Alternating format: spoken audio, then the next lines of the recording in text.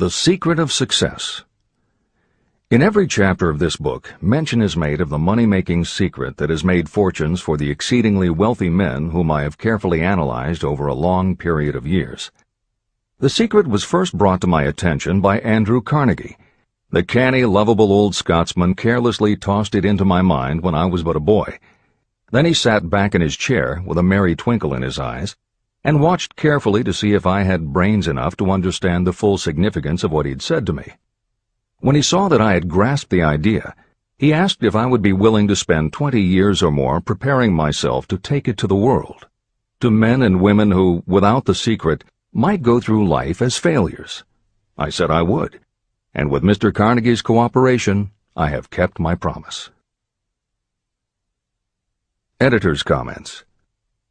In 1908, during a particularly down time in the U.S. economy and with no money and no work, Napoleon Hill took a job as a writer for Bob Taylor's magazine.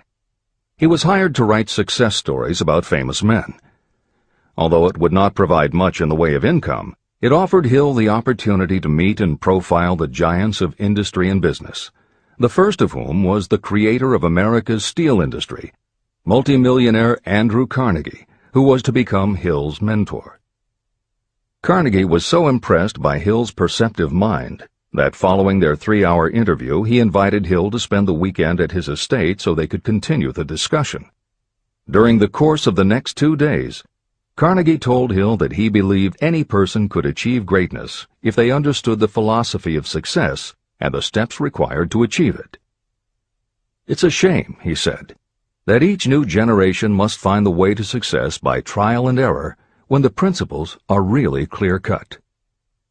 Carnegie went on to explain his theory that his knowledge could be gained by interviewing those who had achieved greatness and then compiling the information and research into a comprehensive set of principles. He believed that it would take at least 20 years, and that the result would be the world's first philosophy of individual achievement. He offered Hill the challenge, for no more compensation than that Carnegie would make the necessary introductions and cover travel expenses. It took Hill 29 seconds to accept Carnegie's proposal.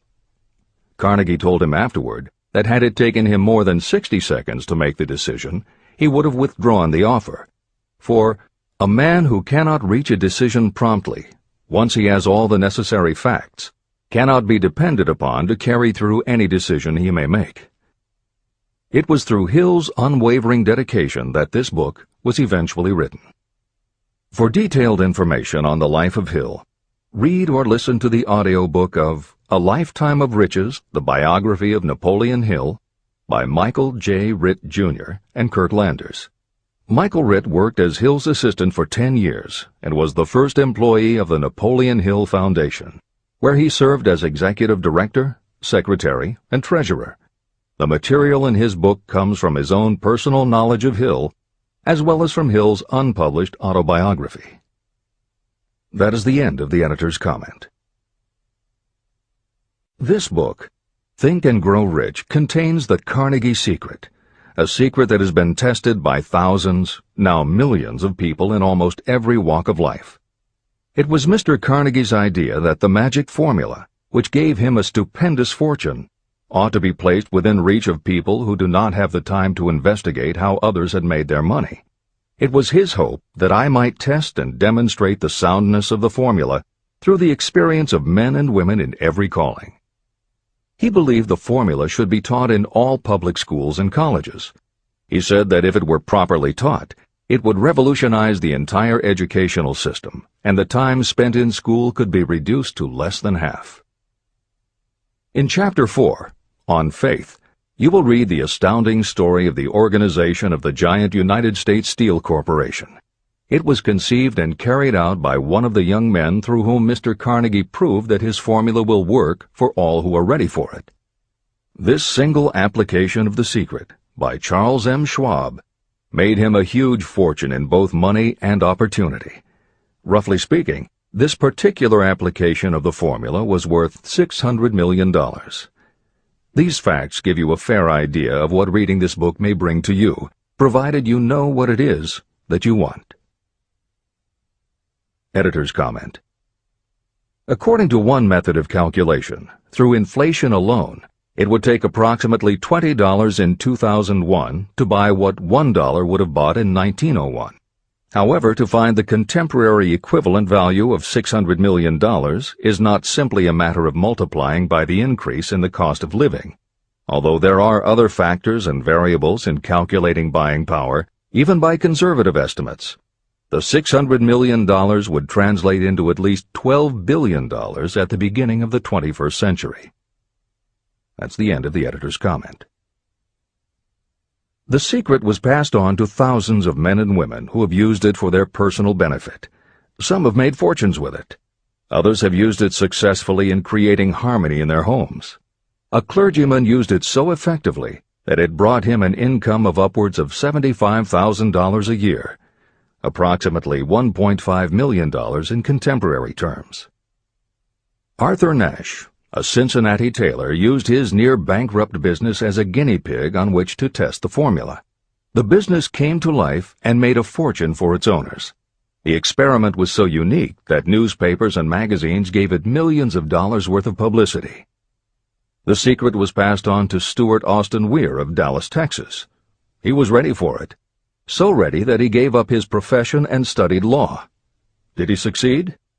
You'll read the answer in Chapter 6, Specialized Knowledge.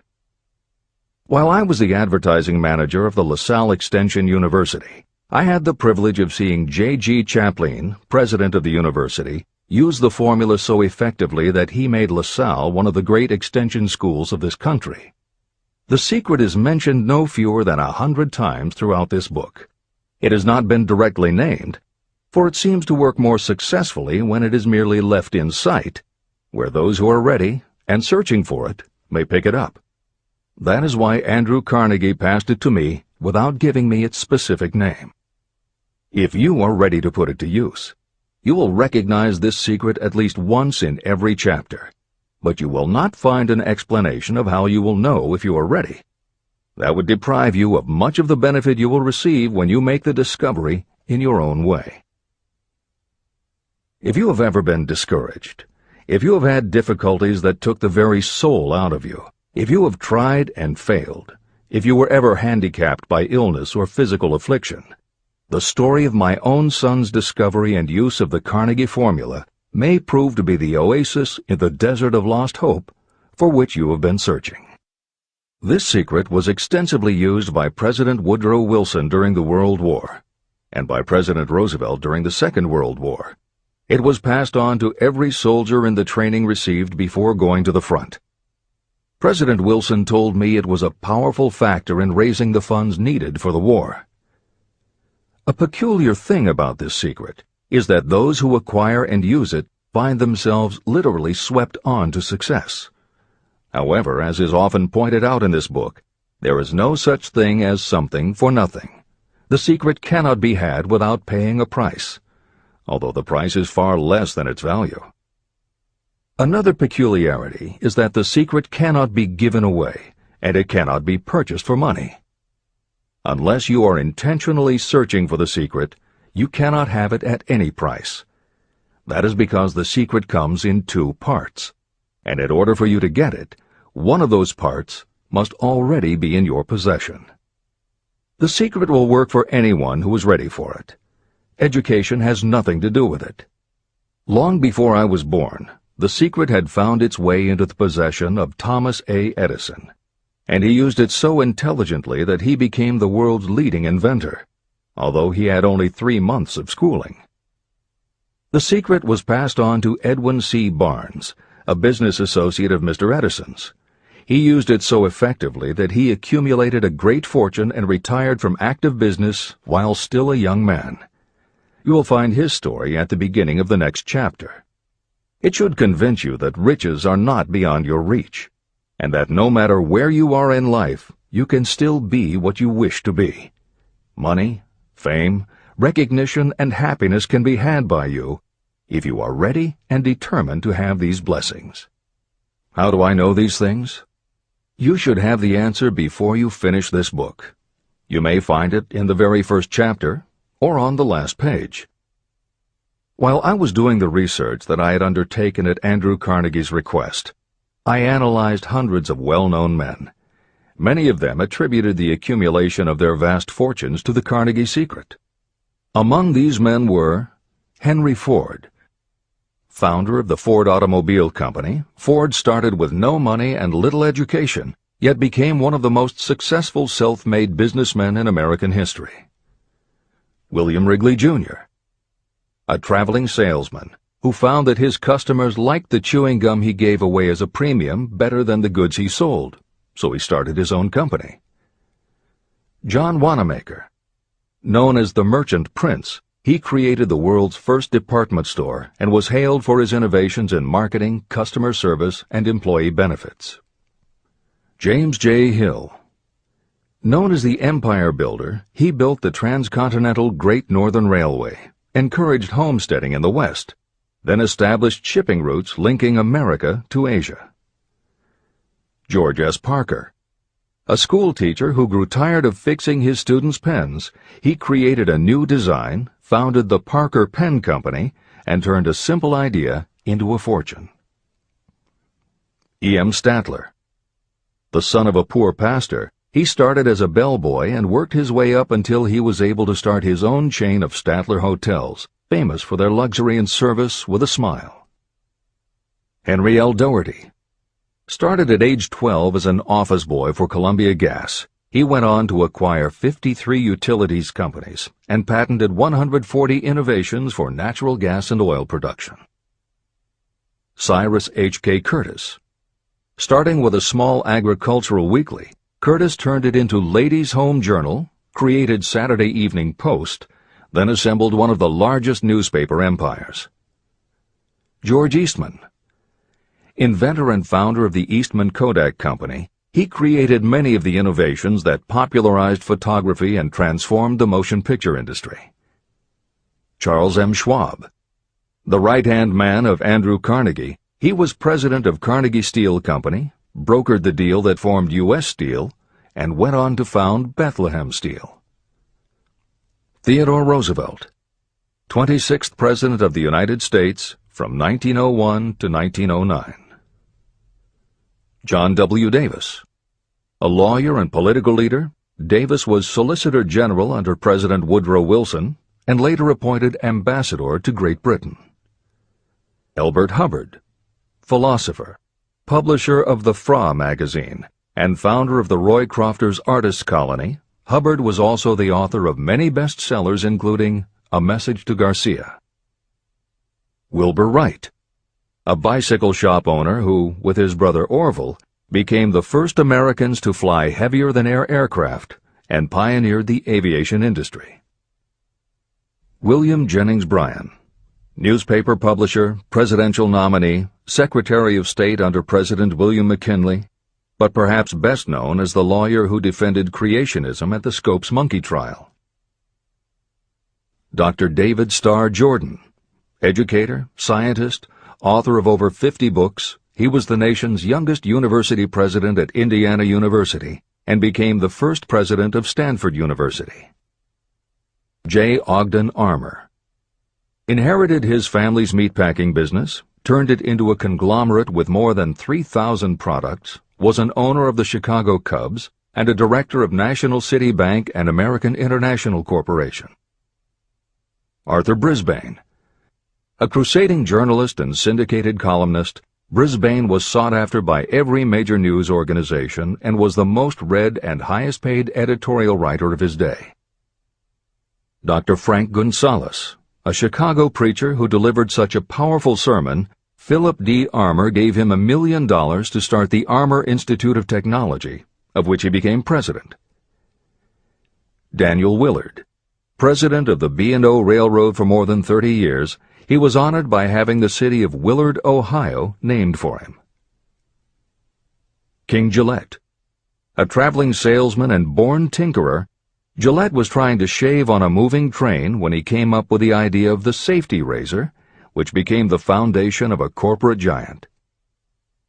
Ralph A. Weeks. President of International Correspondence Schools, Weeks helped finance Napoleon Hill's Intra-Wall Institute, established to educate and rehabilitate prison inmates. Judge Daniel T. Wright, instructor at Georgetown Law School, where Napoleon Hill was studying when Bob Taylor's magazine gave him the assignment to write a profile of Andrew Carnegie. John D. Rockefeller. With $1,000 in savings plus another $1,000 borrowed from his father, he started a kerosene company which he grew into the giant Standard Oil and one of the world's greatest fortunes. Thomas A. Edison. Inventor and entrepreneur, he perfected the electric light bulb, the phonograph, the motion picture camera, and owned the rights to more than 1,000 patented inventions. Frank A. Vanderlip. A poor boy who became a journalist, social reformer, and self-made millionaire, he was president of the National City Bank, now Citibank, and Assistant Secretary of the Treasury. F. W. Woolworth. A clerk in a general store, he pioneered the idea of fixed-price selling and self-service and forever changed retail selling with a chain of Woolworth 5 and 10 cent stores. Colonel Robert A. Dollar. Starting with a small schooner bought to haul lumber down the West Coast, he built the Dollar Steamship Company, the largest fleet of luxury liners sailing under the U.S. flag. Edward A. Filene. Founder of the Boston-based stores, he devised revolutionary methods of distribution and merchandising and became famous for the first bargain basement department. Edwin C. Barnes. The only man Thomas Edison ever had as a partner, Barnes took Edison's failing dictaphone and sold it so successfully it became a fixture in offices and made him a multimillionaire.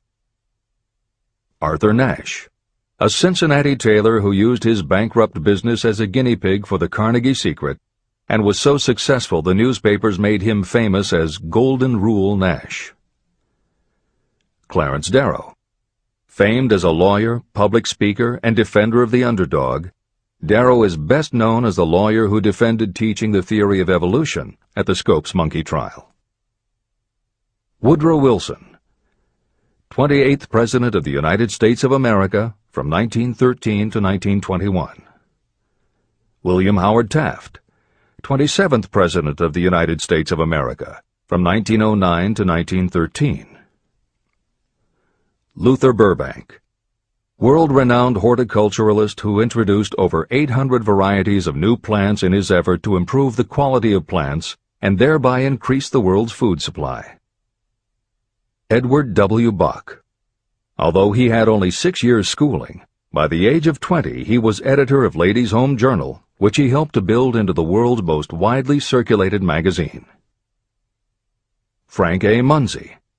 A telegraph operator who quit to launch Argosy magazine, then parlayed his fortune into a newspaper empire that included the Washington Times and the New York Herald.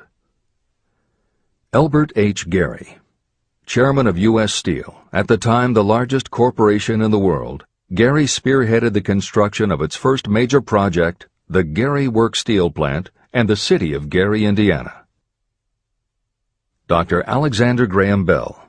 Best known as the inventor of the telephone, Bell also perfected recording devices, advances in aircraft, and was a co-founder of the National Geographic Society. John H. Patterson. President of National Cash Register, Patterson was known as an advertising visionary and a genius at motivating his sales force, which made NCR the leader in its field. Julius Rosenwald. A small manufacturer who foresaw the future of mail order, he bought 25% of Sears Roebuck & Company, and together with Richard Sears built it into an icon of American business. Stuart Austin Weir. A construction engineer Hill met in the Texas oil fields who, inspired by the Carnegie secret, went to law school after age 40 and also helped publish Napoleon Hill's magazine. Dr. Frank Crane. A noted psychologist, essayist, and author of the book 4-Minute Essays on subjects such as the price of liberty, pragmatism, the duty of the rich, and how to keep friends. J. G. Chaplin, president of the LaSalle Extension University at the time Napoleon Hill worked in the university's advertising and sales department, where he first realized his talent for motivating people. Jennings Randolph, a congressman, then U.S. Senator from West Virginia. Randolph was a lifelong admirer of Napoleon Hill, and it was he who encouraged Hill to act as advisor to President Franklin Delano Roosevelt. These names represent a small fraction of well-known Americans whose achievements, financial and otherwise, prove that those who understand and apply the Carnegie secret reach high positions in life. Editor's comment. As Napoleon Hill says, the preceding list includes only some of the more than 500 multimillionaires and extraordinarily successful individuals whom Napoleon Hill interviewed prior to writing Think and Grow Rich. It does not include the equally impressive list of people he came in contact with after the publication, nor does it include the names of those who did not have the opportunity to meet Napoleon Hill personally, but who attribute their success to having read this book. It is said that Napoleon Hill and Think and Grow Rich have made more millionaires than any other person in history. It might equally well be said that Napoleon Hill inspired more motivational experts than any other man in history. It is practically impossible to find a motivational speaker who does not draw upon Hill's work. His influence can be seen in the writings of his early peers, Dale Carnegie and Norman Vincent Peale.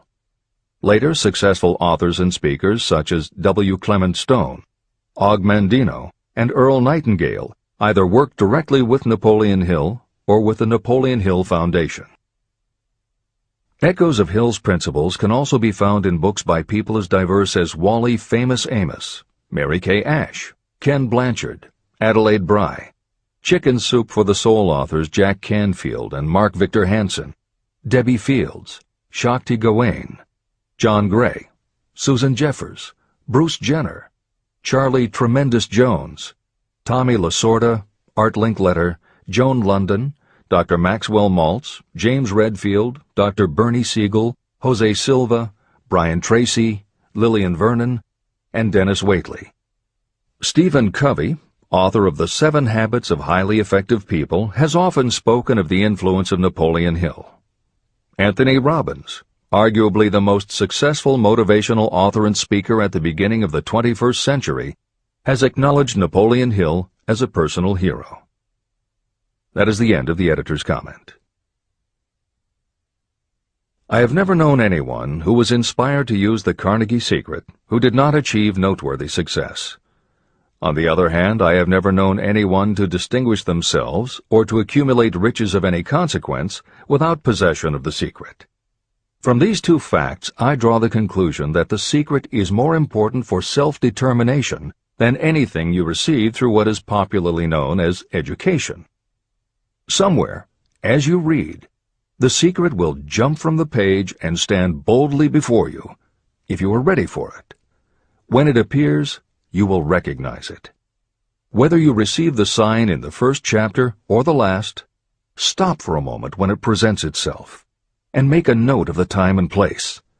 You will want to remember, because it will mark the most important turning point of your life. Remember, too, as you go through the book, that it deals with facts and not with fiction. Its purpose is to convey a great universal truth through which you, if you are ready, may learn what to do and how to do it. You will also receive the needed stimulus to make a start. As a final word of preparation, may I offer one brief suggestion which may provide a clue how the Carnegie secret may be recognized? It is this: achievement and all earned riches have their beginning in an idea. If you are ready for the secret, you already possess one half of it. Therefore, you will recognize the other half the moment it reaches your mind. Editor's comments. Unlike much of the business and motivational literature available, Think and Grow Rich is not written for readers to skip around from chapter to chapter, taking a concept here and an idea there to solve the problem of the moment. This book is written as a carefully integrated whole, to be read in its entirety, from beginning to end. Concepts that are introduced in one chapter recur in other chapters where their meaning and significance rely upon the reader having already assimilated the earlier knowledge. The chapters are designed to build upon one another in such a way that every word is to be read, every idea is to be considered, and every concept is to be understood and absorbed. Think and Grow Rich is often called the first philosophy of personal achievement, and a philosophy is more than a collection of solutions to business problems. A philosophy is a system of principles that will guide your thoughts and actions, and provide you with a code of ethics and a standard of values. Think and Grow Rich will not just change what you think, it will literally change the way you think. In preparing this new and updated edition, every aspect of Think and Grow Rich has been analyzed to ensure its relevance to the current business climate. In those instances where material might be considered dated or out of step with contemporary practices, the original text has been updated or augmented with relevant new material. A hallmark of the original edition of Think and Grow Rich is that in every chapter Napoleon Hill cites real-life examples based on his own first-hand knowledge of America's most successful self-made multimillionaires. In this edition, every one of Hill's stories has been retained, and the editors have added contemporary examples and modern parallels which clearly demonstrate that Hill's principles are as up-to-date as today and still guiding those who succeed. In addition to contemporary examples, where the editors felt it would be of interest to the reader, we have included marginal notes that provide relevant information about recent developments. Where applicable, we have also suggested books or other materials that complement various aspects of Napoleon Hill's philosophy. On a more technical note, the editors have approached the written text as we would that of a living author. When we encountered what modern grammarians would consider run-on sentences, outdated punctuation, or other matters of form, we opted for contemporary usage. Those readers familiar with earlier editions will note that the chapter numbers have been changed in this edition. Originally, Think and Grow Rich began with an unnumbered chapter, a word from the author. In this edition, that text appears as Chapter 1, and is renamed The Secret of Success. The chapters that follow are renumbered sequentially and proceed in their original order. The chapter that was previously titled The Mystery of Sex Transmutation has been retitled Sexuality, Charisma and Creativity, and the text has been restructured and annotated to reflect the role of women in contemporary society. All editorial commentary is clearly set off in a font and style that is different from the original text. This is the end of the editor's comments.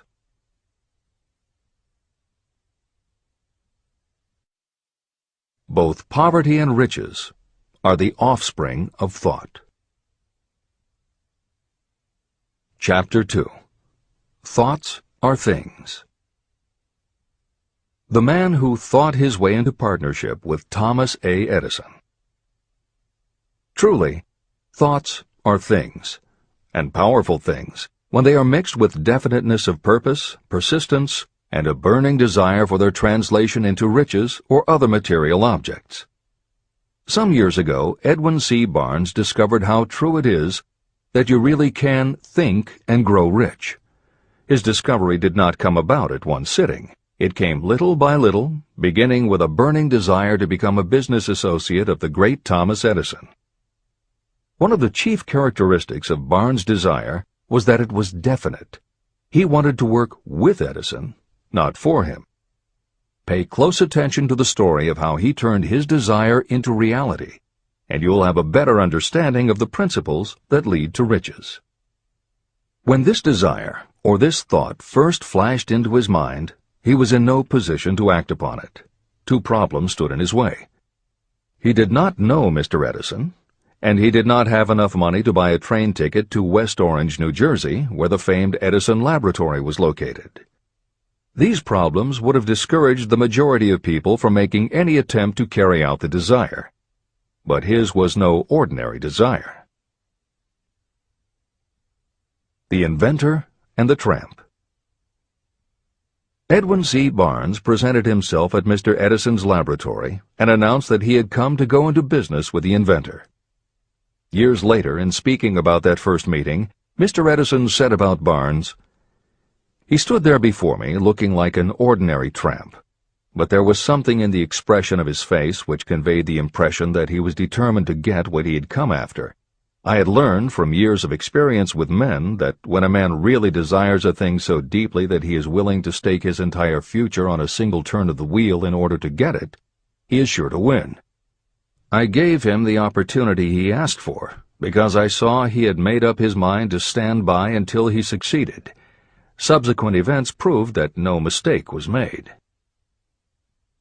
It could not have been the young man's appearance that got him his start in the Edison office. That was definitely against him. It was what he thought that counted. Barnes did not get his partnership with Edison on his first interview. What he did get was a chance to work in the Edison offices at a very nominal wage. Months went by. Nothing happened to bring nearer the goal that Barnes had set as his definite major purpose.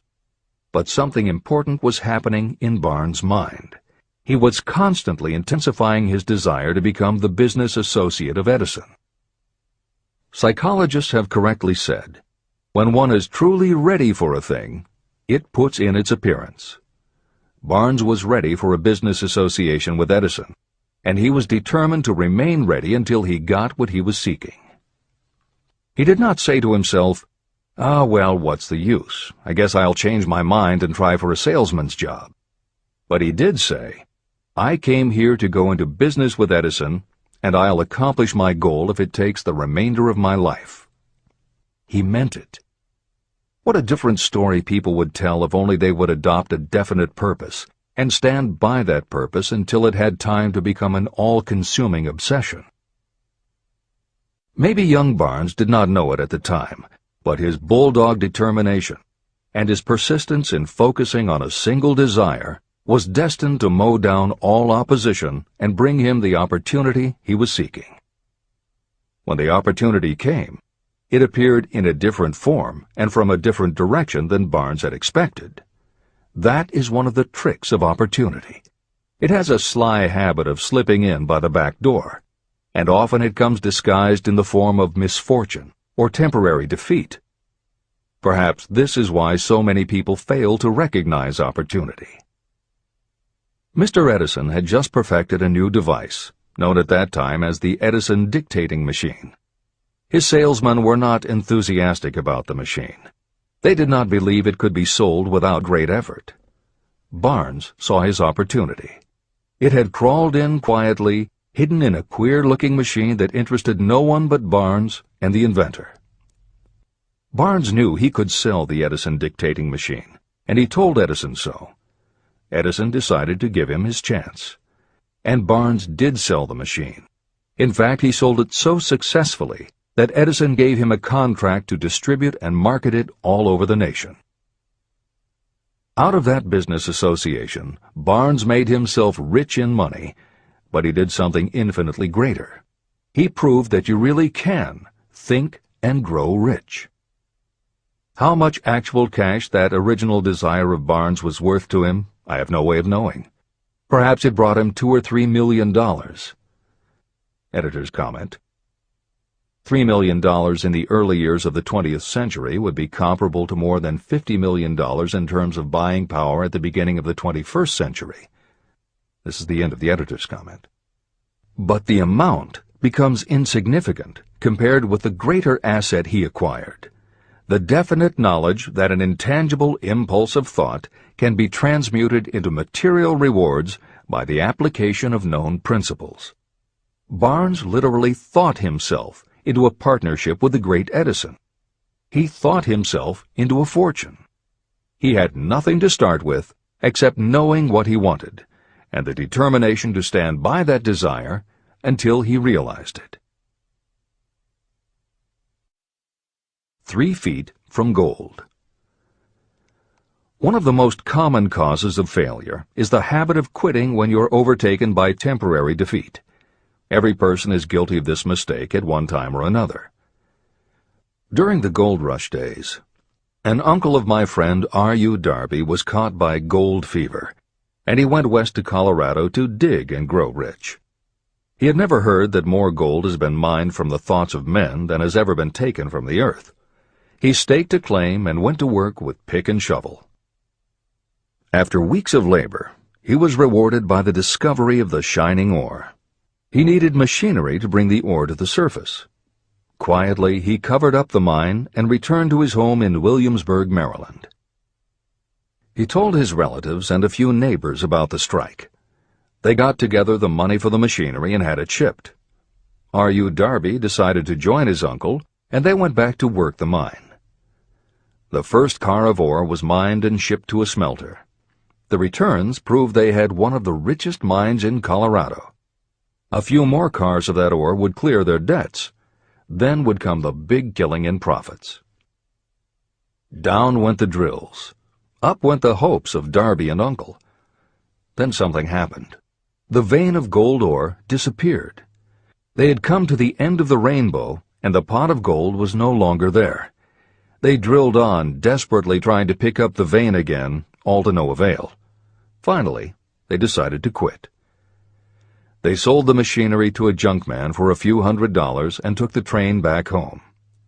The junkman called in a mining engineer to look at the mine and do a little calculating. The engineer advised that the project had failed because the owners were not familiar with fault lines. His calculations showed that the vein would be found just 3 feet from where the Darbys had stopped drilling. And that is exactly where it was found. The junkman took millions of dollars in ore from the mine because he knew enough to seek expert counsel before giving up. Long afterward, Mr. Darby recouped his loss many times over when he made the discovery that desire can be transmuted into gold. The discovery came after he went into the business of selling life insurance. Never forgetting that he lost a huge fortune because he stopped 3 feet from gold, Darby profited by the experience in his newly chosen field. He simply said to himself, "I stopped 3 feet from gold, but I will never stop because men say no when I ask them to buy insurance." Darby became one of a small group of men who sell over $1 million in life insurance annually. He owed his stickability to the lesson he learned from his quitability in the gold mining business. Before success comes in anyone's life, that person is sure to meet with much temporary defeat, and perhaps some failure. When defeat overtakes a person, the easiest and most logical thing to do is to quit. That is exactly what the majority of people do. More than 500 of the most successful people this country has ever known told me their greatest success came just one step beyond the point at which defeat had overtaken them. Failure is a trickster with a keen sense of irony and cunning. It takes great delight in tripping you just when success is almost within reach. Editor's comments. Napoleon Hill's creed, "Every failure brings with it the seed of an equivalent success," was the inspiration for entrepreneur and motivational speaker Wayne Allen Root to write his book, The Joy of Failure. Published in the late 1990s, it not only tells Wayne's personal story of using his failures as stepping stones to success, he also recounts stories from other successful people, which prove that the rich and famous got to be that way only because of what they learned from their failures. People such as Jack Welch, the hugely successful CEO of General Electric, who early in his career failed dramatically when a plastics plant for which he was responsible blew up. Billionaire Charles Schwab was a failure at school and university, flunking basic English twice due to a learning disability, and then failed on Wall Street more than once before he thought of the idea that grew to make him very rich indeed. Sylvester Stallone, Bruce Willis, Oprah Winfrey, Bill Clinton, Stephen Jobs, Donald Trump, and a host of other equally well-known achievers all had to fail in order to learn the lessons that ultimately made them successes. Every one of them was a failure, but none of them was defeated. Charles F. Kettering, who patented more than 200 inventions including the automobile ignition, the spark plug, Freon for air conditioners and the automatic transmission, said, "From the time a person is 6 years old until he graduates from college, he has to take 3 or 4 examinations a year. If he flunks once, he is out." But an inventor is almost always failing. He tries and fails maybe 1,000 times. If he succeeds once, then he's in. These two things are diametrically opposite. We often say that the biggest job we have is to teach a newly hired employee how to fail intelligently. We have to train him to experiment over and over and to keep on trying and failing until he learns what will work. Failures are just practice shots. This is the end of the editor's comment. A 50-cent lesson in persistence. Shortly after Mr. Darby received his degree from the University of Hard Knocks, he witnessed something that proved to him that no does not necessarily mean no. One afternoon, he was helping his uncle grind wheat in an old-fashioned mill. The uncle operated a large farm on which a number of sharecropper farmers lived. Quietly, the door was opened, and a small child, the daughter of a tenant, walked in and took her place near the door. The uncle looked up, saw the child, and barked at her roughly, "What do you want?" Meekly, the child replied, "My mom says to send her 50 cents. "I'll not do it," the uncle retorted. "Now you run on home." But she did not move. The uncle went ahead with his work, not noticing that she did not leave. When he looked up again and saw her still standing there, he said, "I told you to go on home. Now go, or I'll take a switch to you."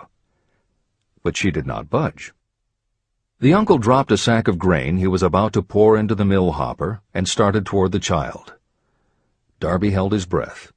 He knew his uncle had a fierce temper. When the uncle reached the spot where the child was standing, she quickly stepped forward one step, looked up into his eyes, and screamed at the top of her voice, "My mom's got to have that 50 cents!" The uncle stopped, looked at her for a minute, put his hand in his pocket, took out $50, and gave it to her. The child took the money and slowly backed toward the door, never taking her eyes off the man whom she had just conquered. After she had gone, the uncle sat down on a box and looked out the window into space for more than 10 minutes. He was pondering, with awe, over the whipping he had just taken. Mr. Darby, too, was doing some thinking. This was the first time in all his experience that he had seen a child deliberately master an adult. How did she do it? What happened to his uncle that caused him to lose his fierceness and become as docile as a lamb? What strange power did this child use that made her master of the situation? These questions flashed into Darby's mind, but he did not find the answer until years later, when he told me the story. Strangely, the story of this unusual experience was told to me in the old mill on the very spot where the uncle took his whipping. As we stood there in that musty old mill, Mr. Darby repeated the story and finished by asking, "What can you make of it? What strange power did that child use that so completely whipped my uncle?" The answer to his question will be found in the principles described in this book. The answer is full and complete. It contains enough details and instructions for you to understand and apply the same force that the little child accidentally stumbled upon. Keep your mind alert, and you will learn exactly what strange power came to the rescue of the child. You may catch a glimpse of the power in this chapter, or it may flash into your mind in some later chapter. If you stay alert to the possibility, somewhere you will find the idea that will quicken your receptive powers and place at your command this same irresistible power. It may come in the form of a single idea, or it may come as a complete plan or a purpose. It may even cause you to go back over your past experiences of failure or defeat, and in doing so, it may bring to the surface some lesson by which you can regain all that you lost through defeat. After I had explained to Mr. Darby the power unwittingly used by the little child, he mentally retraced his 30 years as a life insurance salesman. As he did so, it became clear to him that his success was due, in no small degree, to the lesson he had learned from the child. Mr. Darby pointed out, "Every time a prospect tried to bow me out without buying, I saw that child standing there in the old mill, her big eyes glaring in defiance, and I said to myself, I've got to make this sale. The better portion of all sales I have made were made after people had said no." He also recalled his mistake in having stopped only 3 feet from gold. "But," he said, "that experience was a blessing in disguise. It taught me to keep on keeping on, no matter how hard the going may be. A lesson I needed to learn before I could succeed in anything." Mr. Darby's experiences were commonplace and simple enough, yet they held the answer to his destiny in life. In fact, to him the experiences were as important as life itself, and he was able to profit from these 2 important experiences because he analyzed them and found the lesson they taught.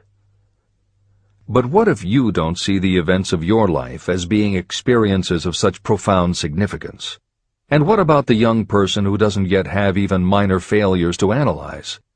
Where and how will they learn the art of converting defeats into the stepping stones to opportunity? That is exactly why this book was written, to answer those questions. To convey my answer, I have constructed 13 principles. These principles work individually or together as catalysts. The specific answer that you are looking for may already be in your own mind. Reading these principles may be the catalyst that causes your answer to suddenly come to you as an idea, a plan, or a purpose. One sound idea is all you need to achieve success.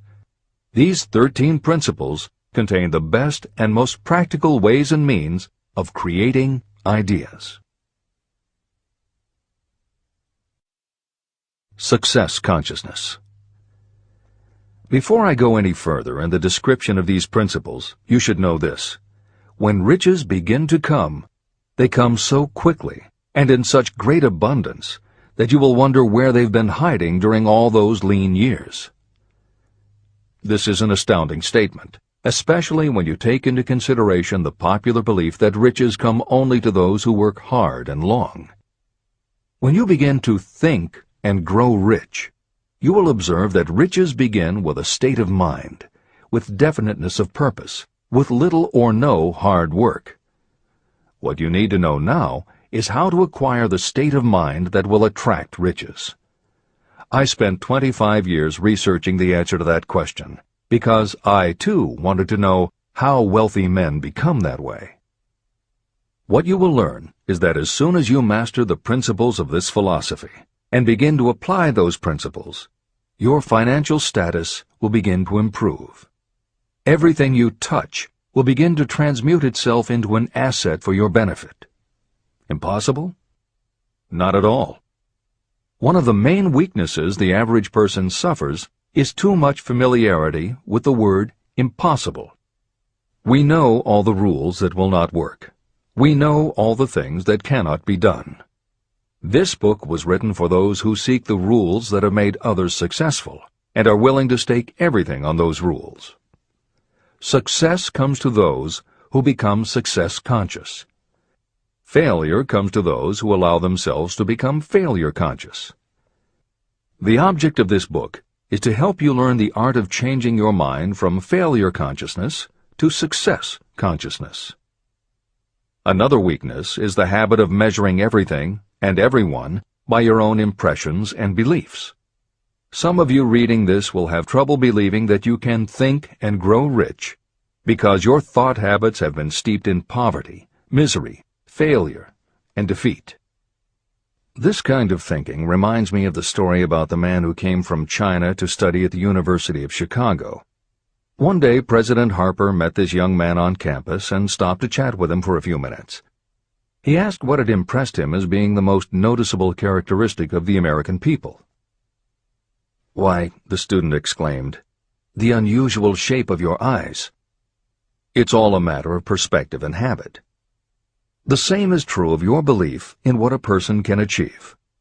If you have formed the habit of seeing life only from your own perspective, you may make the mistake of believing that your limitations are in fact the proper measure of limitations.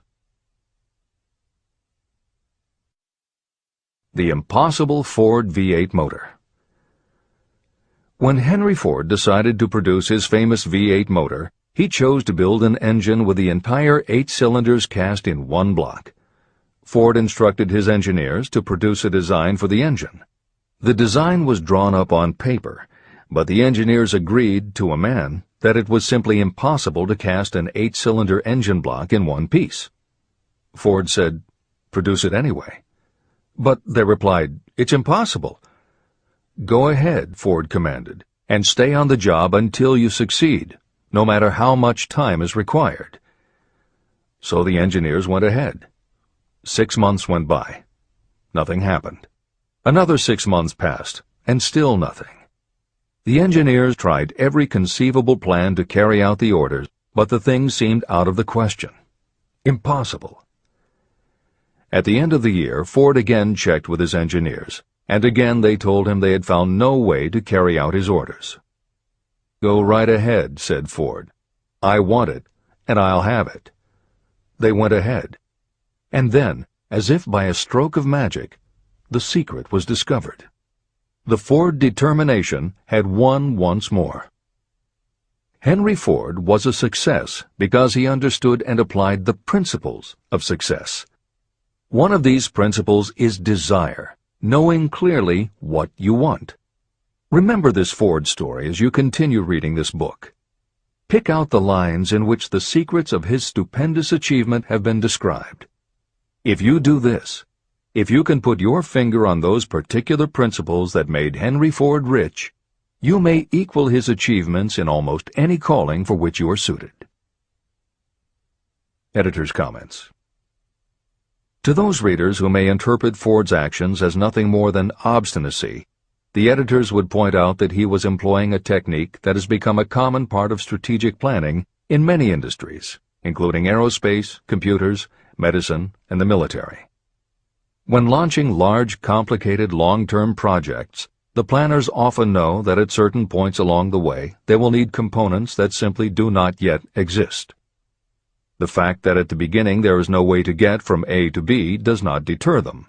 There are many parts of the project they can get started on now, and they just assume that by the time they get to the point where they will need a technology or a device, they will have solved the problem of making it, and they have been proven right time and again.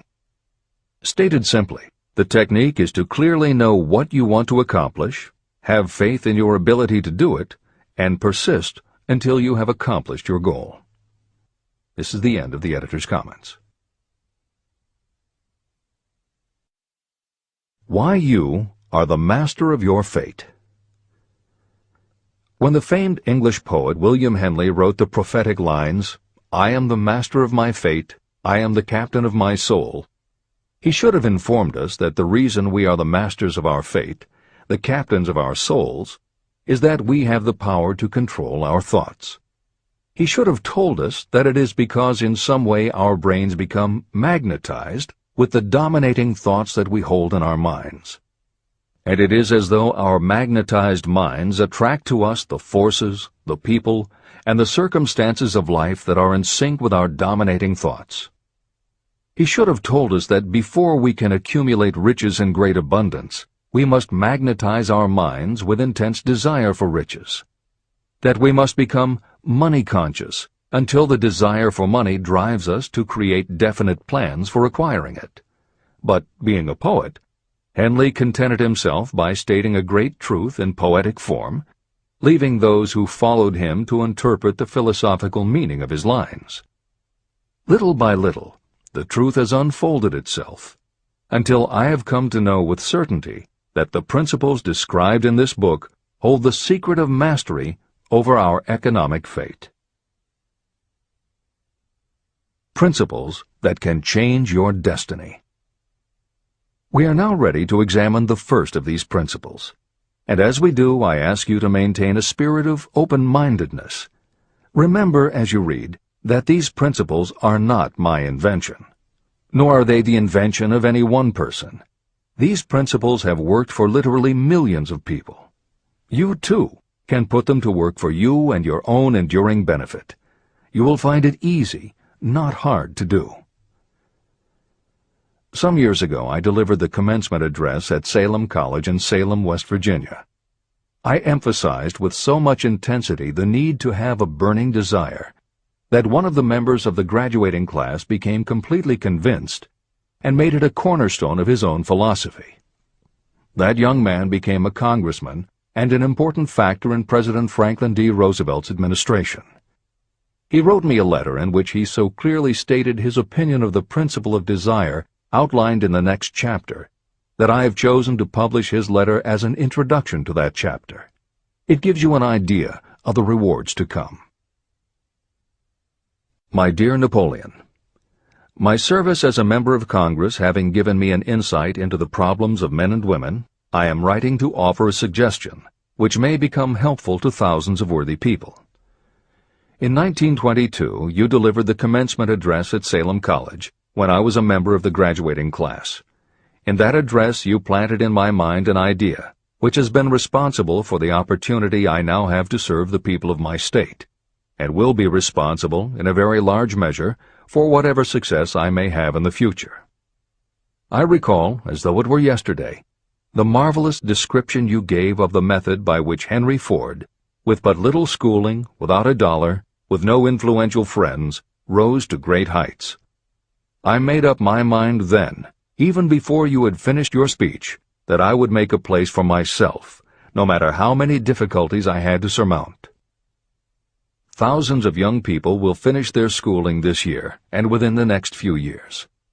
Every one of them will be seeking just such a message of practical encouragement as the one I received from you. They will want to know where to turn, what to do to get started in life. You can tell them, because you have helped to solve the problems of so many, many people. There are thousands of people in America today who would like to know how they can convert ideas into money. People who must start from scratch, without finances, and recoup their losses. If anyone can help them, you can. If you publish the book, I would like to own the first copy that comes from the press, personally autographed by you. With best wishes, believe me, cordially yours, Jennings Randolph. Since that time in 1922, I watched Jennings Randolph rise to become one of the nation's leading airline executives, a great inspirational speaker, and a United States Senator from West Virginia. 35 years after I made that speech, it was my pleasure to return to Salem College in 1957 and deliver the baccalaureate sermon. At that time, I received an honorary Doctor of Literature degree from Salem College. Editor's comments. As you begin the next chapter, the editors would like to reinforce the earlier statement that what you are reading is not just a collection of theories out of which you can cherry-pick what you like.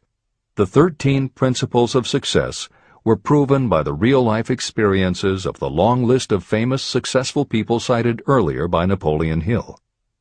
His techniques are also practiced and endorsed by the contemporary experts and authors whom the editors mentioned, following Hill's list. More than 60 million people have purchased copies of the book that you are now holding in your hands. If this book has proven to be that successful, surely you owe it to yourself to give it every chance to work for you too. Read it. Don't question it. Do it. If you don't, if you think that you know better than Napoleon Hill, if you decide to pick and choose the parts that you will believe or follow, then, if you don't succeed, you will never know if your failure lies with this book or with you. This is the end of the editor's comments. Whatever the mind of man can conceive and believe, it can achieve. Chapter 3. Desire. The starting point of all achievement. The first step toward riches.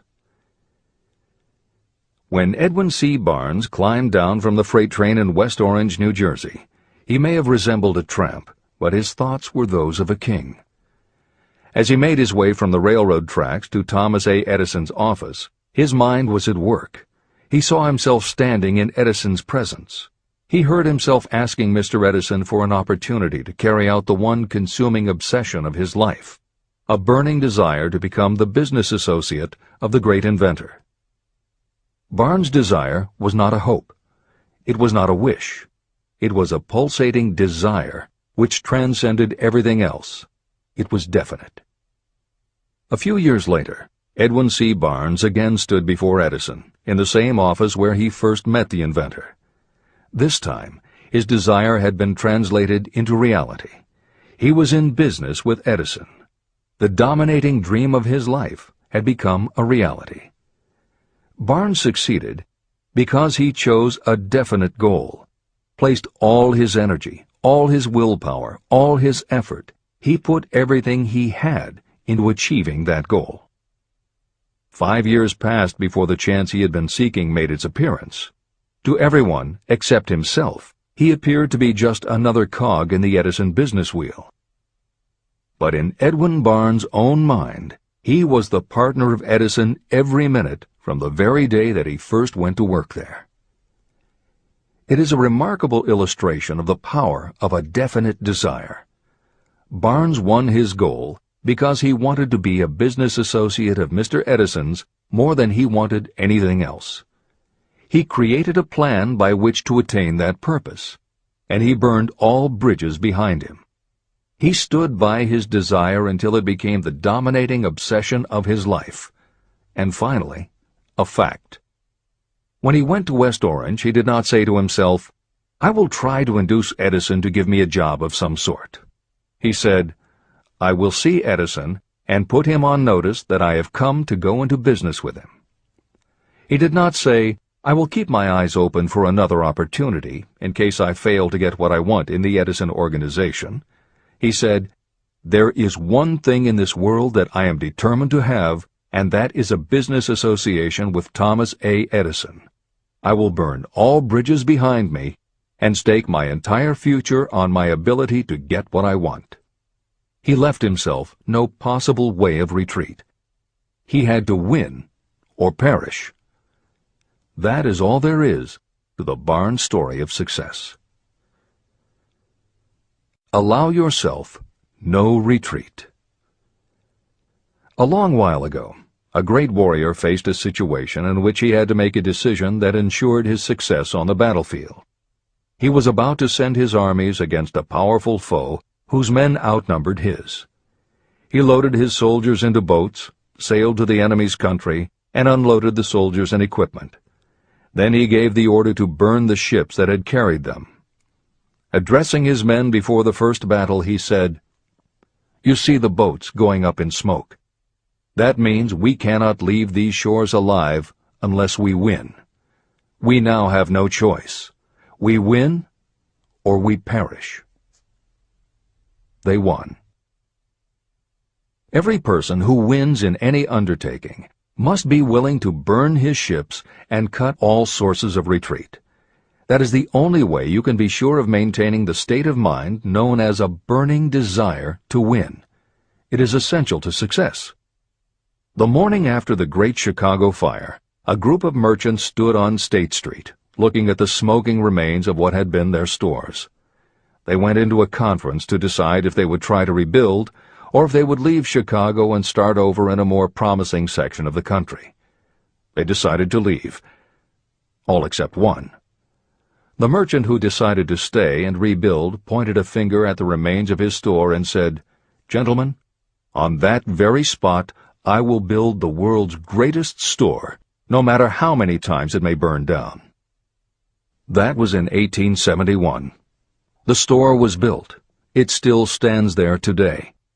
The Marshall Field's department store is a towering monument to the power of that state of mind known as a burning desire. The easy thing would have been for Marshall Field to do exactly what his fellow merchants did. When the going was hard and the future looked dismal, they pulled up and went where the going seemed easier. Mark well this difference between Marshall Field and the other merchants. It is that difference which distinguishes those who succeed from those who fail. Every human being old enough to understand the value of money wishes for it, but wishing will not bring riches. Desiring riches, with a state of mind that becomes an obsession, then planning definite ways and means to acquire riches, and backing those plans with persistence, a persistence which does not recognize failure, that's what will bring riches. Editor's comments. In other of his writings, Napoleon Hill uses the term definiteness of purpose as being interchangeable with desire. The following explanation is adapted from the Napoleon Hill Foundation's book, Believe and Achieve. Desire, or definiteness of purpose, is more than goal setting. In simplest terms, your desire is your roadmap to achieving an overall career objective. Your goals represent specific steps along the way. Having a desire, or definiteness of purpose for your life, has a synergistic effect on your ability to achieve your goals. As you become better at what you do, you devote all of your resources toward reaching your objective. You become more alert to opportunities, and you reach decisions more quickly. Every action you take ultimately boils down to the question, will this goal help me reach my desire, my overall objective, or won't it? Your purpose will become your life. It will permeate your mind, both conscious and subconscious. This is the end of the editor's comments. 6 ways to turn desire into gold. The method by which your desire for riches can be transmuted into its financial equivalent consists of 6 definite, practical steps.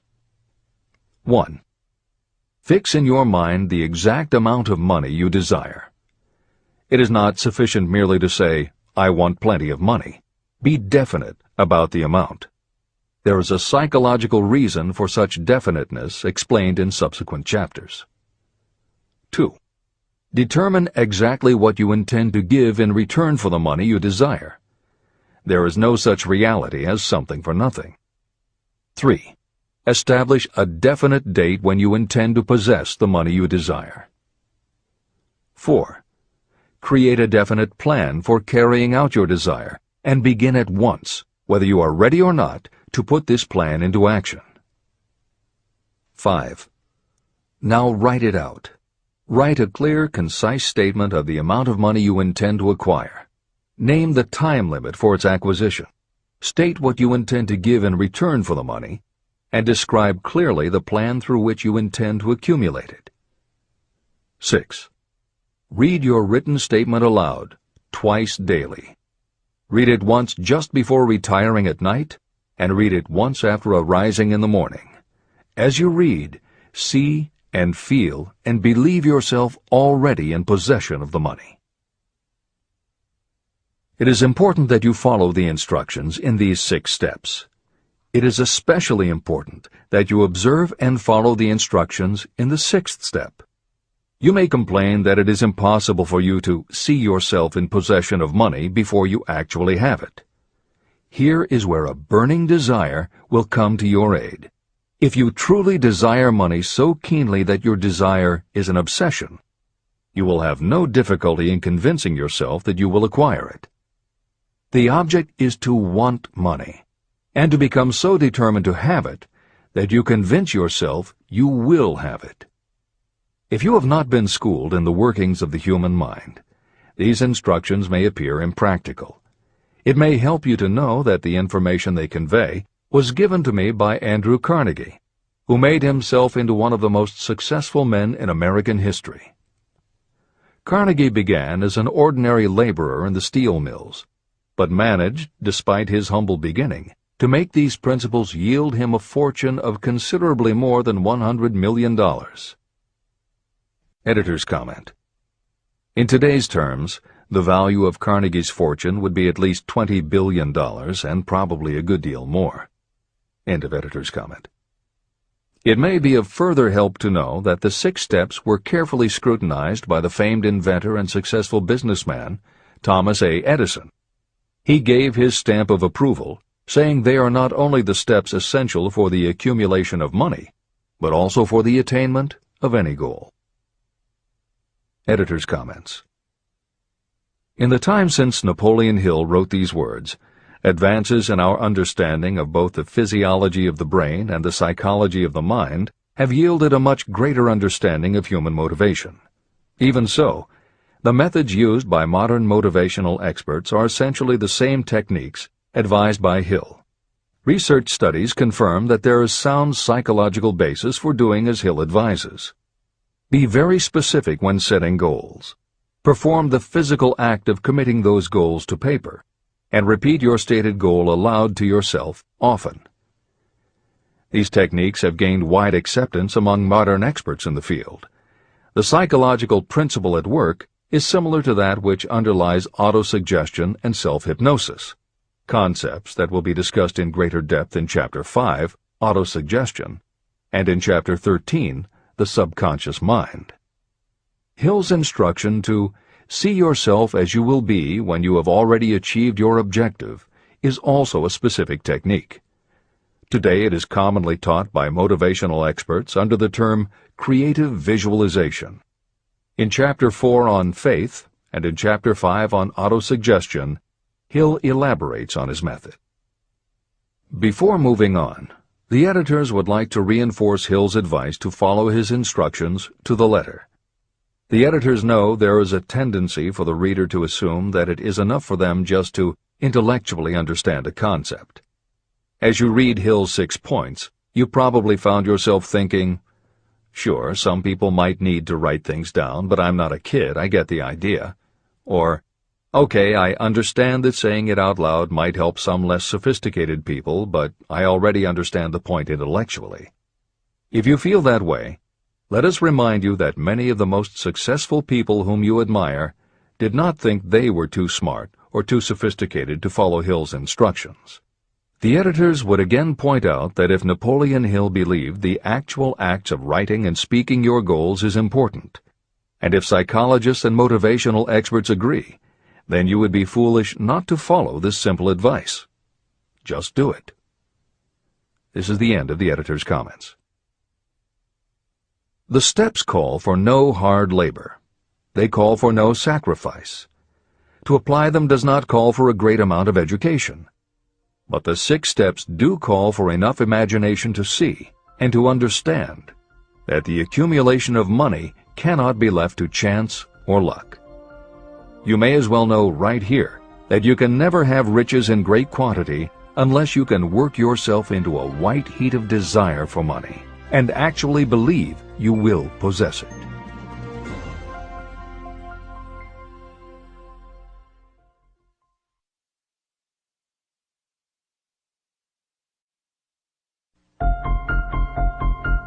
The power of great dreams. If you are in this race for riches, you should be encouraged by the following truth. The world in which we live is demanding new ideas, new ways of doing things, new leaders, new inventions, and new methods, styles, versions, and variations of everything all the time. Behind all this demand for new and better things, there is one quality that you must possess to win, and that is definiteness of purpose, the knowledge of what you want, and a burning desire to possess it. If you truly desire riches, remember that the real leaders of the world have always been people who harnessed and put into practical use the intangible, unseen forces of opportunity. Leaders are the people who convert those opportunities into cities, skyscrapers, factories, transportation, entertainment, and every form of convenience that makes things easier, faster, better, or just make life more pleasant. In planning to acquire your share of the riches, don't let anyone put you down for being a dreamer. To win the big stakes in this changing world, you must catch the spirit of the great pioneers, whose dreams have given to civilization all that it has of value. It is that spirit which serves as the lifeblood of our own country, your opportunity and mine to develop and market our talents. A burning desire to be and to do is the starting point from which the dreamer must take off. Dreams are not born of indifference, laziness, or lack of ambition. If the thing you wish to do is right, and you believe in it, go ahead and do it. Never mind what they say if you meet with temporary defeat. They do not know that every failure brings with it the seed of an equivalent success. Marconi dreamed of a system for sending sound from one place to another without the use of wires. It may interest you to know that Marconi's friends had him taken into custody and examined in a psychiatric hospital when he announced he had discovered a principle by which he could send messages through the air. Evidence that he did not dream in vain may be found in every radio and television set, cellular phone, communication satellite, and every other wireless device in the world. Fortunately, the dreamers of today fare better. Today, your world is filled with an abundance of opportunity that the dreamers of the past never knew. If you doubt this is true, if you are feeling crushed because of a recent failure, you are about to learn how your failure can be your most valuable asset. Almost everyone who succeeds in life gets off to a bad start and passes through many heartbreaking struggles before they arrive. The turning point in the lives of those who succeed usually comes at the moment of some crisis through which they are introduced to their other selves. Editor's comments. Napoleon Hill's concept of the other self is mentioned elsewhere in Think and Grow Rich, but he does not comment on it extensively. The following elaboration is taken from his later writings. You've been thinking about your losses to the exclusion of everything else. The more you concentrate on them, the more you attract other losses. Stop thinking about them, and make up your mind that you are going to benefit from your experience. Whatever personal obstacles you face, you must start getting to know that side of your personality that knows no obstacles, that recognizes no defeats. Cultivate a friendship with the other you, so no matter what you're doing, you are allied with someone who shares your goals. All the philosophy and advice about persuading others will be much more useful to you if you practice it yourself. This is the end of the editor's comment. Sidney Porter discovered the genius that slept within his brain only after he had met with great misfortune. He was found guilty of embezzlement and confined to a prison cell in Columbus, Ohio, and it was there that he became acquainted with his other self. He began to write short stories. Then, while locked in his cell, he began to sell those stories to magazines under the pen name O. Henry. Through the use of his imagination, he discovered himself to be a great author instead of a miserable criminal and outcast. By the time he was released from prison, O. Henry was the most popular short story writer in the country. Editor's comments. More recently, in another prison, another kind of writer met his other self, and country music gained one of its most talented songwriters and biggest stars. As a kid, Merle Haggard's family home was a converted boxcar in Bakersfield, California. After his father died when Merle was 9, more often than not, home for young Merle was a series of juvenile detention centers. At 16, he quit school, and for the next 4 years the only mark Merle Haggard made in the world was a rap sheet for stolen cars, burglaries, and bogus checks. By the age of 20, he was serving time in San Quentin and gaining a reputation as a hard-case con. Then he met his other self. Inspired by a concert Johnny Cash played for the inmates, plus conversations with men on death row and the time he spent in solitary confinement, Haggard learned that he had another self, and that self had something to say through his music. When he got out of solitary, Haggard asked for the hardest job the prison had to offer. He enrolled in night school courses at the prison, straightened himself out, and won his parole after 2.5 years. He went back to Bakersfield and dug ditches during the day so he could polish his songwriting and performing at night. Within 3 years, he had a recording contract. Within 5 years, he had his first top 10 hit, and has since gone on to become one of the most influential voices in modern country music. This is the end of the editor's comments. Thomas Edison dreamed of a lamp that could be operated by electricity, and he began where he stood to put his dream into action. He failed more than 10,000 times. Despite his failures, he stood by that dream until finally he was driven to the discovery of the genius that slept within his brain. Editor's comments. Dean Kamen got to know his other self very early in life. While he was a teenager, Kamen started his own company, building and selling control systems for automated sound and light shows. He was still in high school when he got the contract to automate the Times Square New Year's Eve ball. Though he went on to attend university, he never bothered to graduate because he was too busy working on something he called auto syringe, the first wearable infusion pump for administering drug therapies. His invention was hailed as a medical landmark, as were many of his other breakthroughs, which include a revolutionary kidney dialysis machine, an insulin pump for diabetics, an improved stent used for heart patients, and more than 150 other devices he has patented. One day, seeing the difficulty a man in a wheelchair was having getting up a curb, Kamen set his mind to creating a device that would liberate people confined to wheelchairs. The result is the iBot, a revolutionary wheel device that uses computers and a system of stabilizing gyroscopes that imitate the working of the human body.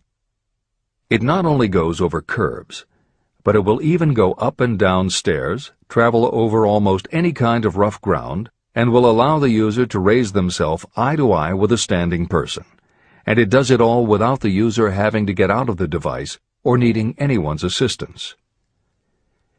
In 2001, Kamen hit the front pages when he introduced the Segway, a one-person people mover based on his iBot technology. It's a two-wheel scooter-like device that zips and zooms forward, backward, left, right, and comes to a stop without the rider doing anything more than barely shifting his or her body. It is so sensitive that it is almost as though it obeys the user's thoughts. The Segway may be a world-changing invention, with possible applications for work and travel that stagger the imagination. As this is being written, the Segway is already being used to navigate large warehouses and is being tested by police departments and postal employees. While traffic cops and City Hall wrangle over whether the Segway belongs on the sidewalk or the road, Dean Kamen is dreaming a new dream. This time, the dream is an invention that may literally bring light to some of the darkest corners of the earth. Kamen has developed a non-polluting electric generator that can use almost anything as fuel. But here's the extraordinary part. He has created a revolutionary closed system so that the engine's heat is used to purify 10 gallons of drinkable water every hour. This amazing invention could bring safe drinking water to parts of the world where contaminated water kills millions, and at the same time, it will provide a source of cheap, reliable electric power. Dean Kamen is not some academic hidden in a lab somewhere. Kamen is an inventor. But like Thomas Edison, he is also an entrepreneur and businessman, creating and marketing devices that are changing the public perception of what an inventor is. This is the end of the editor's comments. Henry Ford, poor and uneducated, dreamed of a horseless carriage. He went to work with what tools he possessed without waiting for opportunity to favor him, and now evidence of his dream belts the entire earth. He put more wheels into operation than any man who ever lived because he was not afraid to back his dreams. Editor's comments. Stephen Jobs and Steve Wozniak, two university dropouts, dreamed of making and selling computers that the average person could use. Like Ford, working with the tools they possessed, they built the first Apple computer in the Jobs family garage. And like Ford, they weren't afraid to back their dreams. After showing their prototype to a local retailer, they got an order for 25 machines. Jobs sold his Volkswagen, and Woz sold his expensive Hewlett-Packard scientific calculator to raise $1,300 to start their new company. They took the money, convinced the local electronics suppliers to grant them a line of credit, and started production of the Apple I. They revolutionized the computer hardware and software industry. Released in 1976 and priced at $666, the Apple I earned them $774,000. 2 years later, they introduced the Apple II, which in the next 3 years earned $140 million. In 1980, Apple went public, and after the first day of trading, the company had a market value of $1.2 billion. Wozniak left the company in 1981, but Jobs pushed through the development of the Macintosh in 1984. In 1985, Jobs left too, but in 1998 he came back to Apple to revitalize the floundering company with the creation of the iMac computers, the animation company Pixar, the iPod, and iTunes. In presenting stories of contemporary successes, the editors have followed Hill's style of using real people to illustrate the principles of success. But Napoleon Hill was granted a rare privilege. Unlike anyone before or after, he had the opportunity to personally meet the most powerful and successful people and learn firsthand the dreams that inspired them, the obstacles that confronted them, and how they found the courage within themselves to overcome their failures. Hill met many of the inventors and the empire builders who laid the foundations of 20th century American industry while they were still news, not history. Then, for more than 25 years, he studied the habits and learned the secrets of the next generations who built on the foundations, forged new industries, devised new systems, and dreamed new dreams. It was only because Hill was given such unprecedented access over such a long period that he was able to compare, contrast, analyze, and then formulate a philosophy of achievement based on the real stories of real people who had used these techniques to create their success. Think and Grow Rich revolutionized self-help writing, and to this day is the standard against which all motivational literature is measured. Its success also helped create the market for the thousands of business biographies that tell in detail how the dreams were born, plans were made, frustrations were faced, and triumphs achieved in every sector of modern business. And because this wealth of information is now available with little more than the click of a mouse, you can read, hear, or watch today's greatest entrepreneurs and most successful CEOs confirming in their own words the basic truth behind every one of the principles Napoleon Hill explains in this book. The products or services they sell may be different, but the story of their success is the same. Dreams, followed by failures, followed by lessons learned, then success. For every Henry Ford, Thomas Edison, or O. Henry that Napoleon Hill cites to make a point, today there is a Steve Jobs, Dean Kamen, or Merle Haggard, proving that Hill's points are still valid. This is the end of the editor's comments. There is a difference between wishing for a thing and being ready to receive it.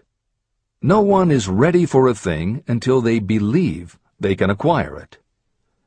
The state of mind must be belief, not mere hope or wish.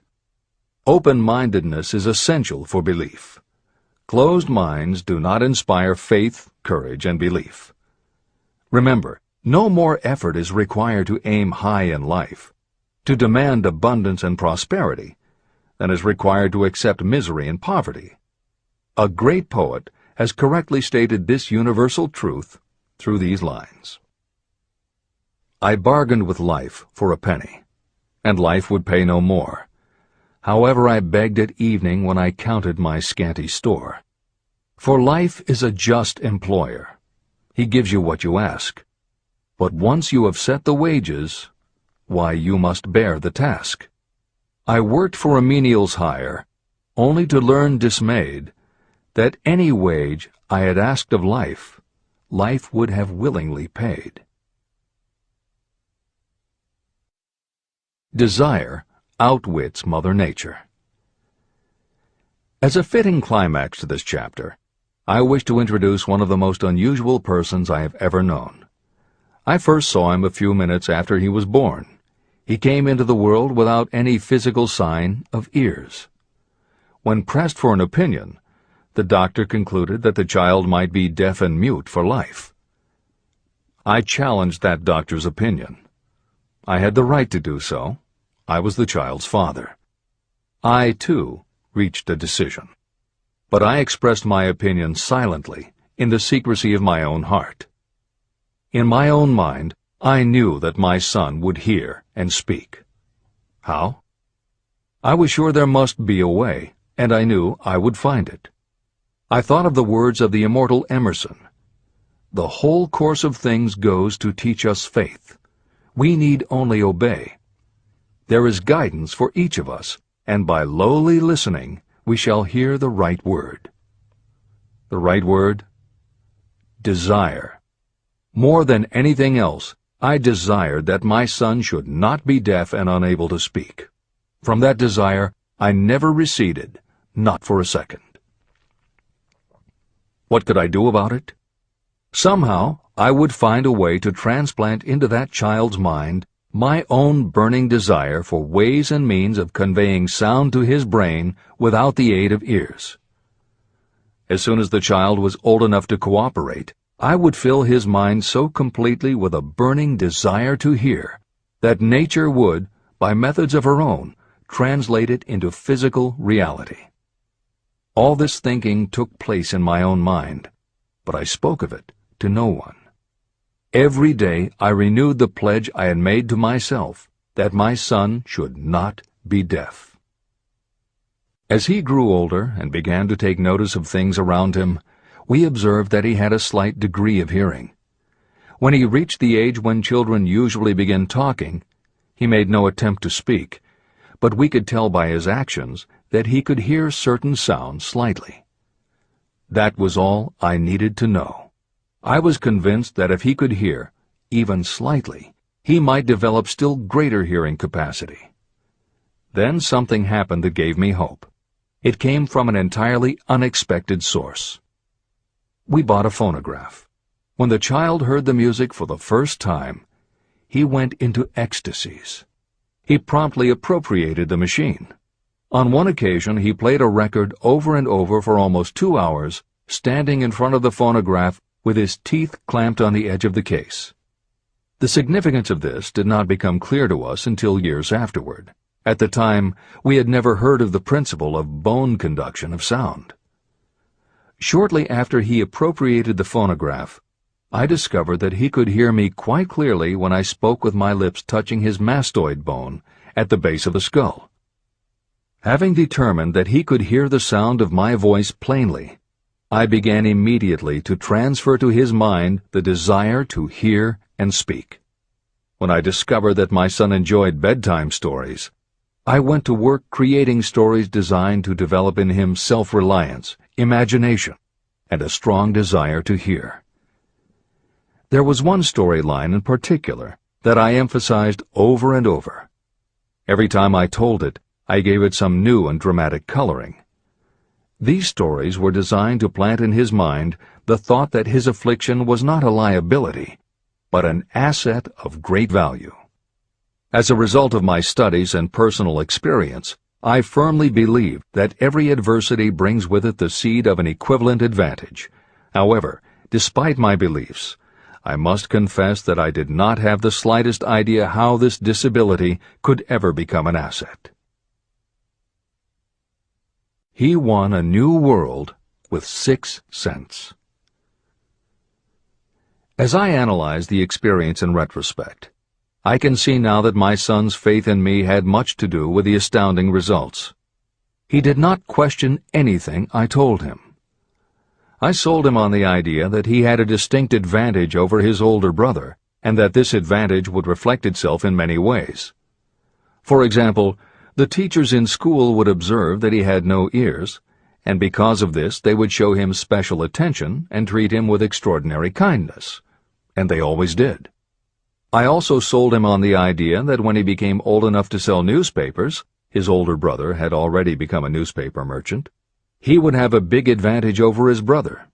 My reasoning was that people would pay him extra money for his wares because they could see that he was a bright, industrious boy, despite the fact that he had no ears. When he was about 7, he showed the first evidence that my method of stimulating his mind was bearing fruit. For several months he begged for the privilege of selling newspapers, but his mother would not give the project her consent. Finally, he took matters in his own hands. One afternoon, when he was left at home with the staff, he climbed through the kitchen window, shinnied to the ground, and set out on his own. He borrowed 6 cents in capital from the neighborhood shoemaker and invested it in papers, which he sold out. He took his earnings, reinvested in more newspapers, and kept repeating until late in the evening. After balancing his accounts and paying back the 6 cents he had borrowed from his banker, he had a net profit of 42 cents. When we got home that night, we found him in bed asleep with the money tightly clenched in his hand. His mother opened his hand, removed the coins, and cried. Of all things! To me it seemed she was crying over her son's first victory. My reaction was the reverse. I laughed, for I knew that my endeavor to plant in my son's mind an attitude of faith in himself had been successful. His mother saw in his first business venture a little deaf boy who had gone out in the streets and risked his life to earn money. I saw a brave, ambitious, self-reliant little businessman whose stock in himself had been increased 100%. He had gone into business on his own initiative and had won. I was not only pleased, I was impressed. He had clearly demonstrated the first signs of a resourcefulness that would go with him all through life. The little deaf boy went through grade school, high school, and college without being able to hear his teachers, except when they shouted loudly at close range. He did not go to a school for the deaf, and we did not use sign language. We were determined that he should live like any other boy who could hear and speak. We stood by that decision, although it cost us many heated debates with school officials. While he was in high school, he tried an electronic hearing aid, but it was of no value to him. During his last week in college, something happened that marked the most important turning point of his life. Through what seemed to be mere chance, he came into possession of another electronic hearing device, which was sent to him on trial. He was slow about testing it, due to his disappointment with a similar device. Finally, he picked it up carelessly, placed it on his head, and hooked up the battery. Suddenly, as if by magic, his lifelong desire for normal hearing became a reality. For the first time in his life, he heard practically as well as any person with normal hearing.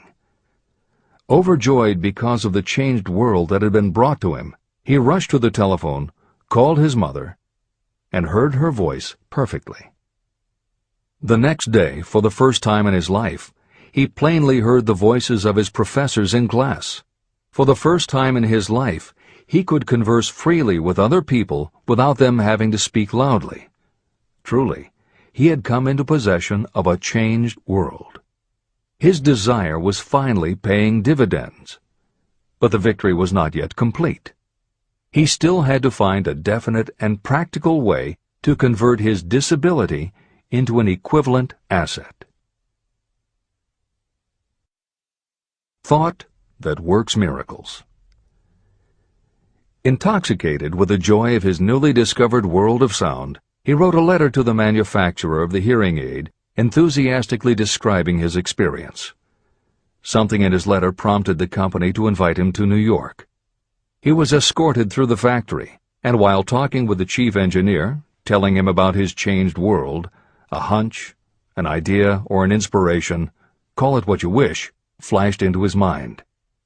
It was this impulse of thought that converted his disability into an asset destined to pay dividends in both money and happiness to thousands for all time to come. The sum and substance of that impulse was this. It occurred to him that he might be of help to the millions of people who go through life without the benefit of hearing devices, if he could find a way to tell them the story of his changed world. For an entire month, he carried out intensive research, during which he analyzed the entire marketing system of the manufacturer of the hearing device. Then he created a plan for reaching out to other hearing-impaired people all over the world, to share with them his newly discovered changed world. When this was done, he put in writing a 2-year plan based upon his findings. When he presented the plan to the company, he was instantly given a position for the purpose of carrying out his ambition. Little did he dream when he went to work that he was destined to bring hope and practical relief to thousands of people who, without his help, would have been limited forever by deafness. There's no doubt in my mind that Blair would have been deaf and unable to speak all his life if his mother and I had not managed to shape his mind as we did. When I planted in his mind the desire to hear and talk and live as other people, there went with that impulse some strange influence that caused nature to become bridge builder and span the gulf of silence between his brain and the outer world. Truly, a burning desire has devious ways of transmuting itself into its physical equivalent. Blair desired normal hearing. Now he has it. He was born with a condition that in those days might easily have sent a person with a less defined desire to the street with a bundle of pencils and a tin cup. The little white lie I planted in his mind when he was a child, by leading him to believe his impaired hearing would become a great asset, has justified itself. I am convinced it is a fact that there is nothing, right or wrong, that belief plus burning desire cannot make real. These qualities are free to everyone. Editor's comments. As Napoleon Hill was finishing this chapter on desire, it was reported that the famed opera singer Madame Schumann-Heink had died. A passage in her obituary struck Hill as being so appropriate to the subject of this chapter that he was moved to comment as follows. End of editor's comment. One short paragraph in the newspaper story about the famed opera singer Madame Schumann-Heink gives the clue to this unusual woman's stupendous success. I quote the paragraph because the clue it contains is none other than desire. Early in her career, Madame Schumann-Heink visited the director of the Vienna Court Opera to have him test her voice. But he did not test it.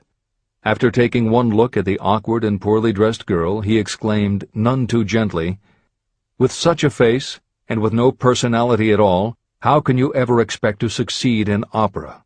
My good child, give up the idea. Buy a sewing machine and go to work. You can never be a singer." Never is a long time.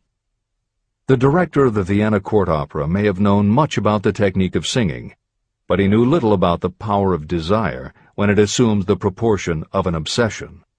If he had known more of that power, he would not have made the mistake of condemning genius without giving it an opportunity. Editor's comments.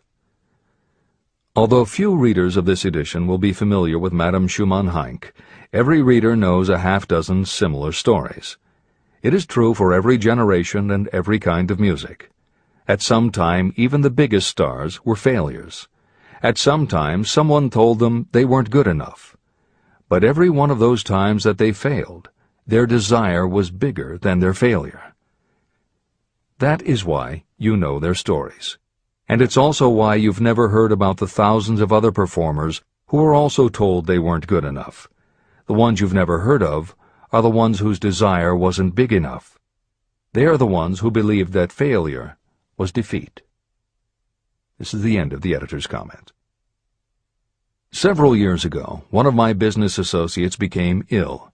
He became worse as time went on, and finally was taken to the hospital for an operation. The doctor warned me that there was little, if any, chance of my ever seeing him alive again. But that was the doctor's opinion. It was not the opinion of the patient. Just before he was wheeled away, he whispered to me, "Do not be disturbed, Chief. I will be out of here in a few days." The attending nurse looked at me with pity. But the patient did come through safely. After it was all over, his physician said, nothing but his own desire to live saved him.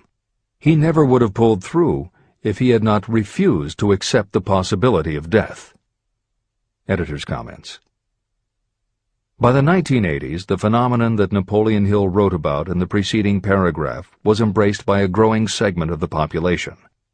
Among the adherents were numerous medical professionals who incorporated the concept under the term the body-mind connection. And by the turn of the 21st century, the belief that the mind can manifest physical changes in the body had become a part of mainstream medical practice. In Chapter 5, Autosuggestion, you will find further comment on the medical aspects of having a burning desire. This is the end of the editor's comment.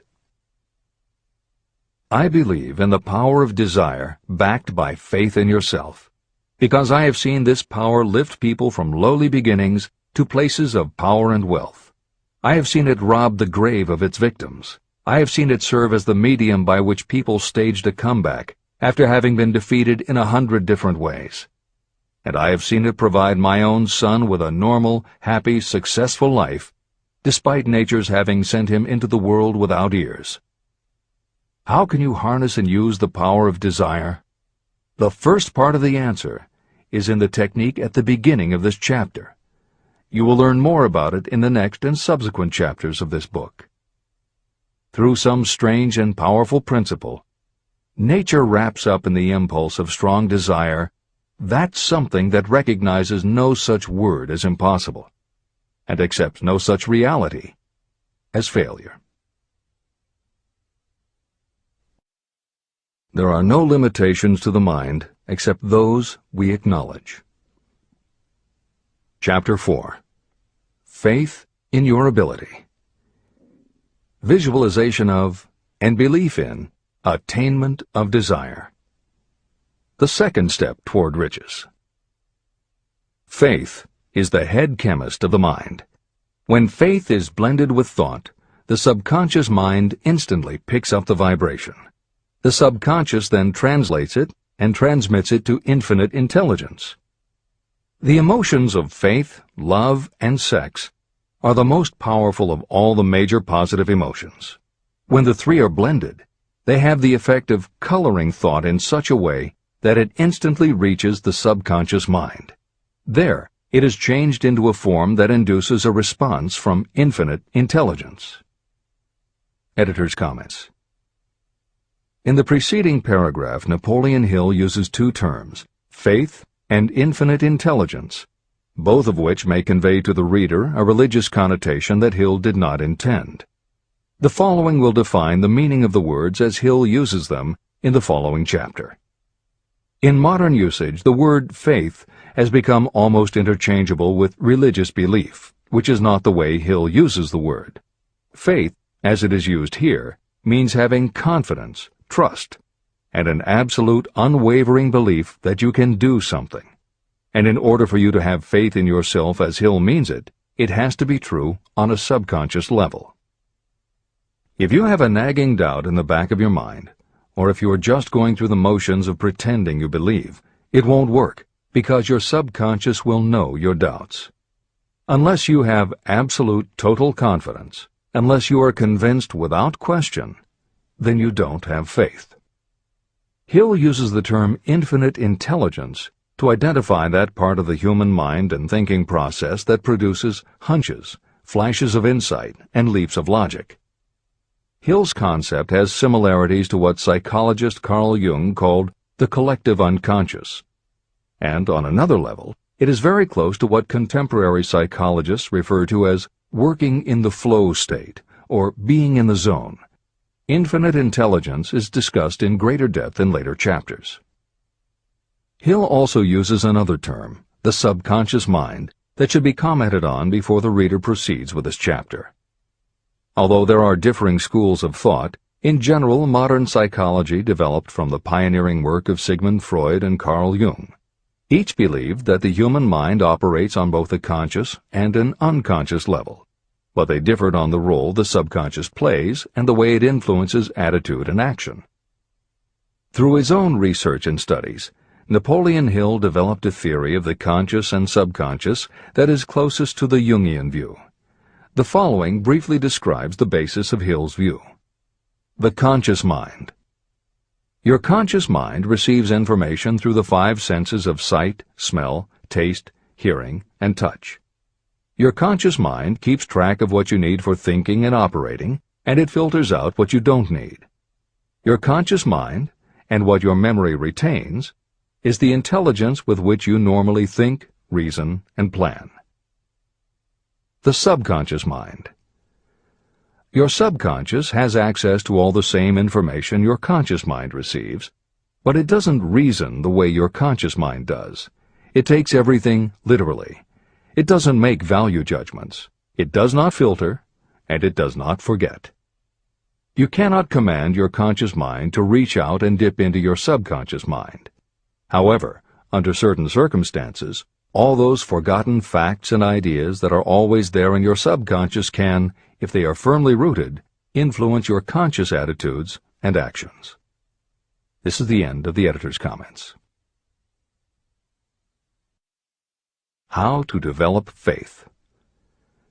The following statement is very important in understanding the importance of autosuggestion in the transmutation of desire into its physical or monetary equivalent, namely, faith is a state of mind that may be induced or created by affirmation or repeated instructions to the subconscious mind through the principle of autosuggestion. The repetition of affirmations is like giving orders to your subconscious mind, and it is the only known method of voluntary development of the emotion of faith, absolute belief that you can do something. As an illustration, consider why you are reading this book. You want to acquire the ability to transmute the intangible thought impulse of desire into its physical counterpart, money. By following the instructions laid down in the later chapters on autosuggestion and the subconscious mind, you will learn techniques to convince your subconscious mind that you believe you will receive that for which you ask. Your subconscious will act upon that belief and pass it back to you in the form of faith, followed by definite plans for procuring that which you desire. Faith in yourself and your abilities is a state of mind that you will be able to develop at will after you have mastered the 13 principles in this book. This is true because faith is a state of mind that will develop naturally within you when you use and apply these principles. The emotions, or the feeling portion of thoughts, are what give your thoughts vitality, life, and action. The emotions of faith, love, and sex, when mixed with any thought impulse, give it even greater action. All thoughts that have been emotionalized, given feeling, and mixed with faith, absolute belief in your ability, begin immediately to translate themselves into their physical equivalent or counterpart. However, this is not only true of thought impulses that have been mixed with faith, but it is true with any emotion, including negative emotions. What this means is that the subconscious mind will translate into its physical equivalent a thought impulse of a negative or destructive nature, just as readily as it will act upon thought impulses of a positive or constructive nature. The following statement, made by a noted criminologist, illustrates the point. When men first come into contact with crime, they abhor it. If they remain in contact with crime for a time, they become accustomed to it and endure it. If they remain in contact with it long enough, they finally embrace it and become influenced by it. This is the equivalent of saying that a negative impulse of thought that is repeatedly passed on to the subconscious mind often enough is finally accepted and acted upon by the subconscious mind. The subconscious then proceeds to translate that impulse into its physical equivalent by the most practical procedure available. This also accounts for the strange phenomenon that so many millions of people experience, referred to as bad luck. There are millions of people who believe themselves doomed to poverty and failure because of some strange force they call bad luck, over which they believe they have no control. But the truth is that they are the creators of their own misfortunes, because this negative belief in bad luck is picked up by the subconscious mind and translated into its physical equivalent. Your belief, or faith, is the element that will determine the action of your subconscious mind. Once again, let me stress that you will benefit by passing on to your subconscious mind any desire that you wish translated into its physical or monetary equivalent in a state of expectancy or belief that the transmutation will actually take place. The subconscious mind will transmute into its physical equivalent, by the most direct and practical way available, any order that is given to it in a state of belief or faith that the order will be carried out. At this point, it should also be noted that because of the way that the subconscious operates, there is nothing to stop you from deceiving your subconscious mind when giving it instructions through autosuggestion. That is what I did when I deceived my son's subconscious mind. To make this deception more realistic, when you call upon your subconscious mind, you must conduct yourself just as you would if you were already in possession of the material thing that you are demanding. Editor's comments. It is an axiom of contemporary motivation theory that the subconscious mind cannot distinguish between what is real and what is vividly imagined. One of the most frequently cited studies supporting this concept was done with a group of basketball players. The players were divided into 3 teams, and the players on each team were tested on their ability to make free throws. The teams were then separated for a period of time, and each team was given instructions which they were told would improve their abilities. One team was instructed to practice making baskets on a daily basis. The second team was instructed not to practice during the period and not to even think about basketball.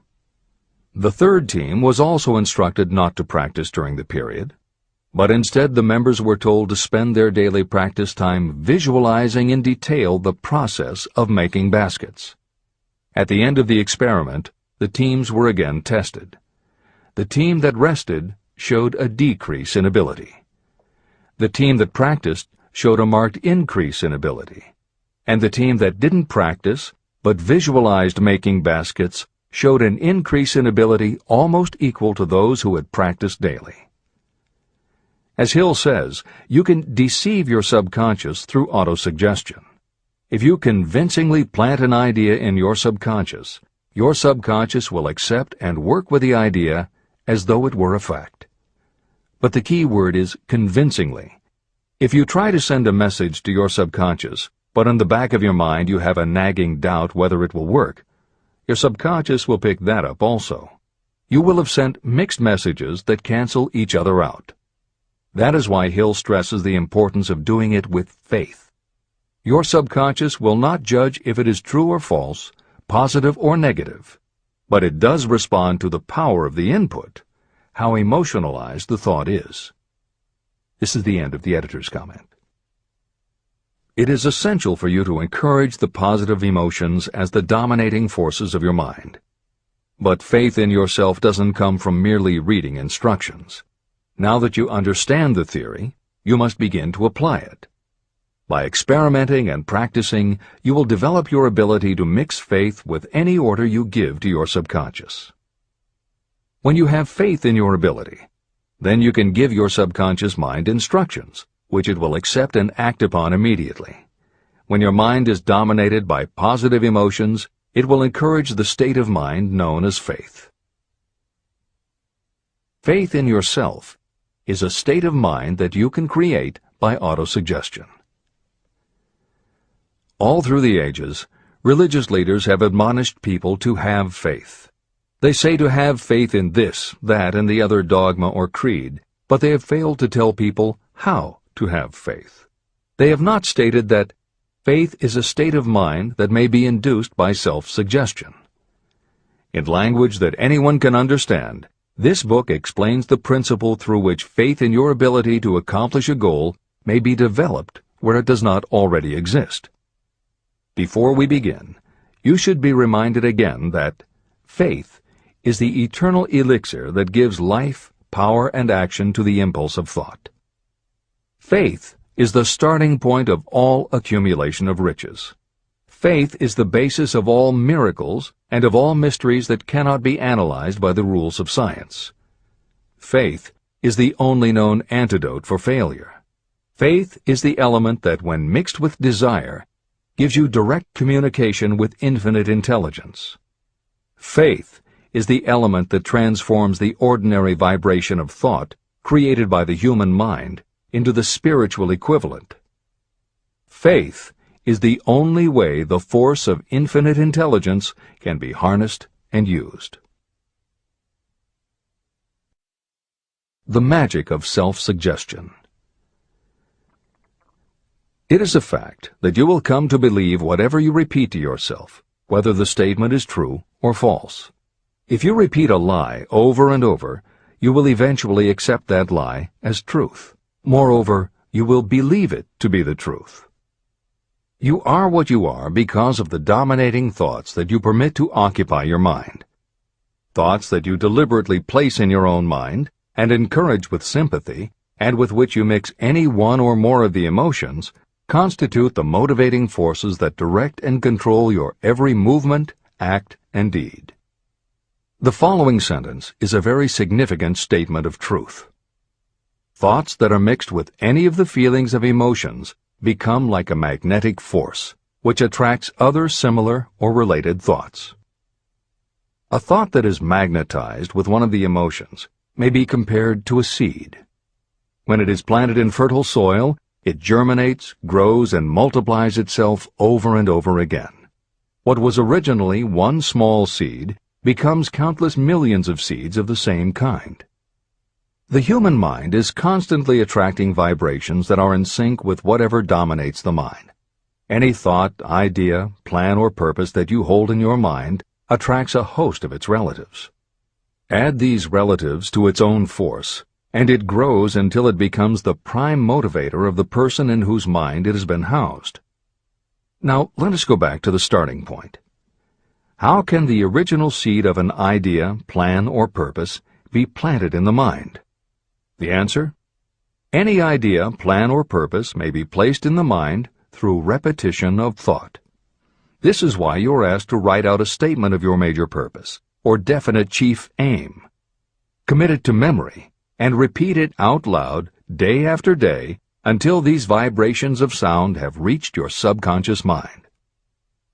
You are what you are because of the dominating thoughts that you permit to occupy your mind. If you choose to, you can throw off any bad influences from your past and build your own life the way you want it to be. For instance, by taking inventory of your mental assets and liabilities, you might discover that your greatest weakness is lack of self-confidence. This can be overcome and translated into courage through the principle of autosuggestion. You can do this by writing out a set of simply stated positive thought impulses, memorizing them, and repeating them until they become a part of the working equipment of your subconscious mind. The following is an example for someone whose definite purpose is to overcome a lack of self-confidence. Self-confidence formula. 1. I know that I have the ability to achieve the object of my definite purpose in life. Therefore, I demand of myself persistent, continuous action toward its attainment, and I here and now promise to render such action. 2. I realize the dominating thoughts of my mind will eventually reproduce themselves in outward physical action and gradually transform themselves into physical reality. Therefore, I will concentrate my thoughts for 30 minutes each day, visualizing the person I intend to become. In this way, I will create in my mind a clear mental picture. 3. I know, through the principle of autosuggestion, that any desire I persistently hold in my mind will eventually find some practical means of attaining my objective. Therefore, I will devote 10 minutes daily to demanding of myself the development of self-confidence. 4. I have clearly written down a description of my definite chief aim in life, and I will never stop trying until I have developed sufficient self-confidence for its attainment. 5. I fully realize that no wealth or position can last unless it is built upon truth and justice. Therefore, I will engage in no transaction that does not benefit all whom it affects. I will succeed by attracting to myself the forces I wish to use and the cooperation of others.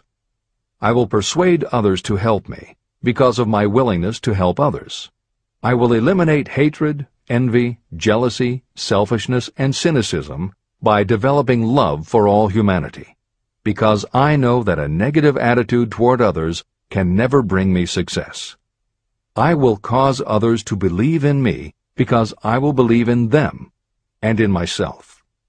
I will sign my name to this formula, commit it to memory, and repeat it aloud once a day, with full faith that it will gradually influence my thoughts and actions so that I will become a self-reliant and successful person. Behind this formula is a law of nature that psychologists call autosuggestion or self-suggestion. It is a proven technique that will work for your success if it is used constructively. On the other hand, if used destructively, it will destroy just as readily.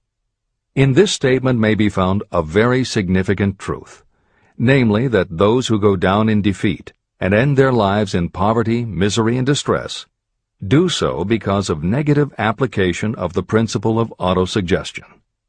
All impulses of thought have a tendency to clothe themselves in their physical equivalent. The disaster of negative thinking. The subconscious mind makes no distinction between constructive and destructive thought impulses. It works with the material we feed it through our thought impulses.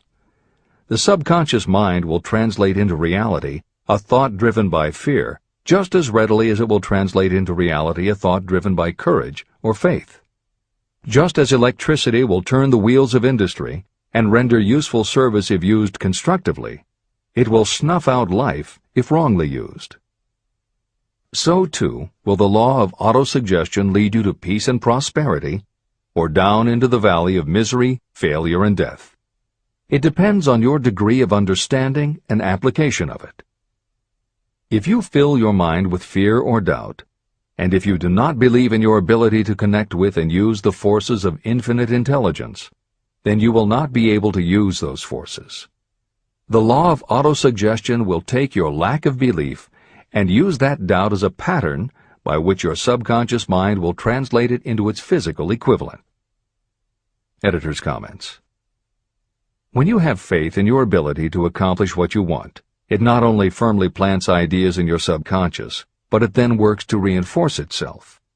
When you have faith in your abilities, part of what you must have faith in is that it is possible to tap into infinite intelligence.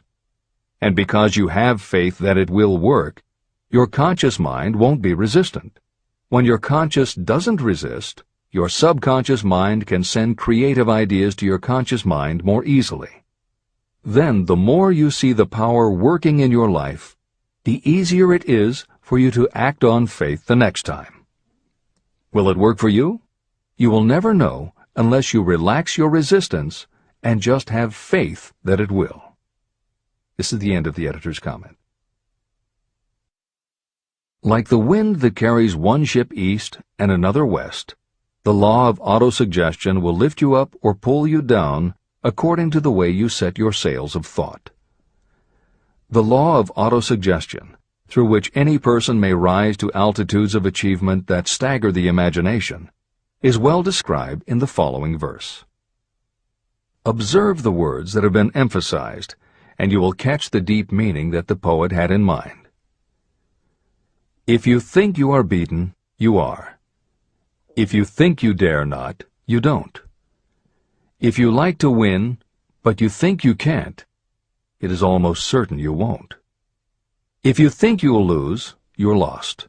For out in the world we find, success begins with a fellow's will. It's all in the state of mind. If you think you are outclassed, you are. You've got to think high to rise. You've got to be sure of yourself before you can ever win a prize.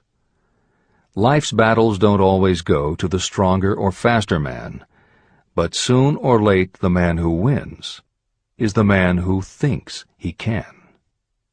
Editor's comments. As noted at the beginning of this chapter, the way in which Napoleon Hill uses the word faith is meant to have no religious connotation. However, it would be impossible for Hill to write this chapter without acknowledging the power of religious faith. Therefore, in the following two paragraphs, when Hill discusses Jesus Christ and Mahatma Gandhi as exemplifying the power of faith, he is referring to their personal faith, the absolute trust in his beliefs that Jesus exhibited, and Gandhi's total conviction and confidence in his cause. In this way, they perfectly exemplify thought impulse mixed with faith. This is the end of the editor's comment. If you wish evidence of the power of faith, study the achievements of men and women who have employed it. At the head of the list comes the Nazarene. The basis of Christianity is faith, no matter how many people may have perverted or misinterpreted the meaning of this great force. The sum and substance of the teachings and the achievements of Christ, which may have been interpreted as miracles, were nothing more nor less than faith. If there are any such phenomena as miracles, they are produced only through the state of mind known as faith. Consider Mahatma Gandhi of India, one of the most astounding examples of the possibilities of faith. Gandhi wielded more potential power than any man living in his time, and he had this power despite the fact that he had none of the orthodox tools of power, such as money, battleships, soldiers, and materials of warfare. Gandhi had no money, no home. He did not own a suit of clothes, but he did have power. How did he come by that power? He created it out of his understanding of the principle of faith and through his ability to transplant that faith into the minds of 200 million people. Gandhi accomplished the astounding feat of influencing 200 million minds to coalesce and move in unison as a single mind. What other force on earth, except faith, could do as much? How an idea built a fortune. Editor's comment. Although the following story is not exclusively about faith, and it makes no mention of autosuggestion or the subconscious mind, Napoleon Hill included it at this point in every edition of Think and Grow Rich. In fact, as Hill says, this story illustrates at least 6 of the 13 principles of success, but faith is at the center of it. If the central figure, Charles M. Schwab, had not mixed his big idea with absolute unwavering faith that he could pull it off, the whole history of American business would have been different. This is the end of the editor's comment. The event chosen for this illustration dates back to 1900, when the United States Steel Corporation was being formed. As you read the story, keep in mind the following fundamental facts and you will understand how ideas have been converted into huge fortunes. First, the United States Steel Corporation was born in the mind of Charles M. Schwab in the form of an idea he created through his imagination. Second, he mixed faith with his idea. Third, he formulated a plan for the transformation of his idea into physical and financial reality. Fourth, he put his plan into action with his famous speech at the University Club. Fifth, he applied and followed through on his plan with persistence and backed it with firm decision until it had been fully carried out. Sixth, he prepared the way for success by a burning desire for success. If you are one of those who have often wondered how great fortunes are accumulated, this story of the creation of the United States Steel Corporation will be enlightening. If you have any doubt that a person can think and grow rich, this story should dispel that doubt. You can plainly see in the story of United States Steel the application of a major portion of the principles described in this book. This astounding description of the power of an idea was dramatically told by John Lowell in the New York World Telegram, with whose courtesy it is here reprinted. Editor's comments. In order for the modern reader to fully appreciate the following newspaper story, it is appropriate at this point to provide some background information about the main players. Charles M. Schwab was Andrew Carnegie's right-hand man and president of the Carnegie Steel Corporation. Andrew Carnegie was a wealthy and powerful steel baron whose company controlled 25% of the iron and steel production in America. J.P. Morgan was a wealthy and powerful Wall Street banker whose company had arranged the financing for many of the major industrial companies in America at the beginning of the 20th century.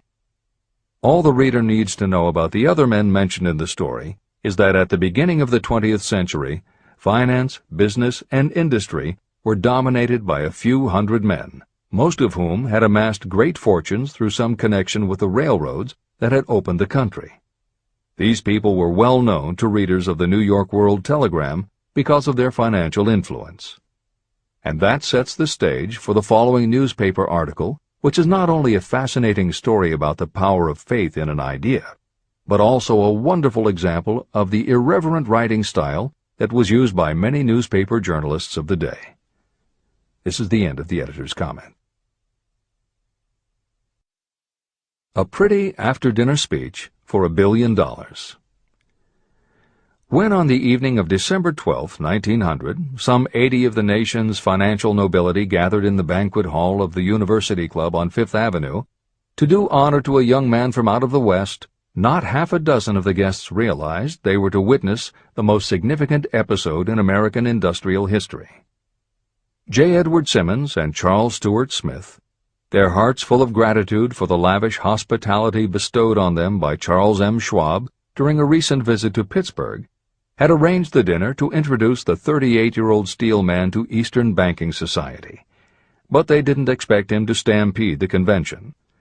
They warned him, in fact, that the bosoms within New York's stuffed shirts would not be responsive to oratory, and that if he didn't want to bore the Stillmans and Harrimans and Vanderbilts, he had better limit himself to 15 or 20 minutes of polite vaporings and let it go at that. Even John Pierpont Morgan, sitting on the right hand of Schwab as became his imperial dignity, intended to grace the banquet table with his presence only briefly, and so far as the press and public were concerned, the whole affair was of so little moment that no mention of it found its way into print the next day. So the two hosts and their distinguished guests ate their way through the usual 7 or 8 courses. There was little conversation, and what there was of it was restrained. Few of the bankers and brokers had met Schwab, whose career had flowered along the banks of the Monongahela, and none knew him well. But before the evening was over, they, and with them Money Master Morgan, were to be swept off their feet, and $1 billion baby, the United States Steel Corporation, was to be conceived. It is perhaps unfortunate for the sake of history that no record of Charlie Schwab's speech at the dinner ever was made. It is probable, however, that it was a homely speech, somewhat ungrammatical, for the niceties of language never bothered Schwab, full of epigram and threaded with wit. But aside from that, it had a galvanic force and effect upon the 5 billions of estimated capital that was represented by the diners.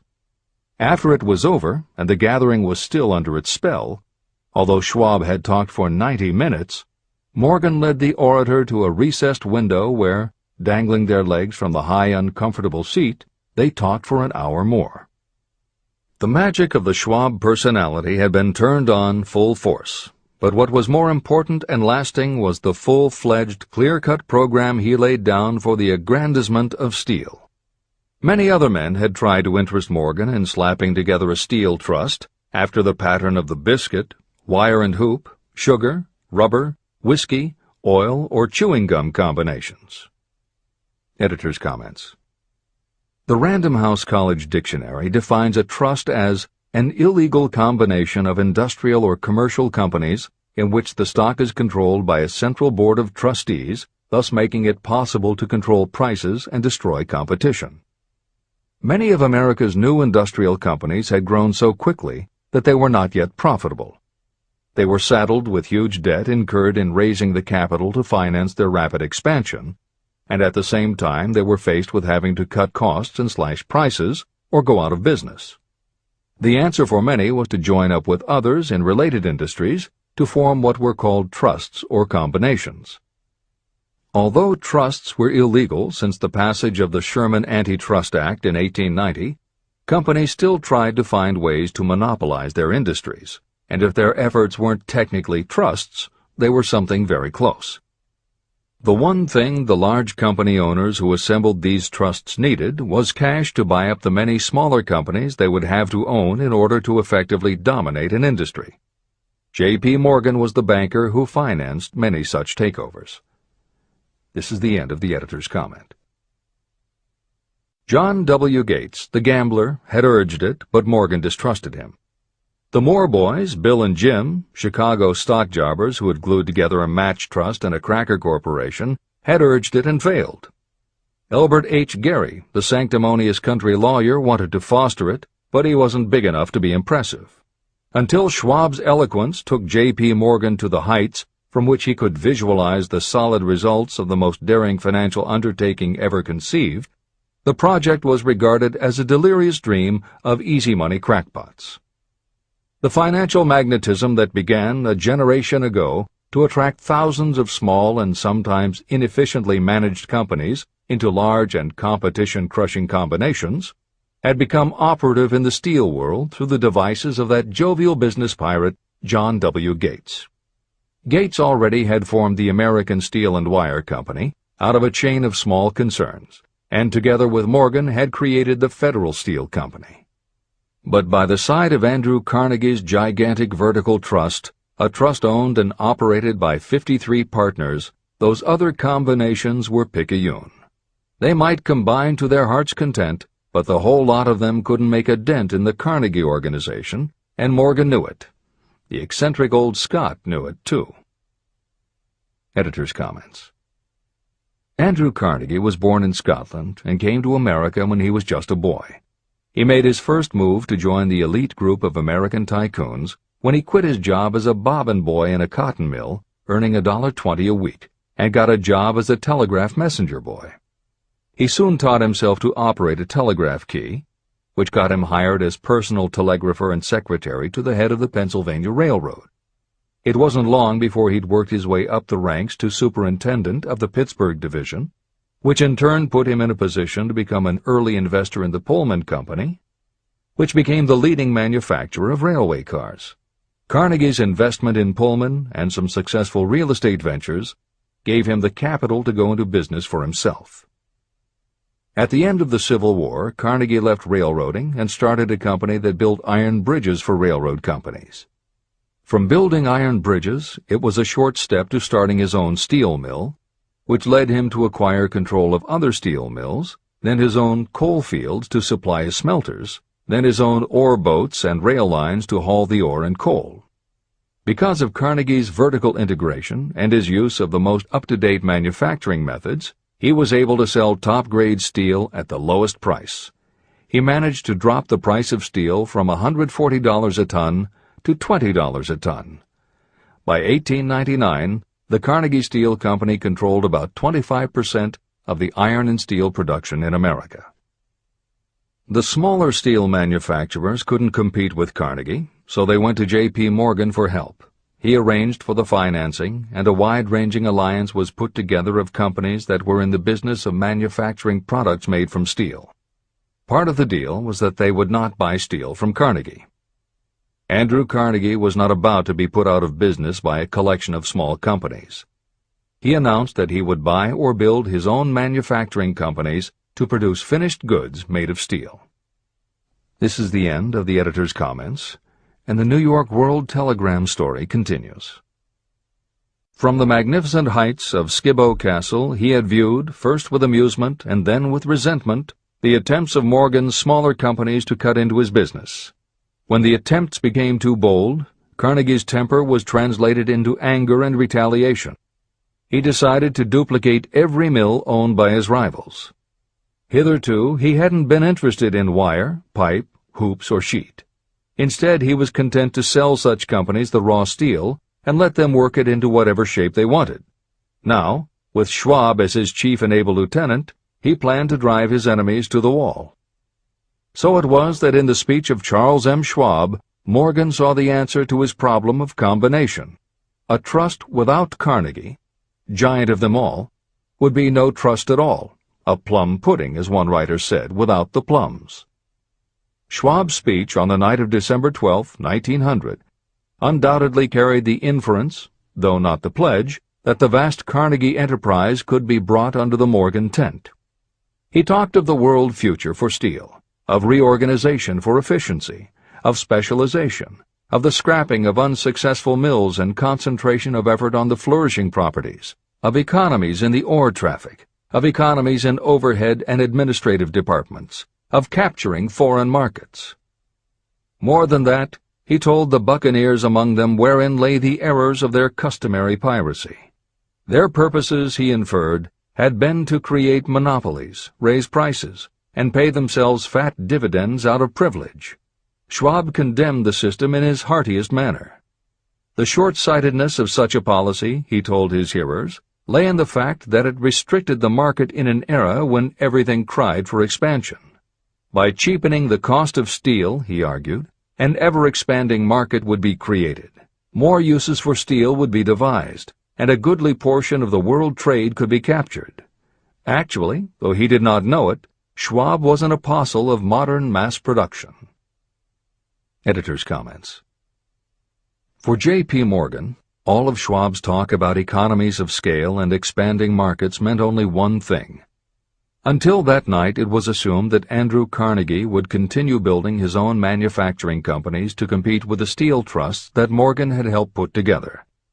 Morgan knew that for Carnegie to do so would require an enormous amount of capital, and Morgan also knew that Carnegie had always been strongly against raising money by selling stock in his company. What Schwab seemed to be implying was that rather than going to Wall Street for the money needed to fight the trusts, Carnegie might be interested in selling his business. This is the end of the editor's comment.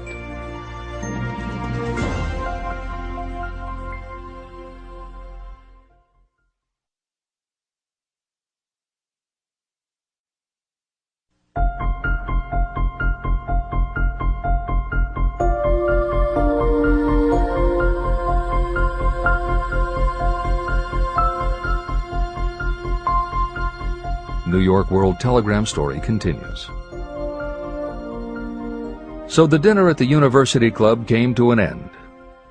Morgan went home to think about Schwab's rosy predictions. Schwab went back to Pittsburgh to run the steel business for Andrew Carnegie, while Gary and the rest went back to their stock tickers to fiddle around in anticipation of the next move. It was not long coming. It took Morgan about 1 week to digest the feast of reason Schwab had placed before him. When he had assured himself that no financial indigestion was to result, he sent for Schwab, and found that young man rather coy. Mr. Carnegie, Schwab indicated, might not like it if he found his trusted company president had been flirting with the Emperor of Wall Street, the street upon which Carnegie was resolved never to tread. Then it was suggested by John W. Gates, the go-between, that if Schwab happened to be in the Bellevue Hotel in Philadelphia, J.P. Morgan might also happen to be there. When Schwab arrived, however, Morgan was inconveniently ill at his New York home, and so on the elder man's pressing invitation, Schwab went to New York and presented himself at the door of the financier's library.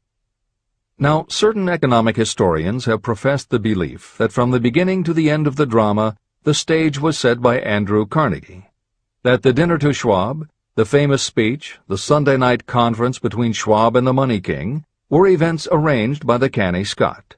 The truth is exactly the opposite.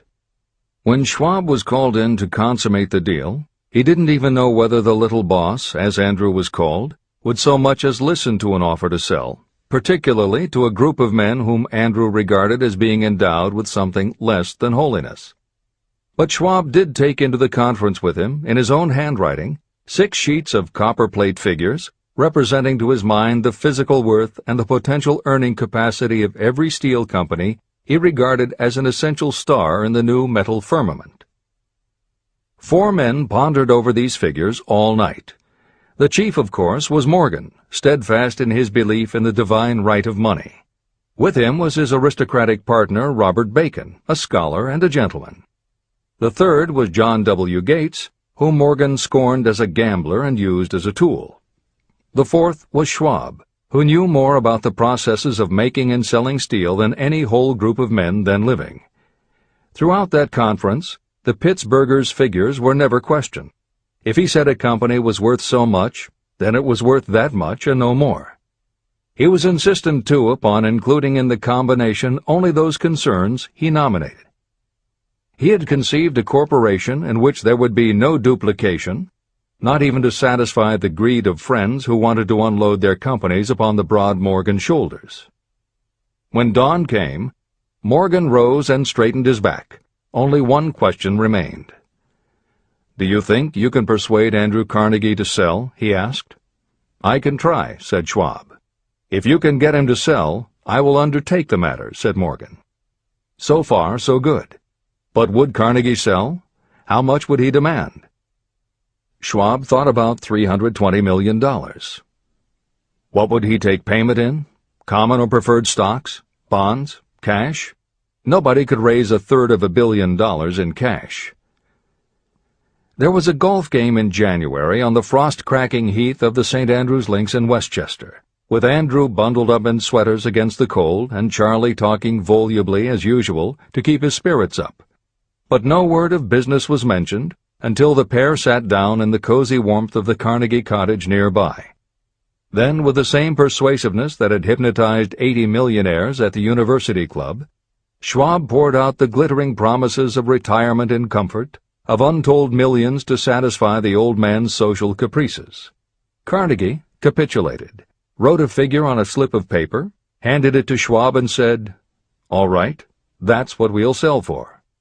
The figure was approximately $400 million, and was reached by taking the $320 million mentioned by Schwab as a basic figure, and adding to it $80 million to represent the increased capital value over the previous 2 years. Later, on the deck of a transatlantic liner, the Scotsman said ruefully to Morgan, "I wish I had asked you for $100 million more." "If you had asked for it, you'd have gotten it," Morgan told him cheerfully.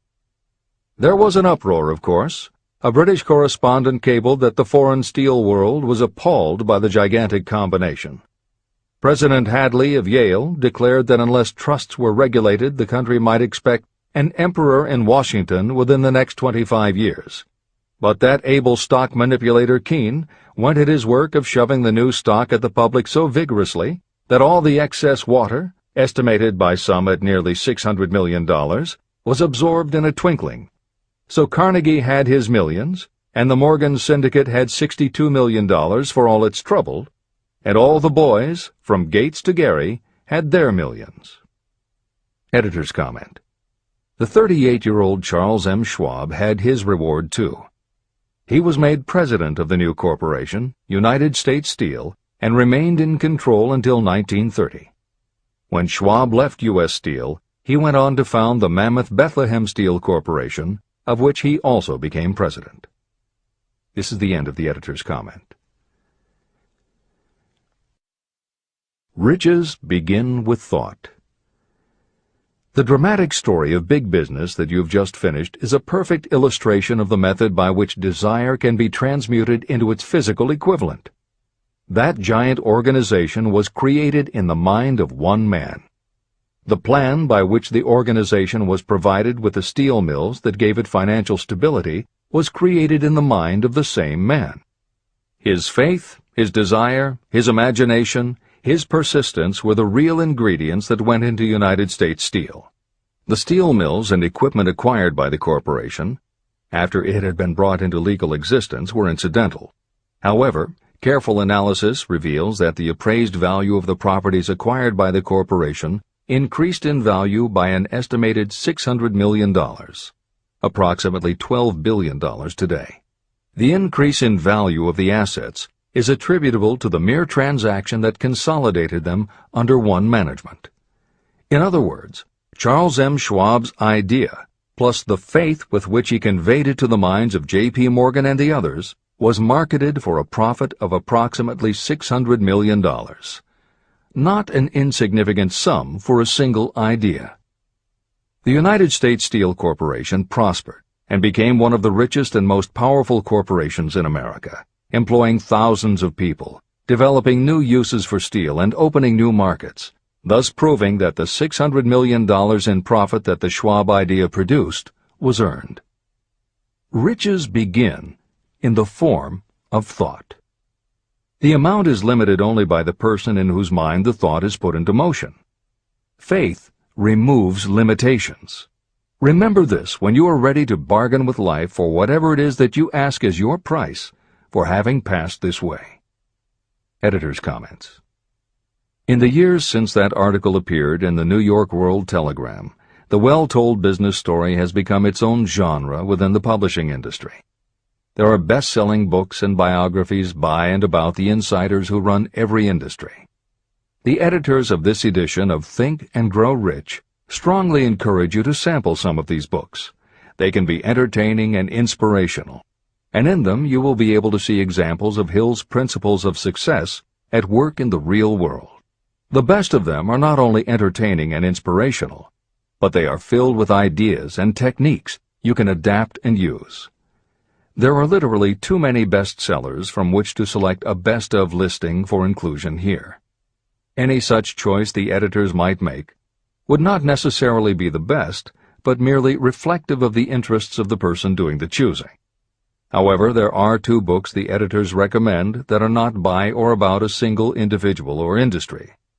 These books are In Search of Excellence by Tom Peters and Breakthroughs by P.R. Nyack and John N. Ketteringham. Each of these books deals with a broad spectrum of industries, and within each industry they single out certain companies and individuals for analysis. Both were published at the beginning of the business book trend in the 1980s, but there are few books since then that better convey the importance of faith in a good idea. In Search of Excellence, chosen by a panel of experts as the most influential book of the past 20 years, was a runaway bestseller and will likely be in print for years to come. Breakthroughs may be harder to find, but it will be well worth the effort. This is the end of the editor's comments.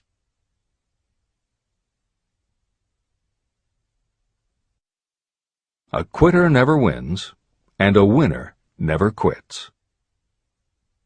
Chapter 5. Autosuggestion. The medium for influencing the subconscious mind. The third step toward riches. Autosuggestion is a term that applies to all suggestions and all self-administered stimuli that reach your mind through the 5 senses. Stated in another way, autosuggestion is self-suggestion. It is the way of communicating between that part of the mind where conscious thought takes place and that which serves as the seat of action for the subconscious mind. Through the dominating thoughts that you permit to remain in your conscious mind, it doesn't matter whether these thoughts are negative or positive, the principle of autosuggestion reaches the subconscious mind and influences it with these thoughts. Nature has built human beings so that we can have control over the material that reaches our subconscious mind through our 5 senses. However, this does not mean that we always exercise this control. In the great majority of instances, we do not exercise it, which explains why so many people go through life in poverty. Recall what I said about the subconscious mind resembling a fertile garden, in which weeds will grow if the seeds of more desirable crops are not sown. Autosuggestion is the way you may feed your subconscious on creative thoughts. Or you can, by neglecting it, permit thoughts of a destructive nature to find their way into this rich garden of the mind. Editor's comments. Numerous psychological studies and experiments with hypnotherapy have validated Napoleon Hill's concept that a person's subconscious mind retains everything that person ever experienced. Studies also support the theory that the subconscious is non-judgmental. It does not filter or interpret, it simply processes information literally and stores it. For those readers who may be dubious about the subconscious, or that thoughts stored below the level of consciousness can exert enough influence to affect attitude and behavior, the following explanation should alleviate any such doubts. There is no doubt about the existence of the conditions known by the psychological terms fixations, phobias, and compulsive behaviors. These conditions occur when a child has learned something in such a powerful or dramatic way that the knowledge becomes firmly planted in the child's subconscious mind. Then, even as the child grows to adulthood and the conscious mind learns to understand that information from a mature point of view, because the childhood learning experience was so powerful, the subconscious still retains the childhood understanding of the information. The result is a fixation, phobia, or compulsive behavior that causes a response rooted in childhood, which does not make logical sense to the adult's conscious mind. That is because it does not come from the conscious. It comes from the subconscious belief that was so emotionalized it overrides the adult's logical conscious mind. Hill's theory is based on exactly the same psychological principles. Thoughts do remain stored in the subconscious. They remain just as they were when they were input, and the more highly emotionalized the thoughts are when they are input, the more influence they exert on attitude and behavior.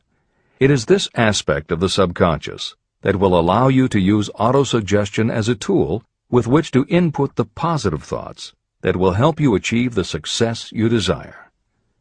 This is the end of the editor's comments. See and feel money in your hands. You were instructed in the last of the 6 steps described in Chapter 3 on Desire to read aloud twice daily the written statement of your desire for money. You were also directed to see and feel yourself already in possession of the money. By following these instructions, you communicate the object of your desire directly to your subconscious mind in a spirit of absolute faith. Through repetition of this procedure, you will create thought habits that reinforce your efforts to transmute desire into its monetary equivalent. Read these steps again, very carefully, before you proceed further. 1. Fix in your mind the exact amount of money you desire. It is not sufficient merely to say, "I want plenty of money." Be definite about the amount. 2. Determine exactly what you intend to give in return for the money you desire. There is no such reality as something for nothing. 3.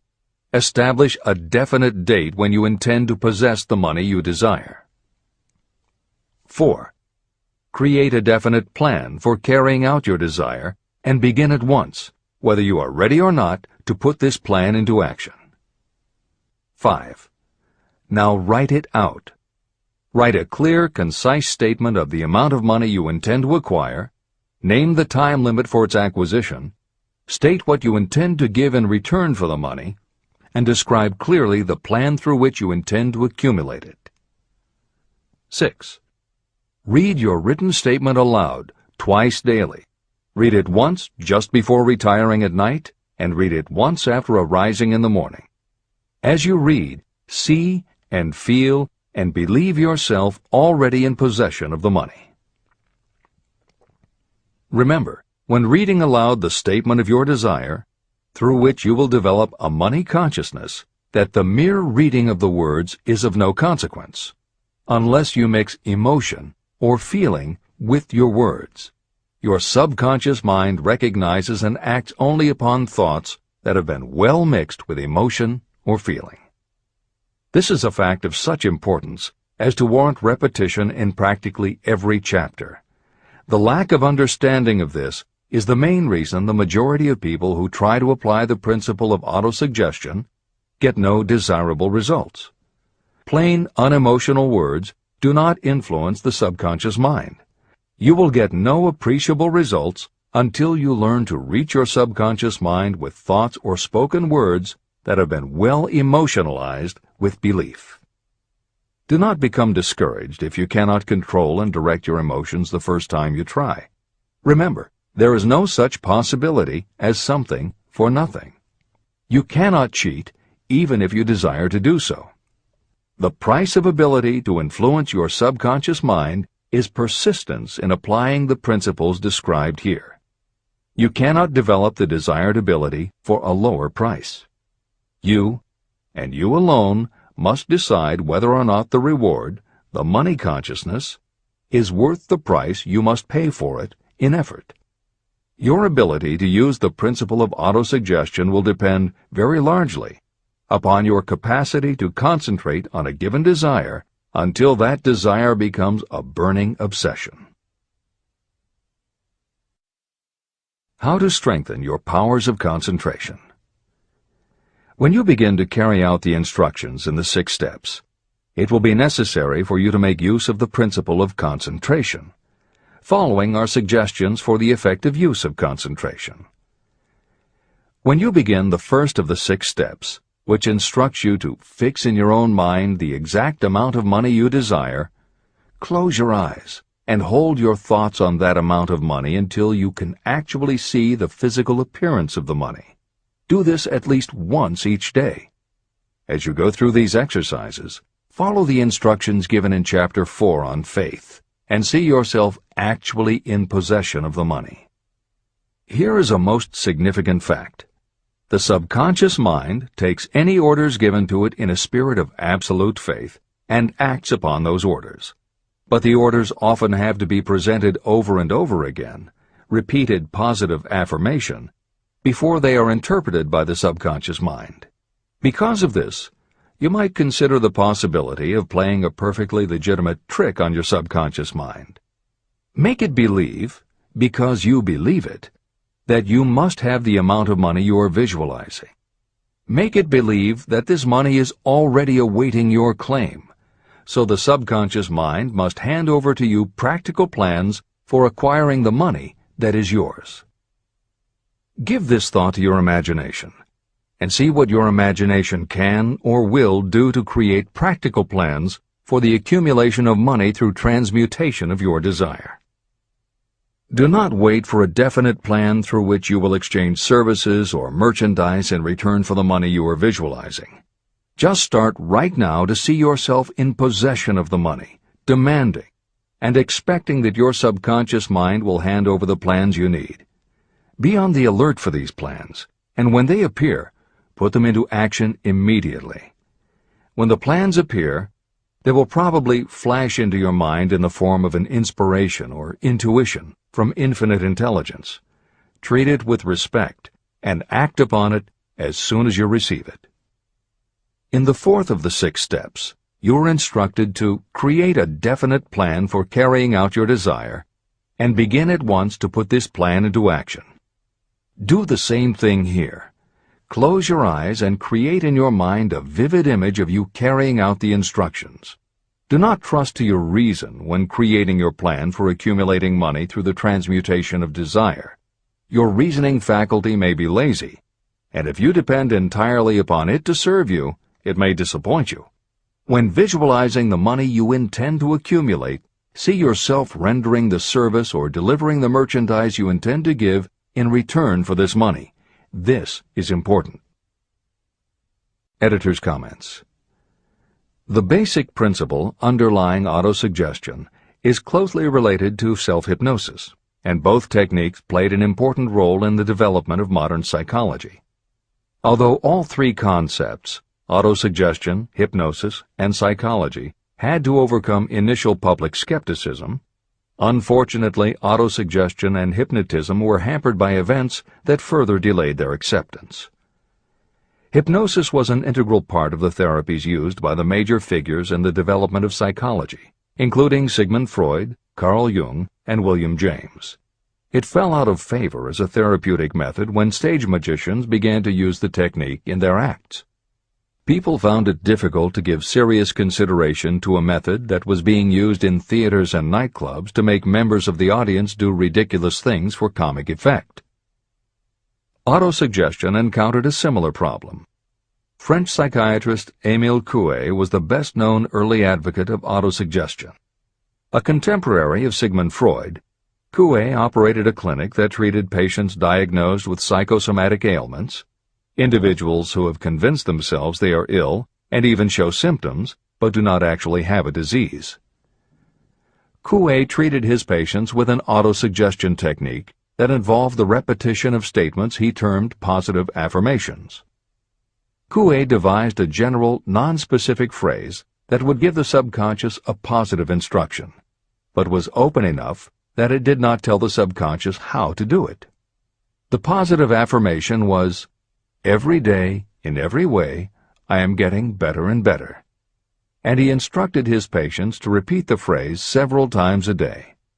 Improvements among his patients happened so quickly and dramatically that his method became the talk of medical and scientific circles, and the use of the phrase practically became a movement in Europe. Word of the success Coué was having with his method spread to America, and he was soon booked to do a lecture tour. At one of his early speaking engagements, a cynical newspaper reporter made a joke of the technique, calling it, "Hell's bells, I'm well." The joke followed Coué wherever he spoke, and the press coverage was so negative he canceled his tour and returned to practice in Europe. Serious scientists and therapists continued to work with autosuggestion. But just as had happened when stage magicians cast doubt upon the efficacy of hypnosis, Coué's method of positive affirmation fell out of favor with the general public. It took the openness of the latter part of the 20th century before the techniques of hypnosis and autosuggestion gained general acceptance once again.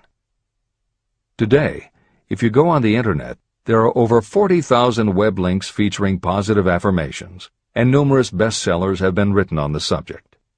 Virtually every newspaper, magazine, and television news program regularly features stories on the crucial role the mind plays in personal growth and achievement. Techniques based on autosuggestion have fostered countless best-selling books, audiobooks, and video programs. And every week thousands of people attend seminars, lectures, and retreats to be inspired by motivational speakers or spiritual leaders, and to learn techniques that will help them achieve success, almost all of which are based on the basic principles Napoleon Hill advocates in this book. When Hill instructs the reader to close your eyes and hold your thoughts on that amount of money until you can actually see the physical appearance of the money, he is in fact describing the autosuggestion technique most widely taught by contemporary motivational experts.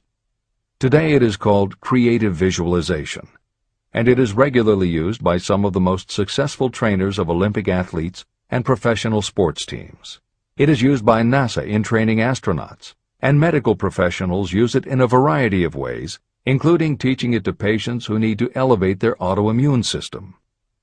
Using visualization effectively is much more than simply daydreaming about something you would like to have or a goal you would like to achieve.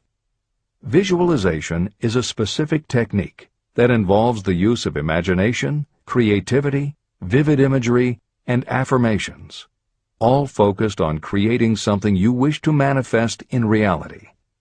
Napoleon Hill identified the practice of visualization and wrote about it as early as 1928 in his first bestseller, Law of Success. Since then, many other psychologists, medical professionals, motivational speakers, and authors have developed systems based on the same principles.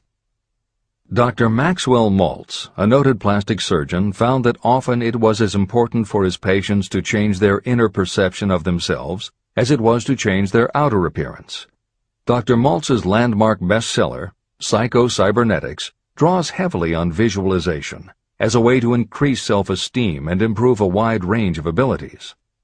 The Silva method, which is another variation on visualization, has been taught to millions of people by certified Silva trainers who hold seminars throughout the country. Jose Silva's best-selling book, The Silva Mind Control Method, has also sold many millions of copies.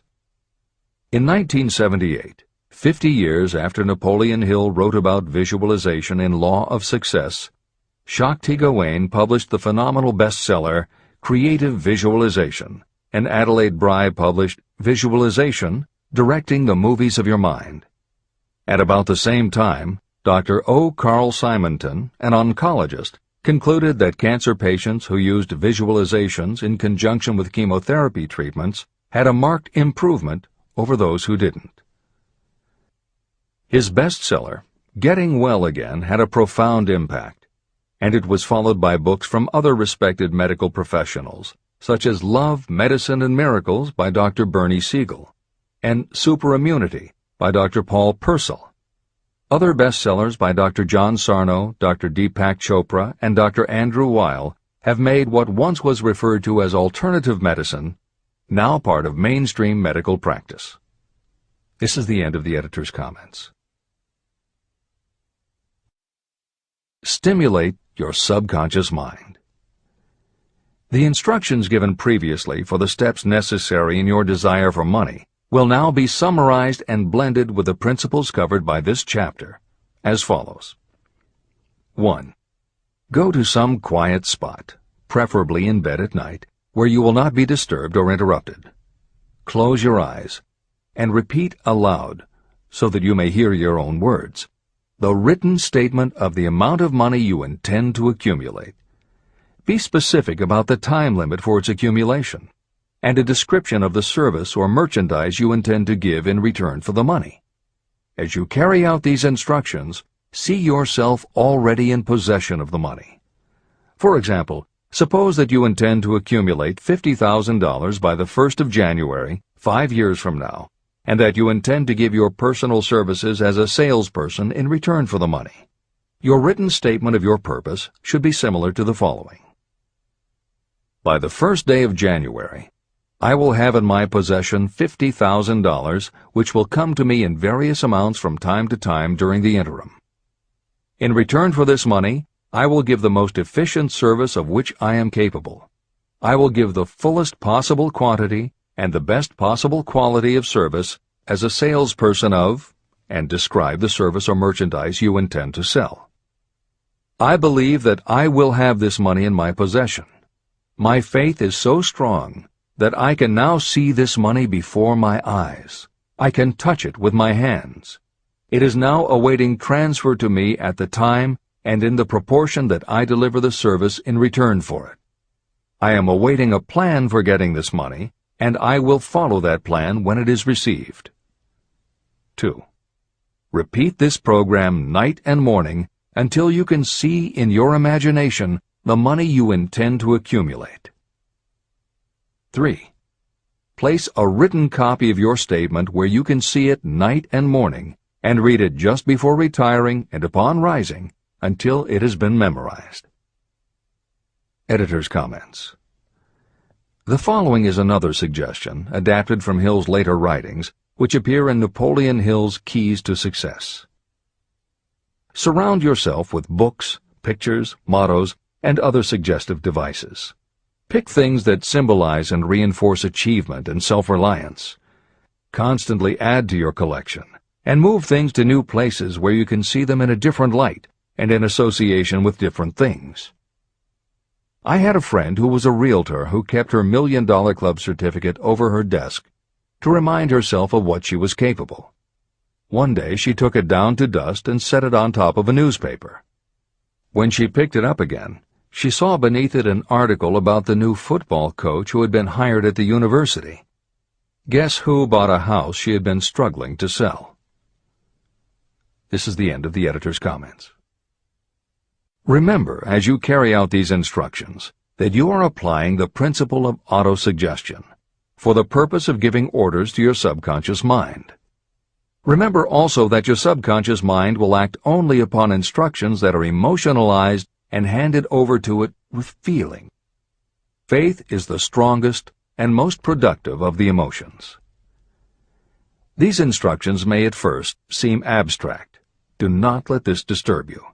Follow the instructions no matter how abstract or impractical they may appear to be. If you do as you have been instructed, in spirit as well as in act, the time will soon come when a whole new universe of power will unfold to you. Skepticism, in connection with all new ideas, is characteristic of all human beings. If you follow the instructions, your skepticism will soon be replaced by belief, and belief will become crystallized into absolute faith. Many philosophers have made the statement that man is the master of his own earthly destiny, but most of them have failed to say why he is the master. The reason that man may become the master of himself and of his environment is because he has the power to influence his own subconscious mind. The actual performance of transmuting desire into money is through autosuggestion. That is the principle by which you can reach and influence the subconscious mind. The other principles are simply tools with which to apply autosuggestion. Keep this thought in mind, and you will at all times be conscious of the important part the principle of autosuggestion is to play in your efforts to accumulate money through the methods described in this book. After you have read the entire book, come back to this chapter and follow in spirit and in action this instruction. Read the entire chapter aloud once every night until you become thoroughly convinced that the principle of autosuggestion is sound and that it will accomplish for you all that has been claimed for it. As you read, underscore with a pencil every sentence that impresses you. Follow the foregoing instruction to the letter, and it will open the way for a complete understanding and mastery of the principles of success. Every adversity, every failure, and every heartache carries with it the seed of an equivalent or a greater benefit. Chapter 6. Specialized Knowledge. Personal experiences or observations. The fourth step toward riches. There are two kinds of knowledge. One is general, the other is specialized.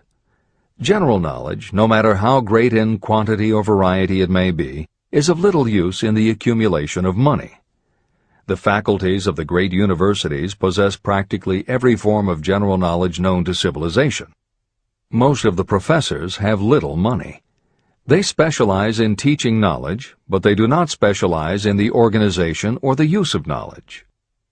Knowledge will not attract money unless it is organized and directed through practical plans for the specific purpose of accumulating money. Lack of understanding of this fact has been the source of confusion to millions of people who falsely believe that knowledge is power. It is nothing of the sort.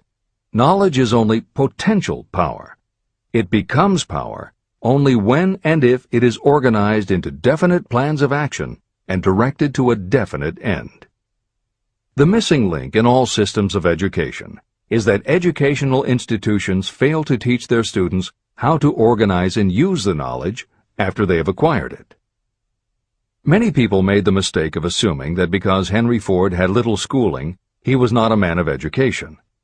Those who made this mistake did not understand the real meaning of the word educate.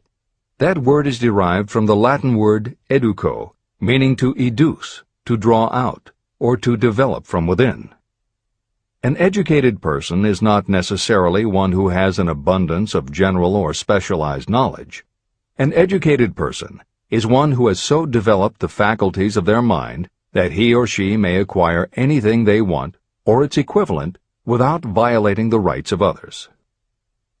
During the World War, a Chicago newspaper published editorials in which, among other statements, Henry Ford was called an ignorant pacifist. Mr. Ford objected to the statements and sued the paper for libeling him. When the suit was tried in the courts, the attorneys for the paper called Mr. Ford to the witness stand for the purpose of proving to the jury that he was ignorant. They asked Mr. Ford a great variety of questions. All of them intended to prove that while he might possess considerable specialized knowledge about manufacturing automobiles, he was in the main ignorant. Mr. Ford was asked such questions as, who was Benedict Arnold, and how many soldiers did the British send over to America to put down the rebellion of 1776? In answer to the last question, Mr. Ford replied, I do not know the exact number of soldiers the British sent over, but I have heard that it was a considerably larger number than ever went back. Finally, Mr. Ford became tired of this line of questioning.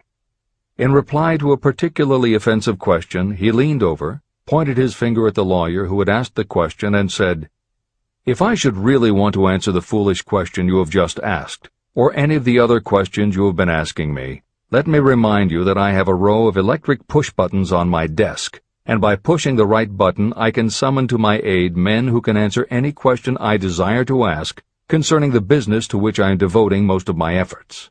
Now, will you kindly tell me why I should clutter up my mind with general knowledge for the purpose of being able to answer questions when I have men around me who can supply any knowledge I require?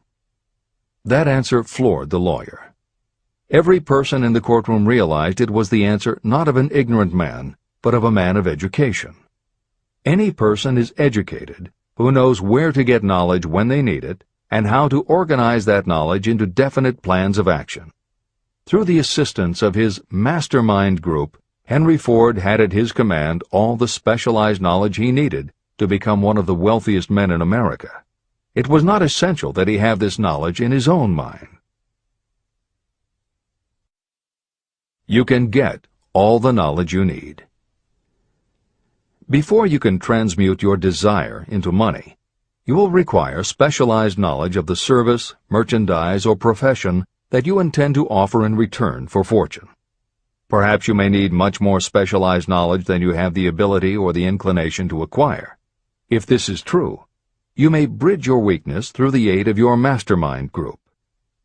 The mastermind is defined as coordination of knowledge and effort in a spirit of harmony between two or more people for the attainment of a definite purpose. The larger meaning of the mastermind group is explained in greater detail in later chapters. Editor's comments. After reading Hill's definition of the mastermind, many people may assume that he is describing teamwork. That would not be correct. The following explanation is adapted from the Napoleon Hill Foundation's book, Believe and Achieve. Teamwork can be achieved by any group, even one whose members have disparate interests, because all it requires is cooperation. In teamwork, people might simply be cooperating because they like the leader or out of a sense of duty. Some team members will give 100% to any team that pays them enough, but they have little concern about the objective. And sometimes there is good teamwork because different members have different agendas. A board of directors may disagree, even be unfriendly, and still run a business successfully. Musical groups are made up of notoriously self-centered people who work as a team if it will help them get ahead. Masterminds, on the other hand, are formed of individuals who have the same agenda, a deep sense of mission, and commitment to the same goal. Masterminds represent the highest order of thinking by a group of knowledgeable people, each contributing their absolute best according to their abilities, expertise, and background. If you have ever been a part of a meeting when everything just clicked and ideas built upon other ideas, with each member contributing until out of the group activity came the best possible idea or solution, that was a mastermind at work. Napoleon Hill believed that you must make the mastermind experience a regular part of your life if you really want to succeed. How to select the right people for your mastermind will be discussed further in Chapter 11, The Power of the Mastermind. This is the end of the editor's comment. The accumulation of great fortunes calls for power, and power is acquired through highly organized and intelligently directed specialized knowledge. That knowledge does not, necessarily, have to be in the possession of the person who accumulates the fortune. This should give hope and encouragement to those who want to accumulate a fortune, but don't have the necessary education to supply such specialized knowledge. People sometimes go through life suffering from inferiority complexes because they are not people of education. The person who can organize and direct a mastermind group of people who possess the knowledge needed is just as much a person of education as any other individual in the group. Thomas A. Edison had only 3 months of schooling during his entire life, but he did not lack education. Neither did he die poor. Henry Ford had less than a 6th grade schooling, but he managed to do pretty well by himself financially. Albert Einstein was working as a clerk in a patent office when he began to develop his world-altering scientific theories. Editor's comments. Had Einstein been born today, he might have been diagnosed in his early years as having attention deficit disorder. As a child, he was slow to learn to talk. As a student, he showed little promise and was expelled from at least one school. But what Einstein could do was to focus his concentration on a goal of his choice. His famous theories were the result of thought experiments, experiments that took place inside his mind. It is said that the breakthrough which led him to the theory of relativity came not from specialized knowledge of physics or mathematics, but from his ability to imagine what would happen if he were riding on a beam of starlight through space. This is the end of the editor's comments. Specialized knowledge is among the most plentiful and the cheapest forms of service that may be had.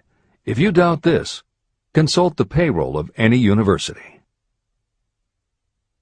It pays to know how to purchase knowledge, and it pays to know where to look. First of all, decide the sort of specialized knowledge you require and the purpose for which it is needed. To a large extent, your major purpose in life, the goal toward which you are working, will help determine what knowledge you need. Your next move requires that you have accurate information concerning dependable sources of knowledge. The more important of these are your own experience and education, experience and education available through cooperation of others, mastermind alliance, colleges and universities, public libraries, and even easier, the Internet, special training courses, through night schools and home study courses in particular. As knowledge is acquired, it must be organized and put into use for a definite purpose through practical plans. Knowledge has no value except for what can be gained from its application toward some worthy end. Successful people never stop acquiring specialized knowledge related to their major purpose, business, or profession. Those who are not successful usually make the mistake of believing that the knowledge-acquiring period ends when you finish school. The truth is that schools do little more than teach you how to acquire practical knowledge. Editor's comments. At this point in the original edition of Think and Grow Rich, Napoleon Hill included a newspaper story about education and job opportunities. Although the contemporary job market has changed considerably, the author of the article, Robert Moore, Director of Placements at Columbia University, made some comments that are perfectly aligned with the philosophy of Think and Grow Rich and are still holding true today. One such comment was, "The man who has been active on the campus, whose personality is such that he gets along with all kinds of people, and who has done an adequate job with his studies, has a most decided edge over the strictly academic student." One of the largest industrial companies, the leader in its field, in writing to Mr. Moore concerning prospective seniors at the college said, "We emphasize qualities of character, intelligence, and personality far more than specific educational background." Although few would argue that education is valuable, as Moore implies above and as Hill noted earlier about Edison, Ford, and Einstein, academic accomplishment has never been a sure indicator of success. The October 27, 2003 issue of Time magazine made a similar point in their cover story about the changes being made in the SAT exam. Although the article's primary focus is on the efforts to make the SAT less biased, it also notes that recent research indicates that neither the SAT nor IQ tests have proven to be very reliable predictors of future real-world achievement. In his best-selling book, Emotional Intelligence, author Daniel Goleman has created a persuasive argument that the way in which a person handles themselves and their relationships, which he calls emotional intelligence, or EI, is a much better indicator than IQ in predicting whether a person will be successful in life. In his later books, Working with Emotional Intelligence and Primal Leadership, Goleman applies his theory to the workplace, focusing on emotional intelligence leadership techniques and comparing corporate managers' EI with their IQ to analyze which has the greatest positive effect on the financial bottom line. Daniel Goleman's theories have caused some significant changes within educational circles and among management theorists, but their greatest impact has been on individuals who have gone through life intimidated because they believe they aren't smart enough. For them, Goleman's books offer convincing evidence that although they may not have conventional education, their natural abilities and interpersonal skills can be far more important in achieving success. This is the end of the editor's comments. One of the most reliable and practical sources of knowledge available to those who need specialized schooling are night schools, extension courses, and seminars. The correspondence schools give specialized training anywhere the U.S. mails go, or via the Internet. One advantage of home study training is the flexibility of the study program, which permits you to study during spare time. Another advantage of home study training, if the school is carefully chosen, is that most courses offer some method of personal consultation, which can be of priceless value to those needing specialized knowledge. No matter where you live, you can share the benefits. A lesson from a collection agency. Anything acquired without effort and without cost is generally unappreciated and often discredited. Perhaps this is why we get so little from our marvelous opportunity in public schools. The self-discipline you will learn from a program of specialized study can make up for the wasted opportunity when knowledge was available without cost. Being asked to pay, whether you make good grades or poor, has the effect of causing you to follow through with the course when you would otherwise drop it. I learned this from experience when I enrolled for a home study course in advertising. After completing 8 or 10 lessons, I stopped studying. But the school did not stop sending me bills. In fact, they insisted upon payment, whether I kept up my studies or not. I decided that if I had to pay for the course, which I had legally obligated myself to do, I should complete the lessons and get my money's worth. Correspondence schools are well-organized businesses. At the time, I felt that their collection system was somewhat too well organized, but I learned later in life that it was a valuable part of my education. The truth is that their collection department constituted the very finest sort of training on decision-making, promptness, and the habit of finishing what you begin. The collection system that forced me to finish the course turned out to be worth much in the form of money earned. The road to specialized knowledge. We have in this country what is said to be the greatest public school system in the world. One of the strange things about human beings is that they value only that which has a price. The free schools of America and the free public libraries do not impress people because they are free. This is the major reason why so many people find it necessary to acquire additional training after they finish school and go to work. It is also one of the major reasons why employers give greater consideration to employees who take specialized training courses. They have learned that those who have the ambition to give up a part of their spare time to studying at home have in them those qualities that make for leadership. There is one weakness in people for which there is no remedy. It is the universal weakness of lack of ambition. People who give up some of their spare time to take courses seldom remain at the bottom very long. By taking such courses, they open the way for the upward climb, remove many obstacles from their path, and attract the interest of those who have the power to help them. The home study method of training is especially suited to people who have already started working. They often find that after having left school, they still need additional specialized knowledge, but cannot spare the time to go back to school. Stuart Austin Weir was a construction engineer. He followed this line of work until the Depression hit and severely limited the construction business.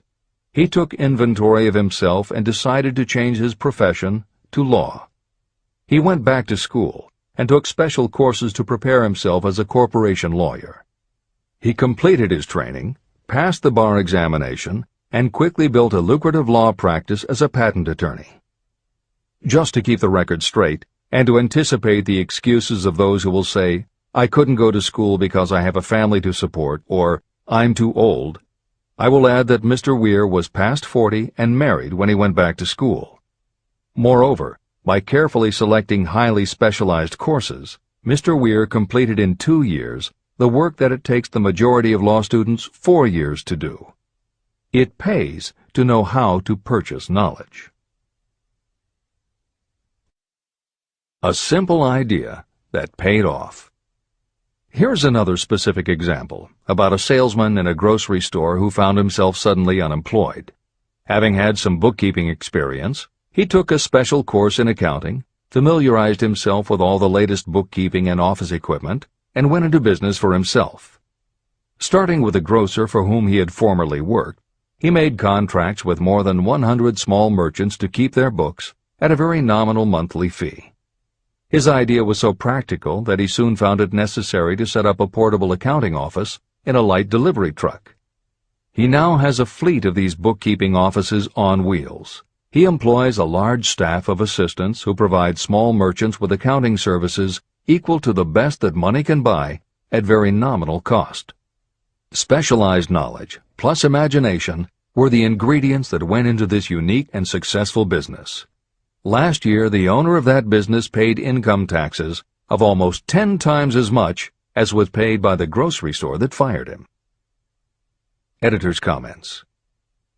It would be impossible to write a contemporary book about success without including the story of Bill Gates. And although the connection between the world's wealthiest man and Hill's story about a man who started a mobile accounting business may not be immediately obvious, the fact is that this is a very apt place to include the story of Microsoft. Just as with the mobile accountant, The two defining characteristics of Bill Gates' success are specialized knowledge and imagination. Everyone had recognized at an early age that Bill Gates was a very bright student, but he had little interest in anything other than science and math. And when the mothers group at his school arranged for the students to learn about computing, that became his passion. By the time he was 13, he taught himself computer programming, and throughout high school and his years at university, his life revolved around computer clubs and odd jobs working for companies that had something to do with computers. Although at various times he toyed with the idea of a career in science or law, it is probably fair to say that while he was still in school, Bill Gates knew, in general terms, what his burning desire in life would be.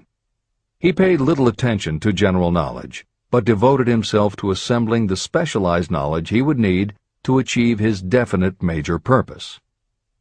Gates' burning desire heated up the day his friend and fellow computer club member Paul Allen bought a copy of the January 1975 issue of Popular Electronics.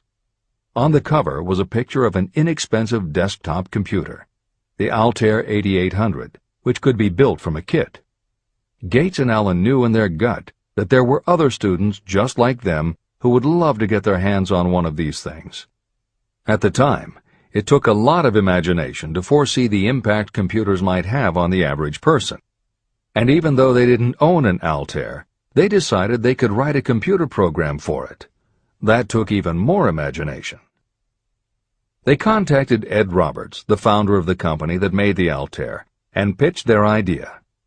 Roberts told them he was getting offers from all over, and his policy was that whoever wrote it first would get the job. For the next 2 months, they tore apart the manual, gleaning the specialized knowledge they would need to write the program. They were the first to deliver a workable operating system, and Roberts bought it from them for $3,000 plus a royalty on sales. With their vision of the future burning in their imaginations, Gates and Allen used the advance and their royalties to launch a company that would be in the business of writing computer programs. They named their new company Microsoft and called old friends from their high school computer club to staff it. Bill Gates was 19, and Paul Allen was only a few years older. They and about 9 of their friends started writing programs for Apple Computer, Commodore, and anyone else who would contract with the company for their services. For the next 5 years, Bill Gates and Paul Allen had their share of imaginative ideas, but mostly they concentrated on learning the specialized knowledge needed to run and grow a successful business. Then in 1980, IBM, which had finally decided to get into the small computer business, needed help getting up to speed. They approached Microsoft to write an operating system for the new computer venture. Once again, specialized knowledge and imagination were the qualities that guided Bill Gates. In their imagination, Gates and Allen could see an even bigger future than before, and through specialized knowledge of what computers were capable of, they knew the role they could play in that future. They then made 2 business moves that are the foundation of the Microsoft success. First, because IBM had such a tight schedule, Gates went to a computer programmer, Tim Patterson, and bought from him a rudimentary but already developed operating system. Gates then set to work modifying the system, and he renamed it MS-DOS, for Microsoft Disk Operating System. The other move that was crucial to their success was the negotiation with IBM. They started from the position that they would not sell an operating system to IBM. What they would do was license the system to IBM in exchange for a royalty on every copy sold with an IBM computer. And it would not be an exclusive license, which meant that Microsoft could also license the system to other computer companies. If you were to continue to track the history of Microsoft, you would find those same qualities: a burning desire, an idea, specialized knowledge, and imagination behind each move Bill Gates made and continues to make, just as they were behind the success of the man who started the mobile accounting business. This is the end of the editor's comments. The beginning of the successful mobile accounting business was an idea. I know this is true because I was the one who gave him that idea. Now I'd like to pass on the story of another idea. and it was my accountant friend who indirectly suggested this one to me. When I first proposed the accounting idea to him, he said, "I like the idea, but I would not know how to turn it into cash." In other words, he did not know how to market his bookkeeping knowledge after he had acquired it. So, with the aid of a young woman copywriter, a very attractive presentation was prepared describing the advantages of the new system of bookkeeping. The brochure told the story of this new business so effectively that its owner soon had more accounts than he could handle. There are thousands of people all over the country who need the services of a merchandising specialist capable of preparing an attractive way to market personal services. This idea was born of the necessity to solve a specific problem. But it did not stop by serving merely one person. The woman who created the presentation has a keen imagination. She saw in her newly born brainchild the making of a new profession to serve thousands of people who need practical guidance in marketing personal services. Spurred to action by the success of her first prepared plan to market personal services, this woman turned to solving a similar problem for her son. He had just finished college, but had been totally unable to find a market for his services. The plan she created for him was the best example of merchandising personal services I have ever seen. When the presentation had been completed, it contained nearly 50 pages of beautifully typed, properly organized information. It told the story of her son's natural abilities, schooling, personal experiences, and a great variety of other information. The book also contained a complete description of the position her son desired, together with a marvelous word picture of the exact plan he would use in filling his position. The preparation of the presentation required several weeks of her time, during which she sent her son to the public library almost daily to get specific data needed to sell his services to best advantage. She also sent him to all the competitors of his prospective employer, where he gathered information concerning their business methods. This was of great value in the formation of the plan he intended to use in filling the position he sought. When the plan was finished, it contained more than half a dozen very fine suggestions that would benefit the prospective employer.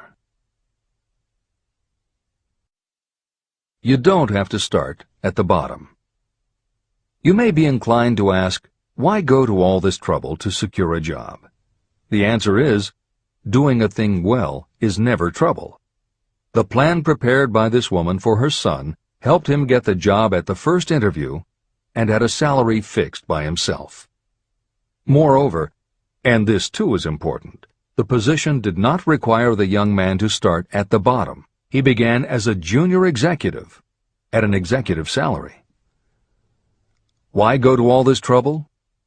Well, for one thing, this young man's planned presentation saved him no less than 10 years of working his way up.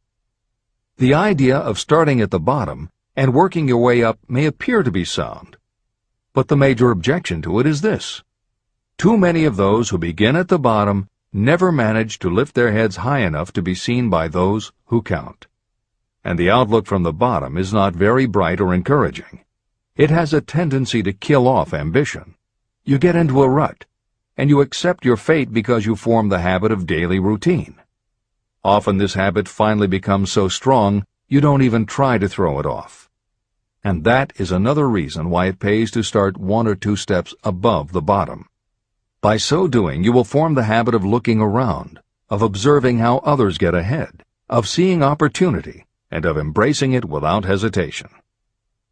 A splendid example of what I mean is Dan Halpin. During his college days, he was manager of the famous 1930 championship Notre Dame football team, when it was under the direction of the late Knute Rockne. Halpin finished college at a very unfavorable time. The Depression had made jobs scarce. So after a fling at investment banking and motion pictures, he took the first job with a potential future he could find. It was selling electrical hearing aids on a commission basis. Anyone could start in that sort of job, and Halpin knew it, but it was enough to open the door of opportunity to him. For almost 2 years he worked at the job, but it didn't satisfy him. He would never have risen above that job if he had not done something about his dissatisfaction. He aimed first at the job of assistant sales manager of the company, and he got the job. That single step upward placed him high enough above the crowd for him to see still greater opportunity. Also, it placed him where opportunity could see him. In his new position, he did so well selling hearing aids that A.M. Andrews, chairman of the board of the Dictograph Products Company, a competitor of the company for which Halpin worked, asked to meet with him. Mr. Andrews wanted to know something about that man Dan Halpin, who was taking big sales away from the long-established Dictograph Company. When the interview was over, Halpin was the new sales manager in charge of the Acousticon division of Dictograph. Then, to test young Halpin's mettle, Mr. Andrews went away to Florida for 3 months, leaving him to sink or swim in his new job. He did not sink. Knute Rockne's spirit of all the world loves a winner and has no time for a loser inspired him to put so much into his job that he was elected vice president of the company. Vice president was a job that most would be proud to earn through 10 years of loyal effort, but Halpin turned the trick in little more than 6 months.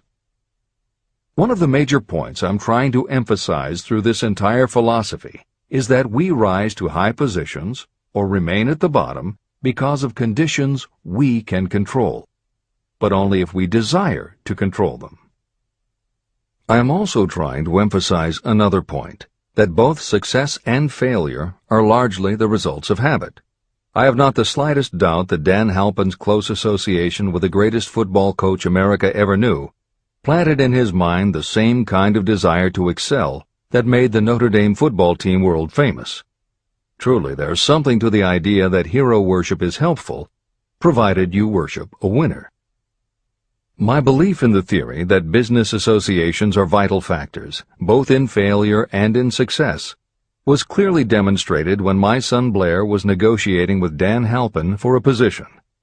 Mr. Halpin offered him a beginning salary of about 1/2 what he could have gotten from a rival company.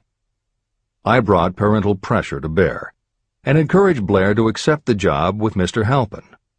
I believe that close association with people who refuse to compromise with circumstances is an asset that can never be measured in terms of money. The bottom is a monotonous, dreary, unprofitable place for any person. That is why I have taken the time to describe how lowly beginnings can be overcome by proper planning. Make your ideas pay off through specialized knowledge. The woman who prepared the personal service sales plan for her son now receives requests from all parts of the country, from others who want to market their personal services for more money. But don't think that all her plan consists of is clever salesmanship to help her clients get more money for the same services they formerly sold for less. She looks after the interests of the purchaser as well as the seller of personal services. She prepares her plans so that the employers receive full value for the additional money they pay. If you have the imagination and seek a more profitable outlet for your personal services, this suggestion may be the stimulus for which you have been searching. The idea could earn you an income far greater than that of the average doctor, lawyer, or engineer whose education required several years in college. Editor's comments. Mary Kay Ash was literally researching and writing down specialized knowledge when the idea for a new business was born in her imagination. Mary Kay had quit her job as a very successful sales manager in the gift business because she had become discouraged by seeing the men she had trained earning more and being promoted ahead of her. She decided to write an advice book for career women, but as she assembled the knowledge women would need to get ahead, she realized she was writing a business plan for the kind of business she would like to run. She took her life savings of $5,000, went out and found a skincare cream she liked, acquired the rights to it, and began to contact her friends and friends of friends to see if they would like to be beauty consultants for her new company. But what she was offering wasn't just a chance to sell skincare products. It was a very imaginative combination of philosophy and opportunity that gave women the chance to achieve both personal satisfaction and financial success.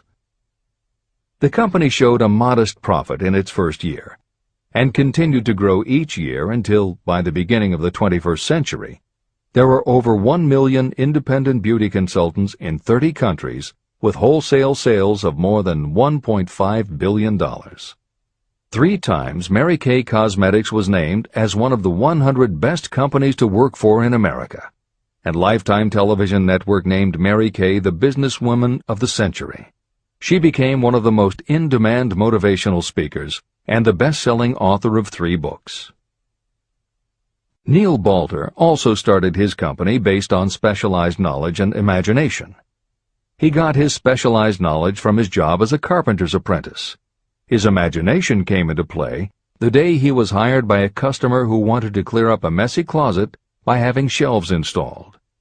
Now that kind of job must have been offered to thousands of carpenters, but not one of them had the imagination to see in it what Neil Balter saw. When he finished the work, Balter didn't just see nicely fitted shelves. He saw that he had created a solution for a problem that was common to every household in America. He took the money he earned from the job and started his own business, California Closet Company, which specialized in shelves and fittings designed to attractively organize closet space for maximum efficiency. But Balter's imagination didn't stop once he had his own business up and running. Now he could imagine an even bigger operation. So he went out to find new specialized knowledge about operating and franchising a business. Neil Balter had licensed more than 100 California closet franchises when Williams-Sonoma offered to buy the company for $12 million. Lillian Vernon's specialized knowledge was in an area that many women had, but they didn't have the imagination she had. To quote from her autobiography, An Eye for Winners, handbags. I knew about those. Why not sell them? And belts to match. Didn't every teenage girl strolling along the street anywhere in the United States sport a handbag and belt? And my handbags would offer something special. Each one would be personalized with initials. I knew with absolute certainty that teenagers would go for items that made them feel unique. She believed enough in her idea that she spent $495 to take a small ad in 17 magazine. The ad brought in $32,000 in orders. That was when Lillian Vernon started to gather other specialized knowledge about renting space, manufacturing products, warehousing, and shipping, all of which she'd need to grow her idea of bags and belts into a direct response business featuring a whole array of distinctively monogrammed items. Within a few years, she needed more specialized knowledge about product photography, layout, printing, and direct mail, as she imagined having her own catalog. She started by mailing a 16-page black-and-white catalog to 125,000 customers who had bought products from her in the past. At the beginning of the 21st century, Lillian Vernon was still picking the merchandise and overseeing the design of her catalogs, many of which now run well over 100 full-color pages, are mailed to millions of people many times each year, and generate approximately $250 million in annual sales. There is another story about gathering specialized knowledge that is so good we will use it to conclude this editorial comment. It actually comes from the Napoleon Hill archives, and although he did not include it in Think and Grow Rich, he often used it as an example in his lectures and seminars.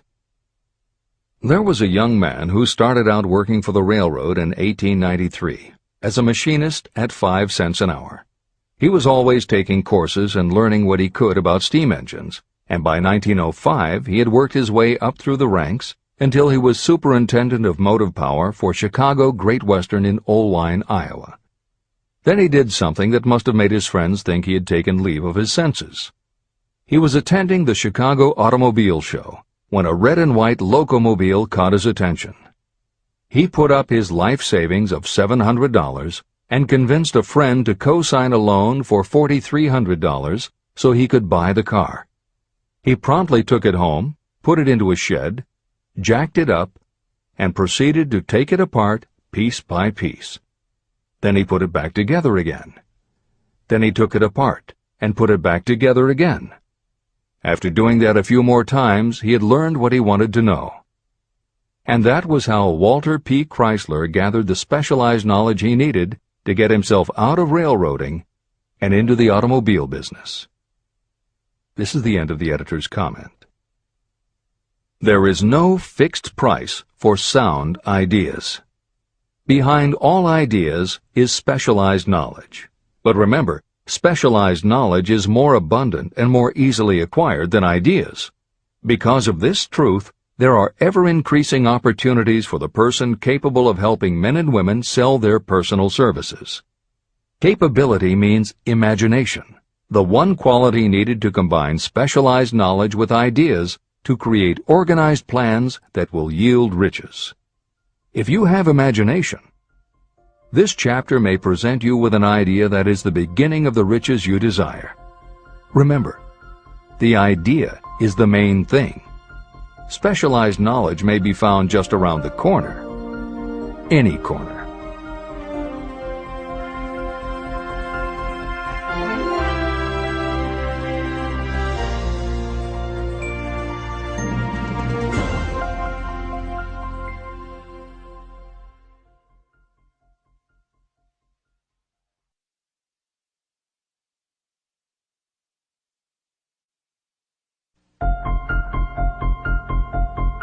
Happiness is found in doing, not merely in possessing. Chapter 7. Imagination, the workshop of the mind. The fifth step toward riches. The imagination is literally the workshop where all plans are created. It is where the impulse, the desire, is given shape, form, and action through the aid of the imaginative faculty of the mind. It has been said that we can create anything that we can imagine. Through the aid of imagination, we have discovered and harnessed more of nature's forces during the past 50 years than during the entire history of the human race previous to that time.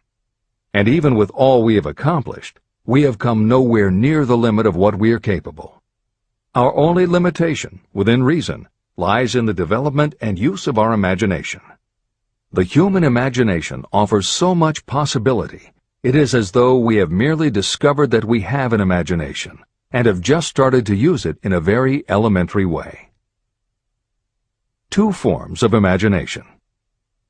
The imaginative faculty functions in two forms. One is known as synthetic imagination, and the other as creative imagination. Editor's comments. In modern usage, the word synthetic has taken on a negative connotation, implying that something is artificial, not the real thing. Today the word synthesized, which is defined as something made up from component parts, would better describe what Hill had in mind, and has been substituted here accordingly. This is the end of the editor's comment. Synthesized imagination. Through this faculty, you arrange old concepts, ideas, or plans into new combinations. Synthesized imagination does not create anything. It merely works with the material of experience, education, and observation with which it is fed. It is the faculty used by most inventors, with the exception of those geniuses who draw upon the creative imagination when they cannot solve problems through synthesized imagination. Creative imagination. Through the faculty of creative imagination, the finite human mind has direct communication with infinite intelligence, the faculty through which hunches and inspirations are received. It is by this faculty that all basic or new ideas are handed over to mankind. It is through this faculty that we pick up vibes from other people, and in that way one individual may tune in or communicate with the subconscious minds of others. This concept is explained in greater detail later.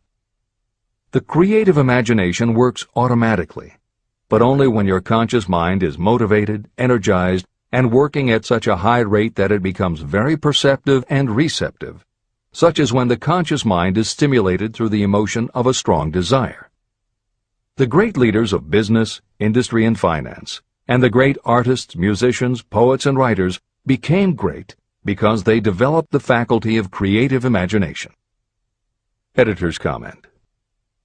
At this point, it should be noted that both kinds of imagination are equally valuable to you, and they work together so seamlessly, it is often hard to tell where one ends and the other begins.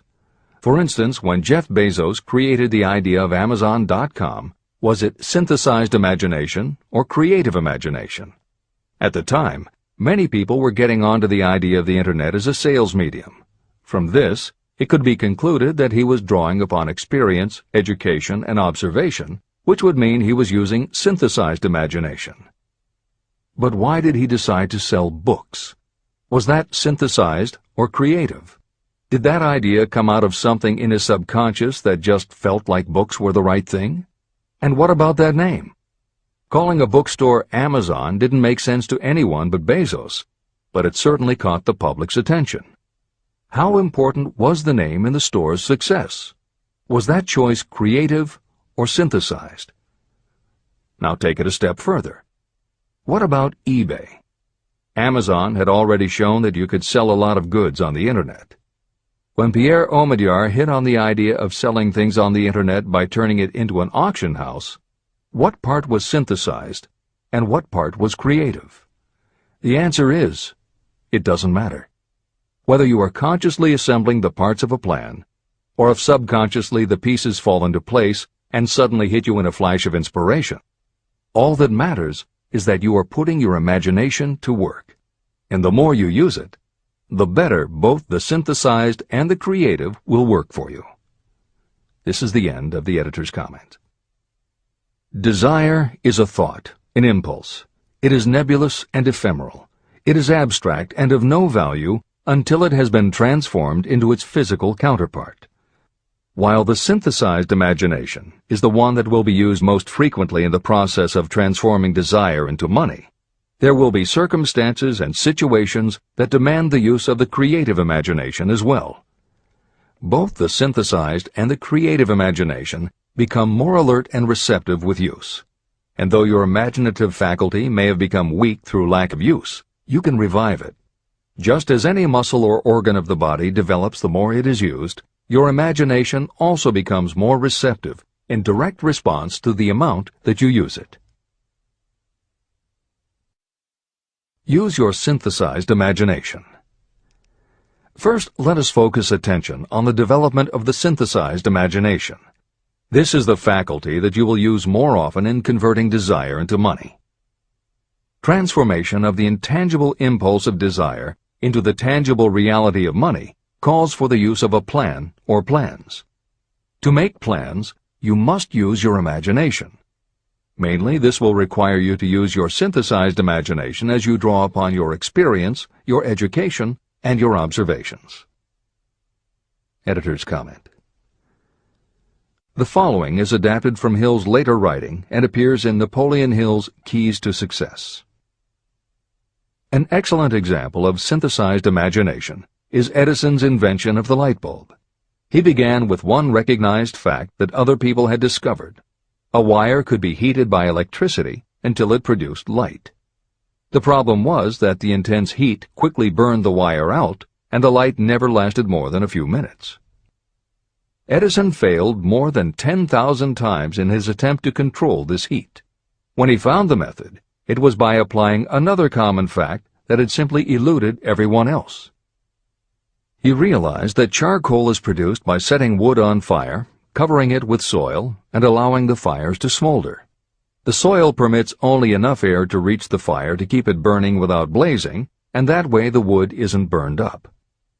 When Edison recognized this fact, his imagination immediately associated it with the idea of heating the wire. He placed the wire inside a bottle, pumped out most of the air, and produced the first incandescent light. It burned for 8.5 hours. Everything that Edison used to make the electric light was widely known, but the way he synthesized the knowledge changed the world and made him a very wealthy man. W. Clement Stone called the process the R2A2 formula: recognize and relate, assimilate and apply. If you do that with everything you see, hear, think, and experience, it will give you a new way of looking at familiar things. If you do that, you can achieve what others believe is impossible. Later in this chapter, you will read of other fortunes that grew from even simpler synthesized ideas.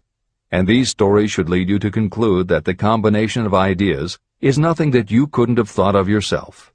That alone should start your own imagination synthesizing ideas. However, Even though these stories will inspire you, and you will be anxious to get started, this is not yet the point for you to start making plans.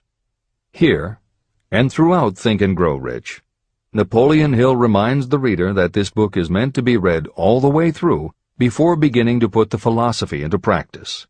There are other ideas to be assimilated from later chapters that will influence your imagination and therefore affect the plans you may develop. This is the end of the editor's comments.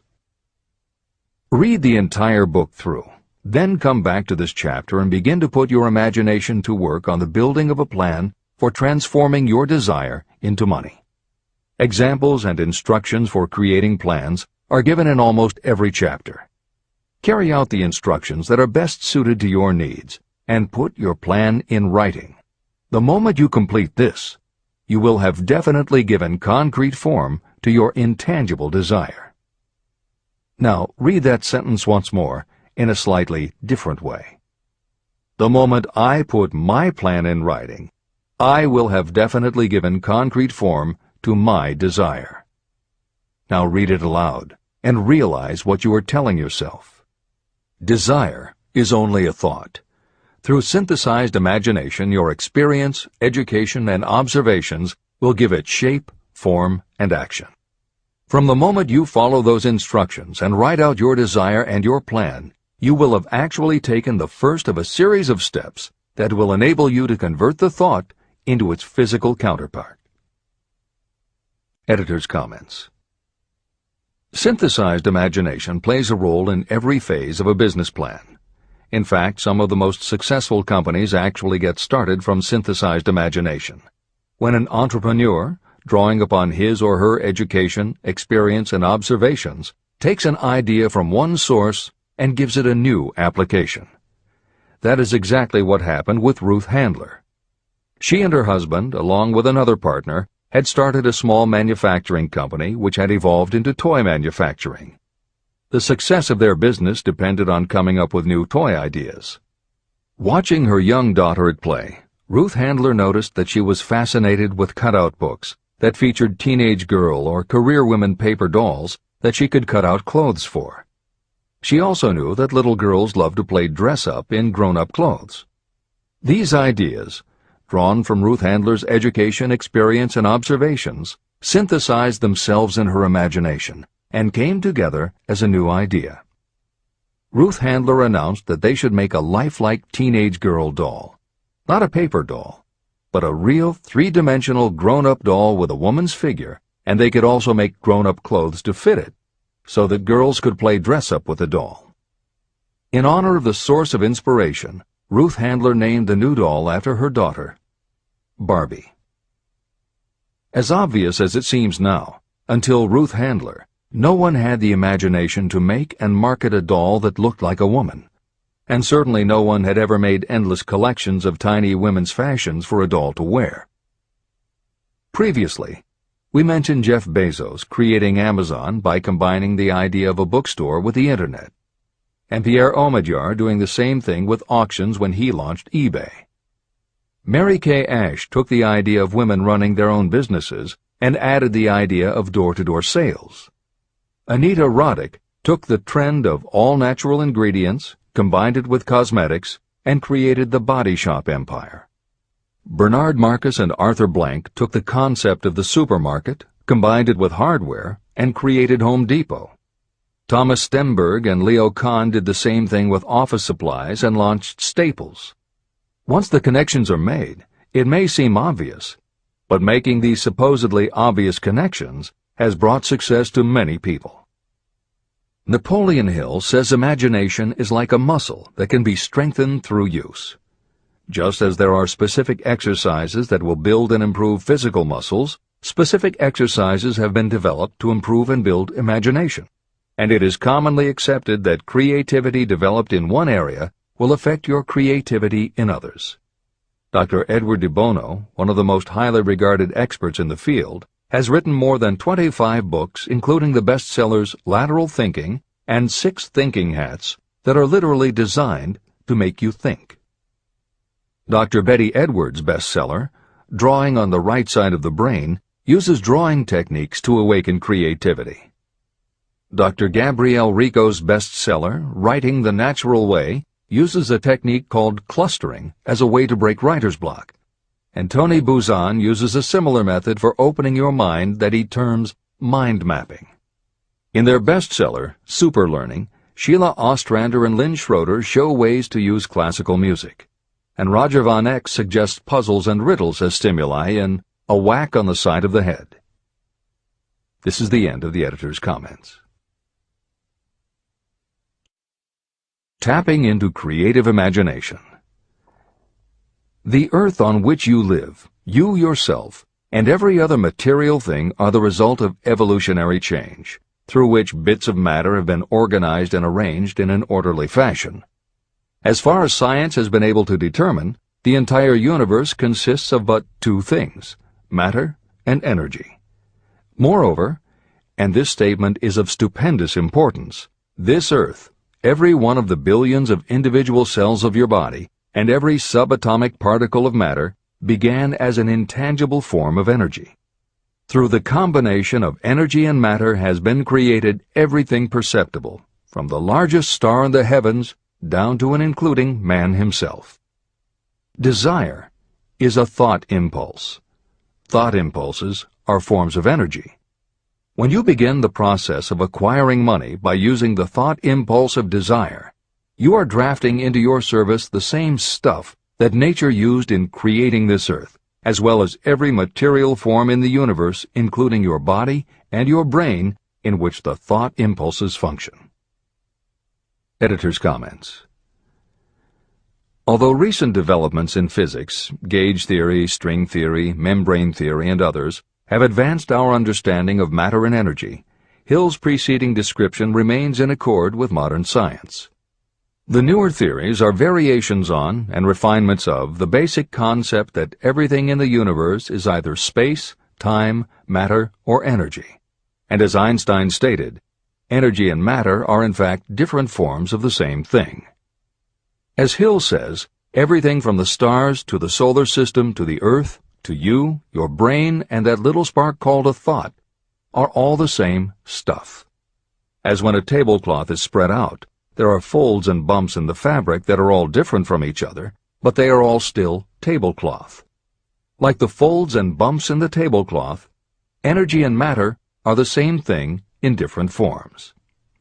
Therefore you, matter, your thoughts, energy, and everybody else, matter, and their thoughts, energy, and all other things, matter, are not just interconnected, but are in essence all the same thing. Hill calls this interrelation of everything to everything else infinite intelligence. In the chapter on faith, he made his first mention of infinite intelligence being the source of hunches, intuition, and flashes of inspiration. In the chapter on autosuggestion, he proposed that the subconscious mind is the connection with infinite intelligence. In this chapter, Hill elaborates that creative imagination is the receiver through which these flashes of insight come to us from infinite intelligence. Under some circumstances, when your mind is operating at a high rate, your creative intelligence receives not just an idea, but also a flash of intuition. You get a hunch or a premonition about something or somebody. That flash could not come from your conscious or your subconscious, because neither ever had the information. Because everything is a part of everything else, your creative imagination, energy, pulled the thought, energy, directly from the common pool of infinite intelligence, energy, that contains not just your subconscious, energy, but all other subconscious minds, energy, as well. Infinite intelligence is a complex concept, and for those readers who find themselves questioning the process, be assured that Hill expands on the theory in later chapters. The editors advise the reader to set aside any questions for the moment and focus on the logical and practical application Hill had in mind.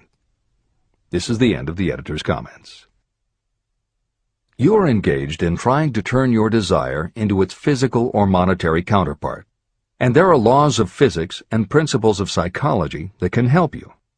But first, you must give yourself time to become familiar with these laws and learn to use them. Through repetition, and by describing these principles from every conceivable angle, I hope to reveal to you the secret through which every great fortune has been accumulated. Strange and paradoxical as it may seem, the secret is not a secret. It is made obvious in the earth, the stars, the planets, in the elements above and around us, in every blade of grass, and every form of life within our vision. Do not be discouraged if you do not fully understand or accept this theory. I do not expect that you will accept all that is in this chapter on your first reading. Assimilate as much as you can now as you read this for the first time. Later, when you reread and study it, you will discover that something has happened to clarify it and give you a broader understanding of the whole. Above all, do not stop nor hesitate in your study of these principles until you have read the book at least 3 times. Then you will not want to stop.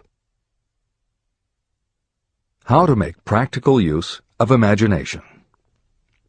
Ideas are the beginning points of all fortunes. Ideas are products of the imagination. Following are 2 true stories about ideas that have yielded huge fortunes.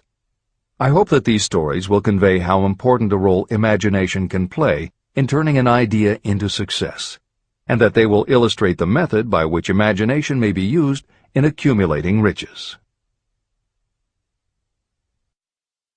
The Enchanted Kettle. In the late 1880s, an old country doctor drove to town, hitched his horse, quietly slipped into a drugstore by the back door, and began dickering with a young drug clerk. For more than an hour, behind the prescription counter, the old doctor and the clerk talked in low tones. Then the doctor left. He went out to the buggy and brought back a large, old-fashioned kettle, a big wooden paddle, used for stirring the contents of the kettle, and deposited them in the back of the store.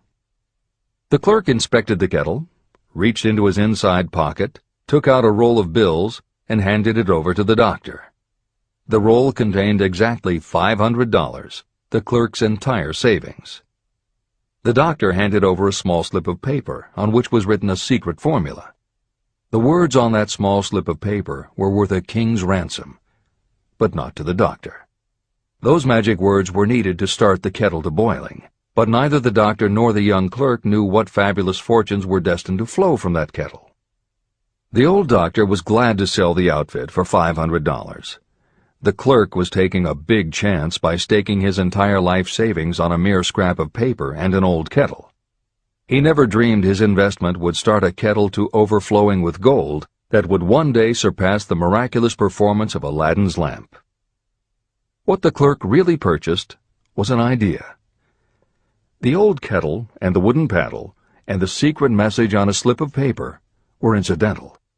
The miracle of that kettle only began to take place after the new owner mixed with the secret instructions an ingredient of which the doctor knew nothing. See if you can discover what it was that the young man added to the secret message, which caused the kettle to overflow with gold. Here you have a story of facts stranger than fiction, facts that began in the form of an idea. Just look at the vast fortunes of gold this idea has produced. It has paid, and still pays, huge fortunes to men and women all over the world who distribute the contents of the kettle to millions of people. The old kettle is now one of the world's largest consumers of sugar, thus providing jobs to thousands of men and women engaged in growing sugarcane and in refining and marketing sugar. The old kettle consumes annually millions of bottles and cans, providing jobs to huge numbers of workers. The old kettle gives employment to an army of clerks, stenographers, copywriters, and advertising experts throughout the nation. It has brought fame and fortune to scores of artists who have created magnificent pictures describing the product. The old kettle has converted Atlanta, which was a small southern city, into the business capital of the South, where it now benefits, directly or indirectly, every business and practically every resident of the city. The influence of this idea now benefits every civilized country in the world, pouring out a continuous stream of gold to all who touch it. Gold from the kettle built and maintains one of the most prominent colleges of the South, where thousands of young people receive the training essential for success. If the product of that old brass kettle could talk, it would tell thrilling tales in every language, tales of love, of business, of professional men and women who are daily being stimulated by it. I am sure of at least one such tale of romance, for I was a part of it, and it all began not far from the very spot on which the drug clerk purchased the old kettle. It was there that I met my wife, and it was she who first told me of the enchanted kettle. It was the product of that kettle we were drinking when I asked her to accept me for better or worse. Whoever you are, wherever you may live, whatever your occupation, just remember every time you see the words Coca-Cola that its vast empire of wealth and influence grew out of a single idea. And that idea, the mysterious ingredient the drug clerk, Asa Candler, mixed with a secret formula, was imagination. Stop and think of that for a moment. Keep in mind that the steps to riches described in this book are the very same principles through which the influence of Coca-Cola has been extended to every city, town, village, and crossroads of the world. Now here's the most important thing to remember. The ideas you create may have the possibility of duplicating the enormous success of this worldwide thirst killer. Editor's comments. Harlan Sanders, too, had a recipe in a magic kettle. Actually, his kettle was a pressure cooker, but neither his cooker nor his recipe of 11 herbs and spices would be mentioned here if he didn't also have imagination. Harlan Sanders owned and operated a successful motel and cafe in Corbin, Kentucky. Then, when the new interstate highway came through, it bypassed Sanders' location. In a short time, his business went broke, leaving him with little more than his recipe for fried chicken and a way to make it quickly in a pressure cooker. At 62 years of age, the Colonel, as people called him, had to find a new way to make a living. That's when the magic ingredient, imagination, came in. He decided he wasn't going to sell fried chicken anymore. Instead, he would sell his method for making it. He packed his recipe and cooker into the back of his car and hit the road to demonstrate his fried chicken to other restaurant owners. In the first 2 years, he managed to sell 5 franchises. 2 years later, he'd sold 200. 4 years later, he was up to 600 locations when he was approached by an investment group to sell his company. Recognizing that the magic wasn't just in the kettle or the recipe, the new owners asked Colonel Sanders to stay on as spokesman for the company, which he did until his death in 1980. Today, there are almost 12,000 KFC locations in more than 80 countries with sales of nearly $10 billion a year. Debbie Fields was a 20-year-old housewife who loved to bake cookies. She had no formal education and no business experience, but she had a recipe and an imaginative idea that people would like to buy fresh, hot, soft cookies from a walk-up store. The business people and bankers she approached told her she was crazy, but she and her husband continued to pitch her idea to banker after banker until they finally wore one down enough to give Debbie Fields a loan to open a store in Palo Alto, California. By noon on her first day, she still hadn't sold a cookie, so she went out into the street and gave away samples. That did it. Her walk-in try-a-sample cookie store took off. Today, Mrs. Fields' stores are all across America.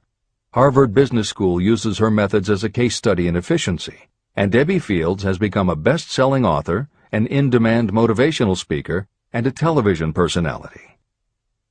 Wally Famous Amos was a Los Angeles talent agent who copied a cookie recipe off the back of a bag of Nestle's chocolate chips.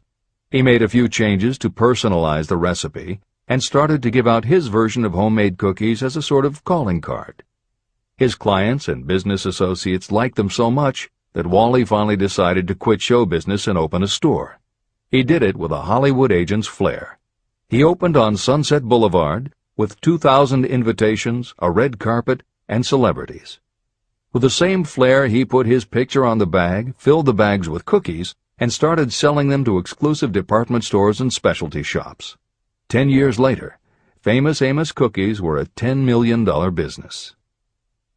Ray Kroc was over 50 and selling milkshake mixers when he heard about a hamburger stand in California, owned by Dick and Mac McDonald, that was doing great business.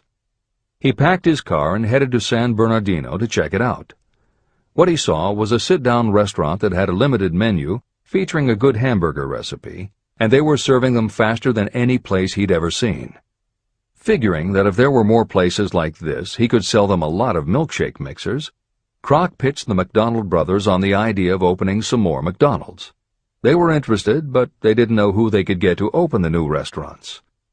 This time, it was a recipe and a magic griddle, but it still needed the extra ingredient, imagination. On the spot, Ray Kroc offered to go into business with them and open the restaurants himself. According to the signs on the golden arches, Ray Kroc's imagination paid off in billions of hamburgers sold. In 1982, Howard Schultz went to work as the director of marketing for a small coffee importer wholesaler called Starbucks, which had only one location in Seattle's Pike Place market. While he was on a trip to Italy, Schultz got the idea that the coffee bar culture he saw in Milan could be transposed to the downtown Seattle scene. He convinced the company to try it. His coffeehouse idea was such a success that Schultz went out and raised the money to buy the company. 5 years after he joined Starbucks, he was CEO of a company that had 17 locations. 15 years later, Schultz's coffeehouse culture was on every corner of America, and there were more than 7,000 Starbucks worldwide. As a final example of imagination, we offer Paul Newman's salad dressing. Now, it would seem that it doesn't take much imagination for a big celebrity to put his name on a product, and that's what Newman thought too. But when he and his partner, A.E. Hotchner, pitched their salad dressing idea to companies that specialize in marketing foods, nobody was interested unless they would personally put up about $1 million for the first year's operations. According to Newman and Hotchner's book, Shameless Exploitation, they found out that almost all celebrity products in the food business have been disastrous failures, and now nobody would touch them. So when it came to marketing salad dressing, even Paul Newman's big name wasn't the magic they needed. And unless they were willing to put up a ridiculous amount, money wasn't the magic either. The magic would have to be in the imaginative way that they would convince the right people to help them, and in having the perseverance to stick with it until they succeeded. And just like most everyone with an idea, they were told they were crazy to try it. They were turned down by bottling companies that wouldn't do small runs, and they were rejected by distributors who wouldn't take a chance on another celebrity product. In the end, it was one supermarket owner, Stu Leonard, who helped hook them up with the right suppliers. But even that wouldn't have been enough if Stu Leonard hadn't had enough imagination to see the possibilities and agree to put Newman's own salad dressing on the shelves in his store. 15 years later, Newman's Own Brands was a $100 million company, which gives all profits to charity. This is the end of the editor's comments. What I would do if I had $1 million. The following story proves the truth of that old saying, where there's a will, there's a way. It was told to me by that beloved educator and clergyman Frank W. Gonzalez, who began his preaching career in the Stockyards region of Chicago.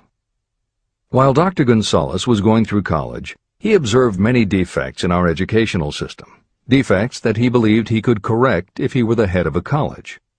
He made up his mind to organize a new college in which he could carry out his ideas without being handicapped by orthodox methods of education. He needed $1 million to put the project across. Where was he to lay his hands on so large a sum of money? That was the question that absorbed most of this ambitious young preacher's thought, but he couldn't seem to make any progress. Every night, he took that thought to bed with him. He got up with it in the morning. He took it with him everywhere he went. He turned it over and over in his mind until it became a consuming obsession with him. Being a philosopher as well as a preacher, Dr. Gonzalez recognized, as do all who succeed in life, that definiteness of purpose is the starting point from which one must begin. He recognized, too, that definiteness of purpose takes on life and power when backed by a burning desire to translate that purpose into its material equivalent. He knew all these great truths, yet he did not know where or how to lay his hands on $1 million. The normal thing would have been to give up and quit, saying, well, my idea's a good one, but I can't do anything with it because I can't raise the $1 million. That is exactly what the majority of people would have said, but it is not what Dr. Gonzalez said. What he said, and what he did, are so important that I will now introduce him and let him speak for himself. One Saturday afternoon, I sat in my room thinking of ways and means of raising the money to carry out my plans. For nearly 2 years I had been thinking, but I had done nothing but think. The time had come for action. I made up my mind, then and there, that I would get the necessary $1 million within a week. How? I was not concerned about that. The main thing of importance was the decision to get the money within a specified time. I want to tell you that the moment I reached a definite decision to get the money within a specified time, a strange feeling of assurance came over me, such as I had never before experienced. Something inside me seemed to say, "Why didn't you reach that decision a long time ago? The money was waiting for you all the time." I called the newspapers and announced I would preach a sermon the following morning entitled, "What I Would Do If I Had $1 Million." I went to work on the sermon immediately, but I must tell you frankly that the task was not difficult because I had been preparing that sermon for almost 2 years. Long before midnight, I had finished writing the sermon. I went to bed and slept with a feeling of confidence, for I could see myself already in possession of the $1 million. Next morning I arose early, went into the bathroom, read the sermon, then knelt on my knees and asked that my sermon might come to the attention of someone who would supply the needed money. While I was praying, I again had that feeling of assurance that the money would be forthcoming. In my excitement, I walked out without my sermon and did not discover the oversight until I was in my pulpit and about ready to begin delivering it. It was too late to go back for my notes, and what a blessing that I couldn't go back. Instead, my own subconscious mind yielded the material I needed. When I arose to begin my sermon, I closed my eyes and spoke with all my heart and soul of my dreams. I not only talked to my audience, but I fancy I talked also to God. I told what I would do with $1 million if that amount were placed in my hands. I described the plan I had in mind for organizing a great educational institution, where young people would learn to do practical things and at the same time develop their minds. When I had finished and sat down, a man slowly arose from his seat, about 3 rows from the rear, and made his way toward the pulpit. I wondered what he was going to do. He came into the pulpit, extended his hand, and said, "Reverend, I liked your sermon. I believe you can do everything you said you would if you had $1 million. To prove that I believe in you and your sermon, if you will come to my office tomorrow morning, I will give you the $1 million. My name is Philip D. Armour." Young Gonzalez went to Mr. Armour's office, and the $1 million was presented to him. With that money he founded the Armour Institute of Technology, now known as Illinois Institute of Technology. The $1 million that launched the Armour Institute came as the result of an idea.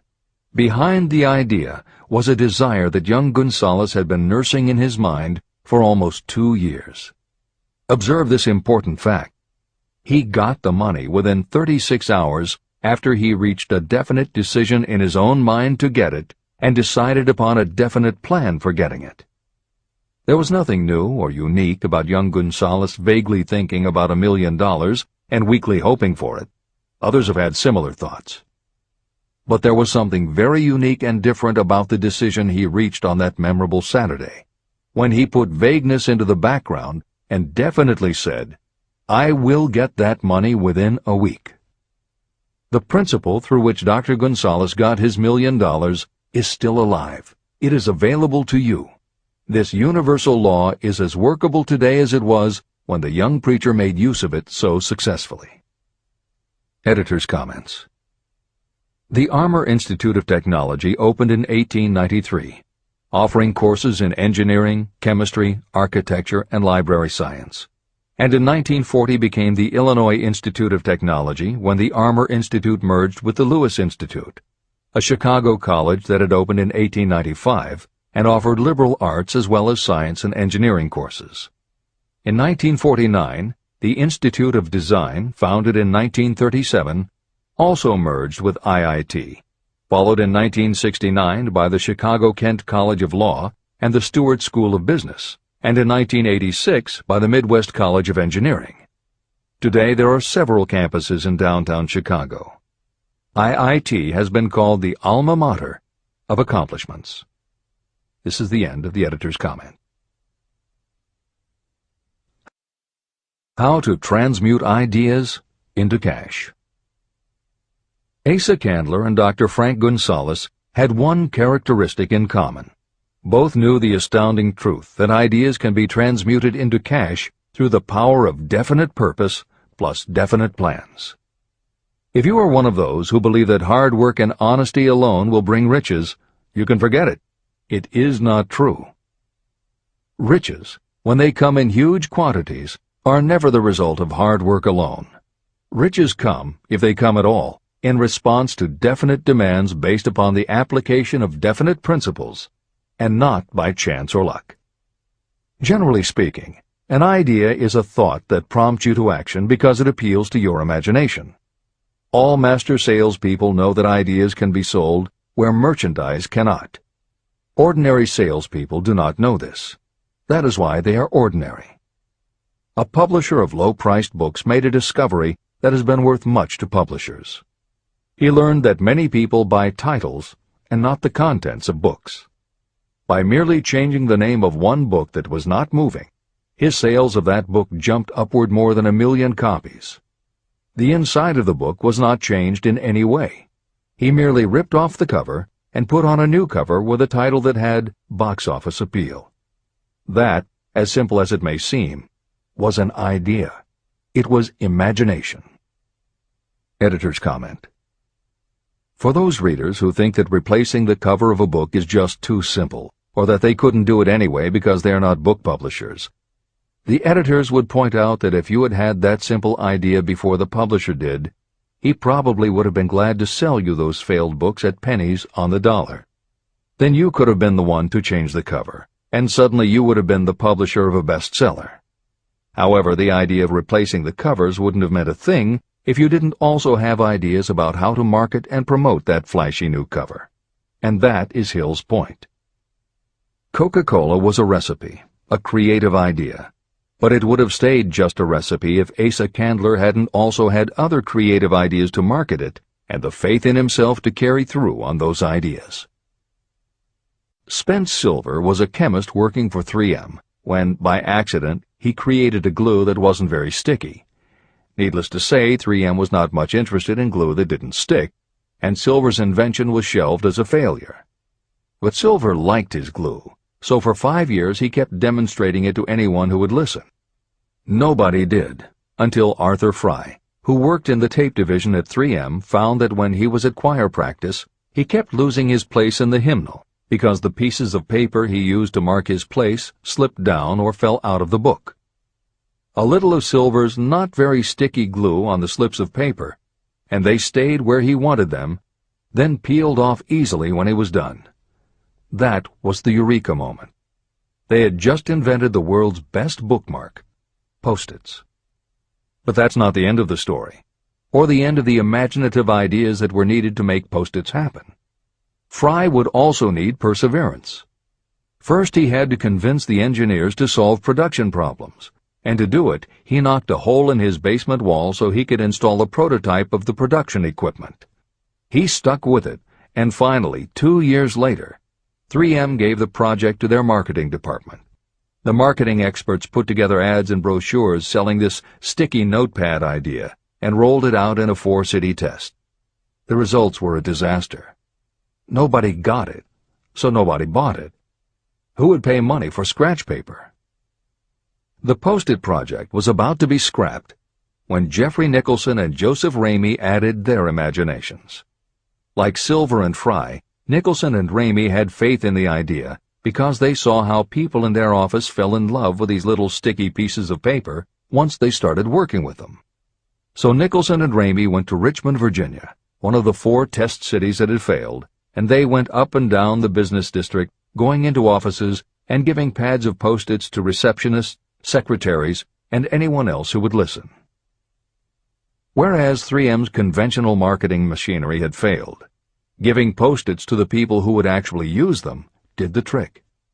Once those Richmond office workers started to use Post-its, it didn't seem like a bad idea at all to pay for scratch paper. They got it, and they bought it.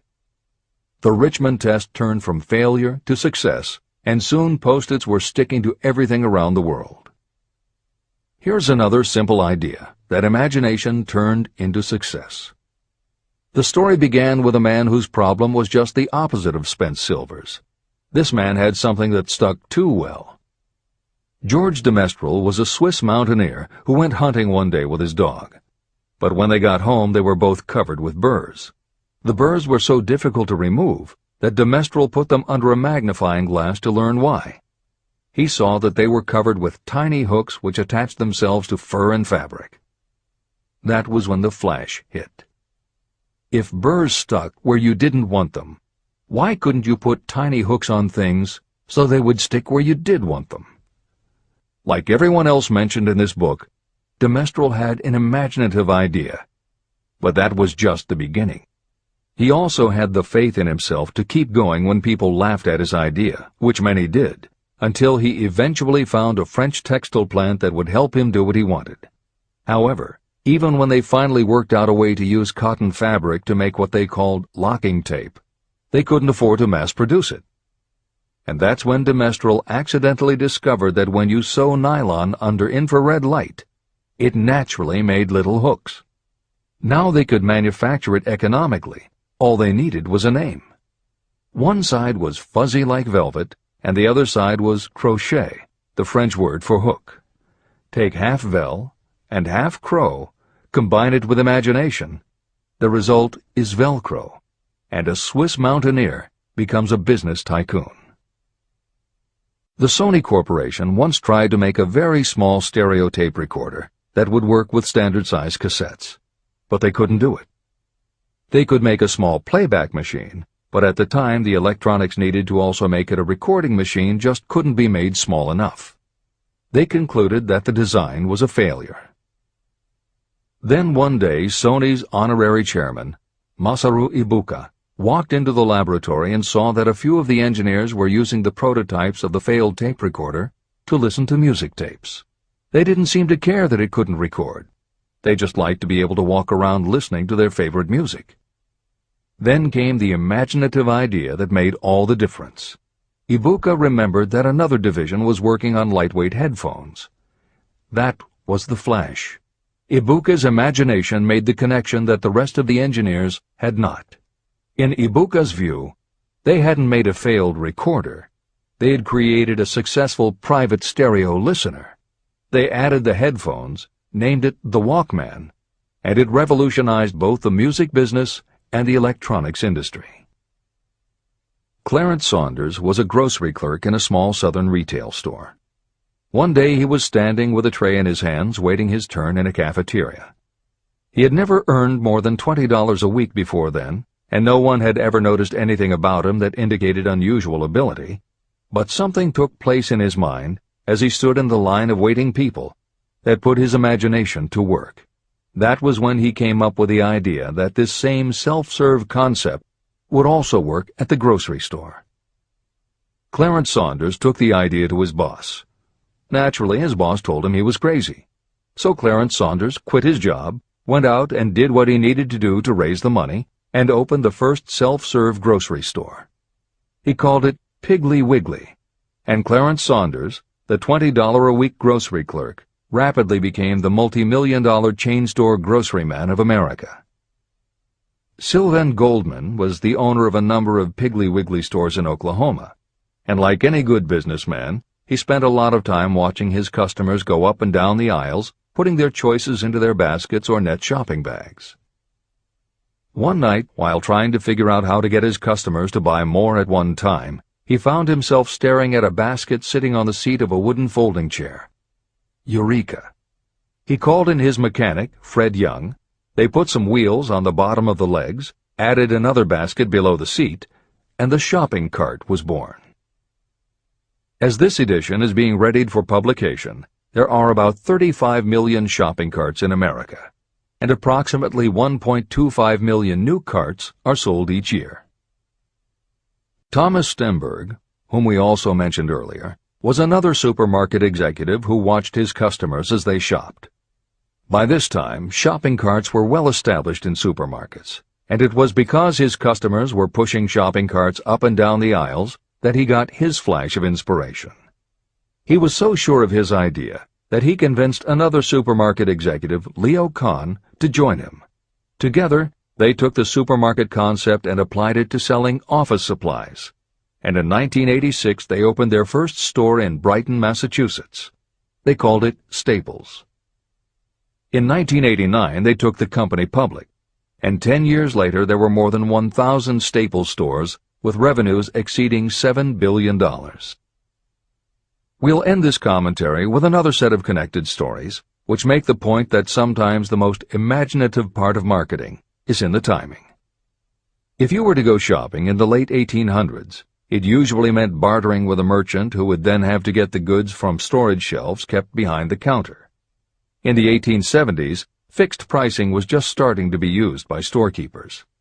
Merchants were trying the idea by setting out a table of merchandise that was all priced the same, usually 5 cents. Frank Winfield Woolworth was a clerk in a general store, and he convinced the store owner to let him try the 5-cent table idea. Although it worked, the owner wasn't impressed. So Woolworth borrowed $350 from his boss, and in 1879 opened his first 5-cent store in Utica, New York. It was an entire store full of goods where everything cost a nickel. A year later, he had 4 stores, and the 4th one, in Lancaster, Pennsylvania, was the first that he named F.W. Woolworth's 5 and 10 cent store. 20 years later, he had 238 stores. By the time of his death in 1919, there were over 1,000 F.W. Woolworth locations. He had established the first nationwide chain of general merchandise stores, and he had built the tallest building in New York City as his headquarters. The Woolworth Company stayed true to the original idea and didn't carry any merchandise that cost more than a dime until 1932, when the top price was raised to 20 cents.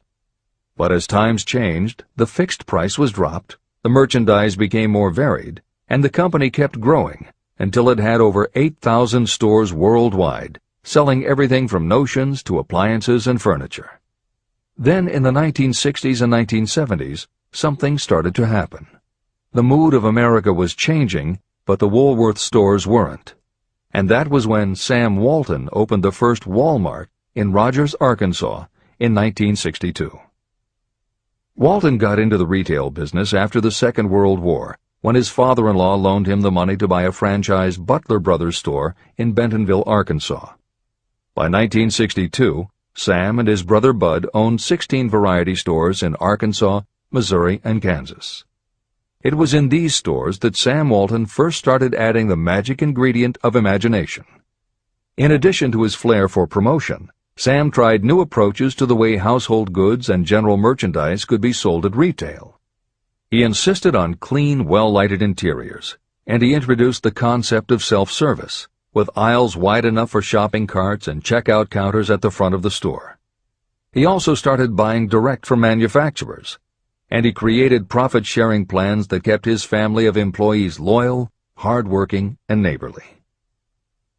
In 1962, he incorporated those and other imaginative ideas when he opened his first store that he called Walmart. The basic magic was that he sold brand-name merchandise at discount prices, but there was also magic in the way he kept a friendly hometown feel to his store, even though it was what is now called a big box store.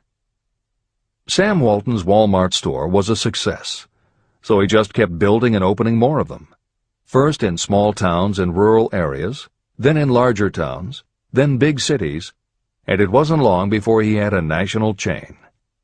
By 1992, when Sam Walton died, there were more than 1,700 Walmart stores. It was the biggest retailer in the country, it employed more than 600,000 people, and Sam Walton was the richest man in America. In 2003, the stores numbered more than 3,200 in the U.S. and more than 1,100 in foreign countries. The company employed more than 1,300,000 people worldwide and served more than 1 million customers a week.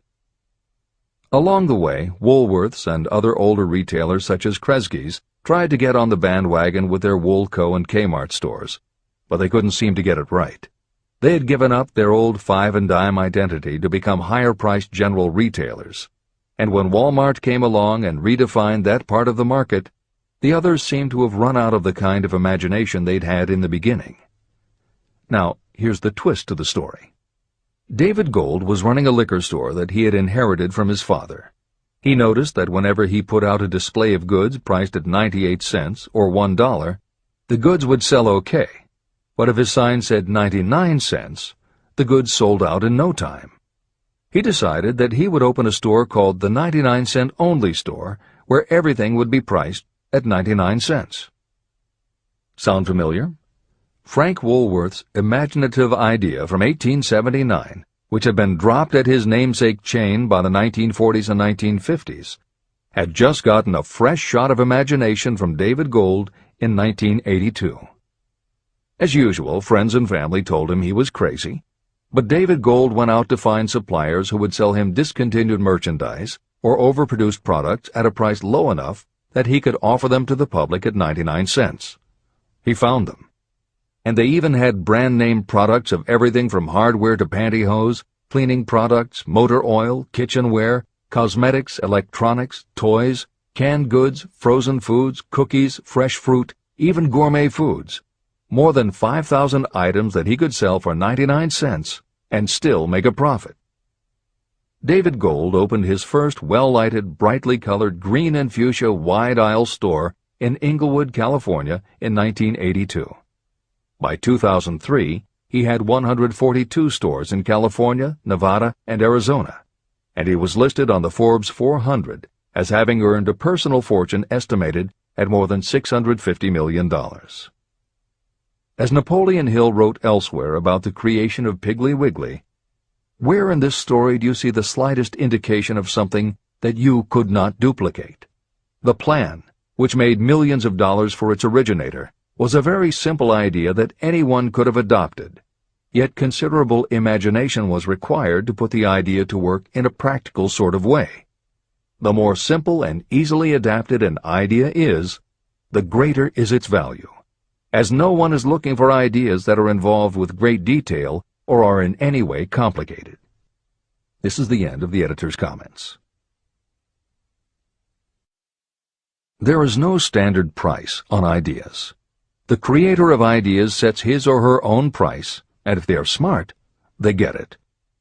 The story of practically every great fortune starts with the day when a creator of ideas and a seller of ideas got together and worked in harmony.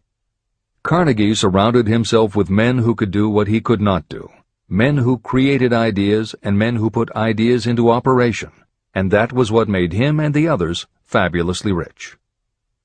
Millions of people go through life hoping for favorable breaks. Perhaps a favorable break can get you an opportunity, but the safest plan is not to depend upon luck. It was a favorable break that gave me the biggest opportunity of my life, but more than 20 years of determined effort had to be devoted to that opportunity before it became an asset. The break consisted of my good fortune in meeting and gaining the cooperation of Andrew Carnegie. On that occasion, Carnegie planted in my mind the idea of organizing the principles of achievement into a philosophy of success. Millions of people have profited by the discoveries made in the years of research, and fortunes have been accumulated through the application of the philosophy. The beginning was simple. It was an idea that anyone might have developed. The favorable break came through Carnegie. But what about the determination, definiteness of purpose, and the desire to attain the goal, and the persistent effort of all those years of research? It was no ordinary desire that survived disappointment, discouragement, temporary defeat, criticism, and the constant reminding that I was wasting my time. It was a burning desire, an obsession. When the idea was first planted in my mind by Mr. Carnegie, it was coaxed, nursed, and enticed to remain alive. Gradually, the idea became a giant under its own power, and it coaxed, nursed, and drove me. Ideas are like that. First you give life and action and guidance to ideas. Then they take on a power of their own and sweep aside all opposition. Ideas are intangible forces. but they have more power than the physical brains that give birth to them. They have the power to live on after the brain that creates them has returned to dust. Tell the world what you intend to do, but first, show it. Chapter 8. Organized Planning. The crystallization of desire into action. The sixth step toward riches. You have learned that everything we create or acquire begins in the form of desire. Desire is taken on the first lap of its journey from the abstract to the concrete in the workshop of the imagination, where plans for its transition are created and organized.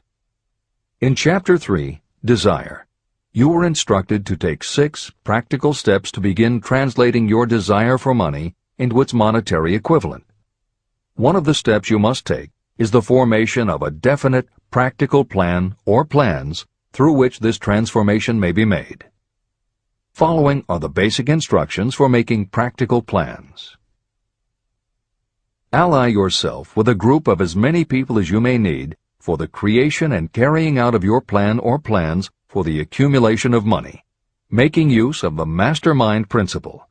Compliance with this instruction is absolutely essential. Do not neglect it. Editor's comment: the Mastermind Alliance is built of 2 or more minds working actively together in perfect harmony toward a common goal. This concept was introduced in Chapter 6, Specialized Knowledge, and is described in more detail in Chapter 11, The Power of the Mastermind. This is the end of the editor's comment.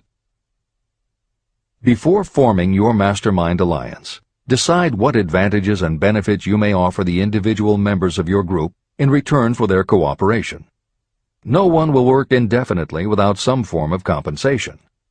No intelligent person should request or expect another to work without adequate compensation, although this may not always be in the form of money.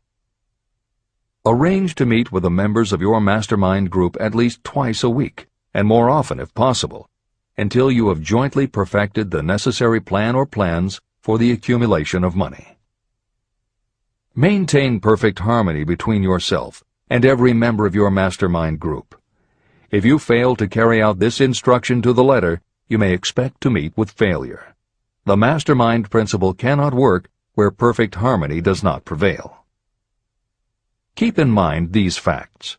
You are engaged in an undertaking of major importance to you. To be sure of success, you must have plans that are faultless. You must have the advantage of the experience, education, native ability, and imagination of other minds. This is the way it has been done by every person who has accumulated a great fortune. No individual has sufficient experience, education, natural ability, and knowledge to ensure the accumulation of a great fortune without the cooperation of other people. Every plan you adopt for making money should be the joint creation of yourself and every other member of your mastermind group. You may originate your own plans, either in whole or in part, but see that those plans are checked and approved by the members of your Mastermind Alliance. If your first plan fails, try another.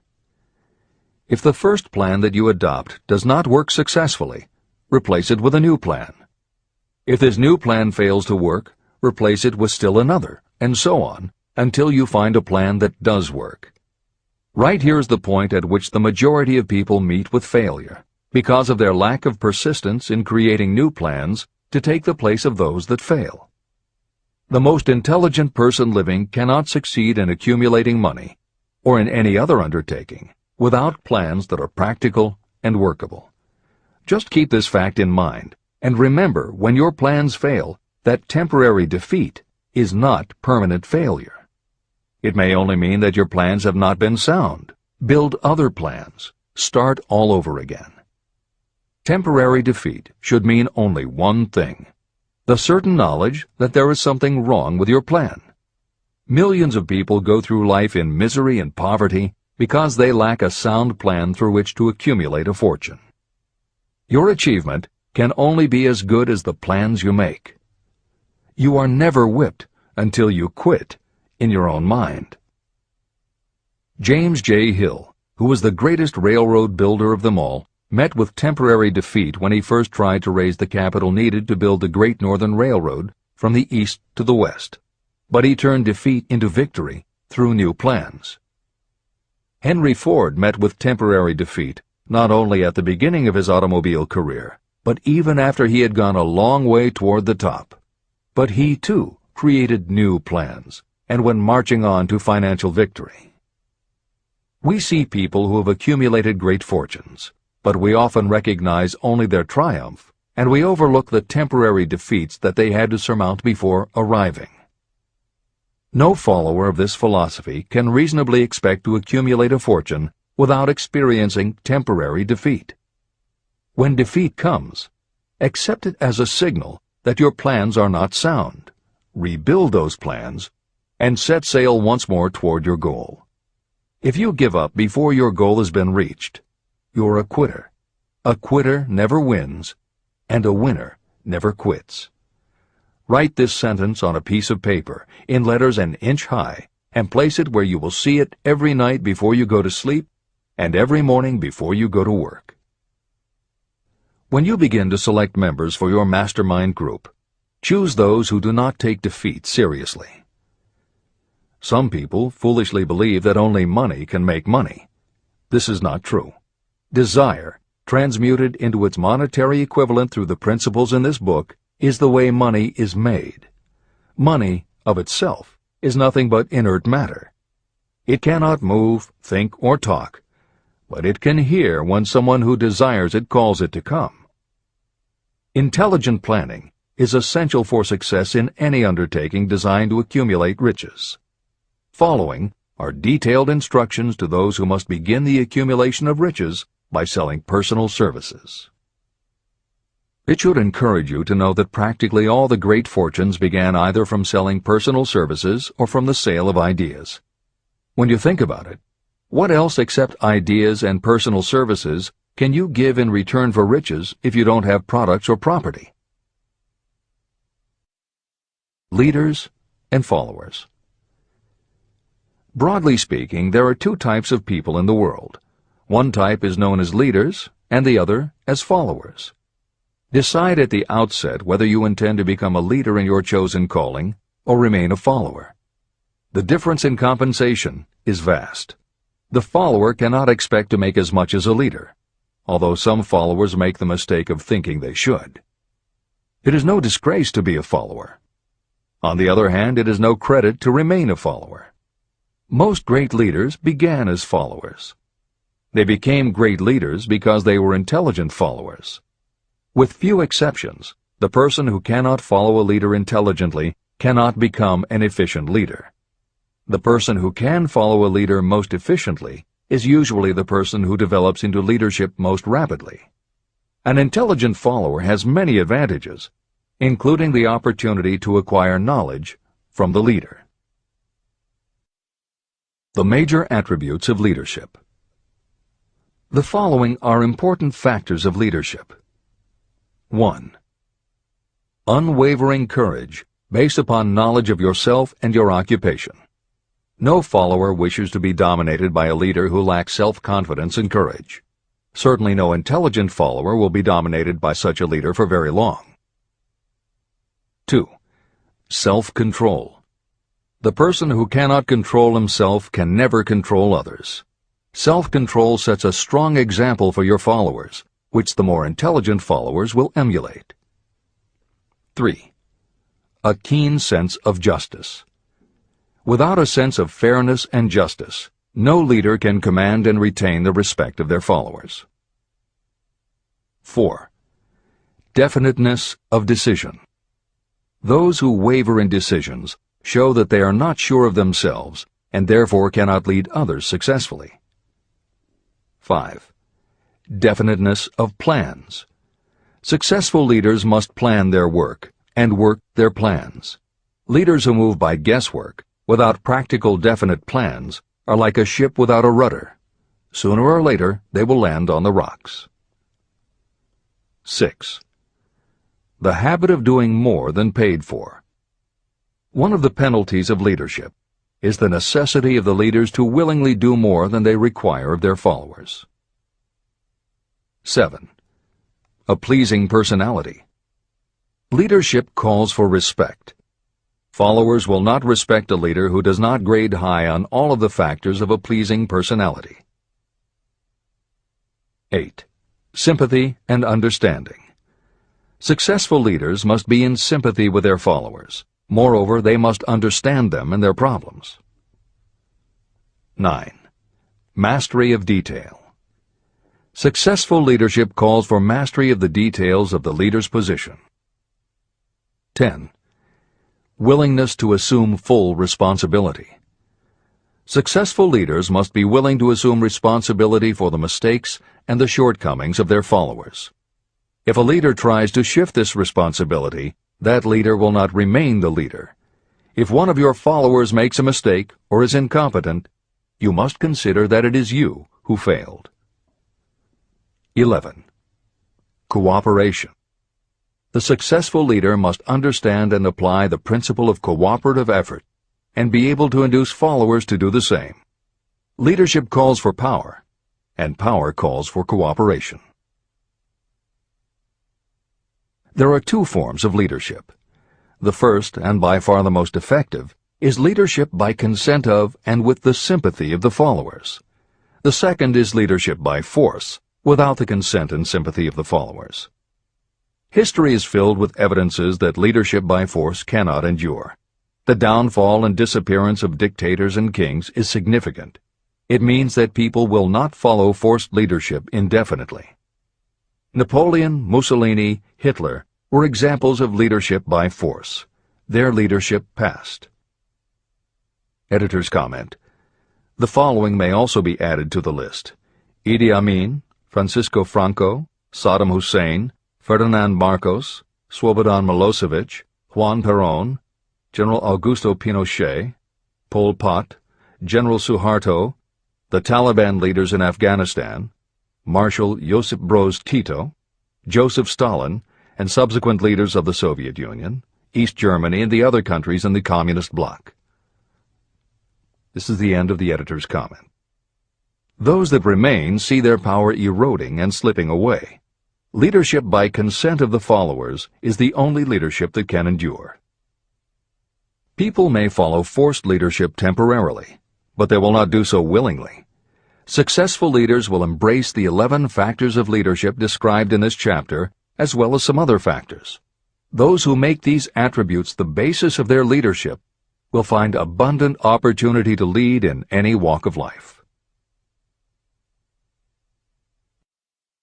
The 10 major causes of failure in leadership. The following are the major faults of leaders who fail. It is just as essential for you to know what not to do as it is to know what to do. 1. Inability to organize details. Efficient leadership calls for the ability to organize and master details. No genuine leader is ever too busy to do anything that may be required in the capacity as leader. Whether a leader or follower, when you admit that you are too busy to change your plans or to give attention to any emergency, you are admitting your inefficiency. The successful leader must be the master of all details connected with the position. That means, of course, that you must acquire the habit of relegating details to capable lieutenants. 2. Unwillingness to render humble service. Truly great leaders are willing, when occasion demands, to perform any sort of labor that they would ask another to perform. The greatest among ye shall be the servant of all is a truth that all able leaders observe and respect. 3. Expectation of pay for what they know, instead of what they do with what they know. The world does not pay you for what you know. It pays you for what you do, or what you induce others to do. 4. Fear of competition from followers. Leaders who fear that one of their followers may take their position are practically sure to realize that fear sooner or later. Able leaders train understudies to whom they may delegate any of the details of their position. Only in this way can leaders multiply themselves and be at many places and give attention to many things at one time. It is an eternal truth that leaders receive more pay for their ability to get others to perform than they could possibly earn by their own efforts. An efficient leader may, through knowledge of the job and a magnetic personality, greatly increase the efficiency of others and get them to render more service and better service than they could render without the leader's guidance. 5. Lack of imagination. Without imagination, the leader is incapable of meeting emergencies or of creating plans by which to guide followers efficiently. 6. Selfishness. Leaders who claim all the honor for the work of their followers are sure to be met by resentment. The really great leader claims none of the honors. Great leaders are content to see the honors, when there are any, go to their followers, because the great leaders know that most people will work harder for commendation and recognition than they will for money alone. 7. Intemperance. Followers do not respect an intemperate leader. Moreover, intemperance in any form destroys the endurance and the vitality of those who indulge in it. 8.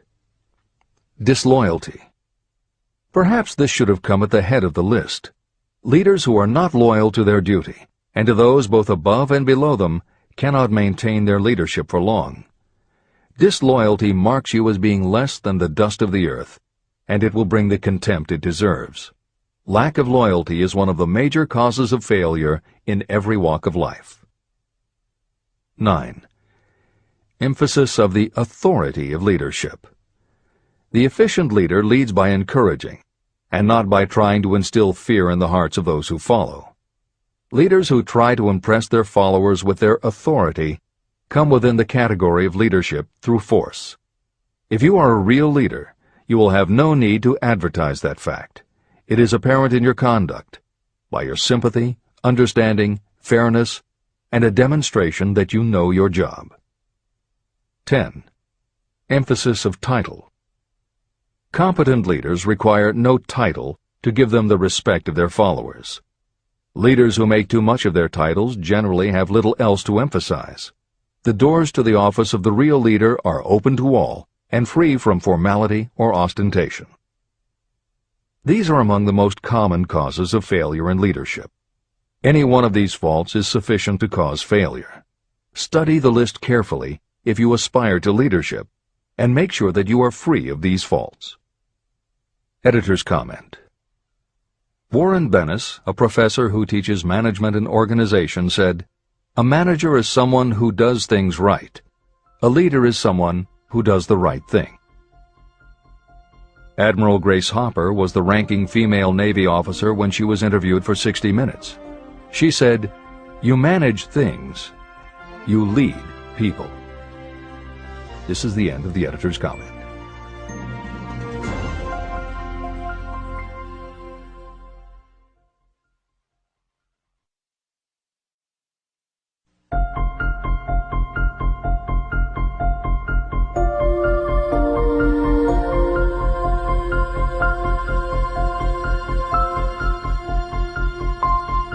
When and how to apply for a position.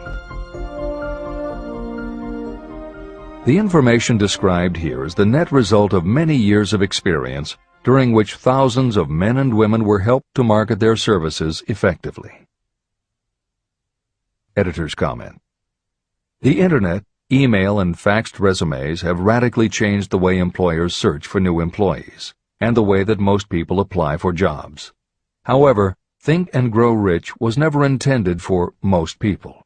It was written for those who want to stand out. If you are such a person, the editors of this revised and updated edition strongly advise that you give serious thought to each of the following suggestions about how to apply for a position and how to prepare a resume. If you are tempted to think the suggestions are too obvious, simplistic, or out of date, we assure you they are not. In those instances where it is appropriate to update the material, we have added commentary. This is the end of the editor's comment. 1. Employment agencies. Care must be taken to select only reputable companies that can show adequate records of achievement of satisfactory results. Editor's comment. As anyone in the job market knows, Today, employment agencies range from companies that supply temporary office help to headhunters who connect high-level executives with companies seeking experienced management talent. If you are seeking a mid to upper-level position, the old adage that you get what you pay for is particularly true. This is the end of the editor's comment. 2. Advertising in newspapers, trade journals, magazines. Classified advertising may produce satisfactory results for those applying for entry-level, clerical, or salaried positions. For those seeking executive positions, a well-written and well-designed display ad, though more expensive, may be more desirable. The copy should be prepared by an expert who understands how to inject sufficient selling qualities to produce replies. Editor's comment. For individuals, the display ad approach is not very common in the contemporary job market. But for that reason, if you are sure of the position you want, a well-written and well-designed ad selling yourself and placed in the right trade paper or industry journal might be just the thing to get the attention you want. However, if you attempt this approach, be prepared that it will be an expensive experiment. In effect, you will have gone into the advertising business, and it is a rule of thumb in advertising that a single ad rarely sells anything. It usually requires multiple exposures before the buyer, the potential employer, is motivated to buy, hire, a product, you. This is the end of the editor's comment. 3. Personal letters of application. These should be directed to particular firms or individuals that could need the kind of service or experience you have to offer. Letters should be neatly typed always and signed by hand. You should include a complete resume or outline of your qualifications. Both the letter of application and the resume should be prepared by an expert. Editor's comment. In the contemporary job market, sending a letter of application when no job has been advertised can in fact be a very successful approach. But this is only for those who truly know what they want and will take the time to prepare a convincing presentation. Managers in a position to hire always have an eye out for good prospective employees. If they receive a well-constructed and intriguing presentation that clearly states you are interested in a position whenever one is available, it will not be thrown away. And the first thing good managers do when a position comes open is go to their files. When that happens, if your presentation made a good and convincing impression, it will be there. The only question is, are you willing to make yourself available when they are ready for you? If you are just blanketing everyone with a stock letter in hopes of getting a job, it very likely won't work. This approach is not for someone looking for a job. This approach is only for those who really want a specific career. This is the end of the editor's comment. 4. Application in person.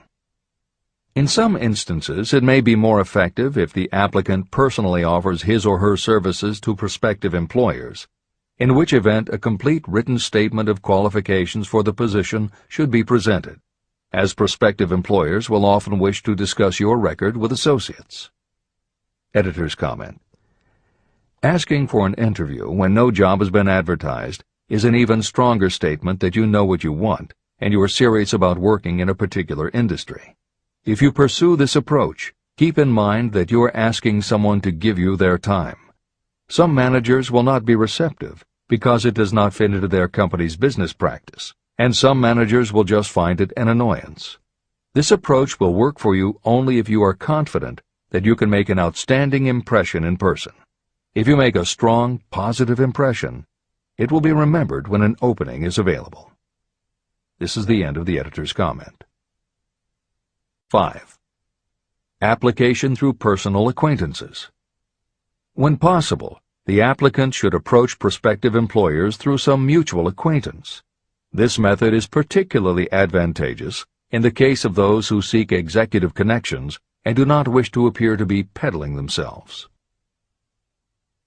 Information to be supplied in a written resume. A good resume should be prepared as carefully as a lawyer would prepare the brief for a case to be tried in court. Unless the applicant is experienced in the preparation of such briefs, an expert should be consulted for this purpose. When successful businesses want to advertise, they hire specialists who understand the psychology of advertising to sell their products. If you are selling your personal services, you should do the same. Editor's comment. The job market in America has never been as bad as it was when Napoleon Hill wrote the preceding paragraph. Because of the Great Depression, many adults had never had any kind of steady job, let alone sought a career position, and there were few places to learn how to do it. Since that time, many excellent books have been published on the subject, and companies that offer professional help in preparing resumes have become very common. However, neither books nor copywriters are magic. It all begins with what you have to offer. The editors of this edition suggest that you start to assemble your presentation using the guidelines that appear below. Once you have a first draft, you should review at least one of the books on the subject to see what suggestions are offered that might help you sell yourself better than you have already done. Then, depending how satisfied you are, you might also want to seek advice from a professional who specializes in such presentations. We offer 2 notes of caution. First, make sure that your presentation does not look like something turned out by a resume mill.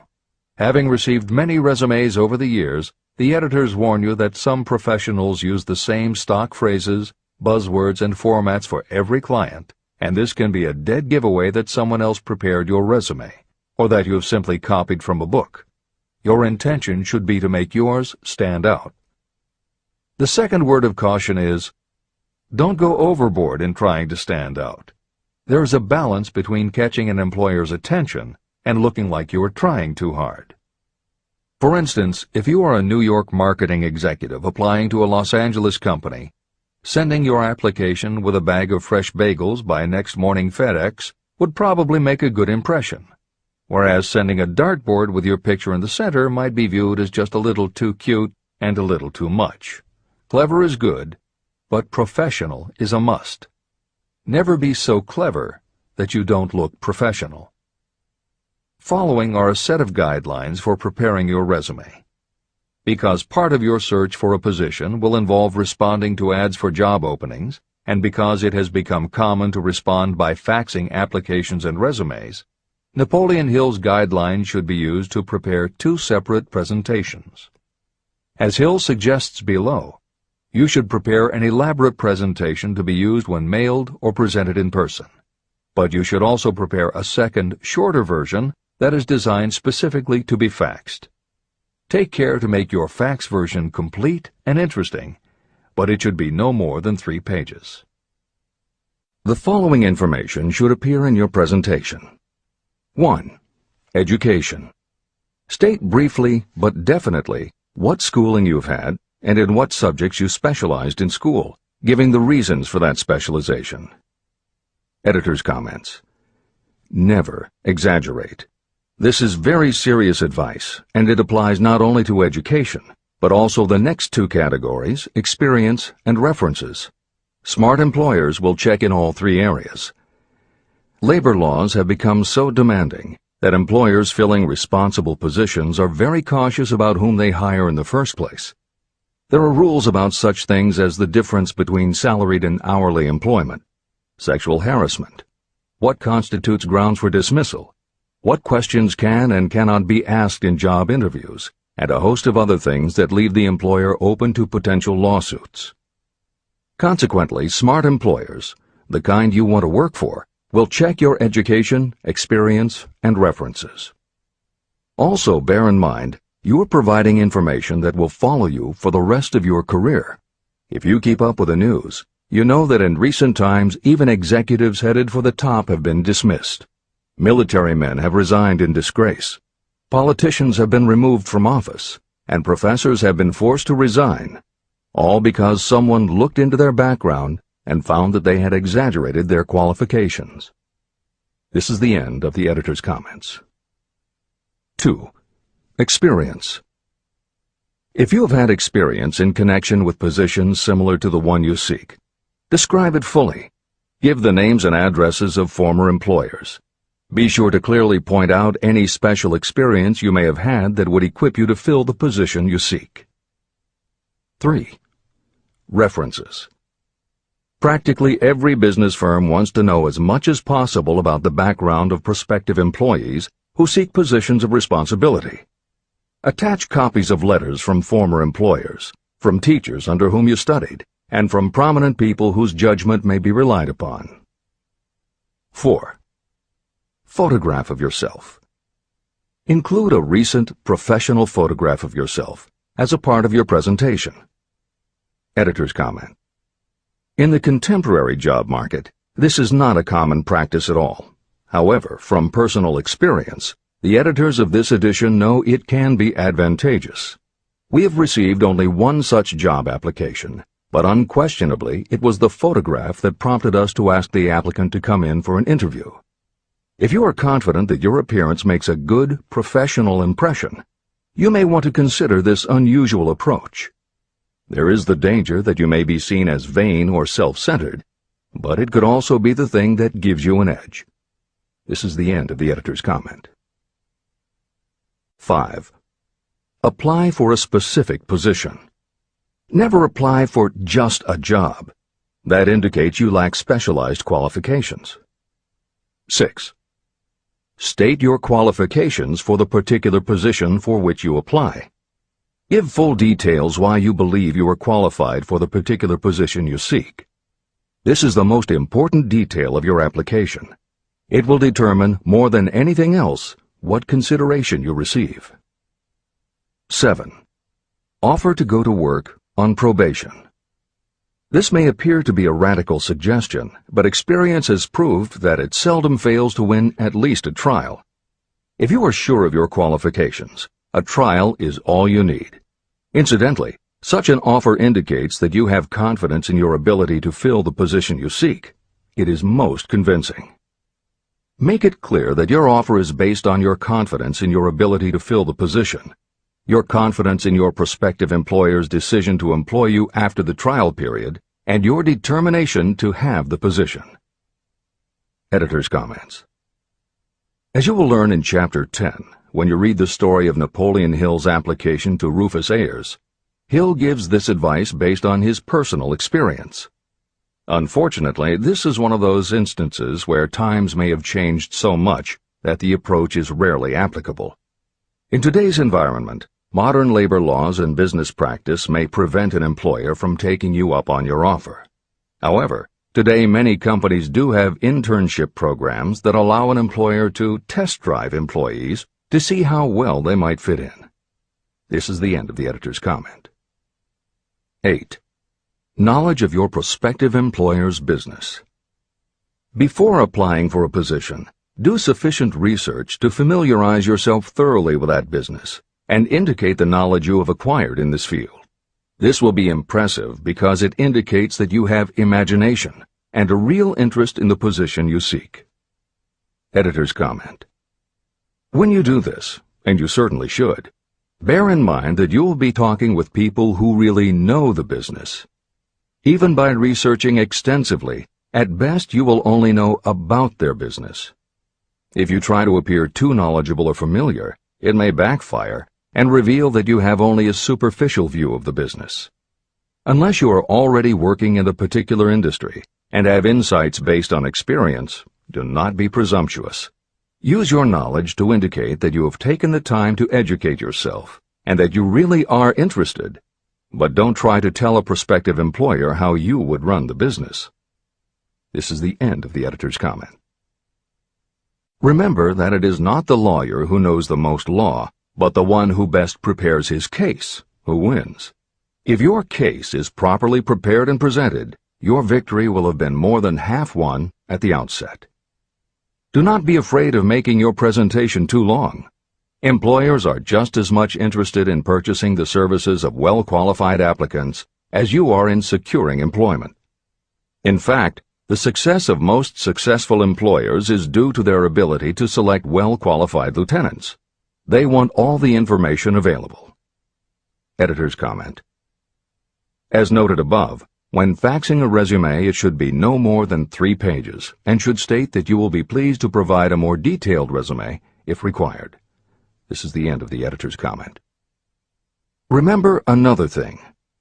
Neatness in the preparation of your resume and application will indicate that you are a painstaking person. Successful salespeople groom themselves with care. They understand that first impressions are lasting. Your presentation is your sales rep. Give it a good suit of clothes, so it will stand out in bold contrast to anything else your prospective employer ever saw. If the position you seek is worth having, it is worth going after with care. More important, if you sell yourself in a manner that shows off your individuality, you probably will receive more money from the very start than you would if you applied for employment in the usual conventional way. When your resume package has been completed, you should prepare individual and personalized copies for each company or person to whom it will be presented. This personal touch is sure to command attention. Have it neatly typed, proofread, printed, and properly bound on the finest paper you can obtain. Your photograph should be mounted and included on one of the pages. Prepare a separate binding with the proper company name inserted if it is to be shown to more than one company. If you seek employment through an employment agency, have the agent use copies of your presentation in marketing your services. This will help to gain preference for you, both with the agent and the prospective employers. I've helped to prepare presentations for clients that were so striking and out of the ordinary that they resulted in the employment of the applicant without a personal interview. If you want similar results, follow the instructions to the letter, improving upon them however your imagination suggests. Editor's comments. Today, every office supply store offers a wide variety of paper stock, folders, binders, and presentation materials that can be put together in a way that is both unique and professional looking. With all of those possibilities available, if you simply present standard sheets of paper stapled in the corner, the response will very likely be standard too. If you apply a little creativity, you should have no trouble preparing a presentation that is tailored to the company to which you are applying, appropriate for the position you seek, and reflective of your personality and style. This is the end of the editor's comments. How to get the exact position you desire. Everyone enjoys doing the kind of work for which he or she is best suited. An artist loves to work with paints, a craftsman with his or her hands, a writer loves to write. Those with less definite talents have their preferences for certain fields of business and industry. If America does anything well, it offers a full range of occupations. 1. Decide exactly what kind of a job you want. If the job doesn't already exist, perhaps you can create it. 2. Choose the company or individual for whom you wish to work. 3. Study your prospective employer as to policies, personnel, and chances for advancement. 4. By analysis of yourself, your talents, and your capabilities, figure what you can offer. Plan specific ways and means of giving advantages, services, developments, or ideas that you believe you can successfully deliver. 5. Forget about a job. Forget whether or not there is an opening. Forget the usual routine of, have you got a job for me? Concentrate on what you can give. 6. Once you have your plan in mind, put it on paper in neat form and in full detail. 7. Present it to the proper person with authority, and the rest will come automatically. Every company is looking for people who can give something of value, whether it is ideas, services, or connections. Every company has room for the person who has a definite plan of action that is to the advantage of that company. This procedure may take a few days or weeks of extra time, but the difference in income, in advancement, and in gaining recognition will save years of hard work at small pay. It has many advantages, the main one being that it will often save you from 1 to 5 years of your time in reaching a chosen goal. Every person who starts, or gets in halfway up the ladder, does so by deliberate and careful planning. The new way of marketing services. Men and women who market their services must recognize the change that has taken place in connection with the relationship between employer and employee. The future relationship should be more in the nature of a partnership, consisting of the employer, the employee, and the public they serve. In the past, employers and employees have bartered among themselves, not considering that in reality they were bargaining at the expense of the third party, the public they served. Both the employer and the employee should consider themselves as fellow employees whose business it will be to serve the public efficiently. Editor's comment. In the preceding paragraph, Napoleon Hill once again demonstrates his foresight into the future direction of American business. As you will recognize in the following section, the point he makes by citing the coal and gas companies would at a later time be equally applicable to the telephone monopolies, and later still to computer software and internet companies, and to cable television suppliers when competitors started to offer satellite TV. This snapshot of how and why business has changed should provide you with a blueprint for the attitude you must adopt and the way you must conduct yourself if you are going to attain the success you're seeking. This is the end of the editor's comment. During the Depression, I spent several months in the anthracite coal region of Pennsylvania, studying conditions that all but destroyed the coal industry. The coal operators and the unions drove hard bargains in negotiating their labor contracts. The cost of the bargaining was passed on to the customer by adding to the price of the coal. However, in the end, they discovered their actions had worked against them. What their delays and high prices had actually accomplished was to open the market to their competitors. Inadvertently, they had built up a wonderful business for the manufacturers of oil-burning stoves and furnaces, as well as for the producers of oil. A similar experience happened to the gas companies. We can all remember the time when the gas meter reader pounded on the door hard enough to break the panels. When the door was opened, he pushed his way in uninvited with a scowl on his face that plainly said, "What the hell did you keep me waiting for?" All that has undergone a change. The meter man now conducts himself as a gentleman who is delighted to be at your service, sir.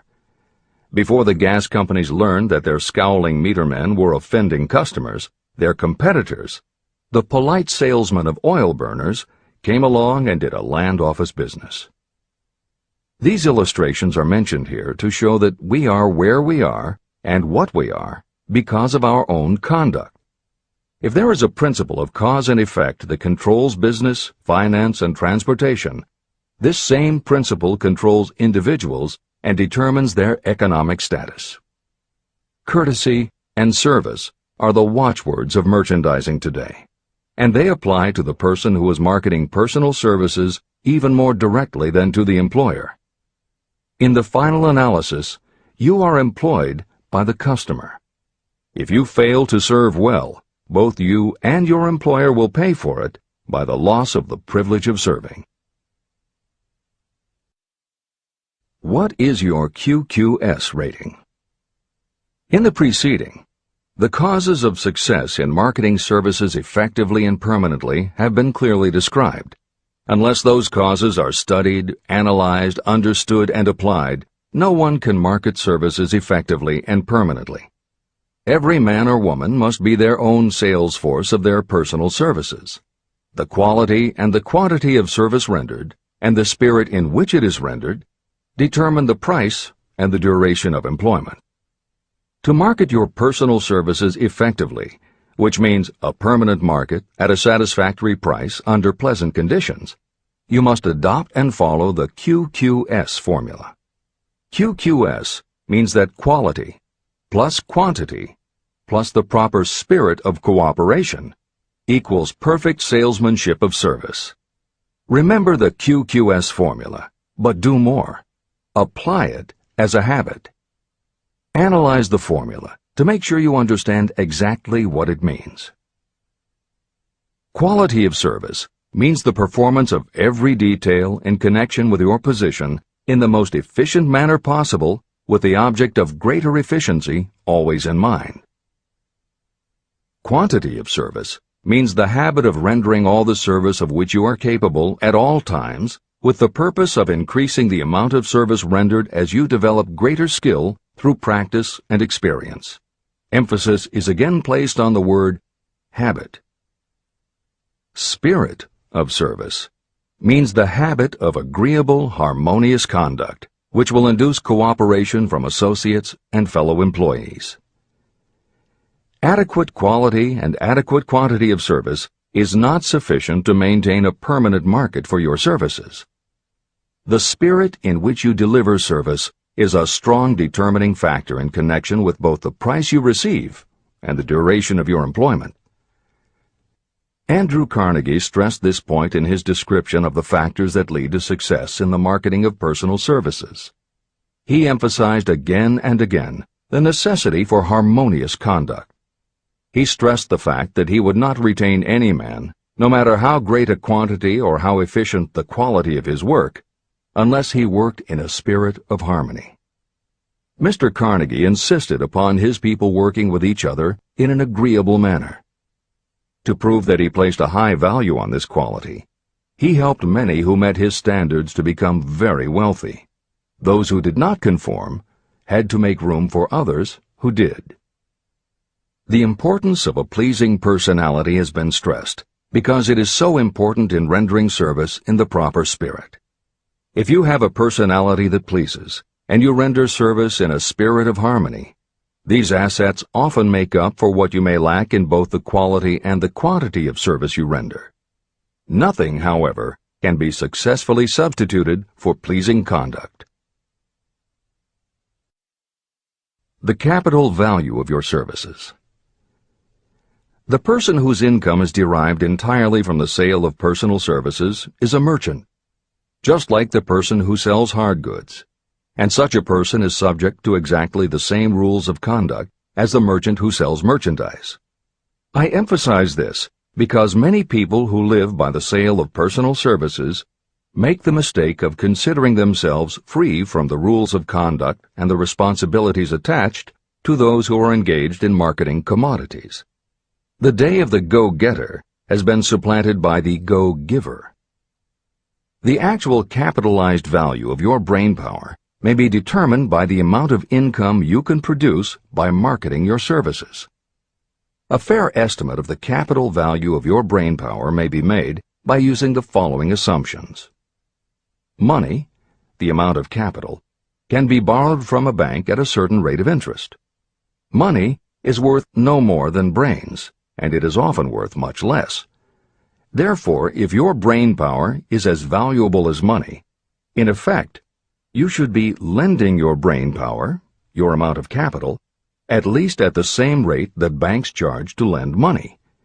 This means that what you earn in a year, your income, is comparable to what a bank earns from a loan in a year, the interest they charge.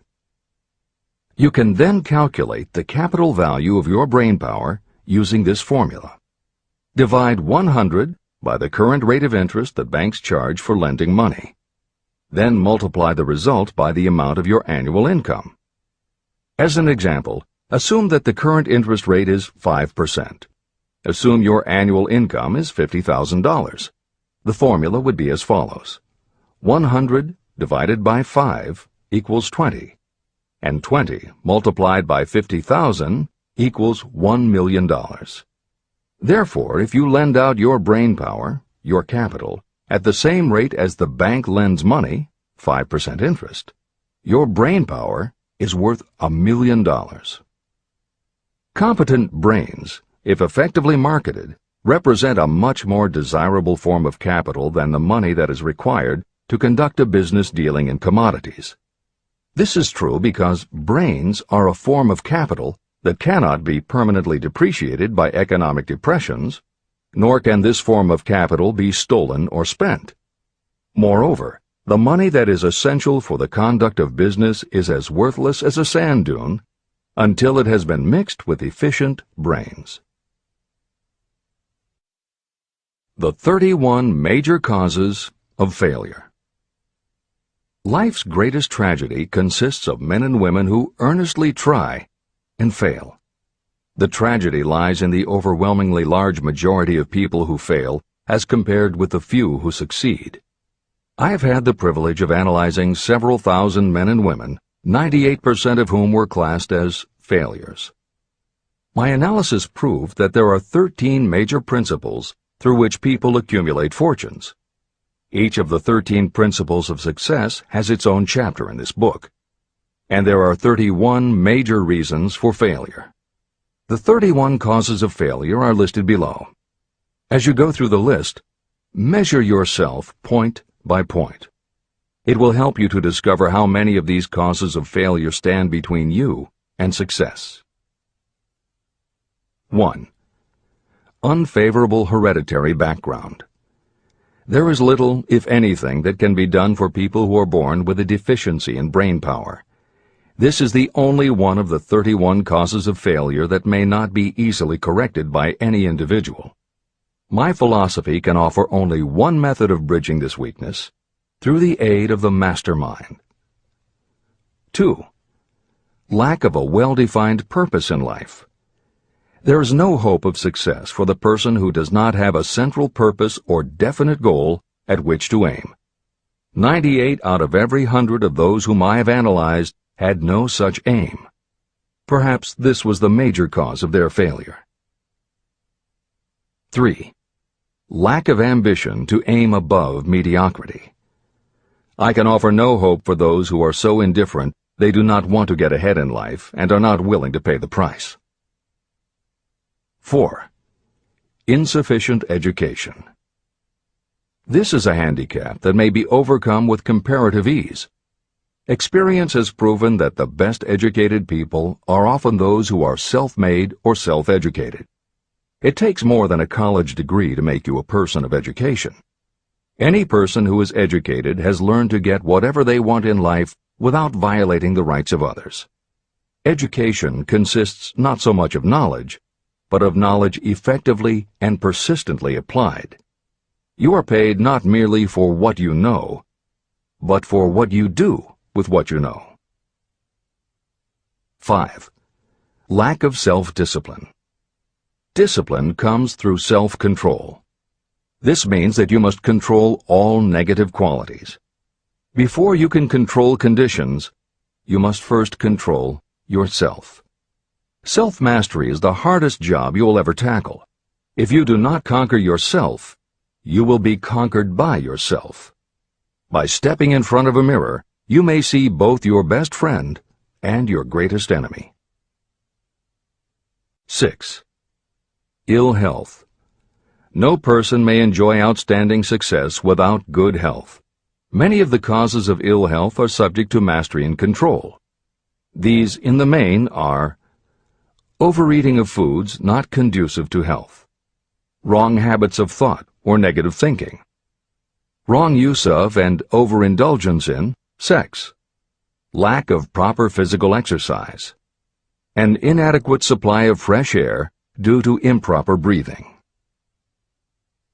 7. Unfavorable environmental influences during childhood. As the twig is bent, so shall the tree grow. Most people who have criminal tendencies acquire them as the result of bad environment and improper associates during their childhood or youth. Procrastination. This is one of the most common causes of failure. Procrastination stands within the shadow of every human being, waiting its opportunity to spoil your chances of success. Most of us go through life as failures because we are waiting for the time to be right to start doing something worthwhile. Do not wait. The time will never be just right. Start where you stand, work with whatever tools you have at your command, and you will acquire better tools as you go along. 9. Lack of persistence. Most of us are good starters, but poor finishers of everything we begin. People are prone to give up at the first signs of defeat. There is no substitute for persistence. The person who makes persistence his or her watchword discovers that failure finally becomes tired and makes its departure. Failure cannot cope with persistence. 10. Negative personality. There is no hope of success for the person who repels people through a negative personality.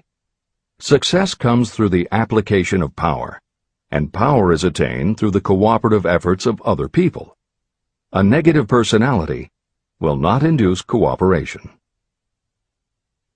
11. Lack of control of sexual urges. Sexual energy is the most powerful of all the stimuli that move people into action. Because it is the most powerful of the emotions, if it is controlled, it can be converted into other creative channels. 12. Uncontrolled desire for something for nothing. The gambling instinct drives millions of people to failure. Evidence of this may be found in the Wall Street stock market crash of 1929, during which millions of people tried to make money by gambling on stock margins. Editor's comments. For those who are not familiar with the stock market and buying on margin, the following is a simplified explanation of what caused the crash of '29.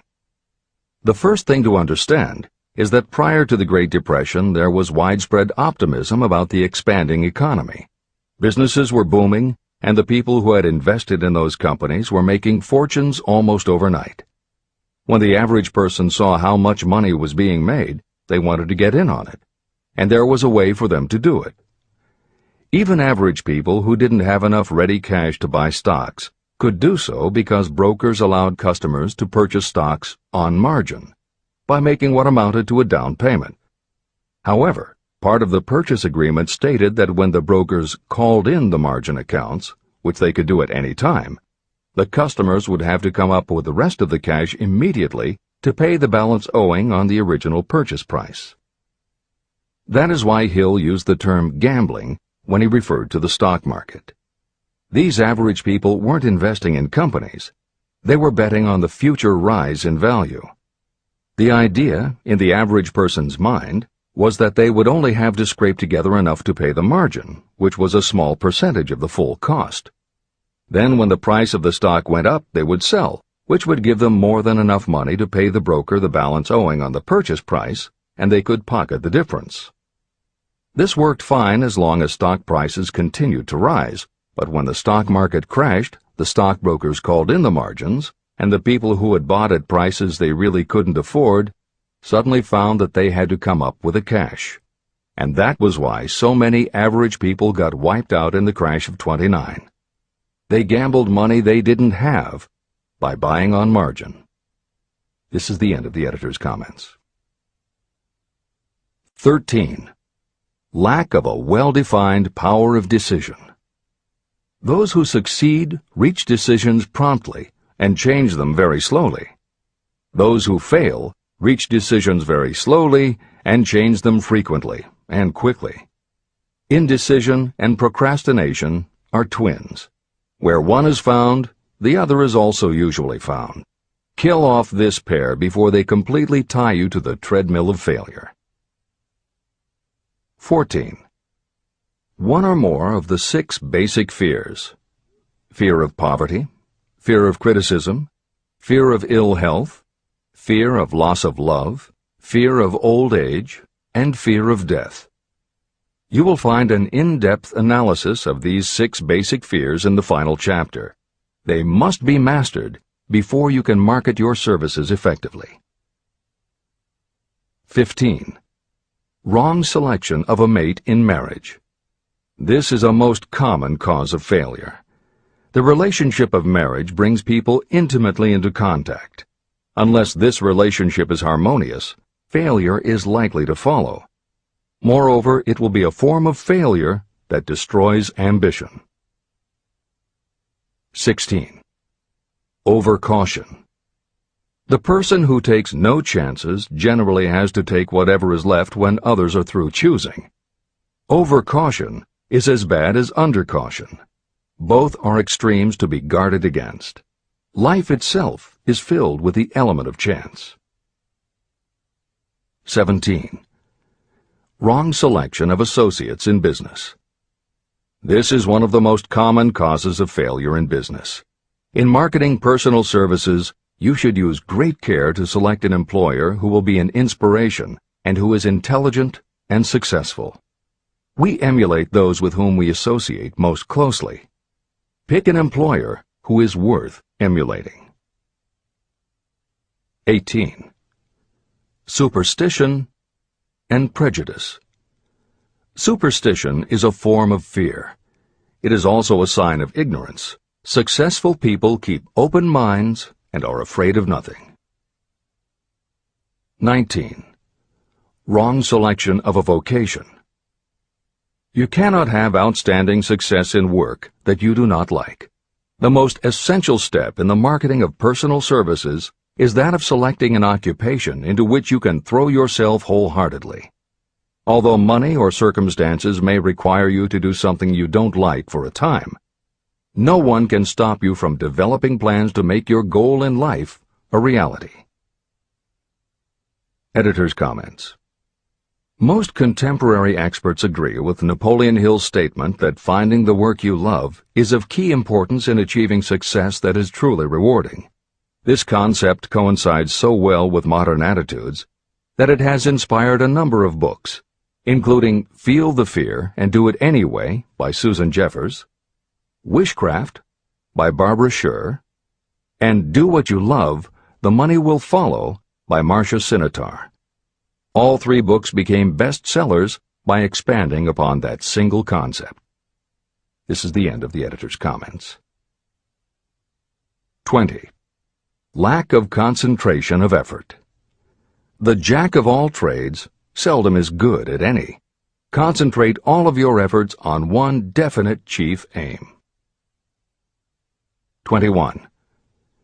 The habit of indiscriminate spending. You cannot succeed if you are eternally in fear of poverty. Form the habit of systematic saving by putting aside a definite percentage of your income.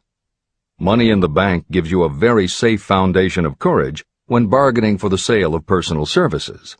Without money, you must take what you are offered and be glad to get it. 22. Lack of enthusiasm. Without enthusiasm, you cannot be convincing. Moreover, enthusiasm is contagious, and the person who has it under control is generally welcome in any group of people. 23. Intolerance. The person with a closed mind on any subject seldom gets ahead. Intolerance means that you have stopped acquiring knowledge.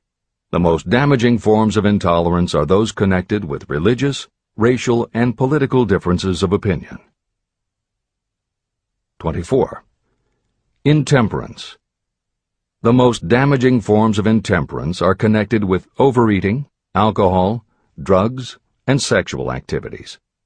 Overindulgence in any of these can be fatal to success.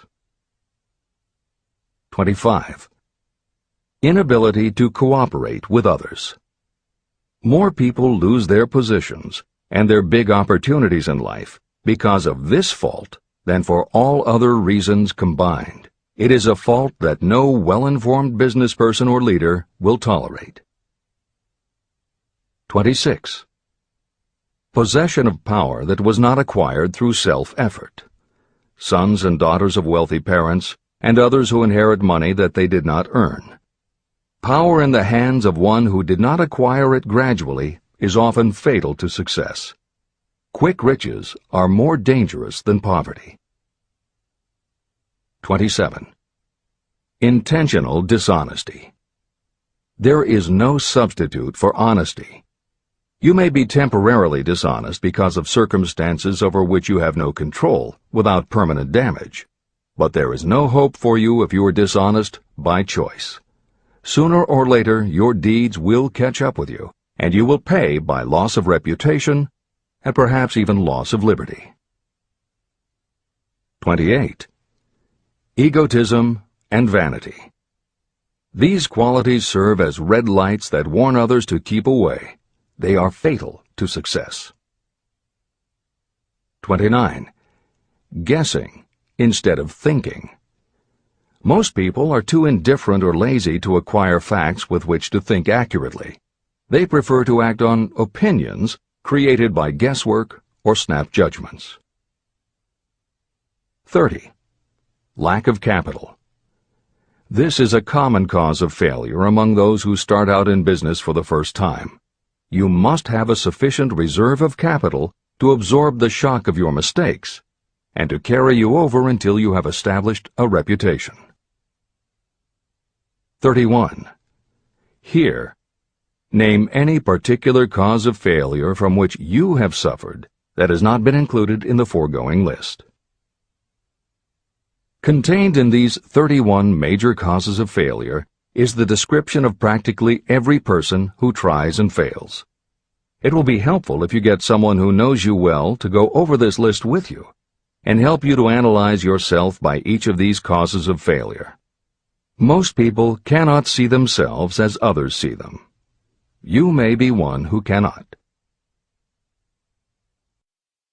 Do you know your own worth? The oldest of admonitions is, know thyself. If you market merchandise successfully, you must know the merchandise. The same is true in marketing personal services. You should know all of your weaknesses in order to bridge them or eliminate them entirely. You should know your strengths in order to call attention to them when selling your services. You can know yourself only through accurate analysis.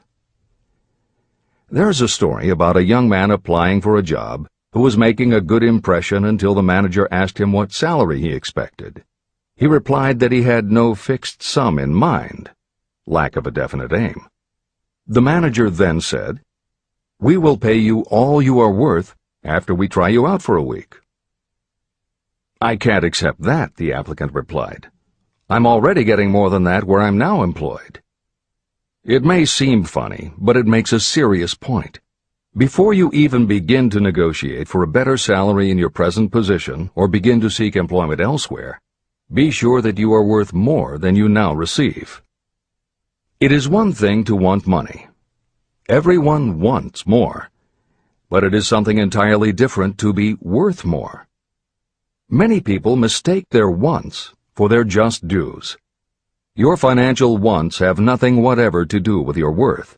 Your value is established entirely by your ability to render useful service or your capacity to induce others to render such service.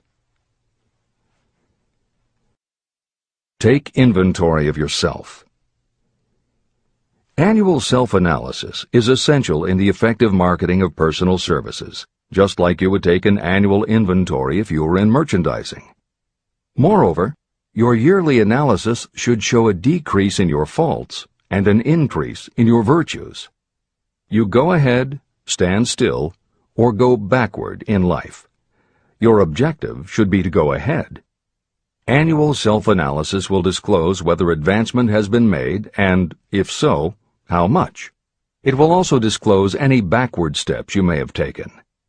The effective marketing of personal services requires you to move forward even if the progress is slow.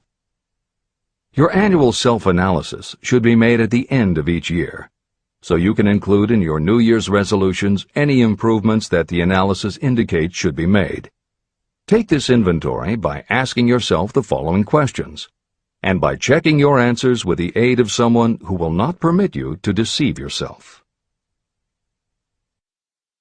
Self-analysis questionnaire. 1. Have I attained the goal that I established as my objective for this year?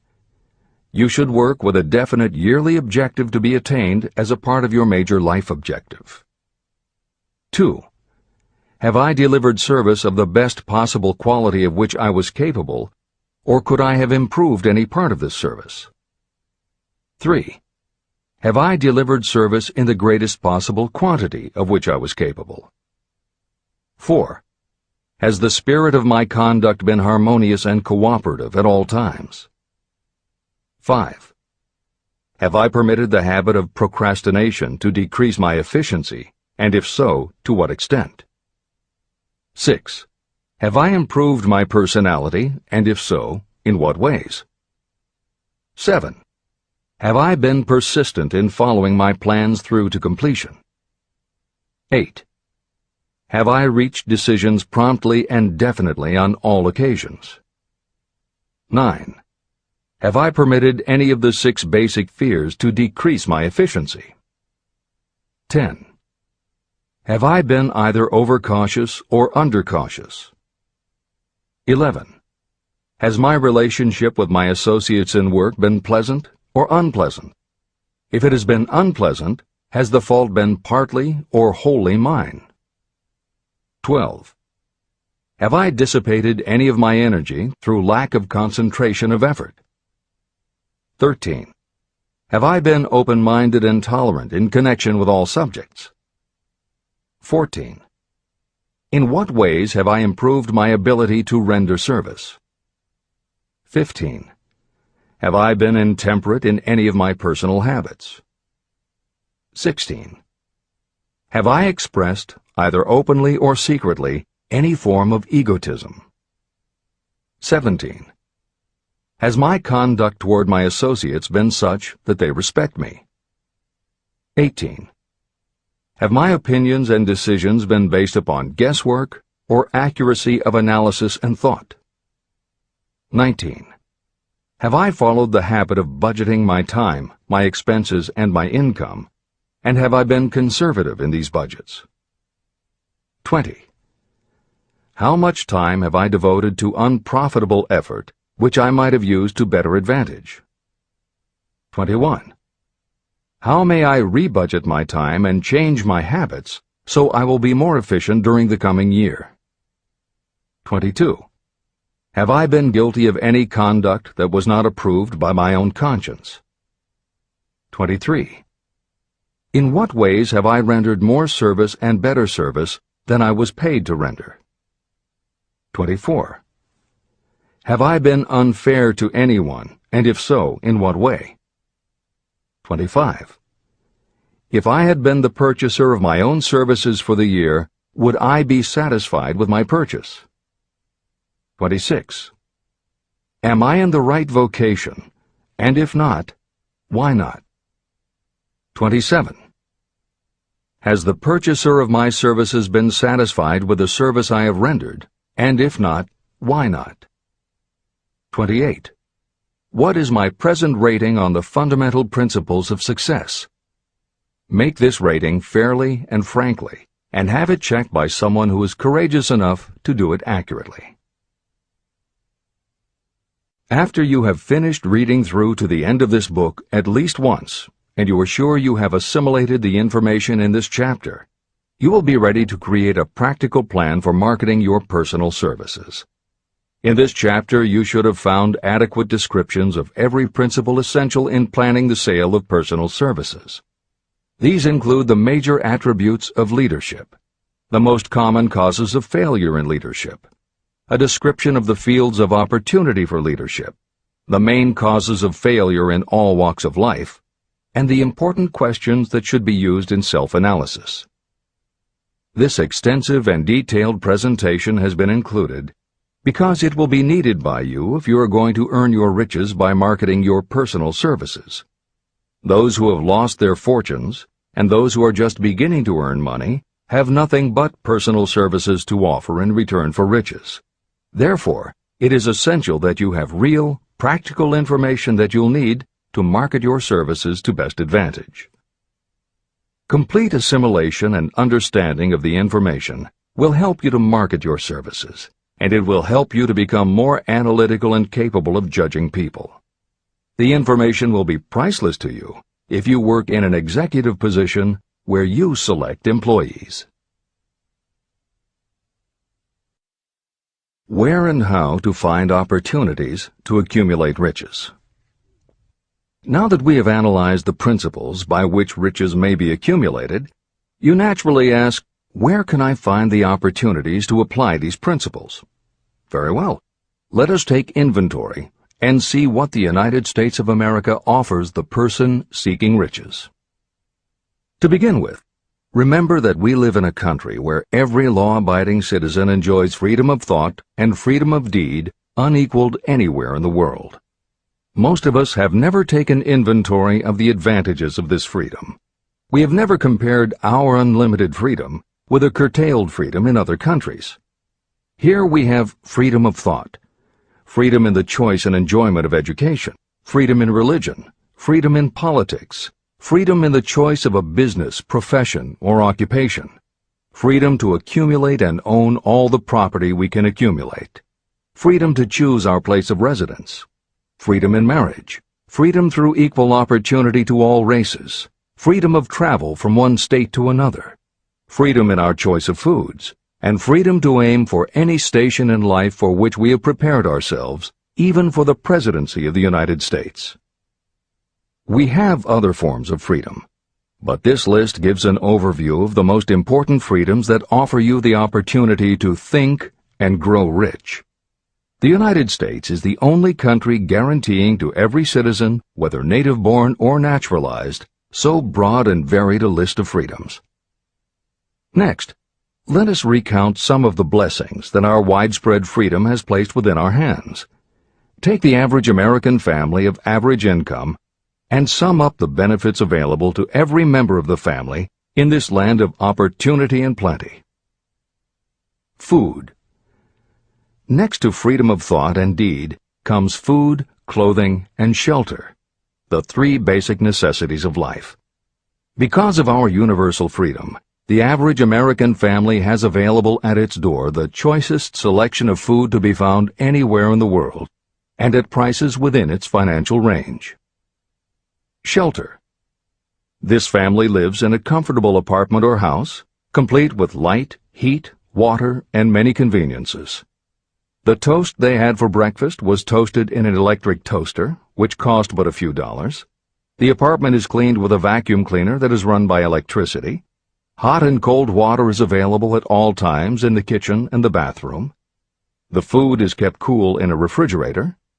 Clothes are washed and dried, dishes are cleaned, and numerous labor-saving devices are run on power obtained by putting a plug into a wall socket. The family receives entertainment and information from all over the world 24 hours a day if they want it, by merely flipping a switch on their radio or television or computer. There are other conveniences, but the foregoing list will give a fair idea of some of the concrete evidences of the freedoms that we, of America, enjoy. Clothing. Anywhere in the United States, the family with average clothing requirements can dress very comfortably at a cost that is only a small portion of their earnings. Only the three basic necessities of food, clothing, and shelter have been mentioned. The average American also has other options and advantages that are available in return for reasonable effort. The average American has security of property rights not found in any other country in the world. We can place any surplus money in a bank with the assurance that our government will protect it and make good to us if the bank fails. If an American citizen wants to travel from one state to another, he or she needs no passport and no one's permission. You may go when you please, and you may travel by car, train, bus, airplane, ship, or any other method that you can afford.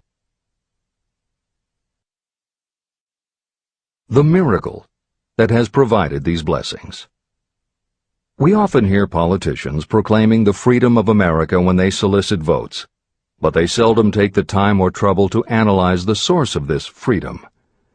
Having no axe to grind, no grudge to express, and no ulterior motives, I will give you a frank analysis of that mysterious, abstract, greatly misunderstood something that gives to every citizen of America more blessings, more opportunities to accumulate wealth, and more freedom of every nature than may be found in any other country.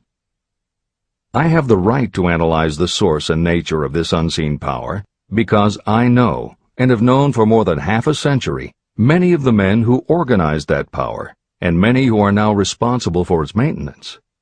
The name of this mysterious benefactor of mankind is capital. Capital consists not only of money, but also of highly organized, intelligent groups of individuals who plan ways and means of using money efficiently for the good of the public and profitably to themselves. These groups consist of scientists, educators, chemists, inventors, business analysts, publicists, transportation experts, accountants, lawyers, doctors, and other men and women who have highly specialized knowledge in all fields of industry and business. They pioneer, experiment, and blaze trails in new fields of endeavor. They support colleges, hospitals, schools, build good roads, publish newspapers, pay most of the cost of government, and take care of the many details essential to human progress.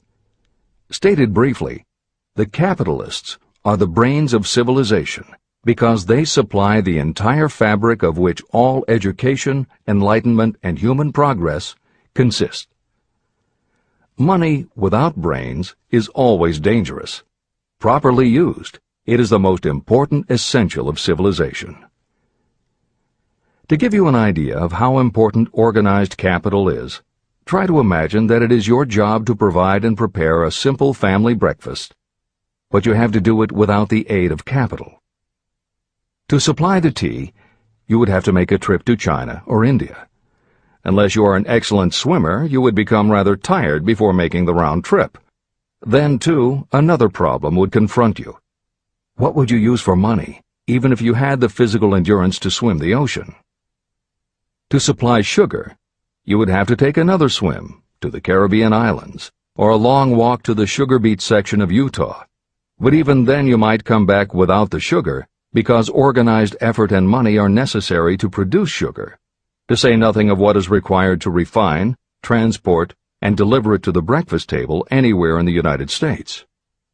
Eggs you could obtain easily enough from nearby farms, but you might have a very long walk to Florida or California and back before you could serve grapefruit juice. You would have another long walk to Kansas or one of the other wheat-growing states when you went after wheat bread. Dry cereal would have to be omitted from the menu because it would not be available except through the labor of a trained group of workers and suitable machinery, all of which call for capital. After resting, you could take off for another little swim down to South America, where you would pick up a couple of bananas. On your return, you could take a short walk to the nearest farm having a dairy and pick up some butter and cream. Then your family would be ready to sit down and enjoy breakfast. Seems absurd, doesn't it? Well, the procedure described would be the only possible way these simple items of food could be delivered if we had no capitalistic system. The capital cornerstone of our lives. The sum of money required for the building and maintenance of the planes, trucks, trains, and cargo ships used in the delivery of that simple breakfast is so huge that it staggers imagination. It runs into billions of dollars. Not to mention the armies of trained employees required to run all those planes, trucks, ships, and trains. But transportation is only a part of the requirements of modern civilization in capitalistic America. Before there can be anything to haul, something must be grown from the ground, or manufactured and prepared for market. This calls for more billions of dollars for equipment, machinery, packaging, marketing, and to pay the wages of millions of men and women. Transportation systems do not spring up from the earth and function automatically. They come in response to the call of civilization. They come through the labor and ingenuity and organizing ability of people who have imagination, faith, enthusiasm, decision, and persistence. These men and women are known as capitalists. They are motivated by the desire to build, construct, achieve, render useful service, earn profits, and accumulate riches. And because they render service without which there would be no civilization, they earn for themselves great riches. Just to keep the record simple and understandable, I will add that these capitalists are the same men and women who are often denounced as the greedy establishment or Wall Street. I'm not attempting to present a case for or against any group or any system of economics. The purpose of this book, a purpose to which I have faithfully devoted more than half a century, is to present to anyone who wants the knowledge the most dependable philosophy through which individuals may accumulate riches in whatever amounts they desire. The reasons I have analyzed the economic advantages of the capitalistic system are: 1. To point out that all who seek riches must recognize and adapt themselves to the system that controls all approaches to fortunes, large or small. 2. to present the side of the picture opposite to the one portrayed by politicians and demagogues, and the media, who often refer to organized capital as if it were something poisonous. This is a capitalistic country. It was developed through the use of capital. We who claim the right to partake of the blessings of freedom and opportunity, we who seek to accumulate riches here, should know that neither riches nor opportunity would be available to us if organized capital had not provided these benefits. There is only one dependable method of accumulating and legally holding riches, and that is by rendering useful service. No system has ever been created by which anyone can legally acquire riches through mere force of numbers, or without giving in return an equivalent value of one form or another. Your opportunities in the midst of riches. America provides all the freedom and all the opportunity to accumulate riches that any honest person may require. When you go hunting for game, you select hunting grounds where game is plentiful. When you are seeking riches, the same rule naturally applies. If it is riches you are seeking, do not overlook the possibilities of a country whose citizens are so rich that women alone spend billions of dollars each year for cosmetics and other beauty products. Do not be in too big a hurry to get away from a country whose men willingly, even eagerly, hand over more billions of dollars annually for football, basketball, baseball, and all the related products that go with these and other sporting events. Only a few of the luxuries and non-essentials have been mentioned, but remember that the business of producing and marketing these few products gives regular employment to many millions of men and women, who receive for their services many millions of dollars monthly, and spend it freely for both the luxuries and the necessities. Especially, remember that behind all this exchange of merchandise and personal services is an abundance of opportunity to accumulate riches. Here our American freedom comes to your aid. There is nothing to stop you or anyone from engaging in any portion of the effort necessary to carry on these businesses. If you have superior talent, training, experience, you may accumulate riches in large amounts. Those not so fortunate may accumulate smaller amounts. Anyone may earn a living in return for a very nominal amount of labor. So there you are. Opportunity has spread its wares before you. Step up to the front, select what you want, create your plan, put the plan into action, and follow through with persistence. Capitalistic America will do the rest. You can depend on this much. Capitalistic America ensures every person the opportunity to render useful service and to collect riches in proportion to the value of the service. The system denies no one this right, but it does not and cannot promise something for nothing. The system itself is irrevocably controlled by the law of economics, which neither recognizes nor tolerates for long getting without giving.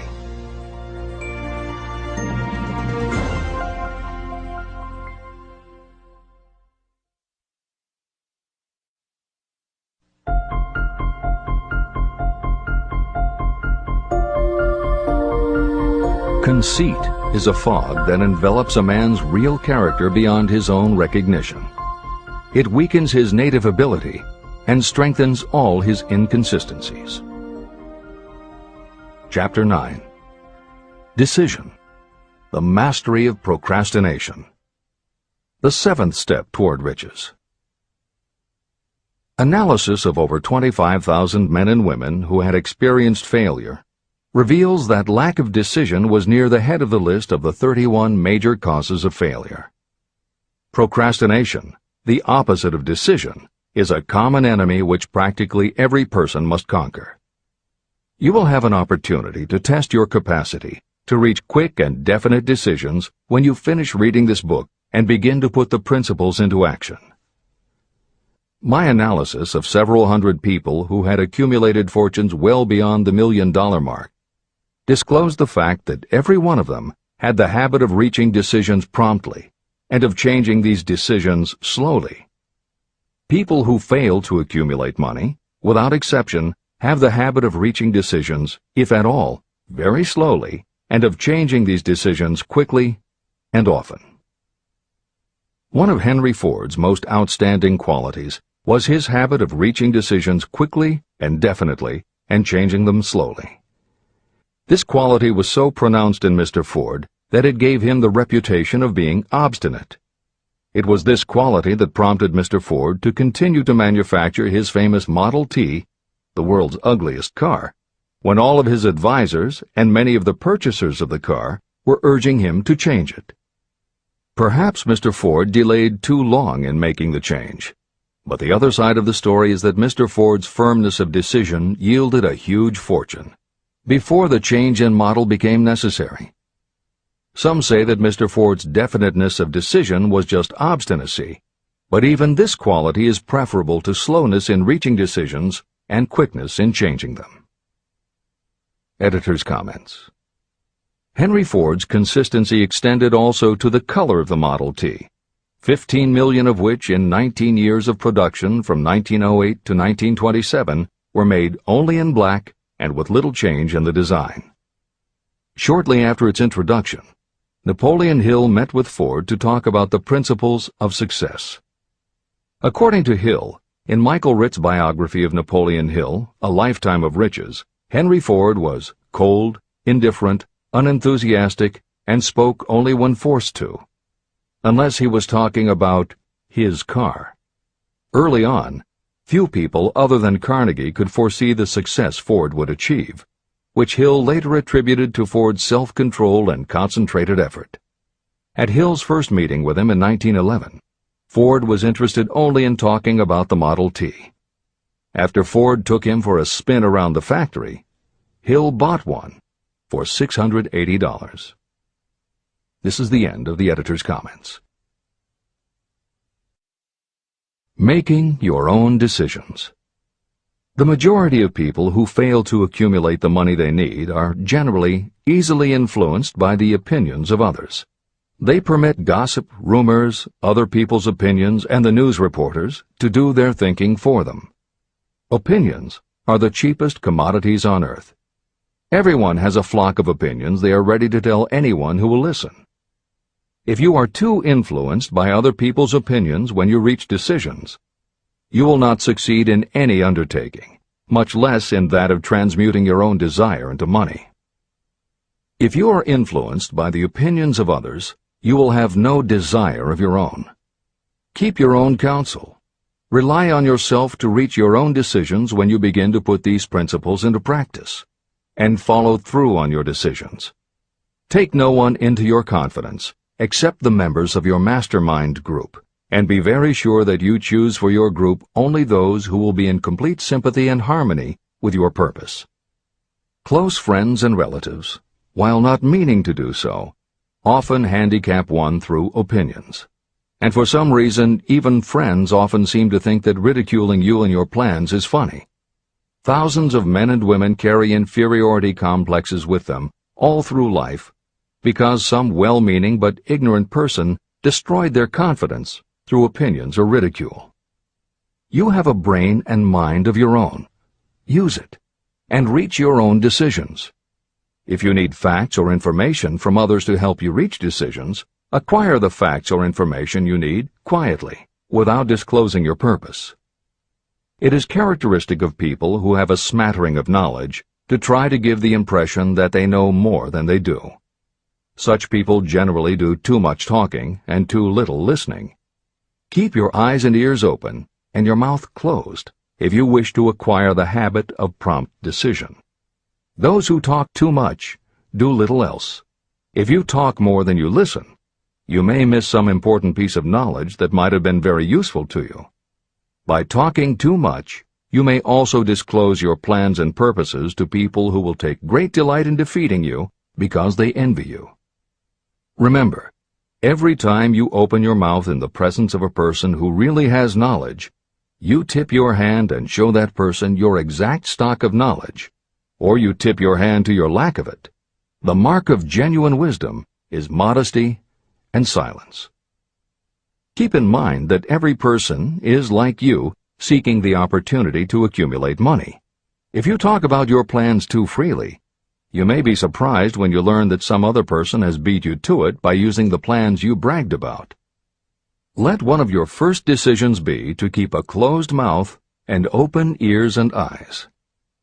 As a reminder to yourself, copy the following epigram in large letters and place it where you will see it daily. Tell the world what you intend to do, but first, show it. This is the equivalent of saying that deeds and not words are what count most. The value of decisions depends upon the courage required to render them.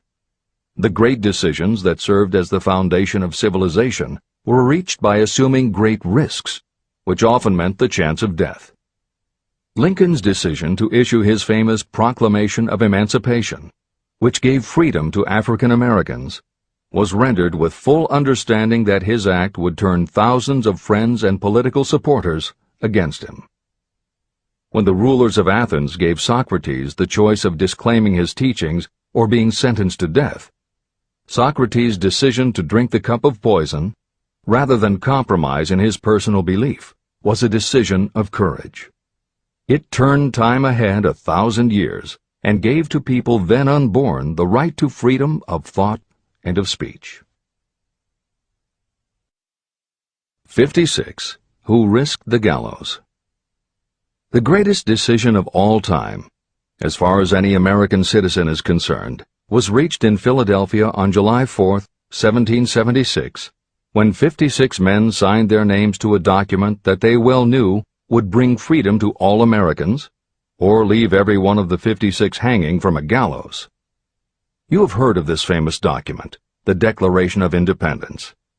But have you taken from it the great lesson in personal achievement it so plainly taught?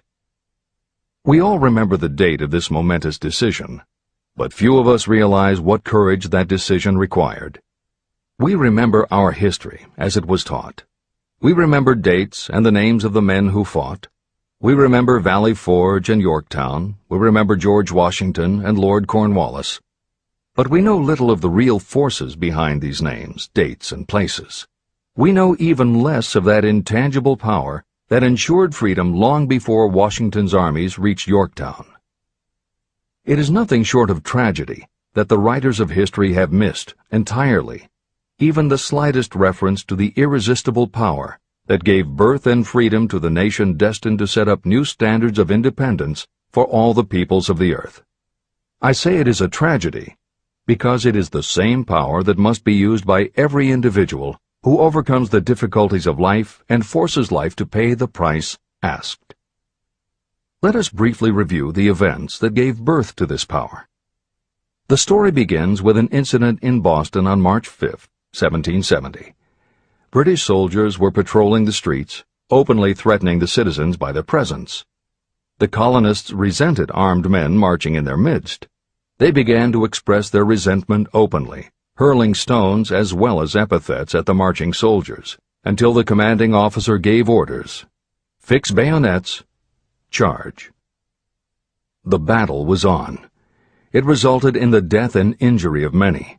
The incident aroused such resentment that the Provincial Assembly, made up of prominent colonists, called a meeting for the purpose of taking definite action. Two of the members of that assembly were John Hancock and Samuel Adams. They spoke up courageously and declared that a move must be made to eject all British soldiers from Boston. Remember this: a decision, in the minds of two men, might properly be called the beginning of the freedom that we of the United States now enjoy. Remember, too, that the decision of these two men called for faith and courage because it was dangerous. Before the assembly adjourned, Samuel Adams was appointed to call on Hutchinson, the governor of the province, and demand the withdrawal of the British troops. The request was granted, and the troops were removed from Boston, but the incident was not closed. It had caused a situation that was destined to change the entire trend of civilization. Richard Henry Lee became an important factor in this story, because he and Samuel Adams corresponded frequently, sharing freely their fears and their hopes concerning the welfare of the people of their provinces.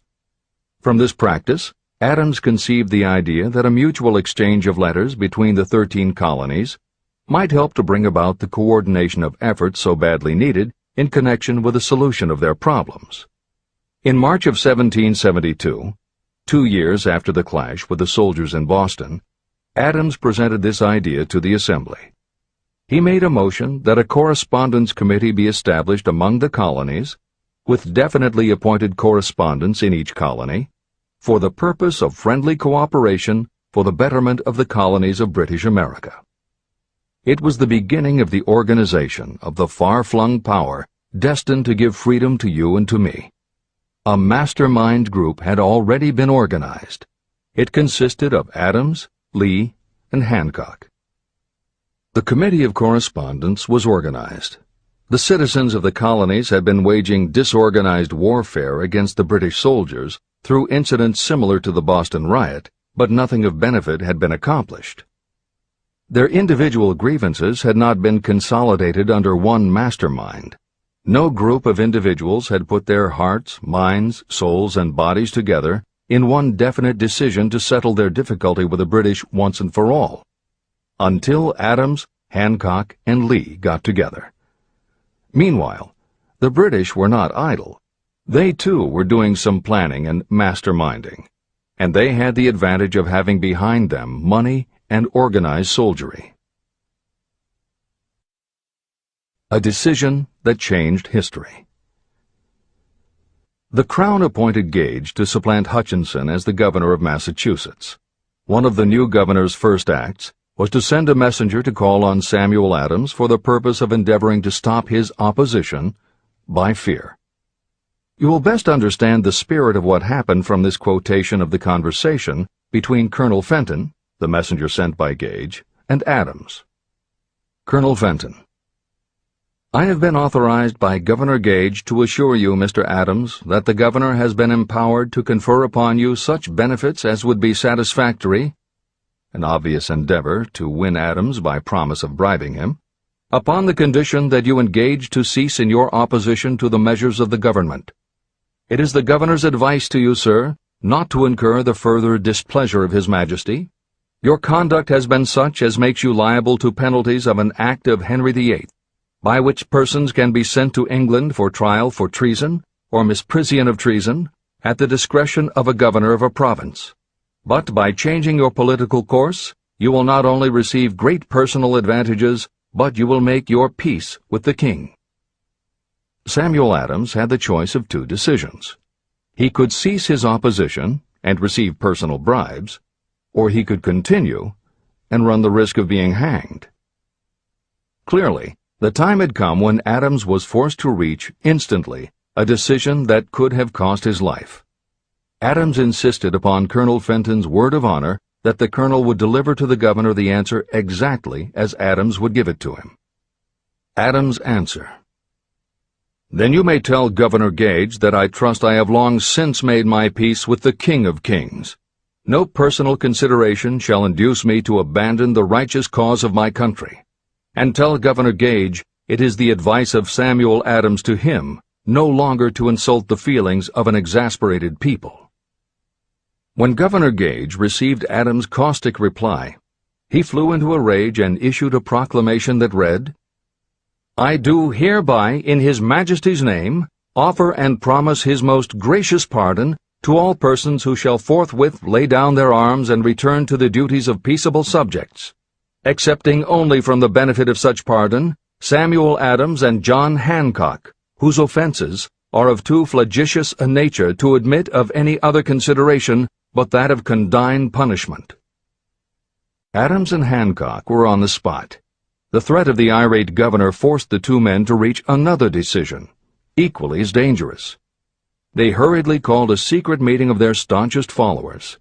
After the meeting had been called to order, Adams locked the door, placed the key in his pocket, and informed all present that it was imperative that a Congress of the colonists be organized, and that no man should leave the room until the decision for such a Congress had been reached.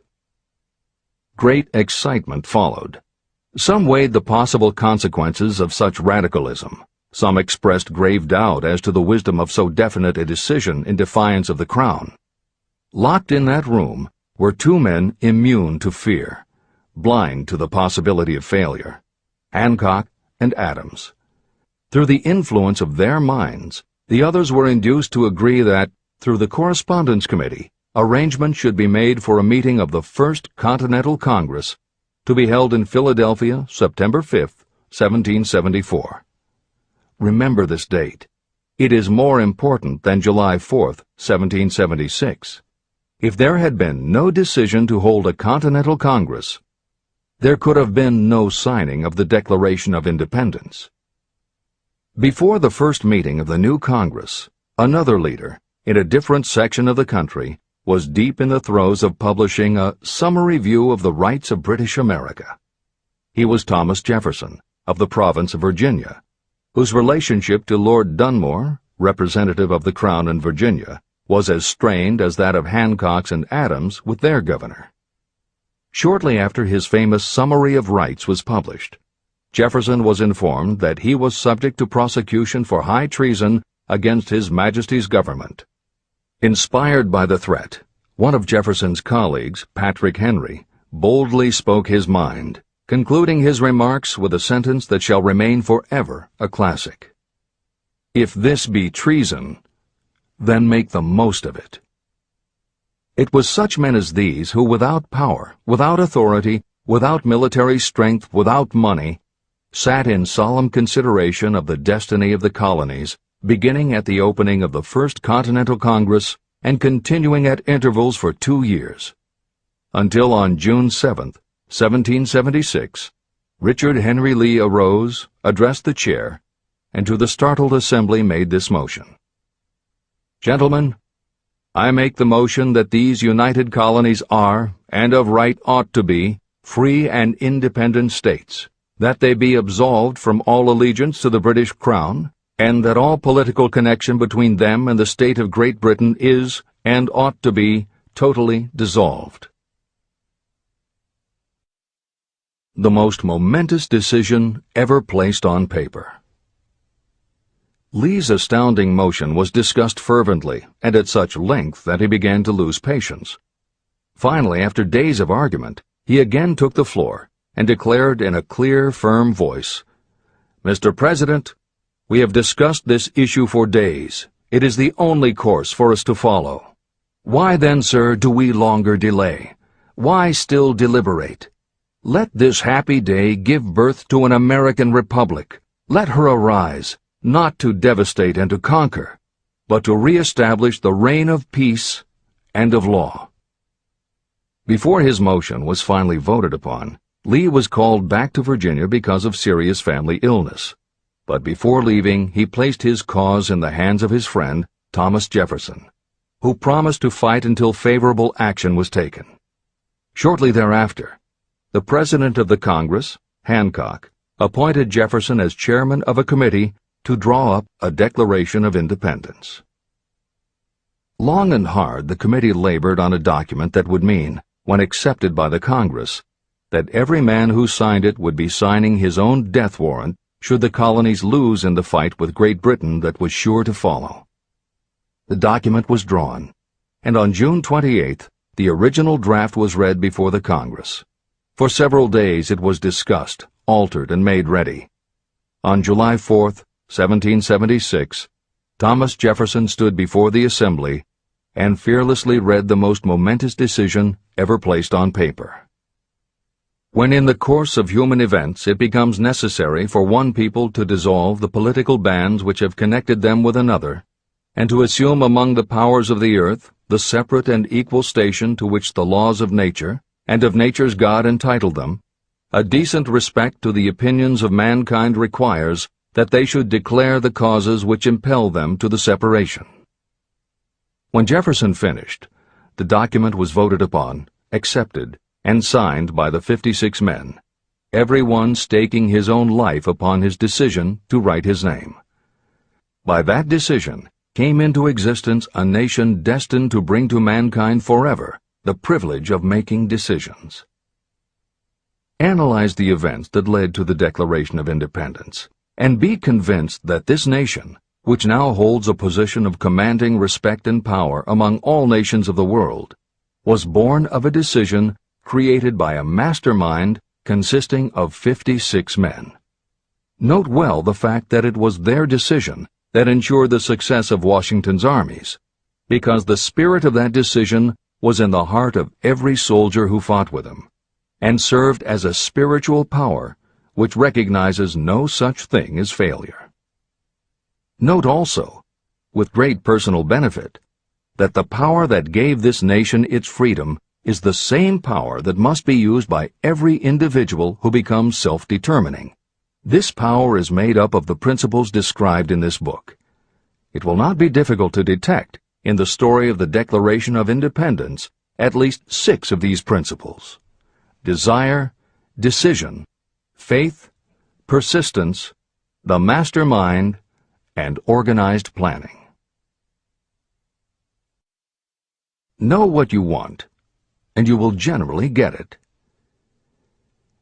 Throughout this philosophy, you will find the suggestion that thought, backed by strong desire, will transmute itself into its physical equivalent. The story of the founding of America and the story of the organization of the United States Steel Corporation are perfect examples of the method by which thought makes this astounding transformation. In your search for the secret of the method, do not look for a miracle, because you will not find it. You will find only the eternal laws of nature. These laws are available to every person who has the faith and the courage to use them. They may be used to bring freedom to a nation or to accumulate riches. Those who reach decisions promptly and definitely know what they want and generally get it. The leaders in every walk of life decide quickly and firmly. That is the major reason why they are leaders. The world has a habit of making room for the people whose words and actions show that they know where they are going. Indecision is a habit that usually begins when a person is young. It becomes more and more of a habit as the youth goes through grade school, high school, and even through college without definiteness of purpose. The habit of indecision goes with the student into the occupation he or she chooses. Generally, a young person just out of school seeks any job that can be found. Young people take the first job they can find because they have fallen into the habit of indecision. The vast majority of people working today are in the positions they hold because they lack the definiteness of decision to plan a definite position and the knowledge of how to choose an employer. Definiteness of decision always requires courage, sometimes very great courage. The 56 men who signed the Declaration of Independence staked their lives on the decision to affix their signatures to that document. The person who reaches a definite decision to go after a specific job and make life pay the price he or she asks does not stake his or her life on that decision. They stake their economic freedom. Financial independence, riches, and desirable business positions are not within reach of the person who neglects or refuses to expect, plan, and demand these things. The person who desires riches in the same spirit that Samuel Adams desired freedom for the colonies is sure to accumulate wealth. No man achieves great success who is unwilling to make personal sacrifices. Chapter 10. Persistence. The sustained effort necessary to induce faith. The 8th step toward riches. Persistence is an essential factor in the procedure of transmuting desire into its monetary equivalent. The basis of persistence is the power of will. Willpower and desire, when properly combined, make an irresistible pair. Those who accumulate great fortunes are sometimes called cold-blooded or ruthless. Frequently, it is simply because their critics simply don't understand that what they have is a strong desire backed up by willpower, which they mix with persistence. It is the combination that ensures the attainment of their objectives. The majority of people are ready to throw their aims and purposes overboard and give up at the first sign of opposition or misfortune. A few carry on despite all opposition until they attain their goal. There may be no heroic connotation to the word persistence, But persistence does for your character what carbon does to iron. It hardens it to steel. The building of a fortune will involve the application of the entire 13 factors of this philosophy. These principles must be understood, and they must be applied with persistence by all who accumulate money. Your test of persistence. If you are reading this book with the intention of seriously applying the knowledge, the first test of your persistence will come when you begin to follow the 6 steps described in the 3rd chapter. Desire. Unless you are one of the few people who already have a definite goal and a definite plan for its attainment, you may read the instructions, but you will never actually apply them in your daily life. Lack of persistence is one of the major causes of failure. Moreover, my experience with thousands of people has proved that lack of persistence is a weakness common to the majority of people. However, it is a weakness that may be overcome by effort. The ease with which lack of persistence may be conquered will depend entirely upon the intensity of your desire. The starting point of all achievement is desire. Keep this constantly in mind. Weak desires bring weak results, just as a small amount of fire makes a small amount of heat. If you are lacking in persistence, this weakness may be remedied by building a stronger fire under your desires. Continue reading through to the end of this book. Then go back to Chapter 3 and start immediately to carry out the instructions for using the 6 steps. The eagerness with which you follow these instructions will indicate clearly how much or how little you really desire to accumulate money. If you find that you are indifferent, you may be sure that you have not yet acquired the money consciousness that you must possess before you can be sure of accumulating a fortune. Fortunes gravitate to those whose minds have been prepared to attract them, just as surely as water gravitates to the ocean. If you are weak in persistence, focus on the instructions in Chapter 11, Power of the Mastermind. Surround yourself with a mastermind group, and through the cooperation of the members of this group, you can develop persistence. You will find additional instructions for the development of persistence in Chapter 5, Autosuggestion, and in Chapter 13, The Subconscious Mind. Follow the instructions in these chapters until you build up habits that convey to your subconscious mind a clear picture of the object of your desire. From that point on, you will not be handicapped by lack of persistence. Your subconscious mind works continuously while you are awake and while you are asleep. Are you money conscious or poverty conscious? Occasional effort to apply the rules will be of no value to you. To get results, you must apply all of the rules until they become a fixed habit with you. In no other way can you develop the necessary money consciousness.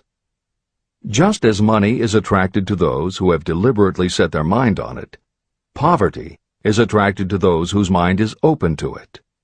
And although money consciousness must be developed intentionally, poverty consciousness develops without conscious application of habits favorable to it. Poverty consciousness will seize the mind that is not occupied with money consciousness. If you understand the point of the preceding paragraph, you will understand the importance of persistence in the accumulation of a fortune. Without persistence, you will be defeated even before you start. With persistence, you will win. If you have ever had a nightmare, you will realize the value of persistence.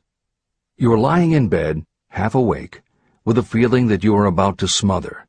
You are unable to turn over or to move a muscle. You realize that you must begin to regain control over your muscles. Through persistent effort of willpower, you finally manage to move the fingers of one hand.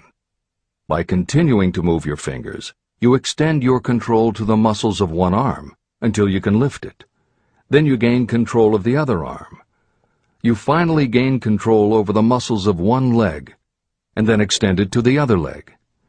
Then, with one supreme effort of will, you regain complete control over your muscular system and snap out of your nightmare. You did it step by step. You may find it necessary to snap yourself out of your mental inertia in a similar way. First, by moving slowly, then increasing your speed until you gain complete control over your will. Be persistent, no matter how slowly you may have to move at first. With persistence will come success. Snap out of mental inertia. If you select your mastermind group with care, you will have in it at least one person who will aid you in the development of persistence. Some people who have accumulated great fortunes did so because of necessity. They developed the habit of persistence because circumstances forced them to become persistent.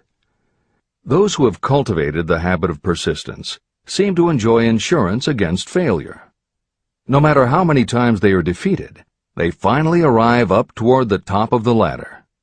Sometimes it appears that there is a hidden guide whose duty is to test us through all sorts of discouraging experiences. Those who pick themselves up after defeat and keep on trying finally arrive, and the world says, "I knew you could do it." The hidden guide lets no one enjoy great achievement without passing the persistence test. Those who can't take it simply do not make the grade. Those who can take it are rewarded for their persistence, and in return they get the goal they are pursuing. But that is not all. They receive something infinitely more important than material compensation: the knowledge that every failure brings with it the seed of an equivalent advantage. Persist past your failures. The people who learn from experience the importance of persistence will not accept defeat as being anything more than temporary. They are the ones whose desires are so persistently applied that defeat is finally changed into victory. We see that an overwhelmingly large number of people go down in defeat, never to rise again. We also see the few who take the punishment of defeat as an urge to greater effort. But what we do not see, what most of us never suspect of existing, is the silent but irresistible power that comes to the rescue of those who fight on in the face of discouragement. If we speak of this power at all, we call it persistence and let it go at that. One thing is sure: if you do not have persistence, you will not achieve noteworthy success in any calling. As I am writing these lines, I can look out the window and see, less than a block away, the great mysterious Broadway, the graveyard of dead hopes and the front porch of opportunity. From all over the world, people have come to Broadway seeking fame, fortune, power, love, or whatever it is that human beings call success. Once in a great while, someone steps out from the long procession of seekers, and the world hears that another person has conquered Broadway. But Broadway is not easily nor quickly conquered. Broadway acknowledges talent, recognizes genius, and pays off in money only after a person has refused to quit. The secret is always inseparably attached to one word: persistence. Editor's comments. Today we think of making it on Broadway in terms of the theater, but here Napoleon Hill uses Broadway as a metaphor for the New York arts, publishing, and entertainment industries in general. In the original edition of Think and Grow Rich, Hill used this introduction to tell of Fannie Hurst, one of the best-selling authors of the day, who pounded the streets of New York for 4 years and received 36 rejection slips from one publisher alone before her persistence paid off and she finally got published. Although Napoleon Hill chose Fannie Hurst to illustrate his point about overcoming poverty and adversity, he knew all about both from personal experience. Hill's own story is one of very humble beginnings and devastating failures that would have defeated most people. It was only through his extraordinary persistence that the original edition of the book you hold in your hands was published. And for that reason, the editors of this edition have included this brief biography of Napoleon Hill. The following is adapted from A Lifetime of Riches, the biography of Napoleon Hill, written by Michael J. Ritt, Jr. and Kirk Landers, and also draws upon Napoleon Hill's first bestseller, his 4-volume masterwork, Law of Success. In it, Hill told of the 7 turning points in his own life, and those excerpts told in his words are told in the first person. Born into poverty in the backwoods of Virginia, young Nap, as he was called, was the local gun-toting troublemaker. He would probably have ended up a criminal had his widowed father not met and married Martha Ramey Banner. Nap's new stepmother set out to change the family's mountain ways, and she started by trading Napoleon a typewriter for his 6-shooter pistol. She told him, "If you become as good with a typewriter as you are with that gun, you may become rich and famous and known throughout the world." Her faith and encouragement turned young Nap around, and by the age of 15, he was submitting stories to the local newspapers and doing everything he could to get himself out of his meager circumstance. After completing high school and 1 year at a business college, he wrote an audacious letter to Rufus Ayers, one of the most powerful men in the coal industry. Hill wrote to apply for a job, but he said that he didn't want a salary. In fact, he said he would pay Ayers. Hill proposed that Ayers could charge him whatever he wanted on a monthly basis, but if at the end of 3 months Hill had proved his worth, he then would expect Ayers to pay him a salary of the same monthly amount. Ayers admired Hill's style and hired him, with pay. First turning point. After finishing a course at a business college, I took a job as stenographer and bookkeeper.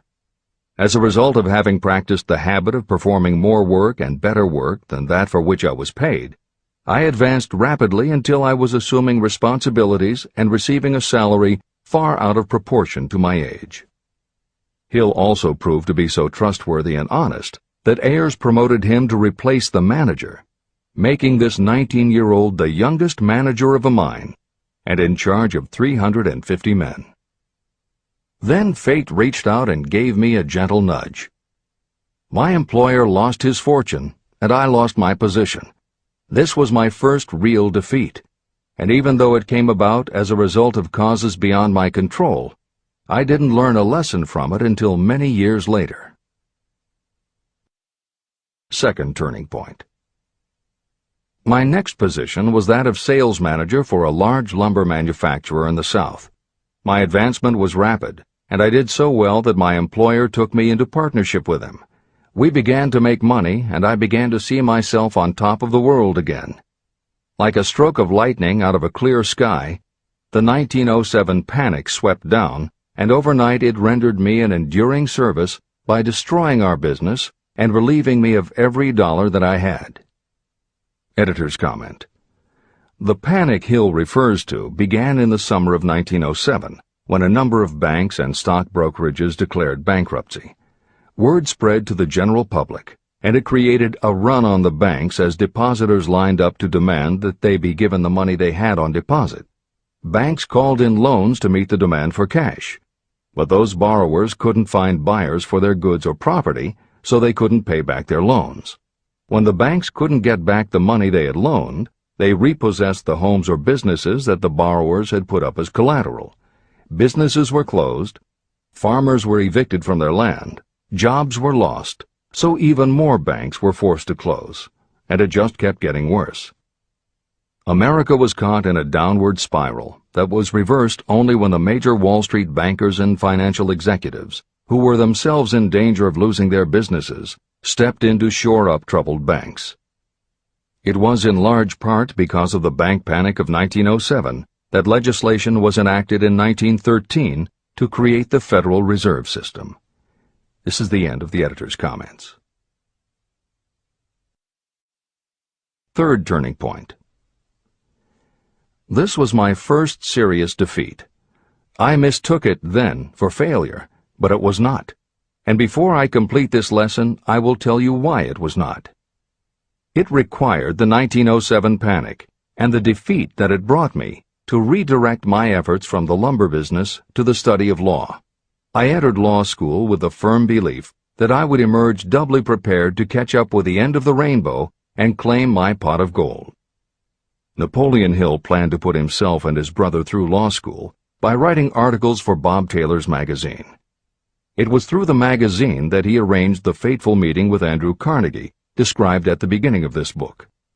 As was noted there, when Carnegie proposed the idea of writing The Philosophy of Success, he told Hill that he would have to earn his own way. I attended law school at night and worked as an automobile salesman during the day. Because of the job, I saw the need for trained automobile mechanics. I opened an educational department in the manufacturing plant and began to train ordinary machinists in automobile assembly and repair work. The school prospered, paying me over $1,000 a month in net profits. My banker knew that I was prospering, therefore he loaned me money with which to expand. A peculiar trait of bankers is that they will loan us money without any hesitation when we are prosperous. My banker loaned me money until I was hopelessly in his debt. Then he took over my business as calmly as if it had belonged to him, which it did. From an income of more than $1,000 a month, I was suddenly reduced to poverty. For the third time, Hill had experienced defeat, but he was not beaten. He got another job, and all the while continued to work on the Carnegie Project. Fourth turning point, 1912. Because my wife's family had influence, I secured the appointment as assistant to the chief counsel for one of the largest coal companies in the world. I was among friends and relatives, and I had a position that I could keep for as long as I wished without exerting myself. What more did I need? Nothing, I was beginning to say to myself. Then, without consultation with my friends and without warning, I resigned. This was the first turning point that was of my own selection. It was not forced upon me.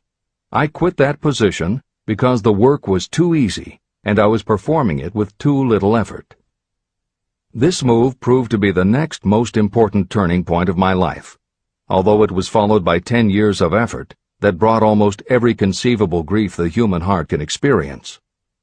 I selected Chicago as my new field of endeavor. I made up my mind that if I could gain recognition in Chicago, in any honorable sort of work, it would prove that I had something that might be developed into real ability. Fifth turning point. My first position in Chicago was that of advertising manager for a large correspondence school. I did so well that the president of the school induced me to resign my position and go into the candy manufacturing business with him. We organized the Betsy Ross Candy Company, and I became its first president. The business grew rapidly, and soon we had a chain of stores in 18 different cities. They did so well, in fact, Hill's partners decided they wanted to take over the business. They had Hill arrested on a false charge, and then offered to withdraw the charge if he would turn over to them his interest in the business. Outraged at the suggestion, Hill refused. When the case went to court, his partners failed to appear for the hearing. Hill sued them for malicious damage to his character. The judge's ruling completely vindicated Hill and allowed him the option to have his partners thrown in jail. Being arrested seemed at the time a terrible disgrace, even though the charge was false. It was not a pleasant experience, and I would not wish to go through a similar experience again, but I must admit that it was worth all the grief it cost me, because it gave me the opportunity to find out that revenge was not a part of my makeup. Sixth turning point. This turning point came shortly after my dreams of success in the candy business had been shattered, when I turned my efforts to teaching advertising and salesmanship as a department of one of the colleges in the Midwest. My school prospered from the very beginning. I had a resident class and also a correspondence school through which I was teaching students in nearly every English-speaking country. It was 1917, and in April of that year, President Woodrow Wilson declared the United States would enter the war against Germany. Hill contacted the president, who he had previously met through Andrew Carnegie, and offered his services to help the war effort. Hill was given the position of creating public relations materials and helping to sell war bonds. When not operating his school, he threw himself into his war work, for which he insisted that he be paid only $1 a year.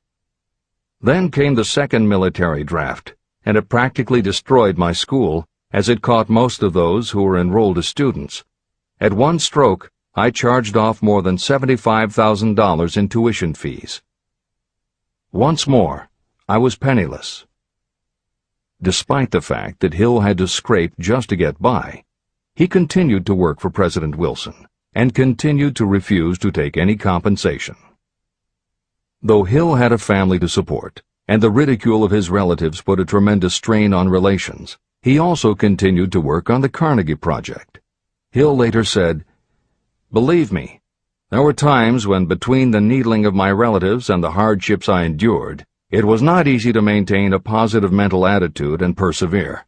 Sometimes in barren hotel rooms, I almost believed my family was right. The thing that kept me going was my conviction that one day I would not only successfully complete my work, but also be proud of myself when it was finished." Seventh turning point. To describe the seventh of the turning points in my life, I must go back to November 11th, 1918, Armistice Day, the end of the World War. The war had left me without a penny, as I have already said, but I was happy to know that the slaughter had ceased and reason was about to reclaim civilization.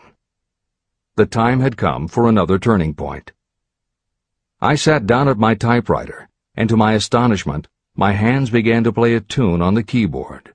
I had never written so rapidly or so easily before. I did not plan or think about what I was writing. I just wrote whatever came into my mind. What Hill wrote was a long essay in which he described a new idealism based on the golden rule that he thought could emerge from the war. He declared that he would help spread the word, and promised that somehow he was going to find the money to launch a new magazine to be called Hill's Golden Rule. He took his essay to George Williams, a Chicago printer he had met while working at the White House, and by early January of 1919, Hill's Golden Rule magazine was on the newsstands. The first issue was 48 pages. In the beginning, with no money to pay anyone else, Hill wrote and edited every word himself, changing his writing style for each article as well as using a variety of pen names.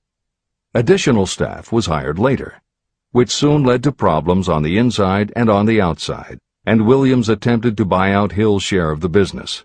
But when Hill realized that one stipulation of the buyout prevented him from any involvement in a competing publication, in October of 1920, he simply left.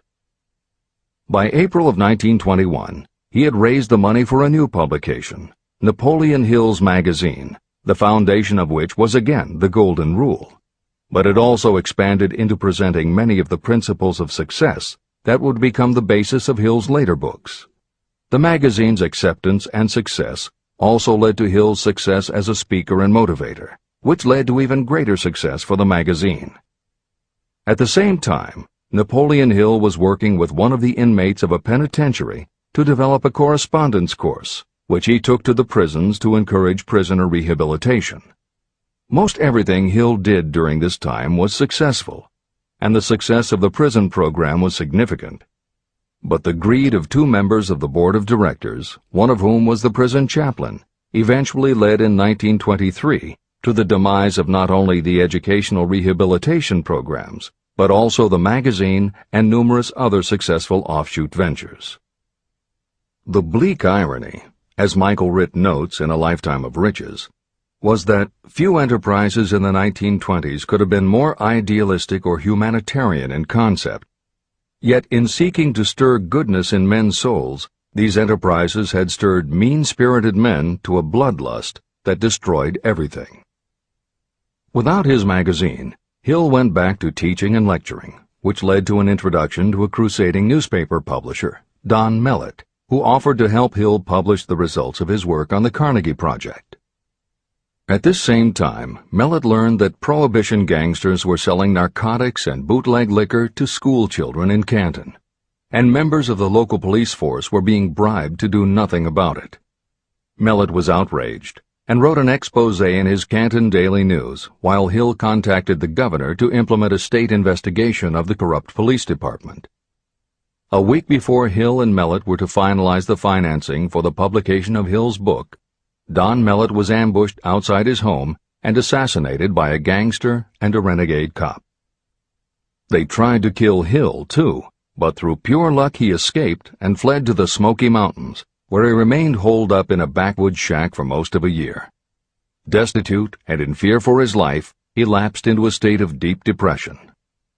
Then, in one extraordinary night of self-analysis, he willed himself out of his depression and resolved to finish the challenge Carnegie had posed almost 20 years earlier. Hill went to Philadelphia, convinced a publisher to put up the money, then worked night and day for almost 4 months to finish the manuscript. In March of 1928, Hill published the results of his efforts, a multi-volume masterwork entitled Law of Success. No one had ever seen anything like it. It was a phenomenon, a runaway bestseller. A little over a year later, while Hill was finally enjoying the fruits of his long labors, the stock market crash of '29 hit. The bottom fell out of everything, including the market for books. Though he never gave up on his vision, like the rest of America, Hill struggled through the Depression. He lectured, he wrote, and he taught in every way he could, but it was very hard to preach personal achievement to a country that had lost faith in itself. Napoleon Hill made it his personal mission to turn the tide by creating a variety of self-help programs, but it became disappointingly apparent that it was going to take more than one man to do it. When Franklin Delano Roosevelt was elected president, he reached out to Hill. Though Napoleon Hill was an avowed capitalist, he believed enough in the ultimate goal of FDR's policies that he committed himself to helping the new administration. Throughout the Depression years, he became a close confidant of the president's, helping to guide Roosevelt in his efforts to revitalize America. It is said that it was Hill who gave FDR the famous line, "We have nothing to fear but fear itself." And though Hill was dead broke, just as he had done for President Wilson, he refused to accept more than $1 a year for his efforts.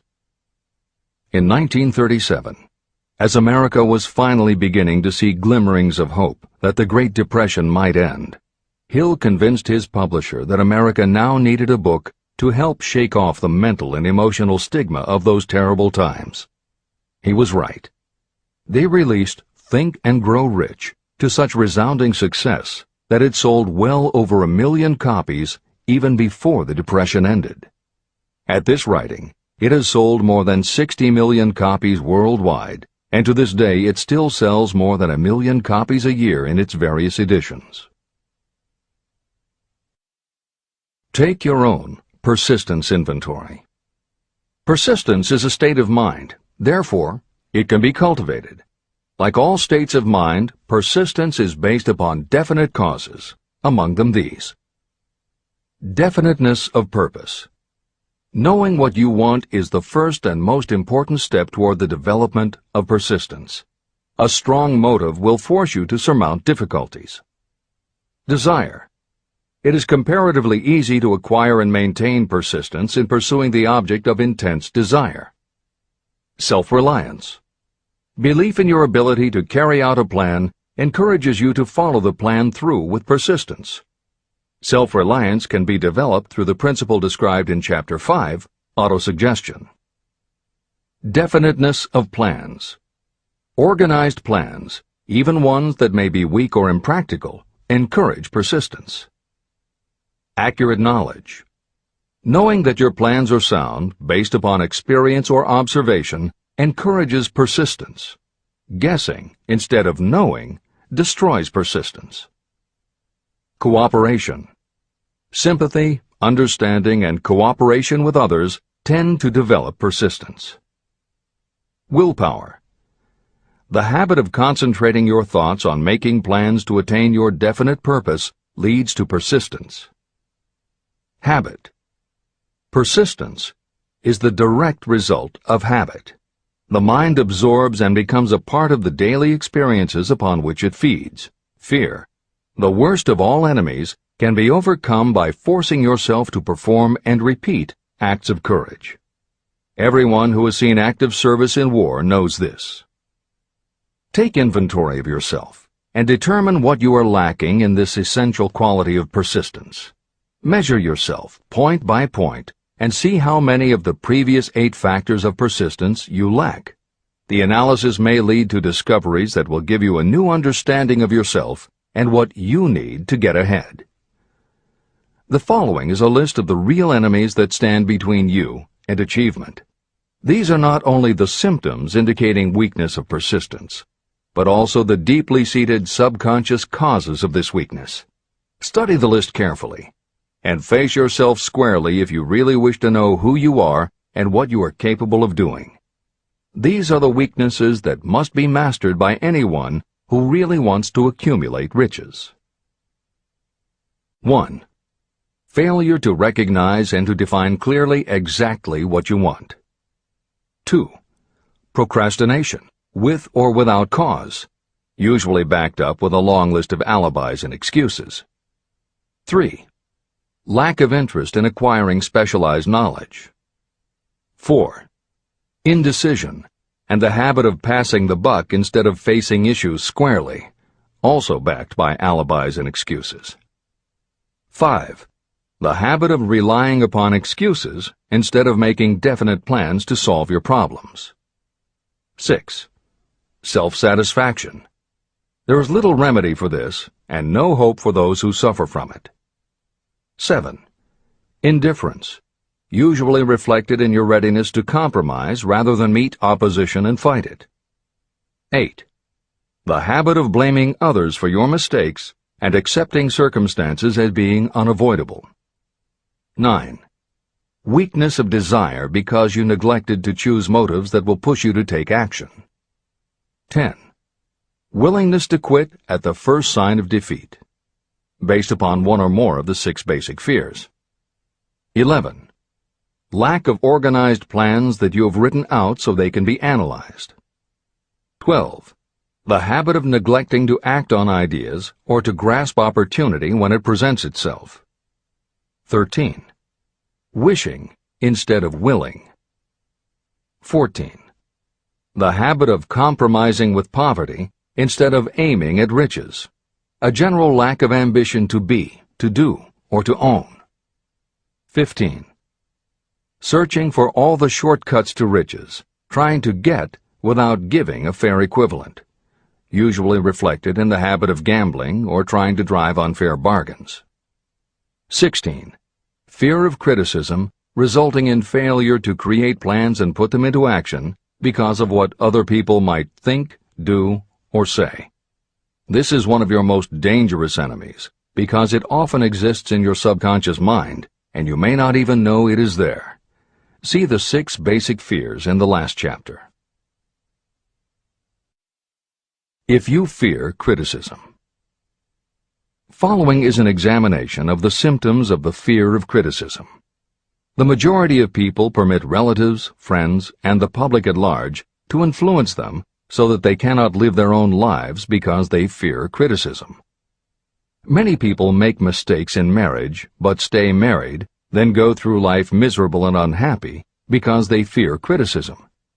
Anyone who has submitted to this form of fear knows the irreparable damage it does by destroying one's ambition and the desire to achieve. Millions of people neglect to go back and get an education after having left school because they fear criticism. Countless numbers of men and women permit relatives to wreck their lives in the name of family duty because they fear criticism. Duty does not require you to submit to the destruction of your personal ambitions and the right to live your own life in your own way. People refuse to take chances in business because they fear the criticism that may follow if they fail. The fear of criticism in such cases is stronger than the desire for success. Too many people refuse to set high goals for themselves because they fear the criticism of relatives and friends who may say, "Don't aim so high, people will think you're crazy." When Andrew Carnegie suggested that I devote 20 years to the organization of a philosophy of individual achievement, my first impulse was fear of what people might say. His suggestion was far greater than anything I had ever conceived for myself. My first instinct was to create excuses, all of them traceable to the fear of criticism. Something inside of me said, "You can't do it. The job is too big and requires too much time. What will your relatives think of you? How will you earn a living? No one has ever organized a philosophy of success. What right have you to believe you can do it? Who are you anyway to aim so high? Remember your humble birth. What do you know about philosophy? People will think you are crazy, and they did. Why hasn't some other person done this before now? These and many other questions flashed into my mind. It seemed as if the whole world had suddenly turned its attention to me with the purpose of ridiculing me into giving up all desire to carry out Mr. Carnegie's suggestion. Later in life, after having analyzed thousands of people, I discovered that most ideas are stillborn. To grow, ideas need the breath of life injected into them through definite plans of immediate action. The time to nurse an idea is at the time of its birth. Every minute it lives gives it a better chance of surviving. The fear of criticism is what kills most ideas that never reach the planning and action stage. Breaks can be made to order. Many people believe that success is the result of lucky breaks.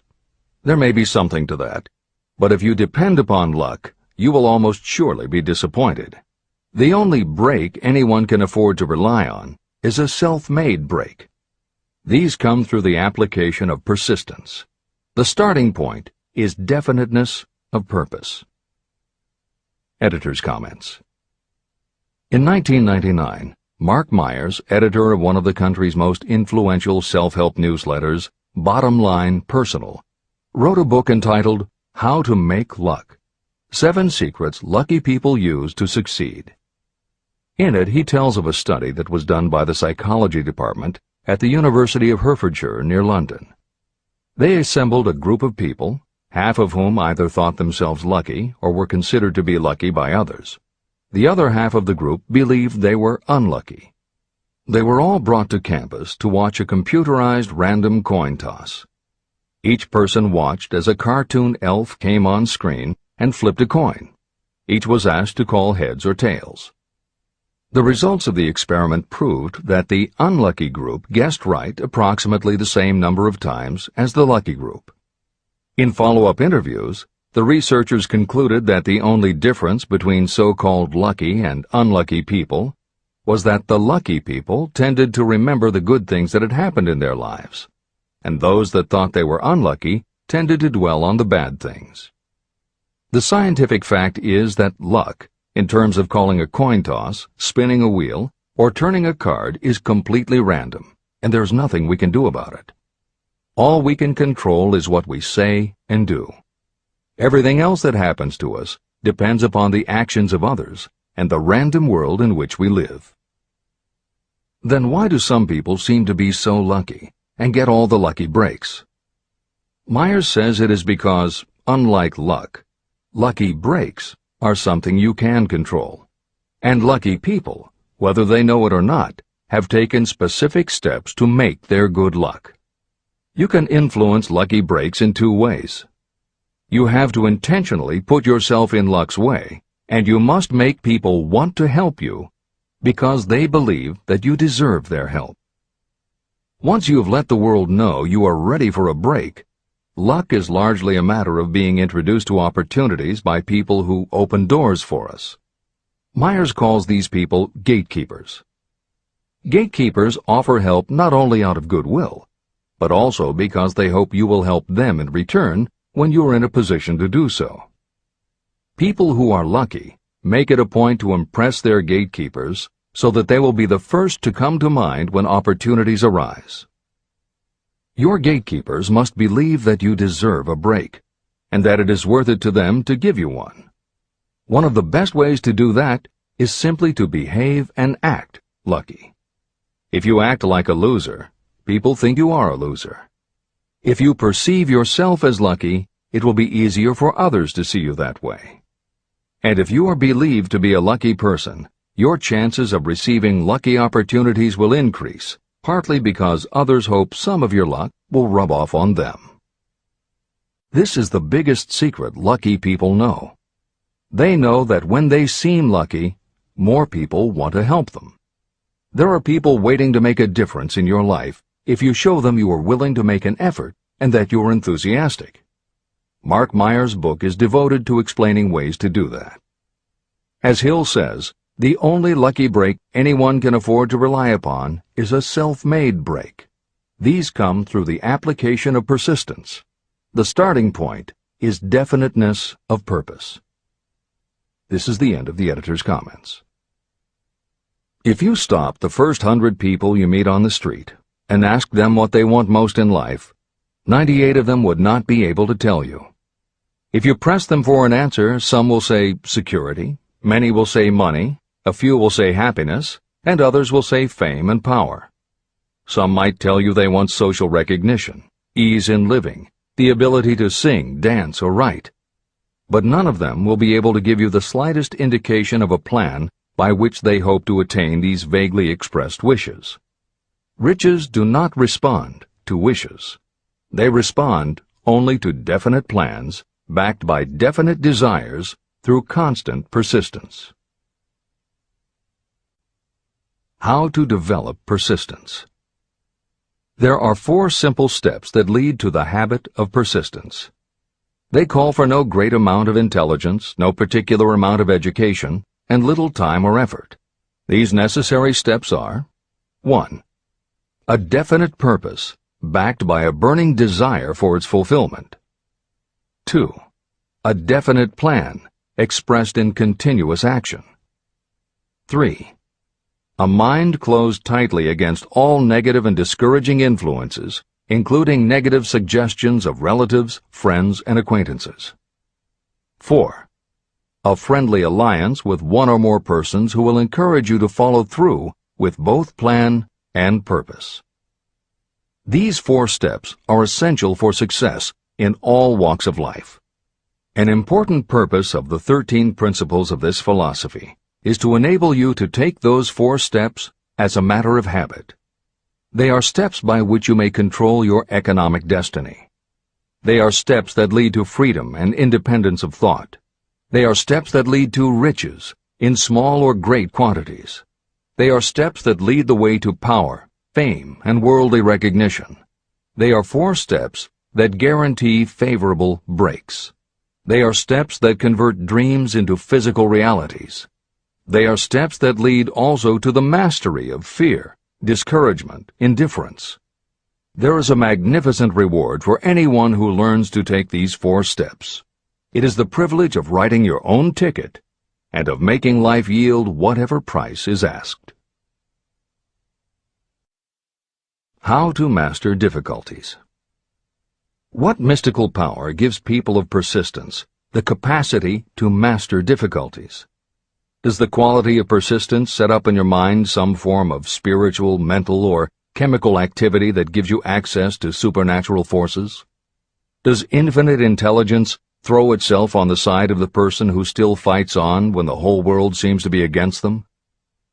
These and many other similar questions were in my mind as I watched Henry Ford start from scratch and build an industrial empire with little more than persistence.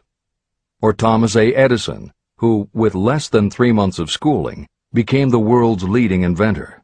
He turned his persistence into sound recording and playback machines, motion picture cameras and projectors, and the incandescent light, to say nothing of 100 other useful inventions.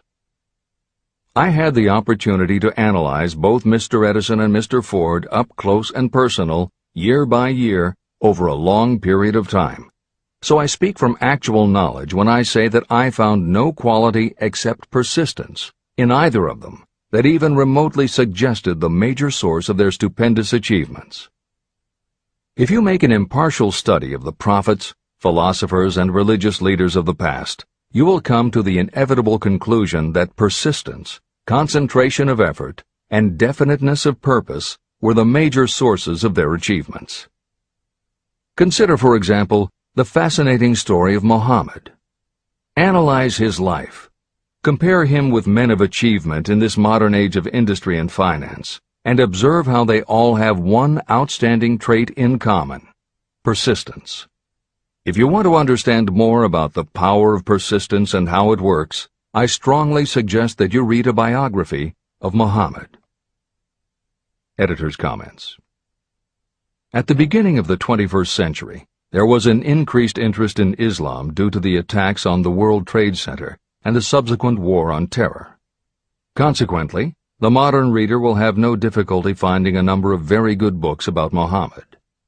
At the time that Hill was writing the first edition of Think and Grow Rich, one of the best biographies of Muhammad was written by Esad Bey, who was born in Baku, Azerbaijan, the son of a Jewish businessman named Nusenbaum. Later, he changed his name when he converted to Islam. During the Russian Revolution, he fled his home for Berlin, where he lived until the rise of Hitler again forced him to move, first to Austria and then finally to Italy. It is believed by some that this man, known as Esad Bey, also wrote under another pen name, Kurban Said, and was in fact the author of the acclaimed Azerbaijani novel, Ali and Nino. That Napoleon Hill was very impressed with this particular biography of Muhammad is clear from his recommendation, which follows. I strongly suggest that you read a biography of Muhammad, especially the one by Esad Bey. This brief review of that book, which appeared in the Herald Tribune, will provide a preview of the rare treat in store for those who take the time to read the entire story of one of the most astounding examples of the power of persistence known to civilization. The Last Great Prophet. Reviewed by Thomas Sugru. Muhammad was a prophet, but he never performed a miracle. He was not a mystic. He had no formal schooling. He did not begin his mission until he was 40. When he announced that he was the messenger of God, bringing word of the true religion, he was ridiculed and labeled a lunatic. Children tripped him, and women threw filth upon him. He was banished from his native city, Mecca, and his followers were stripped of their worldly goods and sent into the desert after him. When he had been preaching 10 years, he had nothing to show for it but banishment, poverty, and ridicule. Yet before another 10 years had passed, he was dictator of all Arabia, ruler of Mecca, and the head of a new world religion which was to sweep to the Danube and the Pyrenees before exhausting the impetus he gave it. That impetus was threefold: the power of words, the efficacy of prayer, and man's kinship with God. His career never made sense. Muhammad was born to impoverished members of a leading family of Mecca. Because Mecca, the crossroads of the world, home of the magic stone called the Kaaba, great city of trade and the center of trade routes, was unsanitary, its children were sent to be raised in the desert by Bedouins. Muhammad was thus nurtured, drawing strength and health from the milk of nomad, vicarious mothers. He tended sheep and soon hired out to a rich widow as leader of her caravans. He traveled to all parts of the Eastern world, talked with many men of diverse beliefs, and observed the decline of Christianity into warring sects. When he was 28, Khadijah, the widow, looked upon him with favor and married him. Her father would have objected to such a marriage, so she got him drunk and held him up while he gave the paternal blessing. For the next 12 years, Muhammad lived as a rich and respected and very shrewd trader. Then he took to wandering in the desert, and one day he returned with the first verse of the Koran and told Khadijah that the archangel Gabriel had appeared to him and said that he was to be the messenger of God. The Koran, the revealed word of God, was the closest thing to a miracle in Muhammad's life. He had not been a poet. He had no gift of words. Yet the verses of the Koran, as he received them and recited them to the faithful, were better than any verses which the professional poets of the tribes could produce. This, to the Arabs, was a miracle.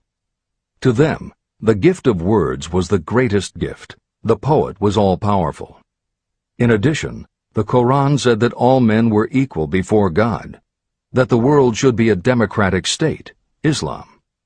It was this political heresy, plus Muhammad's desire to destroy all the 360 idols in the courtyard of the Kaaba, which brought about his banishment.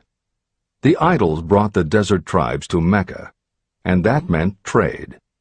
So the businessmen of Mecca, the capitalists, of which he had been one, set upon Muhammad. Then he retreated to the desert and demanded sovereignty over the world. The rise of Islam began. Out of the desert came a flame which would not be extinguished. A democratic army, fighting as a unit and prepared to die without wincing.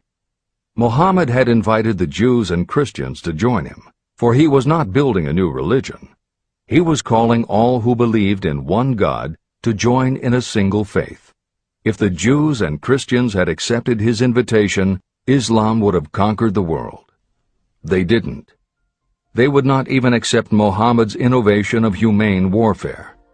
When the armies of the Prophet entered Jerusalem, not a single person was killed because of his faith. When the Crusaders entered the city, centuries later, not a Muslim man, woman, or child was spared. But the Christians did accept one Muslim idea, the place of learning, the university.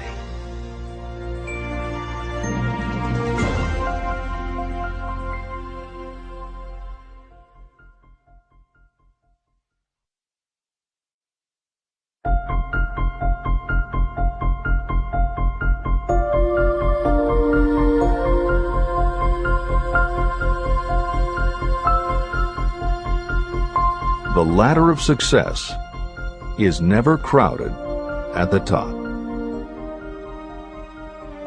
Chapter 11. Power of the Mastermind, the Driving Force. The ninth step toward riches. Power is essential for success in the accumulation of money. Plans are useless without sufficient power to turn them into action.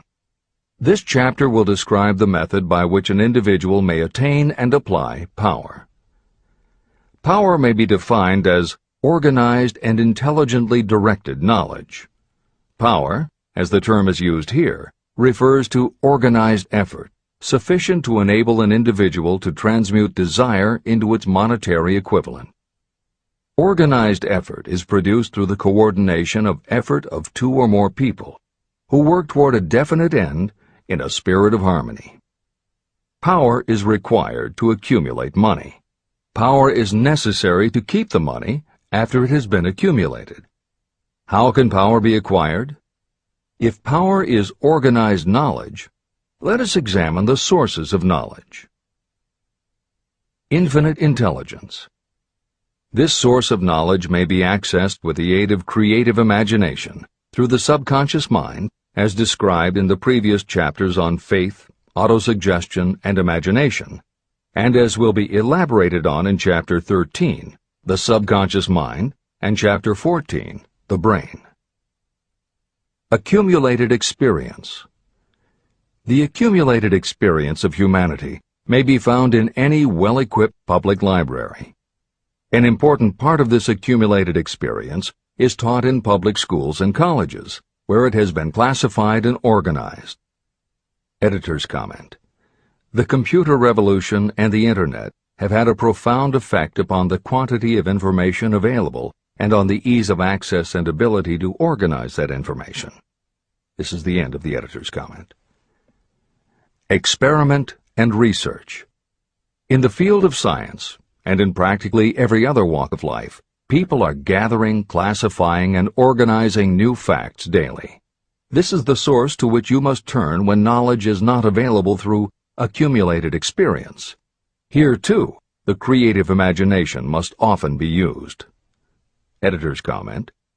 Today, because of the computer revolution and the Internet, publishing and dissemination of information happens so quickly that there is almost no lag time between experiment or research and the integration of those results into available knowledge. This is the end of the editor's comment. Knowledge may be acquired from any of the foregoing sources. It may be converted into power by organizing it into definite plans and by putting those plans into action. If you examine the three sources of knowledge, you will see how difficult it would be if you had to depend upon just your own efforts to assemble all the knowledge you need and turn it into definite plans of action. If your plans are big and comprehensive, generally you will have to get others to cooperate with you if you are going to organize your knowledge so that you can turn your plans into power. Gaining power through the mastermind. The mastermind may be defined as Coordination of knowledge and effort in a spirit of harmony between two or more people for the attainment of a definite purpose. No individual may have great power without utilizing the mastermind. In Chapter 8, Organized Planning, I commented on how to create plans for translating desire into its monetary equivalent. If you carry out these instructions with persistence and intelligence, and use discrimination in choosing your mastermind group, your objective will have been halfway reached even before you begin to recognize it. Editor's comments. In the following section, Hill describes the two kinds of power that an individual can access by assembling a mastermind alliance and working with that group. The first kind of power that he mentions is economic power, which needs no comment from the editors. However, to describe the second kind of power, for want of a better term, Hill uses the term psychic. Because this word has taken on connotations that Hill never intended, this concept deserves clarification before you read on. As is obvious throughout this book, Napoleon Hill was a very practical man. His use of the word psychic in this chapter has nothing to do with seances, fortune-telling, magic, or any other aspect of the paranormal. The word psychic is defined as of or pertaining to the human mind, and Hill uses the term to describe something pertaining to the mind that everyone reading this book has experienced. It is that feeling you get when you are working together with other people. Everyone is very focused on the same goal, and it is going so well that you seem to be in tune with each other. When that happens, you not only work well with the others, but your own work and ideas also seem to be operating on a higher and better plane than usual. This is the end of the editor's comments. So you may better understand the potential power available to you through a properly chosen mastermind group, I will explain the two characteristics of the mastermind principle. One kind of power is economic, and the other psychic. Economic power. The economic feature is obvious. Economic advantages may be created by any person who surrounds himself with the advice, counsel, and personal cooperation of a group of people who are willing to lend him or her wholehearted aid in a spirit of perfect harmony. This form of cooperative alliance has been the basis of nearly every great fortune. Your understanding of this great truth may definitely determine your financial status. Psychic power. What I refer to as the psychic phase of the mastermind principle is a little more difficult to comprehend. You'll get a better sense of the meaning from this statement. No two minds ever come together without creating a third, invisible, intangible force, which may be likened to a third mind. The human mind is a form of energy. When the minds of two people are coordinated in a spirit of harmony, the energy of each mind seems to pick up on the energy of the other mind, which constitutes the psychic phase of the mastermind. The mastermind principle, or rather the economic feature of it, was first called to my attention by Andrew Carnegie. Discovery of this principle was responsible for the choice of my life's work. Mr. Carnegie's mastermind group consisted of a staff of approximately 50 people with whom he surrounded himself for the purpose of manufacturing and marketing steel. He knew little of the technical side of the steel business. His strength was his ability to get others to work together in perfect harmony toward achieving a common goal. Carnegie attributed his entire fortune to the power he accumulated through this mastermind alliance. If you analyze the record of anyone who has accumulated a great fortune, and many of those who have accumulated modest fortunes, you will find that they have either consciously or unconsciously employed the mastermind principle. Great power can be accumulated through no other principle. How to multiply your brain power. The human brain may be compared to an electric battery. It is a fact that a group of batteries will provide more energy than a single battery. It is also a fact that the amount of energy provided by each individual battery depends upon the number and capacity of the cells it contains. The brain functions in a similar fashion. Some brains are more efficient than others. A group of brains coordinated or connected in a spirit of harmony will provide more thought energy than a single brain, just as a group of electric batteries will provide more energy than a single battery. Through this metaphor, you can see that the mastermind principle holds the secret of the power wielded by those who surround themselves with others of great brain power. The following will further define the so-called psychic phase of the mastermind principle. When a group of individual minds are coordinated and function in harmony, the increased energy created through that alliance becomes available to every individual mind in the group. Henry Ford began his business career under the handicap of poverty, illiteracy, and ignorance. Within the inconceivably short period of 10 years, Mr. Ford mastered these three handicaps, and within 25 years, he made himself one of the richest men in America. How did he do it? Here is an important clue. Mr. Ford's most rapid strides became noticeable from the time he became a personal friend of the famed inventor Thomas A. Edison. In the story of Ford's success, this is just the first indication of what the influence of one mind upon another can accomplish. Follow his story further, and you will have even more evidence that power may be produced through friendly alliance of minds. It is a fact that Mr. Ford's most outstanding achievements became even more pronounced later, after he formed the acquaintances of Harvey Firestone, John Burroughs, and Luther Burbank, each a man of great mental capacity. People take on the nature and the habits and the power of thought of those with whom they associate in a spirit of sympathy and harmony. Through his association with Edison, Burbank, Burroughs, and Firestone, Mr. Ford added to his own brain power the intelligence, experience, knowledge, and spiritual forces of these four men. Henry Ford used the mastermind principle in exactly the way it is described in this book. This principle is available to you. I have already mentioned Mahatma Gandhi. Let me review the method by which he attained his stupendous power. It may be explained in a few words. He came by power through inducing over 200 million people to coordinate with mind and body in a spirit of harmony for a definite purpose.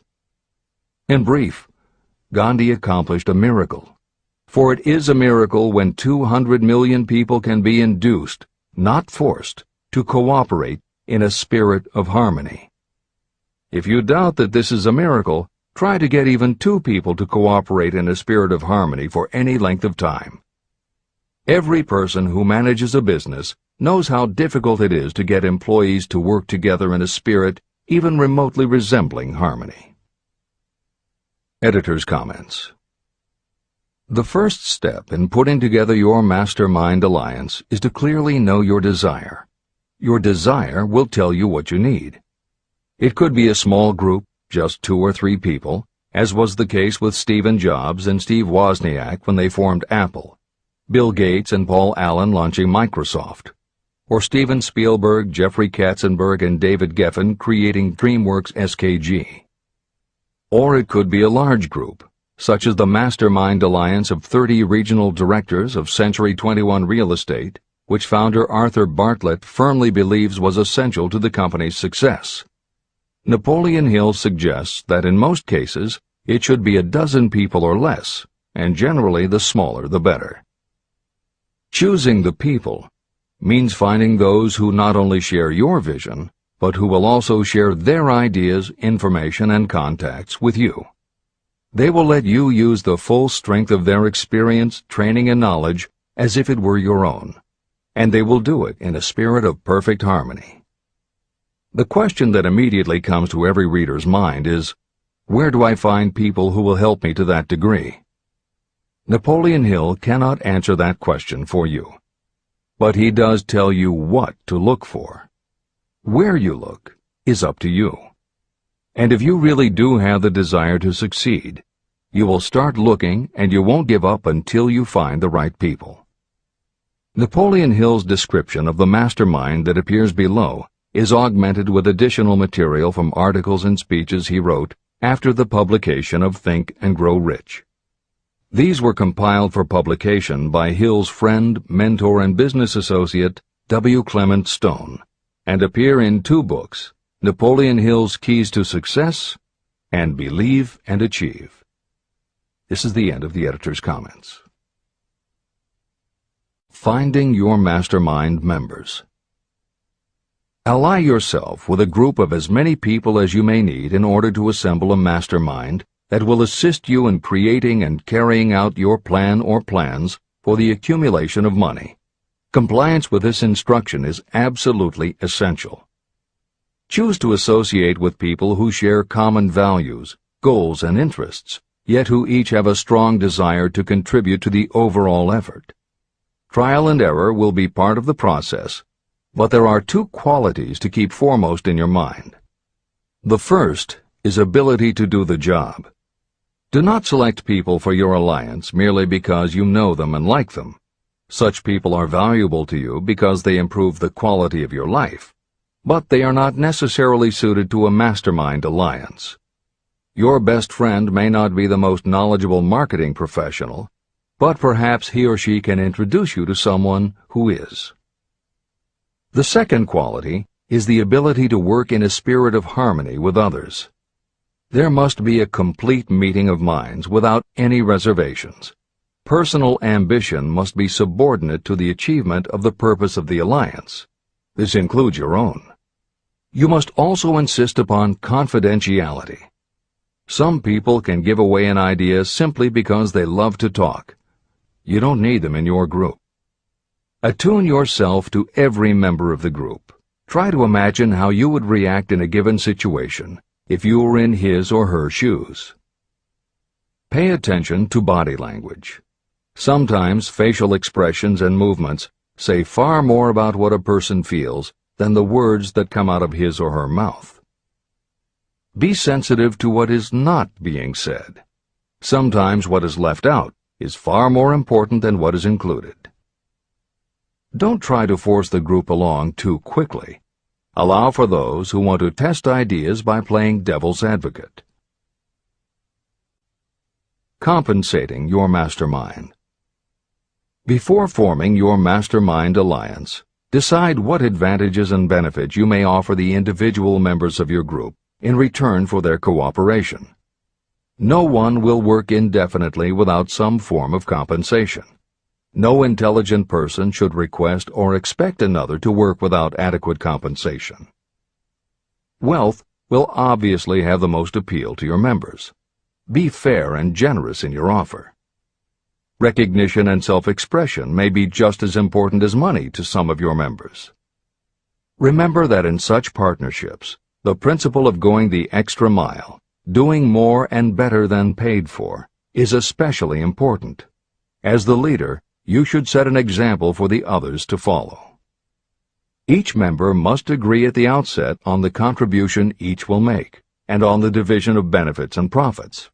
Otherwise, be assured that dissension will arise, you will have wasted everyone's time, you will ruin friendships, and your venture will be destroyed.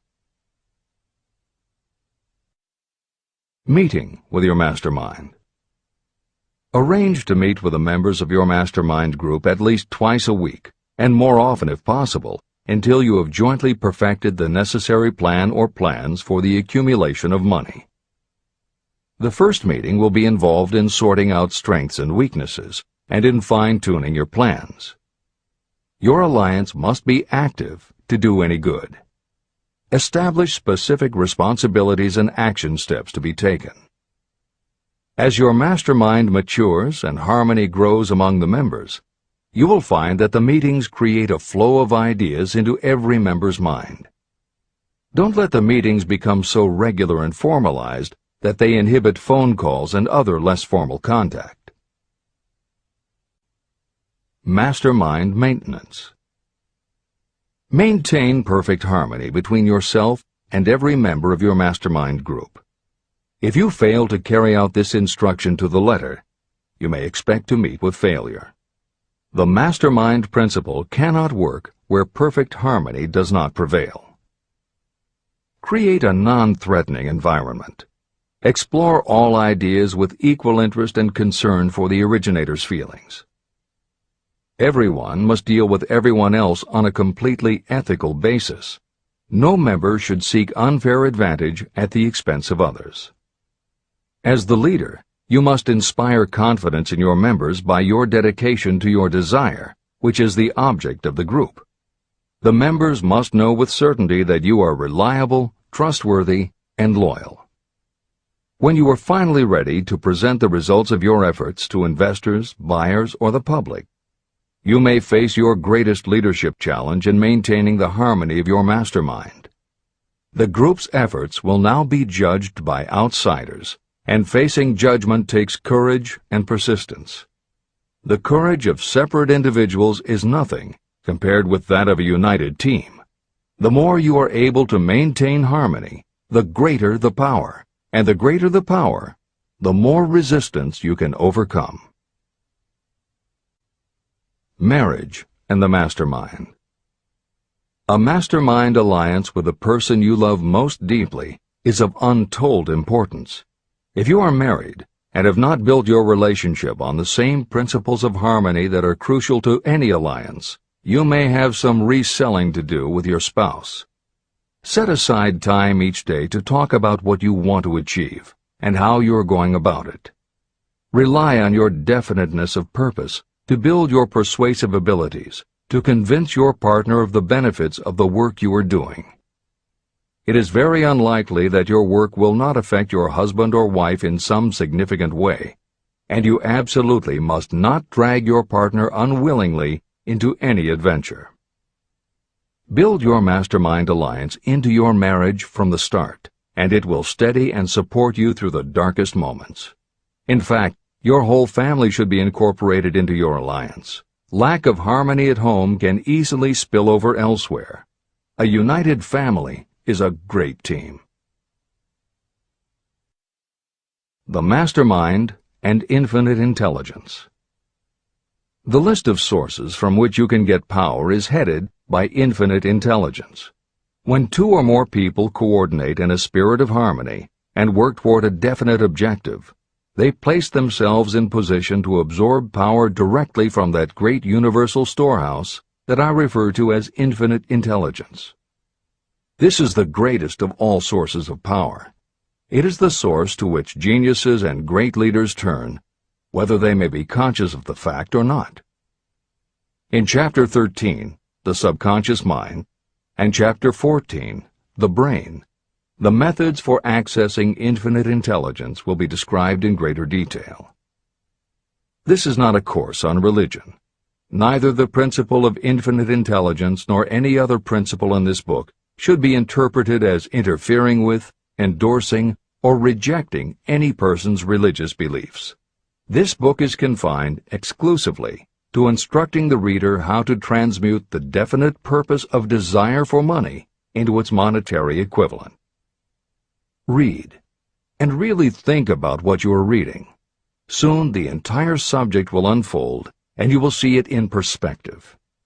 At this point, you are only seeing the detail of the individual chapters.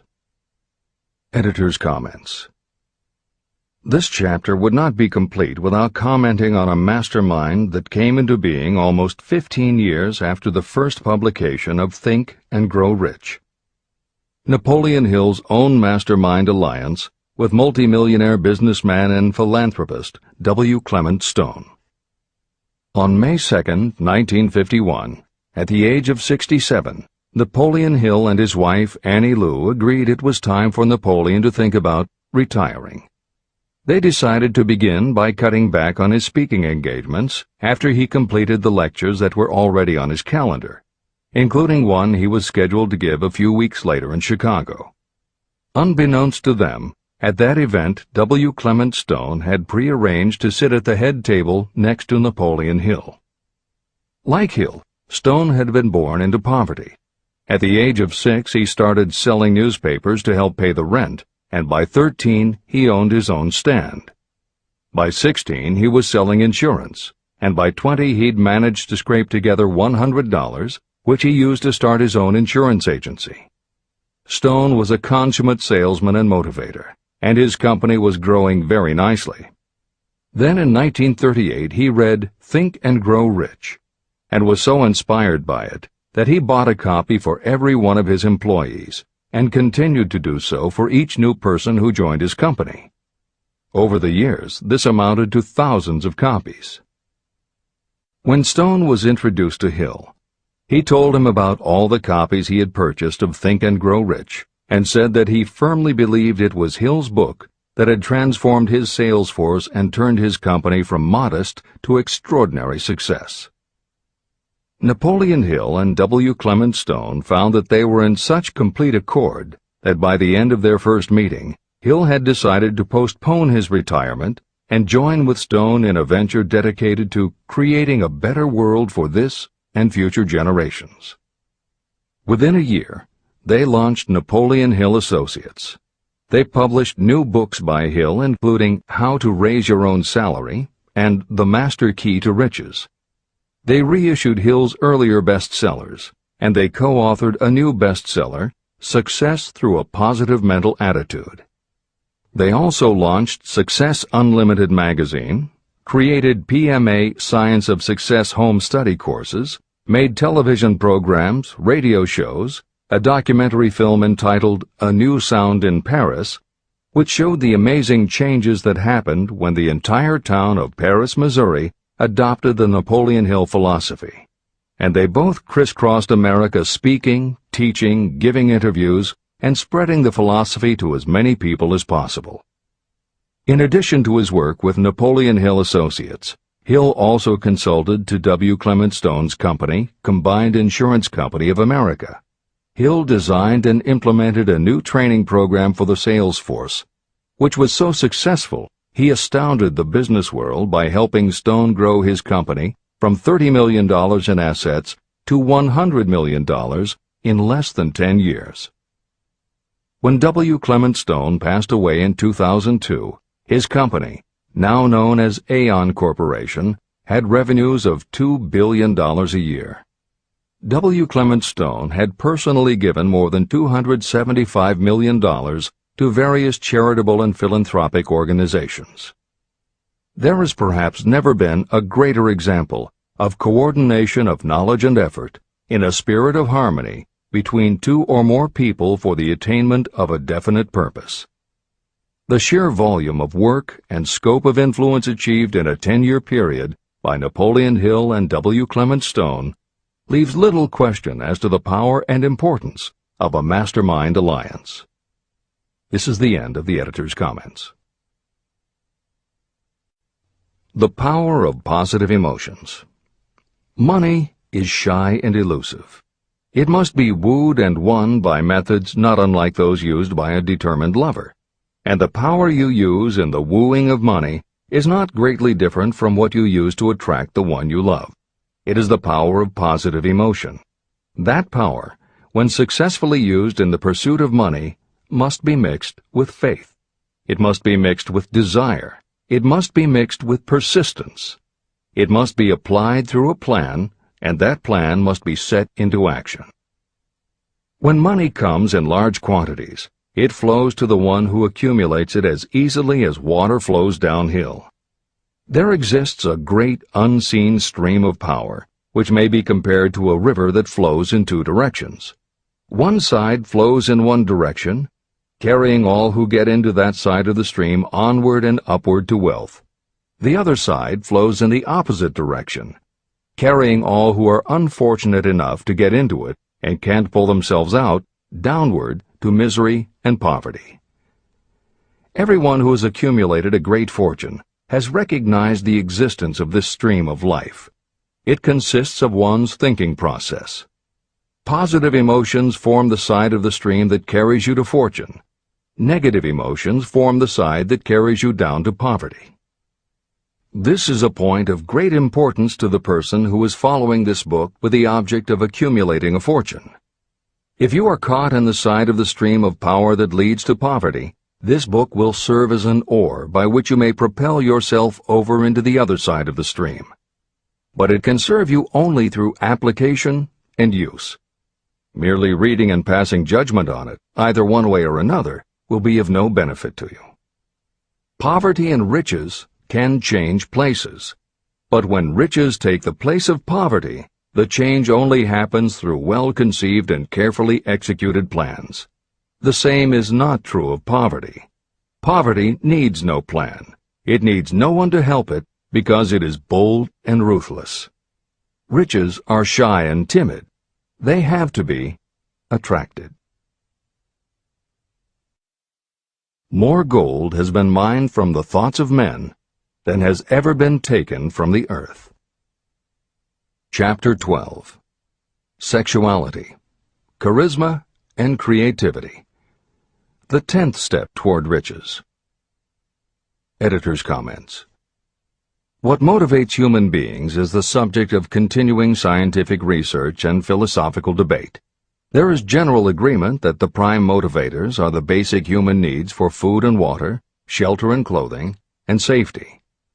Beyond these basic life-sustaining needs, however, there are other factors that motivate people to action.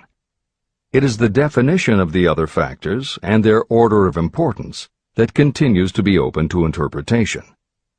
Perhaps the most widely known theory is psychologist Abraham Maslow's hierarchy of human needs, which lists 8 levels of motivational forces, starting with the basic physiological and safety needs, then ascends through belonging and love, esteem, understanding, aesthetics, self-actualization, and transcendence. Other psychologists and sociologists have defined and arranged the categories differently, but in almost all cases there is agreement that after the primary life-sustaining needs are met, sex and love are the next most important motivating forces. Napoleon Hill also compiled a hierarchy of what he referred to as mind stimuli.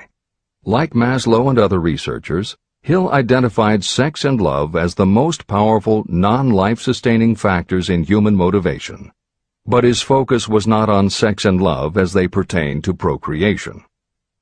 Hill was intrigued by the theory that if sex and love are such powerful forces in driving humans to action, there might be a correlation to outstanding achievement or material success. And if such a relationship exists, can the motivating force be intentionally channeled to this purpose? In the original edition of the following chapter, Hill used terms such as sex emotion and sex energy in his analysis of these motivating forces as they relate to attitude and personality. In this context, the use of the word sex was not meant to have the physical connotation that it often has today. Today these concepts would be conveyed by words such as sexuality, passion, or charisma. In this edition, where appropriate, the editors have opted for the modern usage of these and similar terms. This is the end of the editor's comments. Charisma. The world is ruled, and the destiny of civilization is established by the human emotions.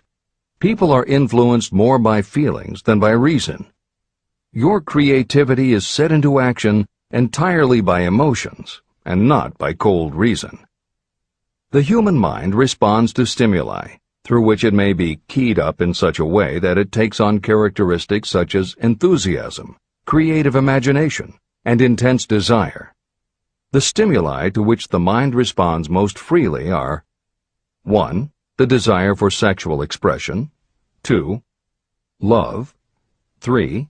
A burning desire for fame, power, or financial gain, money, 4. Music, 5. Close friendship and/or admiration. 6. A mastermind alliance based upon the harmony of 2 or more people who ally themselves for advancement. 7. Mutual suffering, such as that experienced by people who are persecuted. 8. Autosuggestion. 9. Fear. 10. Alcohol and drugs. The desire for sexual expression comes at the head of the list of stimuli that step up the mind and start the wheels of physical action.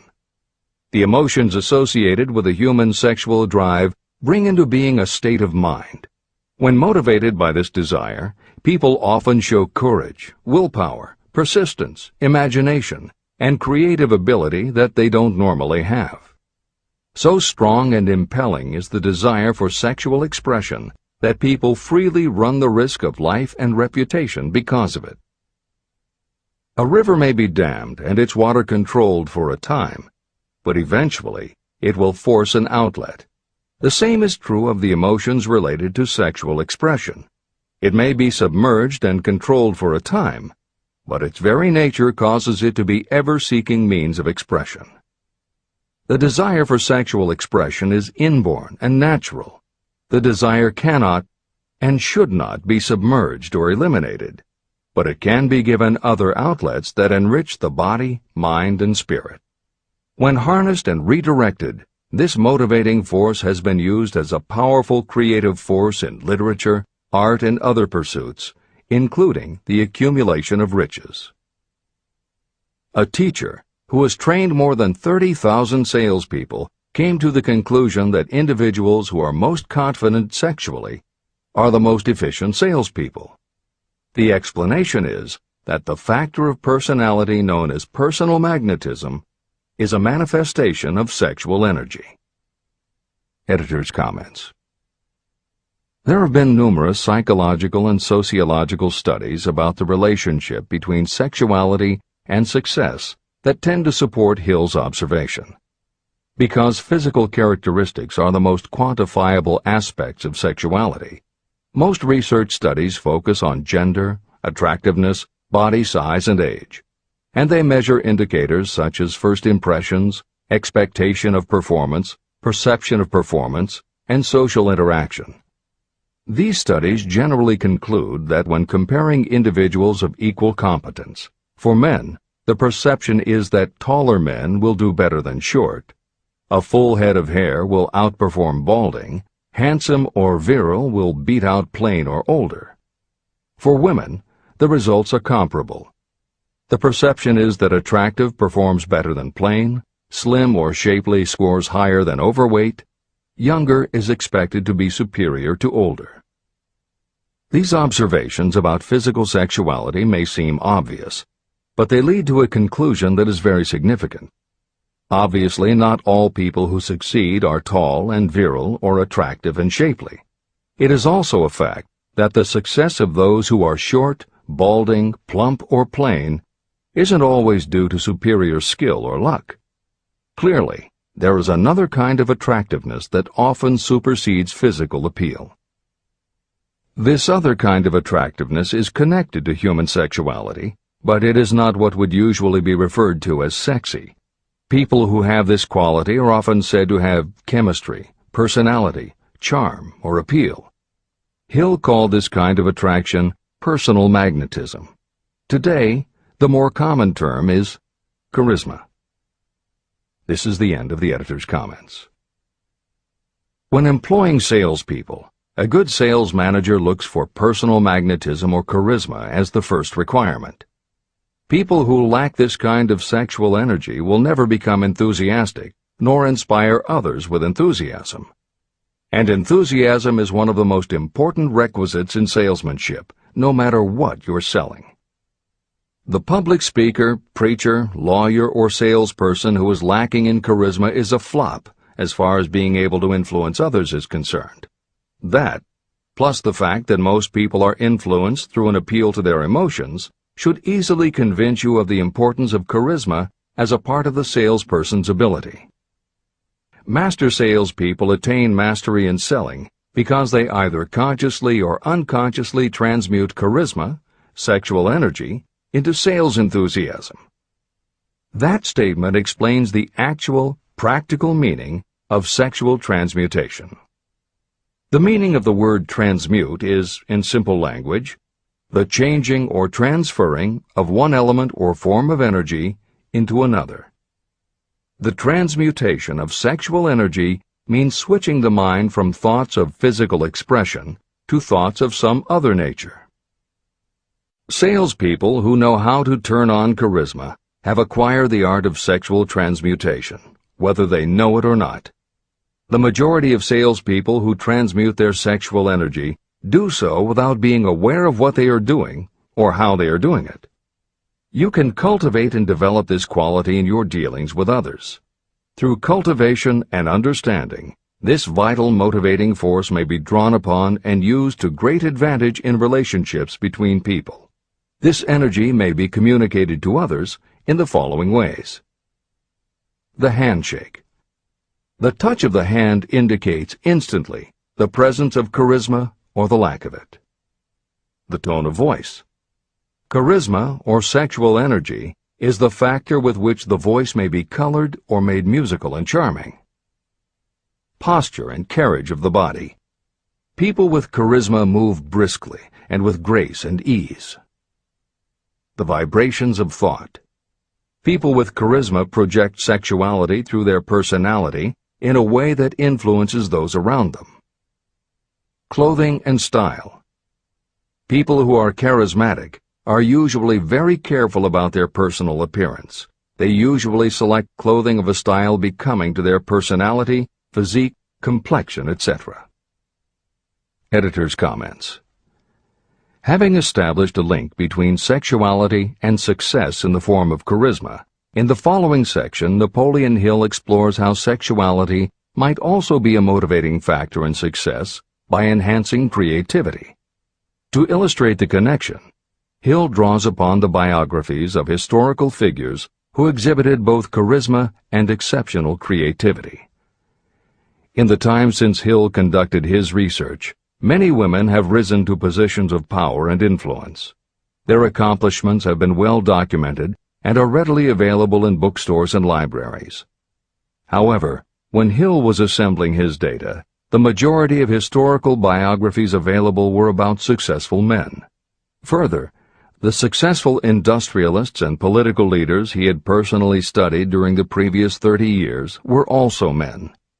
Because of this limitation, Hill does not theorize about the role men might play in motivating the success of women. This issue is addressed in a later editorial comment. This is the end of the editor's comments. Creativity. It seemed quite significant to me when I made the discovery that practically every great leader I had the privilege of analyzing was a man whose achievements were largely inspired by a woman. In most instances, the woman was a wife, of whom the public had heard little or nothing. In a few of the cases I studied, the source of inspiration was the other woman. The pages of history are filled with the records of great men whose achievements may be traced directly to the influence of women who aroused the creative faculties of their minds. Napoleon Bonaparte was one of these. When inspired by his first wife, Josephine, he was irresistible and invincible. When his better judgment or reasoning faculty prompted him to put Josephine aside, he began to decline. His defeat and exile to St. Helena were not far distant. Abraham Lincoln was a notable example of a great leader who achieved his greatness through the discovery and use of his faculty of creative imagination. It is noted in practically every book written about Lincoln that he discovered and began to use this faculty as the result of the love that he experienced when he met Anne Rutledge.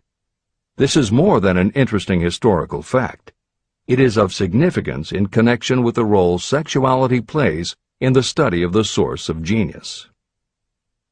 Following is a list of famous men of outstanding achievement: George Washington, Napoleon Bonaparte, William Shakespeare, Abraham Lincoln, Ralph Waldo Emerson, Robert Burns, Thomas Jefferson, Elbert Hubbard, Elbert H. Gary, Woodrow Wilson, John H. Patterson, Andrew Jackson, Enrico Caruso.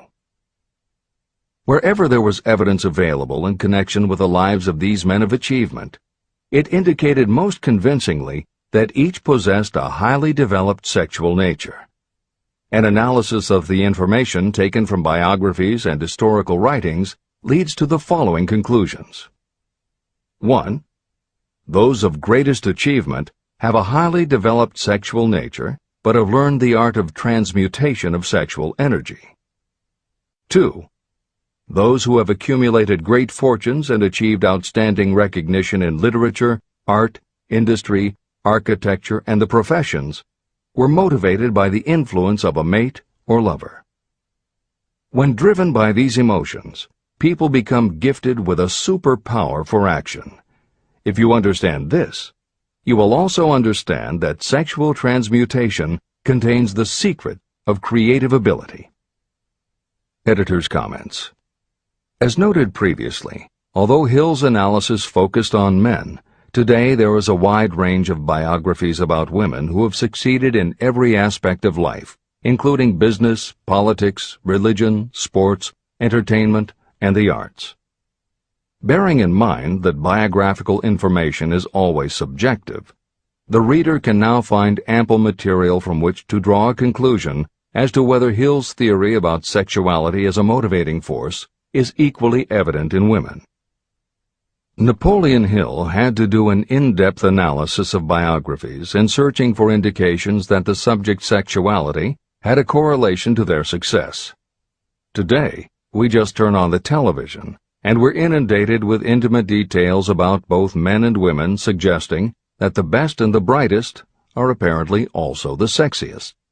Although scandals aren't usually cited as scientific proof, the exposés of some of the biggest entertainment and sports stars, high-profile CEOs of major companies, numerous politicians, and even a few presidents, all make at least a common-sense case for Hill's theory about the correlation between sexuality and success.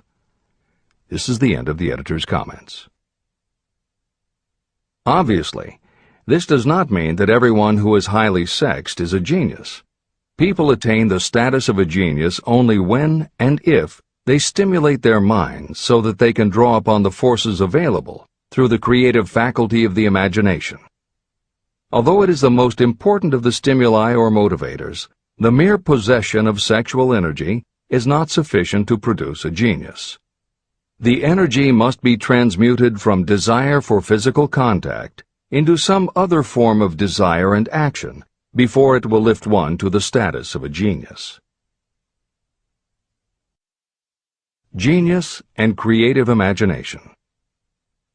A definition of genius might be someone who has discovered how to increase the intensity of thought to the point where that person can freely communicate with sources of knowledge not available through the ordinary rate of thought. This definition should prompt some questions in the mind of anyone reading this book. The first question should be, how may one communicate with sources of knowledge that are not available through ordinary thought? The next question should be, are there known sources of knowledge that are available only to geniuses, and if so, what are these sources and exactly how may they be reached? In the following, I will offer methods so that you can experiment and prove to yourself that this is true. By doing so, you will have the answer to both questions. Editor's comment. Humans perceive things through the 5 senses of sight, smell, taste, hearing, and touch. Another kind of perception, as when you have a feeling about something, was discussed in the chapters on desire, faith, and autosuggestion. This kind of perception is often referred to as the 6th sense, and in the following Hill explores the relationship between sexuality, motivation, creative imagination, and the 6th sense. This is the end of the editor's comment. The reality of a 6th sense has been fairly well established. This 6th sense is creative imagination. The faculty of creative imagination is something the majority of people never use during an entire lifetime, and if they do use it, it usually happens by mere accident. Only a small number of people deliberately use their creative imagination for a specific purpose. Those who do use this faculty voluntarily and with understanding of its functions are geniuses. Creative imagination is the direct link between your finite mind and what I have termed infinite intelligence. All revelations and all discoveries of basic or new principles in the field of invention take place through the faculty of creative imagination. When ideas, concepts, or hunches flash into your mind, they can only have come from one or more of the following sources. 1. from the mind of some other person who has just released the thought, idea, or concept through conscious thought. 2. Your subconscious mind, which stores every thought and impression that ever reached your brain through any of the 5 senses. 3. From another person's subconscious storehouse. 4. Infinite intelligence. There are no other possible sources from which inspired ideas or hunches may be received. When brain action has been stimulated through one or more of the 10 mind stimulants listed at the beginning of this chapter, it has the effect of lifting you far above the horizon of ordinary thought. It permits you to envision distance, scope, and quality of thoughts not available on the lower plane, such as when you are solving routine problems of business. When you are lifted to a higher level of thought through mind stimulation, it is as though you have taken off in an airplane. You can now see over and beyond the horizon that limits your vision when you are on the ground. Not only that, but while you are on this higher level of thought, you are not even aware of such things as the problems of gaining the 3 basic necessities of food, clothing, and shelter. You are in a world of thought in which the ordinary workaday thoughts have been removed, just as the hills and valleys that obstruct your vision on the ground don't interfere when you are in an airplane. While on this exalted plane of thought, the creative faculty of the mind is given freedom for action. The way has been cleared for the 6th sense to function. It becomes receptive to ideas that could not reach the individual under any other circumstances. The 6th sense is the faculty that marks the difference between a genius and an ordinary individual. Developing your creative imagination. A mind stimulant is any influence that will either temporarily or permanently increase the intensity of thought. The previously mentioned 10 major stimulants are those most commonly resorted to. Through these sources you may commune with infinite intelligence, enter the storehouse of your subconscious mind, or perhaps even that of another person. That is all there is to genius. The more you use your creative faculty, the more alert and receptive it becomes to factors originating outside your conscious mind. And the more this creative faculty is used, the more you will rely upon it for your thoughts and ideas. This faculty can be cultivated and developed only through use. What we generally refer to as our conscience operates entirely through the faculty of the 6th sense. The great artists, writers, musicians, and poets become great because they acquire the habit of relying upon the still small voice that speaks from within, through their creative imagination. Anyone with a keen imagination knows that some of their best ideas come through so-called hunches. One of the best-known public speakers admits that his speeches are only really great when he closes his eyes and begins to rely entirely upon the faculty of creative imagination. When asked why he closed his eyes just before the climax of his speech, he replied, "I do it because then I speak through ideas that come to me from within." One of America's most successful and best-known financiers has the habit of closing his eyes for 2 or 3 minutes before making a decision. When asked why, he replied, "With my eyes closed, I am able to draw upon a source of superior intelligence." Dr. Elmer R. Gates created more than 200 useful patents through the process of cultivating and using his creative faculty. His method is significant to anyone interested in attaining to the status of genius. Dr. Gates was one of the really great, though less publicized, scientists of the world. In his laboratory, he had what he called his personal communication room. It was practically soundproof, and all light could be shut out. It had a small table on which he kept a pad of writing paper. In front of the table, on the wall, was a light switch. When Dr. Gates desired to draw upon the forces available to him through his creative imagination, he would go into this room, seat himself at the table, shut off the lights, and concentrate on the known factors of the invention he was working on. He would stay in that position until ideas began to flash into his mind in connection with the unknown factors of the invention. On one occasion, ideas came through so fast that he was forced to write for almost 3 hours. When the thoughts stopped flowing, he examined his notes and found they contained a minute description of principles that had no parallel in the known data of the scientific world. Moreover, the answer to his problem was right there in those notes. Dr. Gates earned his living by sitting for ideas.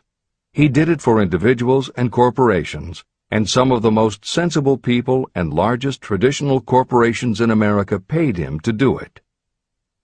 The part of your mind that you generally use for reasoning may be faulty, because it is largely guided by your accumulated experience. Not all knowledge that you have learned through experience is accurate. Many times your creative ideas are much more reliable because they come from sources that are more reliable than those available to the reasoning faculty of the mind. Methods used by geniuses are available to you. The major difference between the genius and the ordinary inventor is that the genius makes use of both the synthesized and the creative faculties of imagination. For example, the scientific inventor begins an invention by organizing and combining the known ideas or principles accumulated through experience through the synthesized faculty, the reasoning faculty. If the inventor finds this accumulated knowledge is insufficient, the scientist then draws upon the sources of knowledge available through the creative faculty. The method by which the inventor does this varies with the individual, but this is the essence of the procedure. 1.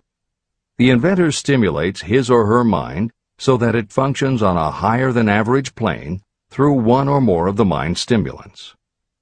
2.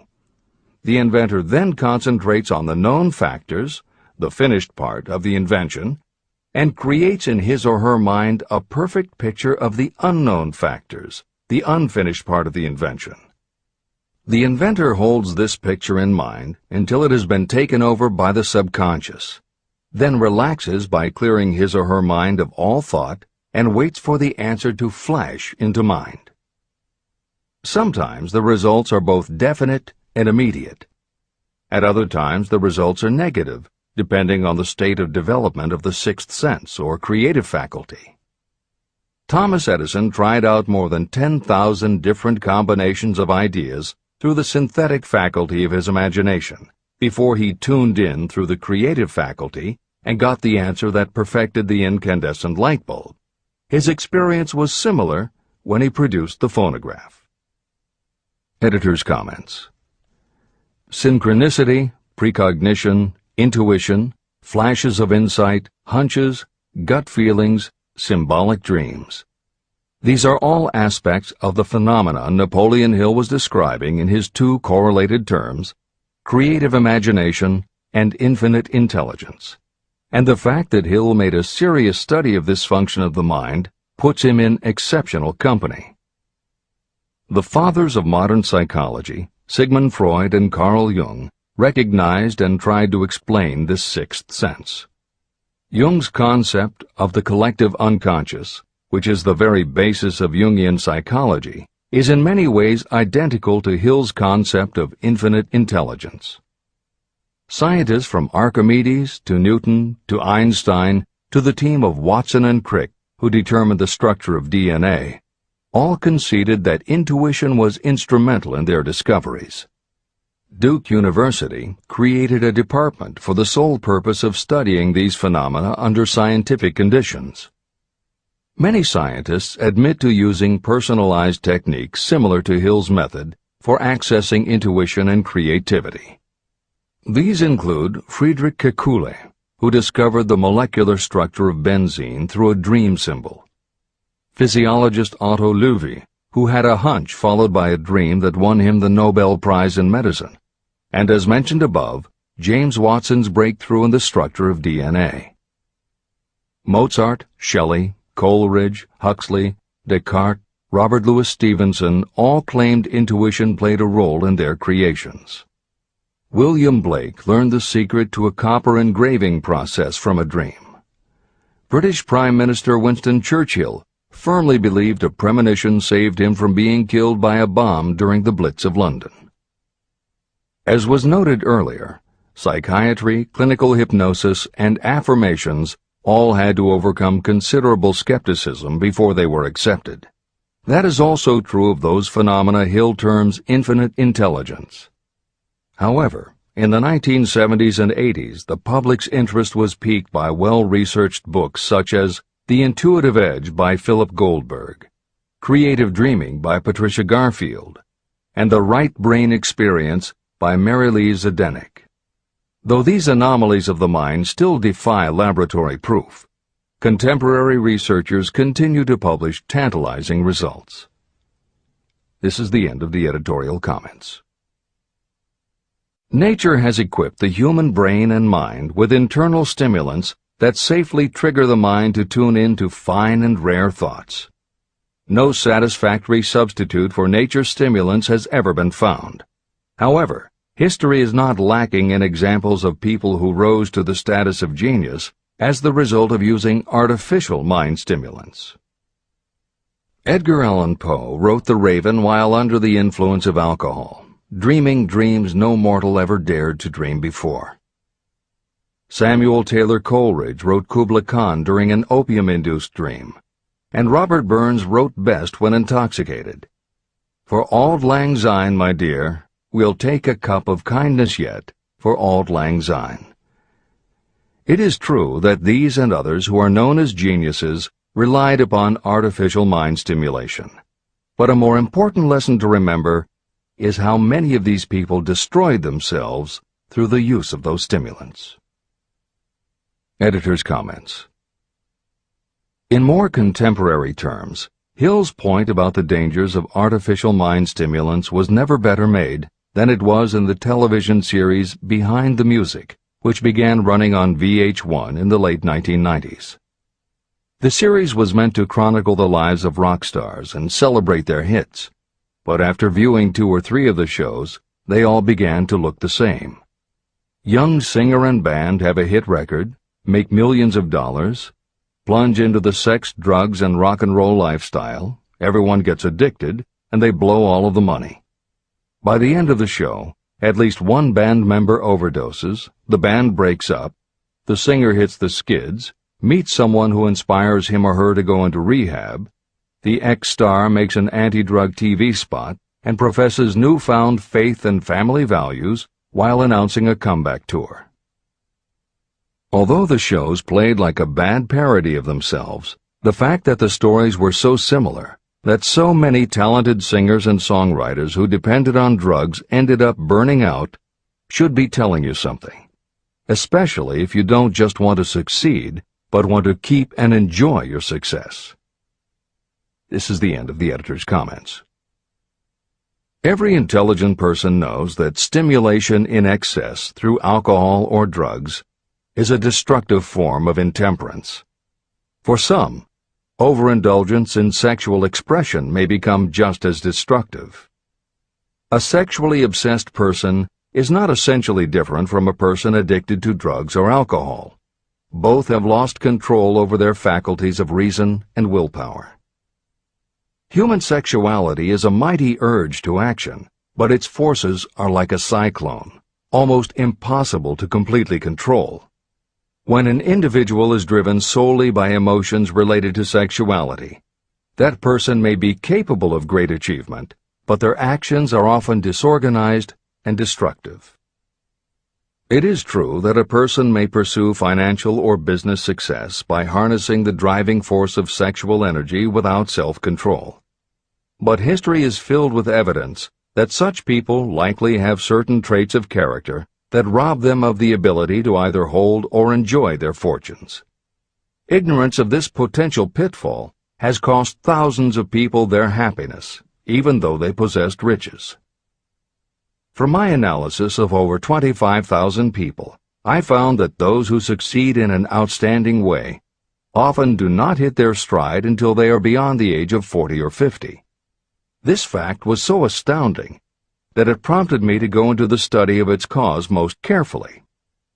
My investigation disclosed that the major reason why many people do not succeed early in life is their tendency to dissipate their energies through overindulgence. The majority of people never learn that sexual energy has possibilities other than physical expression. And many of those who make this discovery only do so after having wasted many years during the time when their sexual energy was at its height. Most people come to the realization by accident, and many don't even know they have tapped into this power. They may recognize that their power of achievement has increased, but they have no idea what caused the change. They are just vaguely aware that nature begins to harmonize the emotions of love and sex, so that they may draw upon these great forces and apply them as stimuli to action. The importance of love. Love, romance, and sex are all emotions capable of driving people to heights of superachievement. When combined, these three emotions may lift you to an altitude of a genius. Every person who has been moved by genuine love knows that it leaves enduring traces upon the human heart. The effect of love endures, because love is spiritual in nature. Those who cannot be stimulated to great heights of achievement by love are hopeless. They are dead, though they may seem to live.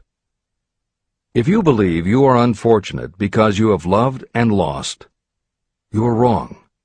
One who is loved truly can never lose entirely. Love is whimsical and temperamental.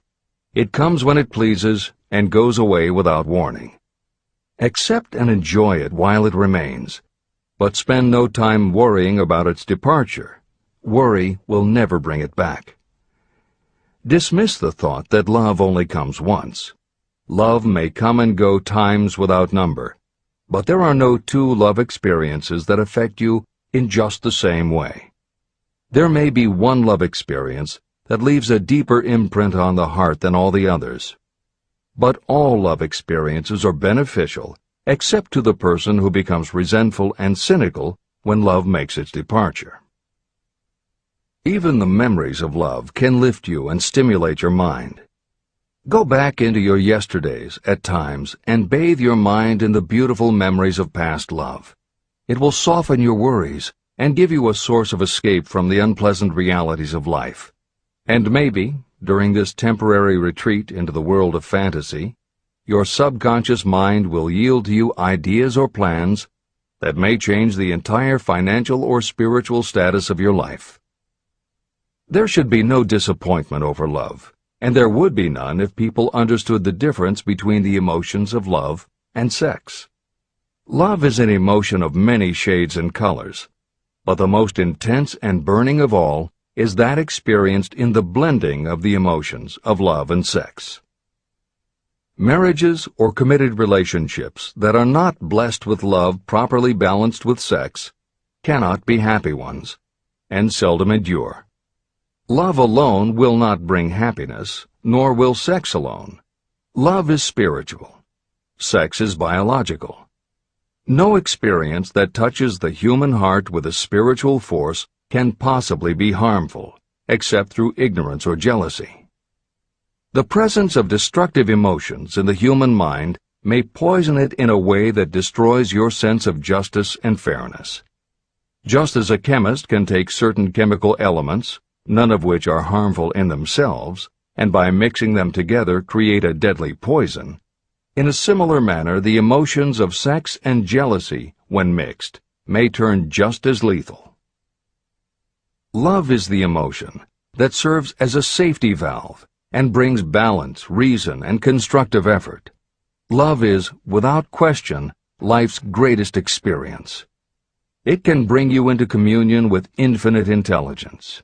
When love guides the emotions, it may lead you well on your way toward creative effort. The road to genius consists of the development, control, and use of sex, love, and romance. Briefly, the process may be stated as follows. Encourage the presence of the positive emotions as the dominating thoughts in your mind, and discourage all the destructive emotions. The mind is a creature of habit. It thrives on the dominating thoughts fed to it. Through your willpower, you may discourage the presence of any emotion and encourage the presence of any other. Control of your mind, through the power of your will, is not difficult. Control comes from persistence and habit. The secret of control lies in understanding the process of transmutation. When any negative emotion presents itself in your mind, it can be transmuted into a positive or constructive emotion by the simple procedure of changing your thoughts. There is no other road to genius than through voluntary self-effort. When the emotion of romance is added to those of love and sex, the obstructions between the finite mind and infinite intelligence are removed.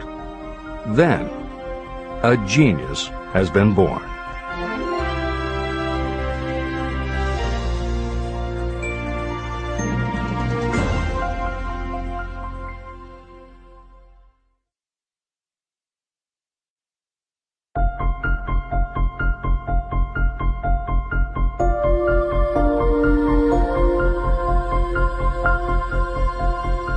Success requires no explanations. Failure permits no alibis. Chapter 13. The Subconscious Mind. The Connecting Link. The 11th step toward riches. The subconscious mind consists of a field of consciousness, in which every impulsive thought that reaches the conscious mind, through any of the five senses, is classified and recorded. The subconscious receives and files sense impressions or thoughts regardless of their nature. You can plant in your subconscious mind any plan, thought, or purpose that you desire to translate into its physical or monetary equivalent. Those desires that have been mixed with emotional feeling and faith in your ability are the ones that are strongest.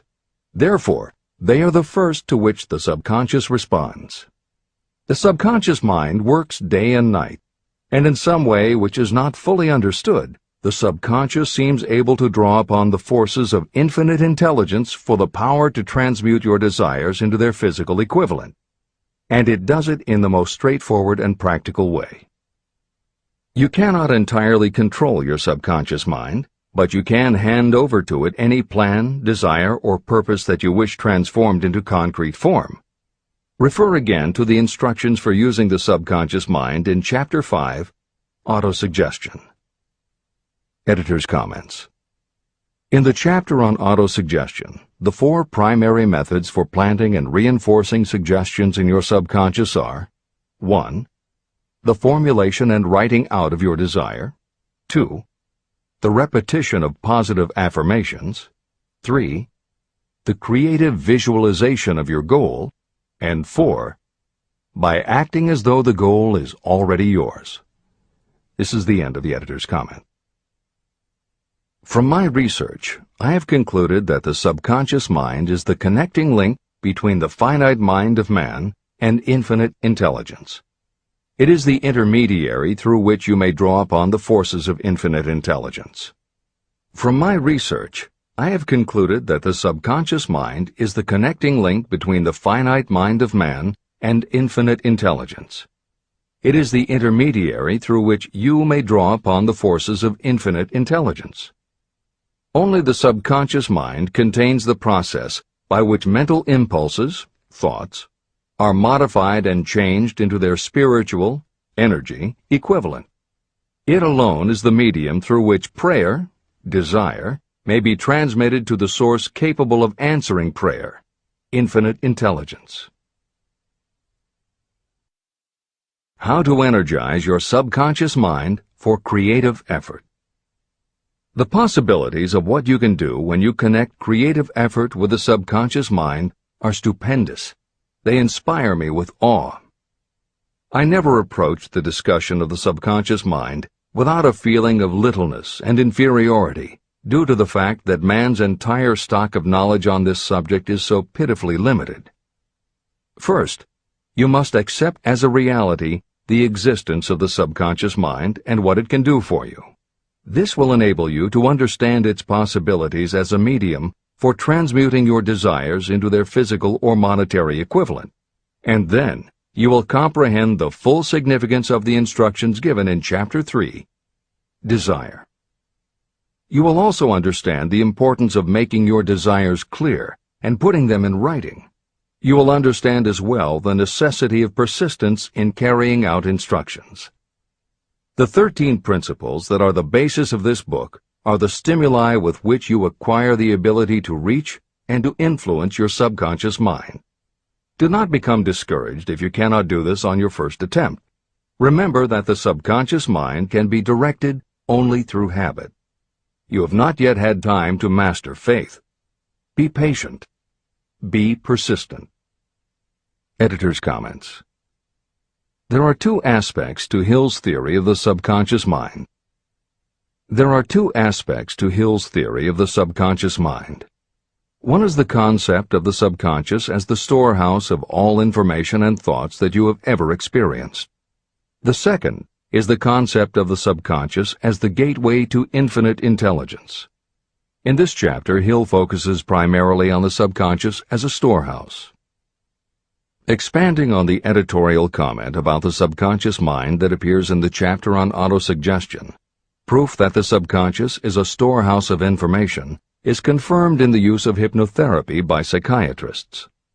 Through hypnosis, psychiatrists are able to help patients open the door to their subconscious so that they can retrieve information about traumatic situations that have been filtered out or repressed by the conscious mind. Further proof is in the use of hypnosis by law enforcement officials to recapture information such as license plate numbers and other details that the conscious mind of a witness has filtered out. Although results vary from person to person, there is no doubt that the subconscious has access to information that the conscious mind does not. This storehouse aspect of the subconscious is what accounts for some ideas that come to us through creative imagination.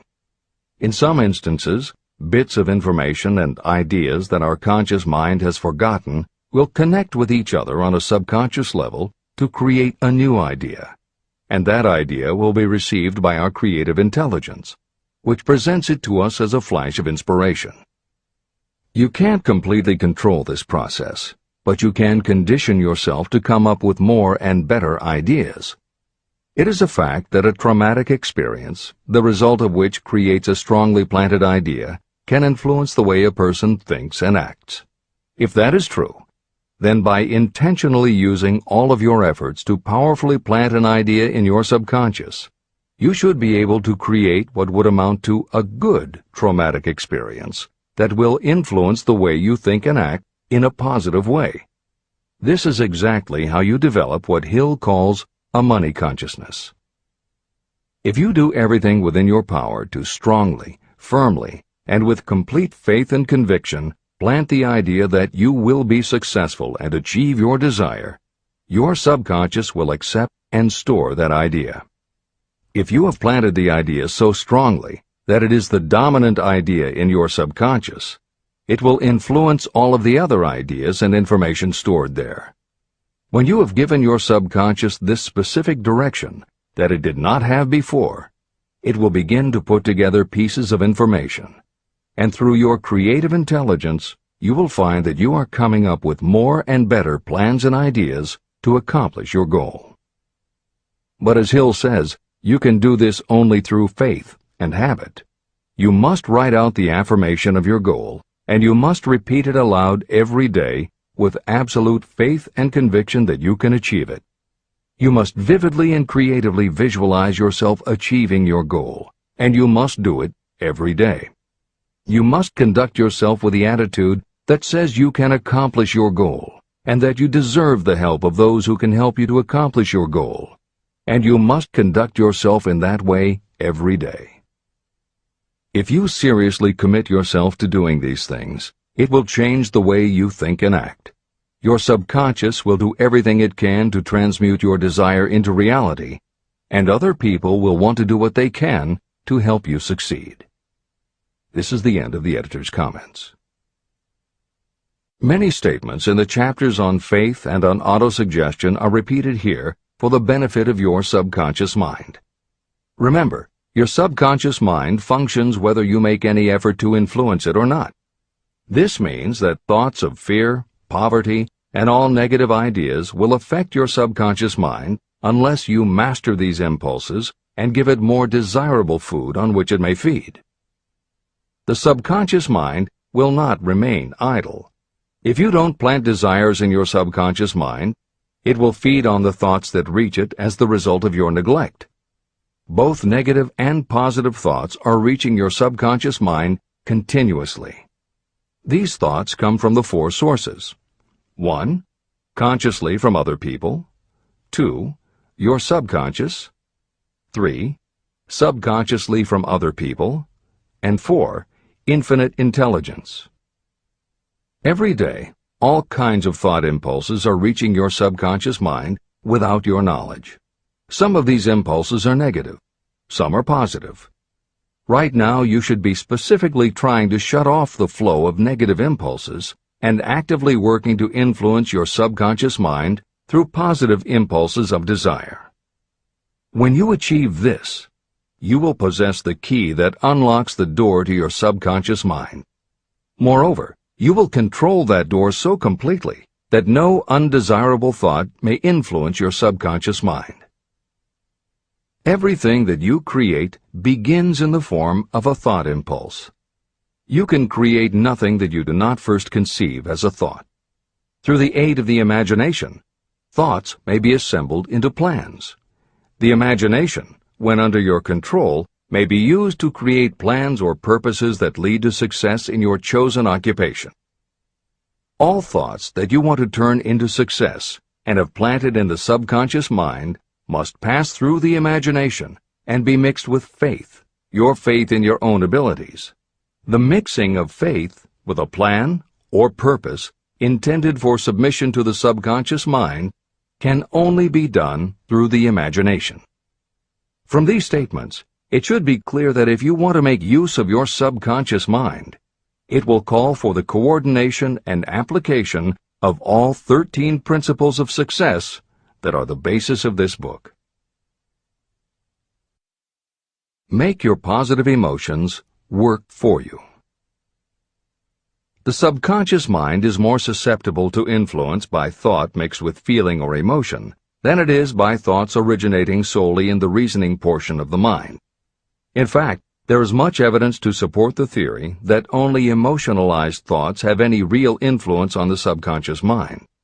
It is a fact that emotions or feelings rule the majority of people.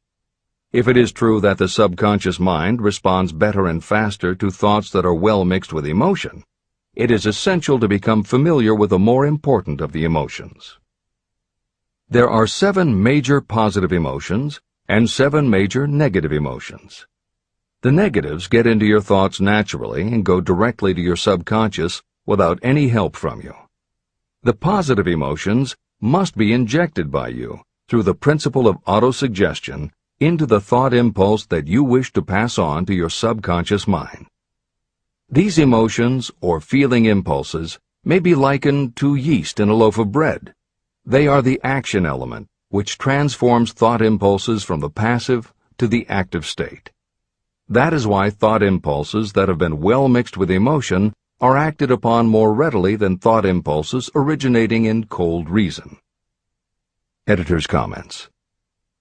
W. Clement Stone, Napoleon Hill's friend, mentor, and business partner, arranged for the publication of many of Napoleon Hill's later writings.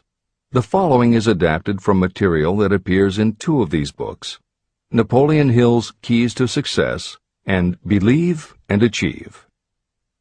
Enthusiasm is a positive mental attitude, an internal impelling force of intense emotion, a power compelling creation or expression.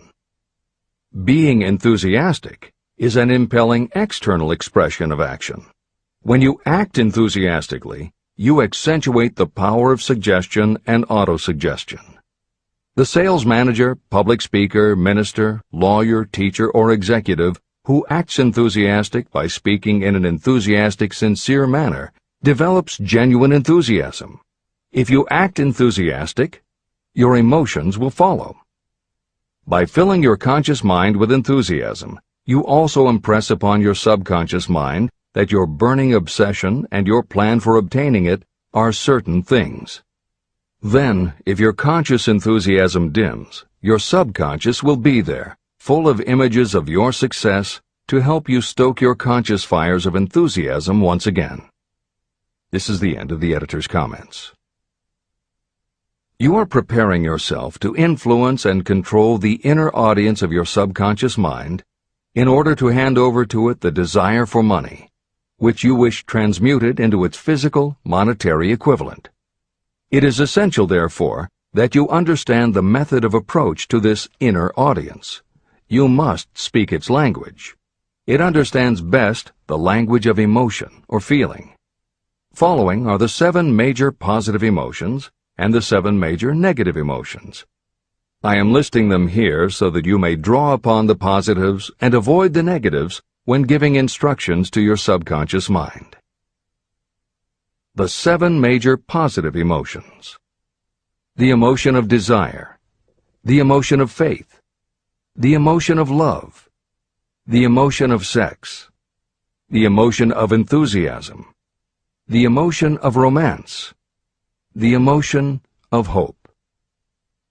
There are other positive emotions, but these are the 7 most powerful and the ones most commonly used in creative effort. Master these 7 emotions. They can be mastered only by use, and the other positive emotions will be at your command when you need them. Remember that you are studying a book that is intended to help you develop a money consciousness by filling your mind with positive emotions.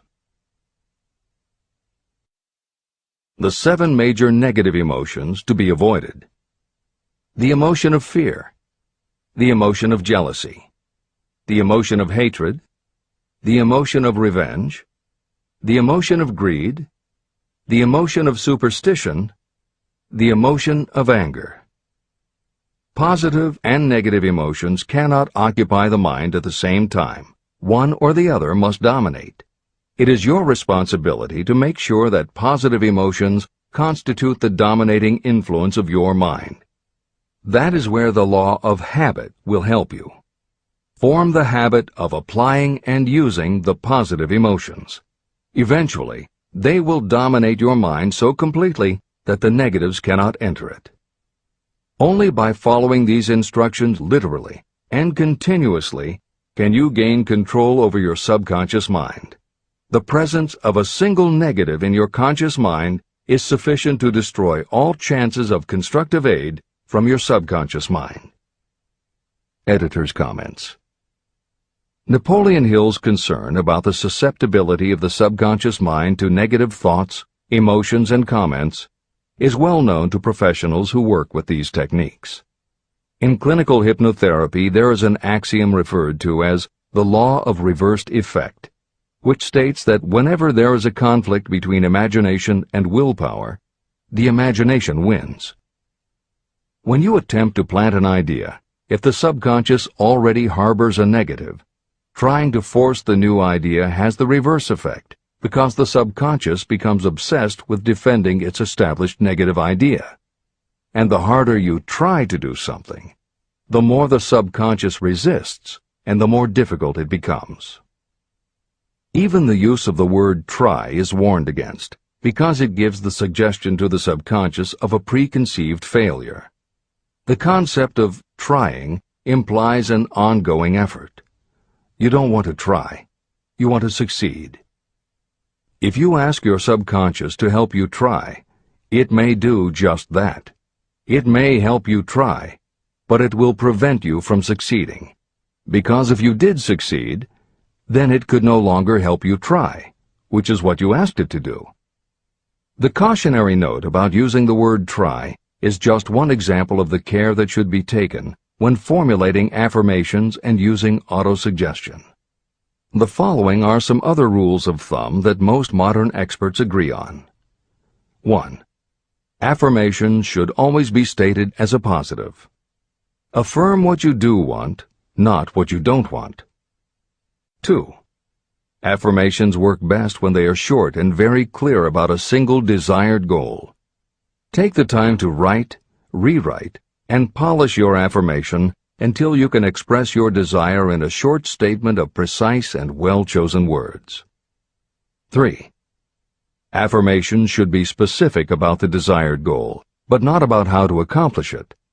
Your subconscious knows better than you what it can do and how it can do it. 4. Do not make unreasonable time demands. Your subconscious can't make anything happen suddenly or now. 5. Just saying the words will have little effect. When you affirm your desire, you must do it with such faith and conviction that your subconscious becomes convinced of how important it is to you. As you affirm your desire to yourself, visualize it in your mind's eye as big as a billboard. Make it big, powerful, and memorable. 6. Repetition of your emotionalized affirmation is crucial. At this time, it is your habit to think one way. By repeating your affirmation often every day, your new way of thinking will begin to be your automatic response. Keep reinforcing it until it becomes second nature to you, and your habit will have become to think the new way, the way you want to think. This is the end of the editor's comments. We form habits based on the degree of reinforcement we receive. Habits make no moral judgments. They can be either good or bad. Both are formed through repetition. If we try something and like the results, we repeat the action. You can replace negative thoughts with positive ones. You can replace inaction with action, and you can form any habit you choose. Your thoughts are the only thing that you can completely control if you choose to do so. You can control your thoughts to control your habits. The secret of effective prayer. Most people resort to prayer only after everything else has failed, or else they pray by a ritual of meaningless words. And because most people who pray do so only after everything else has failed, they go to prayer with their minds filled with fear and doubt. Because fear and doubt are the emotions that are mixed with their prayer, these are the emotions the subconscious mind passes on, and these are the emotions that infinite intelligence receives and acts upon. If you pray for a thing, but as you pray you have fear that you may not receive it, or that your prayer will not be acted upon by infinite intelligence, your prayer will have been in vain. Prayer does sometimes result in the realization of that for which one prays. If you have ever had the experience of receiving something for which you prayed, go back in your memory and recall your actual state of mind while you were praying, and you will know for sure that the theory here described is more than a theory. The method by which you may communicate with infinite intelligence is very similar to the way the vibration of sound is transmitted by radio waves. Sound cannot be transmitted through the atmosphere until it has been changed into a very high rate of vibration. The radio station takes the sound of the human voice and modifies it by stepping up the vibration millions of times. Only in this way can the energy of sound be sent over distances. After this transformation has taken place, the energy, which originally was in the form of vibrations of sound, is broadcast or transmitted as a radio signal. When a radio set receives the high-speed transmission, it then reconverts that energy back to its original slower rate of vibration. And when it is stepped down to its original rate, it vibrates the diaphragm of the speaker, which reproduces the original sound of the voice.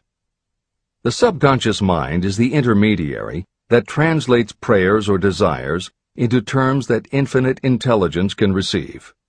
The answer comes back to you in the form of a definite plan or idea for procuring the object of your prayer.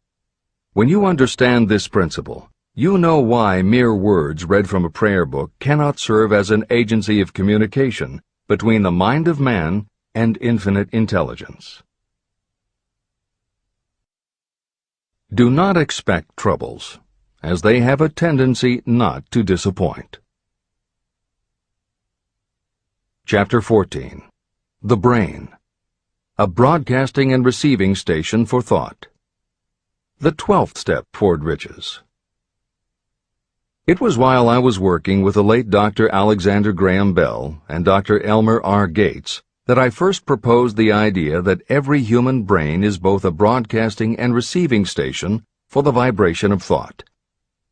In some way similar to the principle behind the operation of a radio receiver, every human brain is capable of picking up vibrations of thought that are being released by other brains. These are received as hunches and flashes of intuition. As was explained in previous chapters, it is your creative imagination that is the receiving set of your brain, which receives thoughts from your subconscious and, under certain circumstances, receives thoughts released by the brains of others. Your creative imagination is the interconnection between your conscious or reasoning mind and the four sources from which you receive thought stimuli. 1.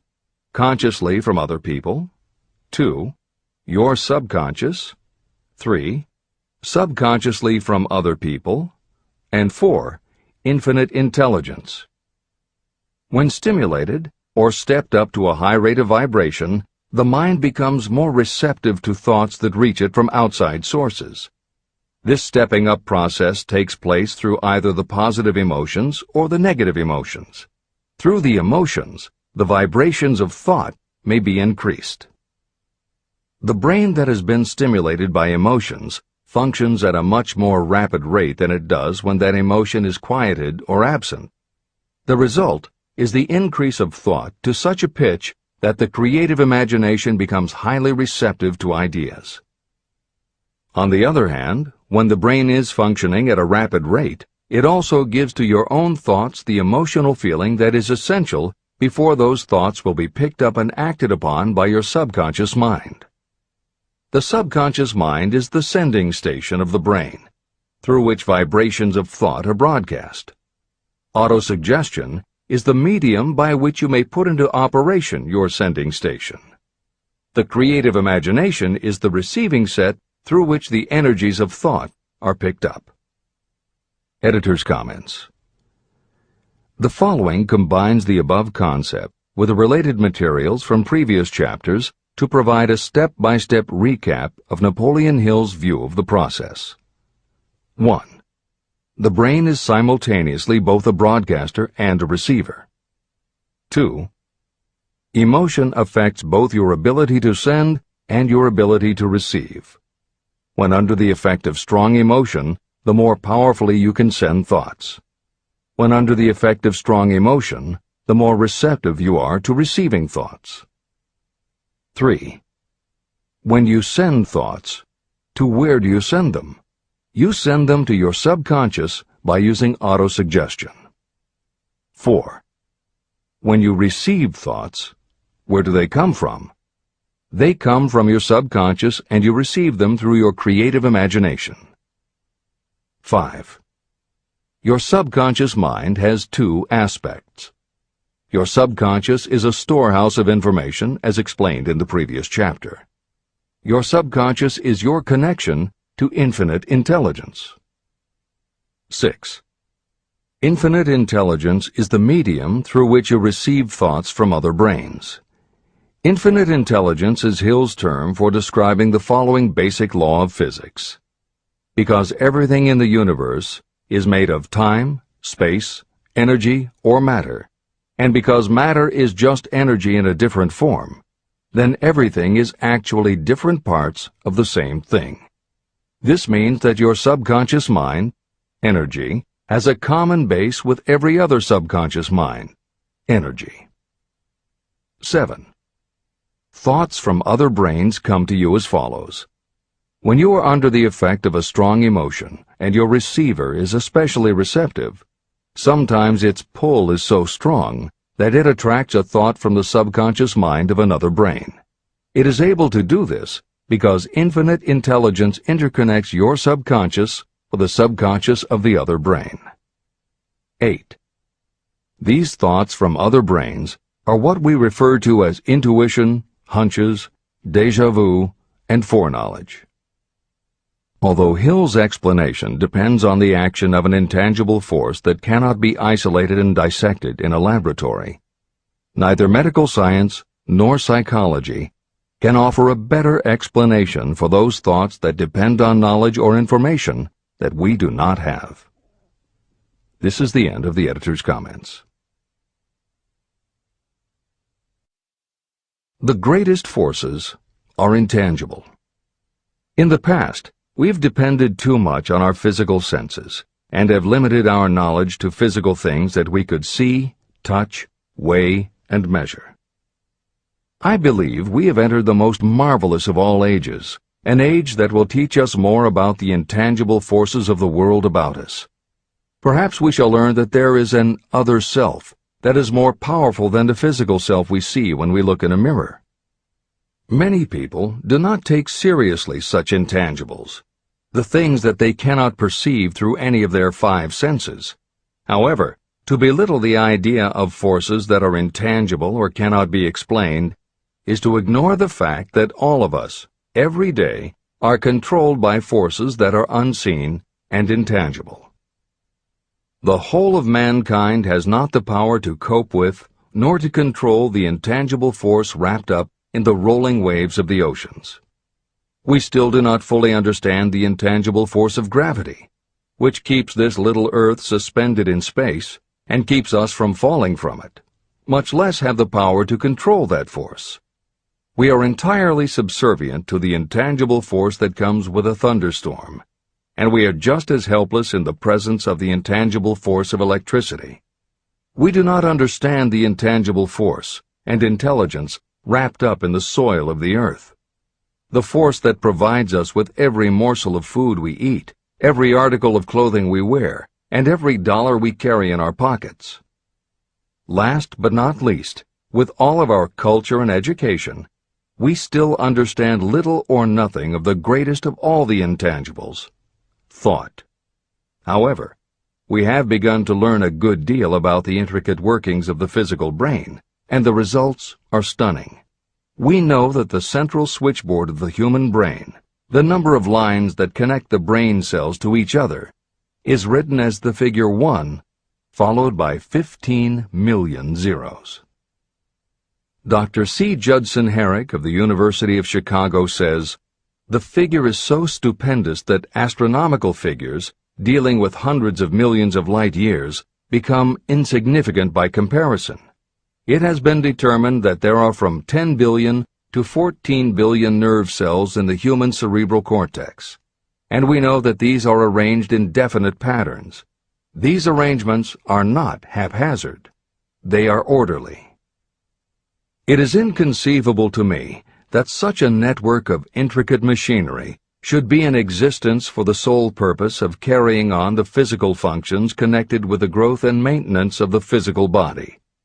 Is it not likely that the same system, which gives billions of brain cells the media for communication, one with another, also provides the means of communication with other intangible forces?" Editor's comments. In the time since Hill wrote the above comments, we have learned a great deal more about the physical brain and how it operates. We understand much about the chemistry of the brain.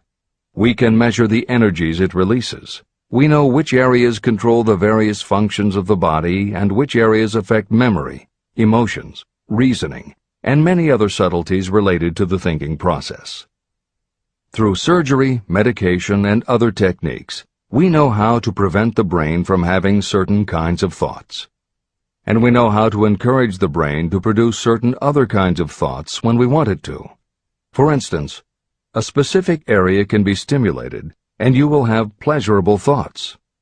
But we cannot yet control what those pleasurable thoughts will be, and we have no idea what the bits and pieces of information are that go into your pleasurable thoughts.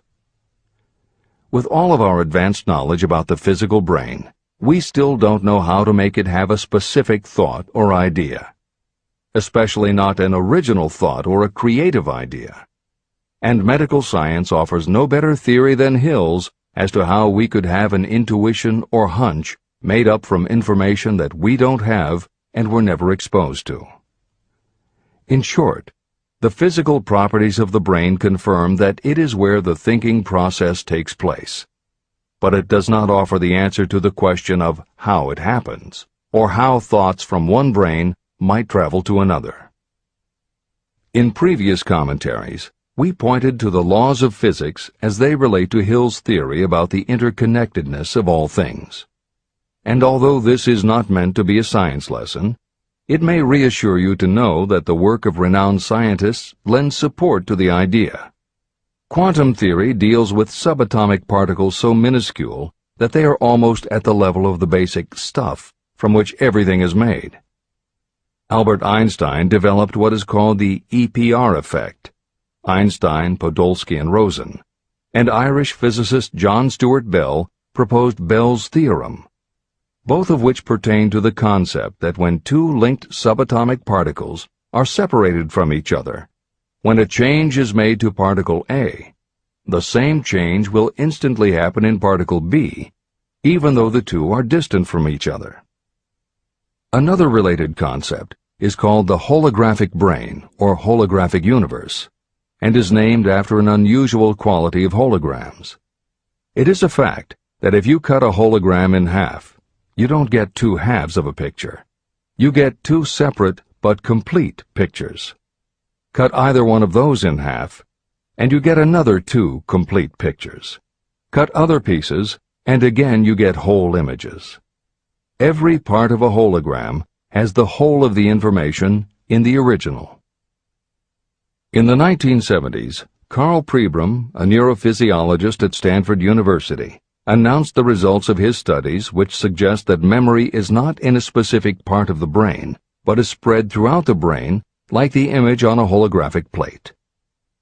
At almost the same time, renowned physicist David Bohm proposed that the workings of the universe were like a holographic image, that among all things there is total interconnectivity, and that all things influence all other things. In effect, every part of the universe contains the whole of the universe. That is probably more than enough science for most readers. The point is, Hill was not alone in his conclusion that through some intangible force, your subconscious shares interconnectivity with everything else in the universe.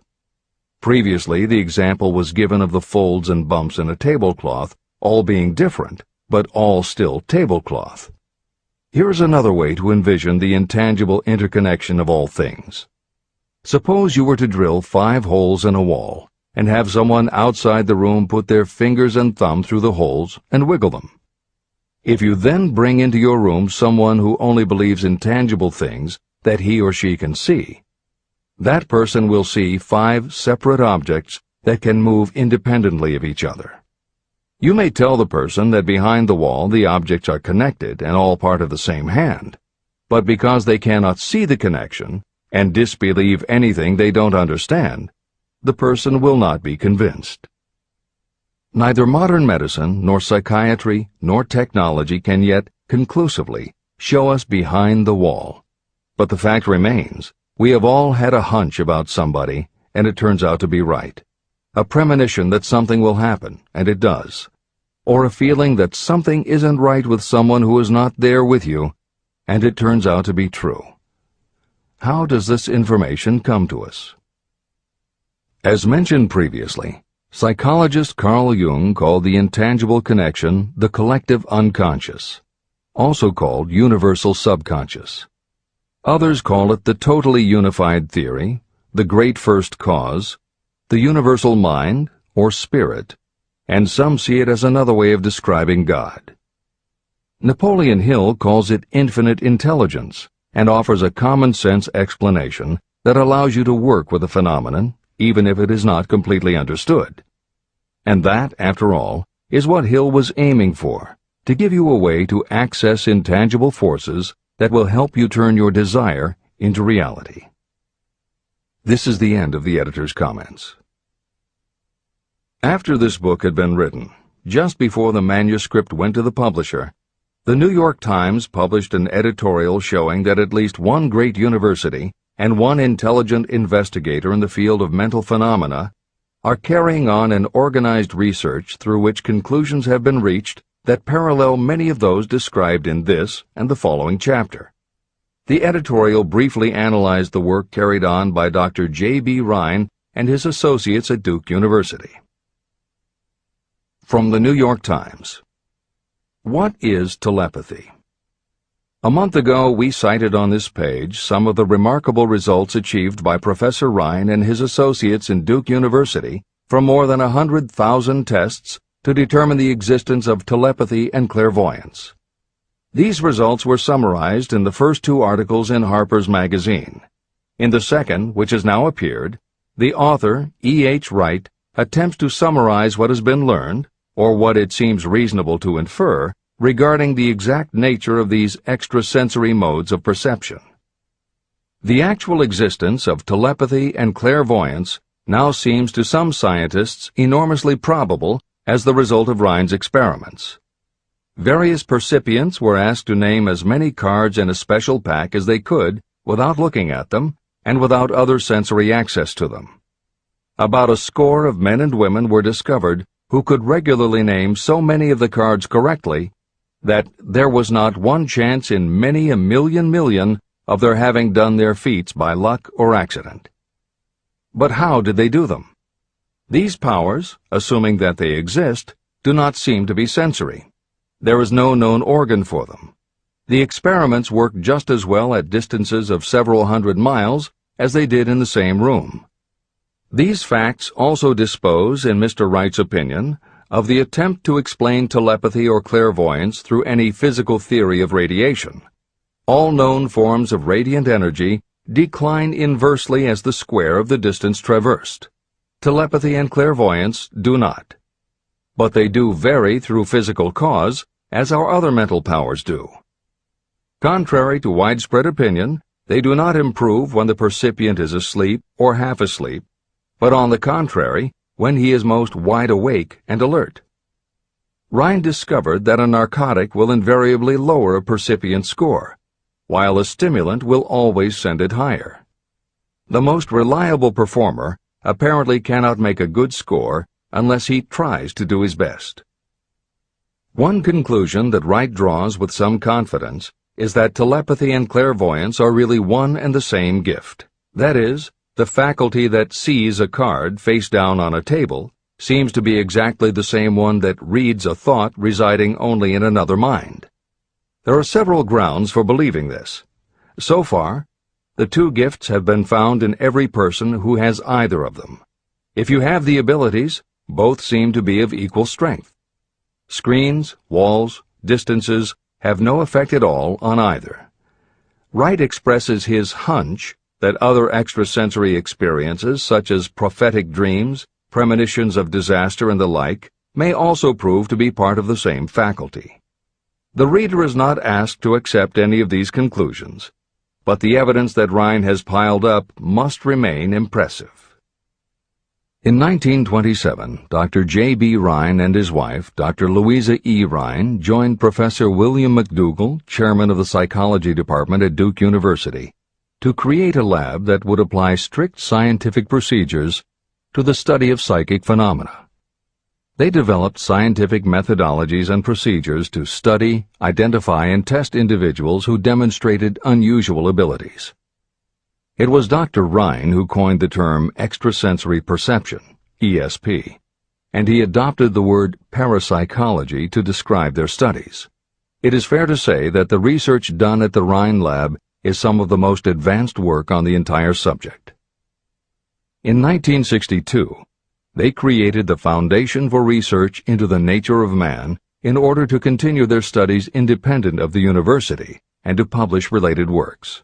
In 1995, the name was changed to the Rhine Research Institute. This is the end of the editor's comments. How to join minds in teamwork.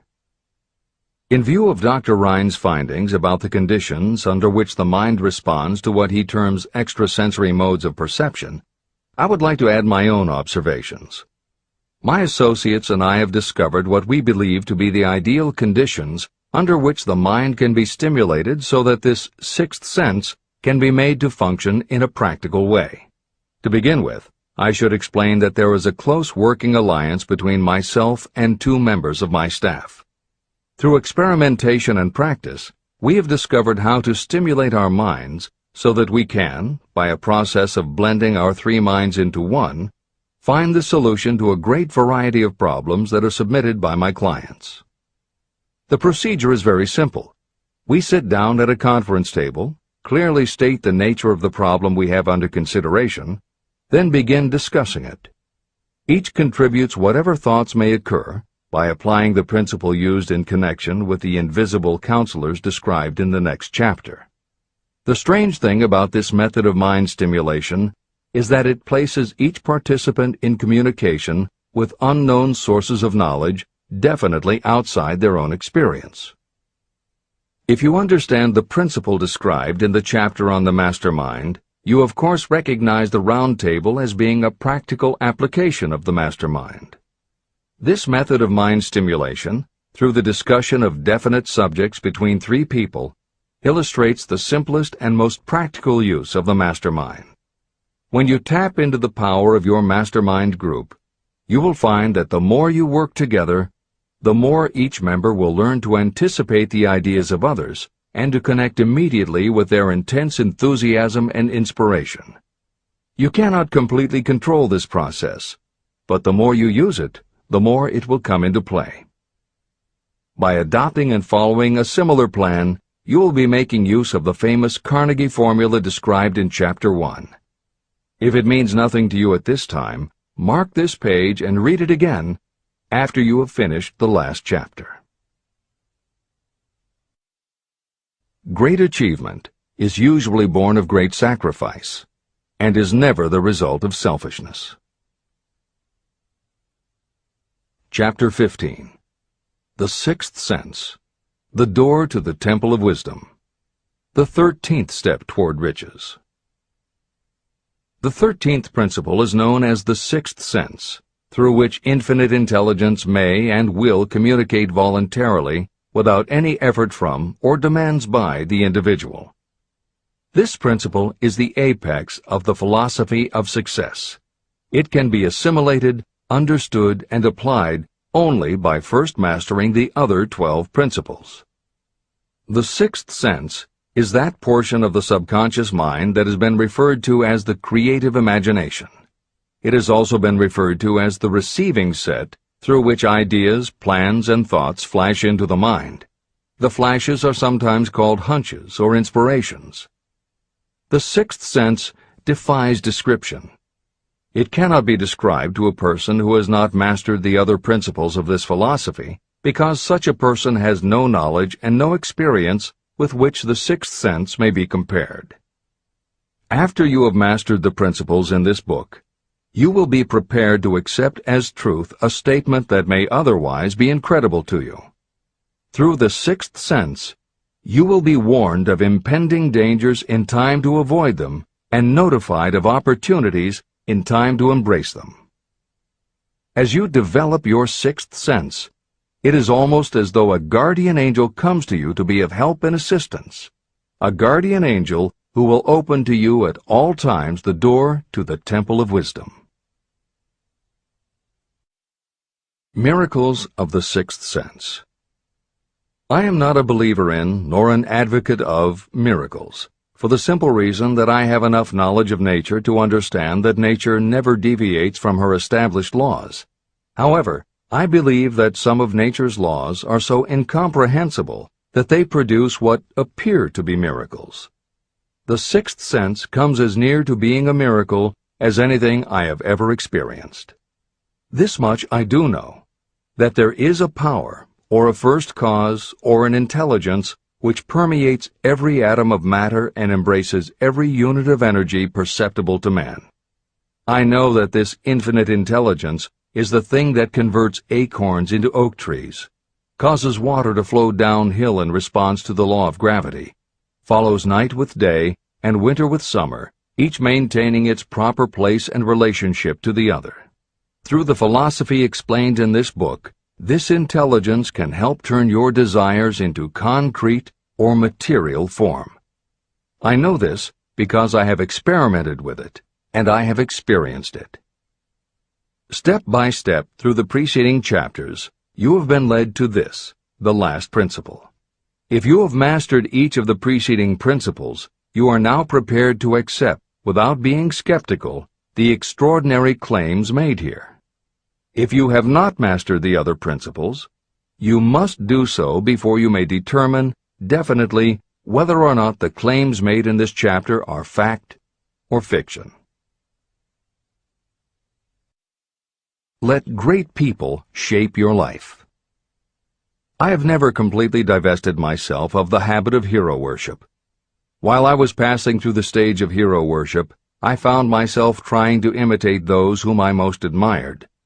My experience has taught me that the next best thing to being truly great is to emulate the great, to try to act like them, be like them, and feel like them as much as I could. I discovered that the faith with which I tried to imitate my idols gave me great capacity to do so quite successfully. Long before I had ever written a line for publication or delivered a speech in public, I followed the habit of reshaping my own character by trying to imitate the 9 men whose lives and life works had been most impressive to me. These 9 men were Emerson, Paine, Edison, Darwin, Lincoln, Burbank, Napoleon, Ford, and Carnegie.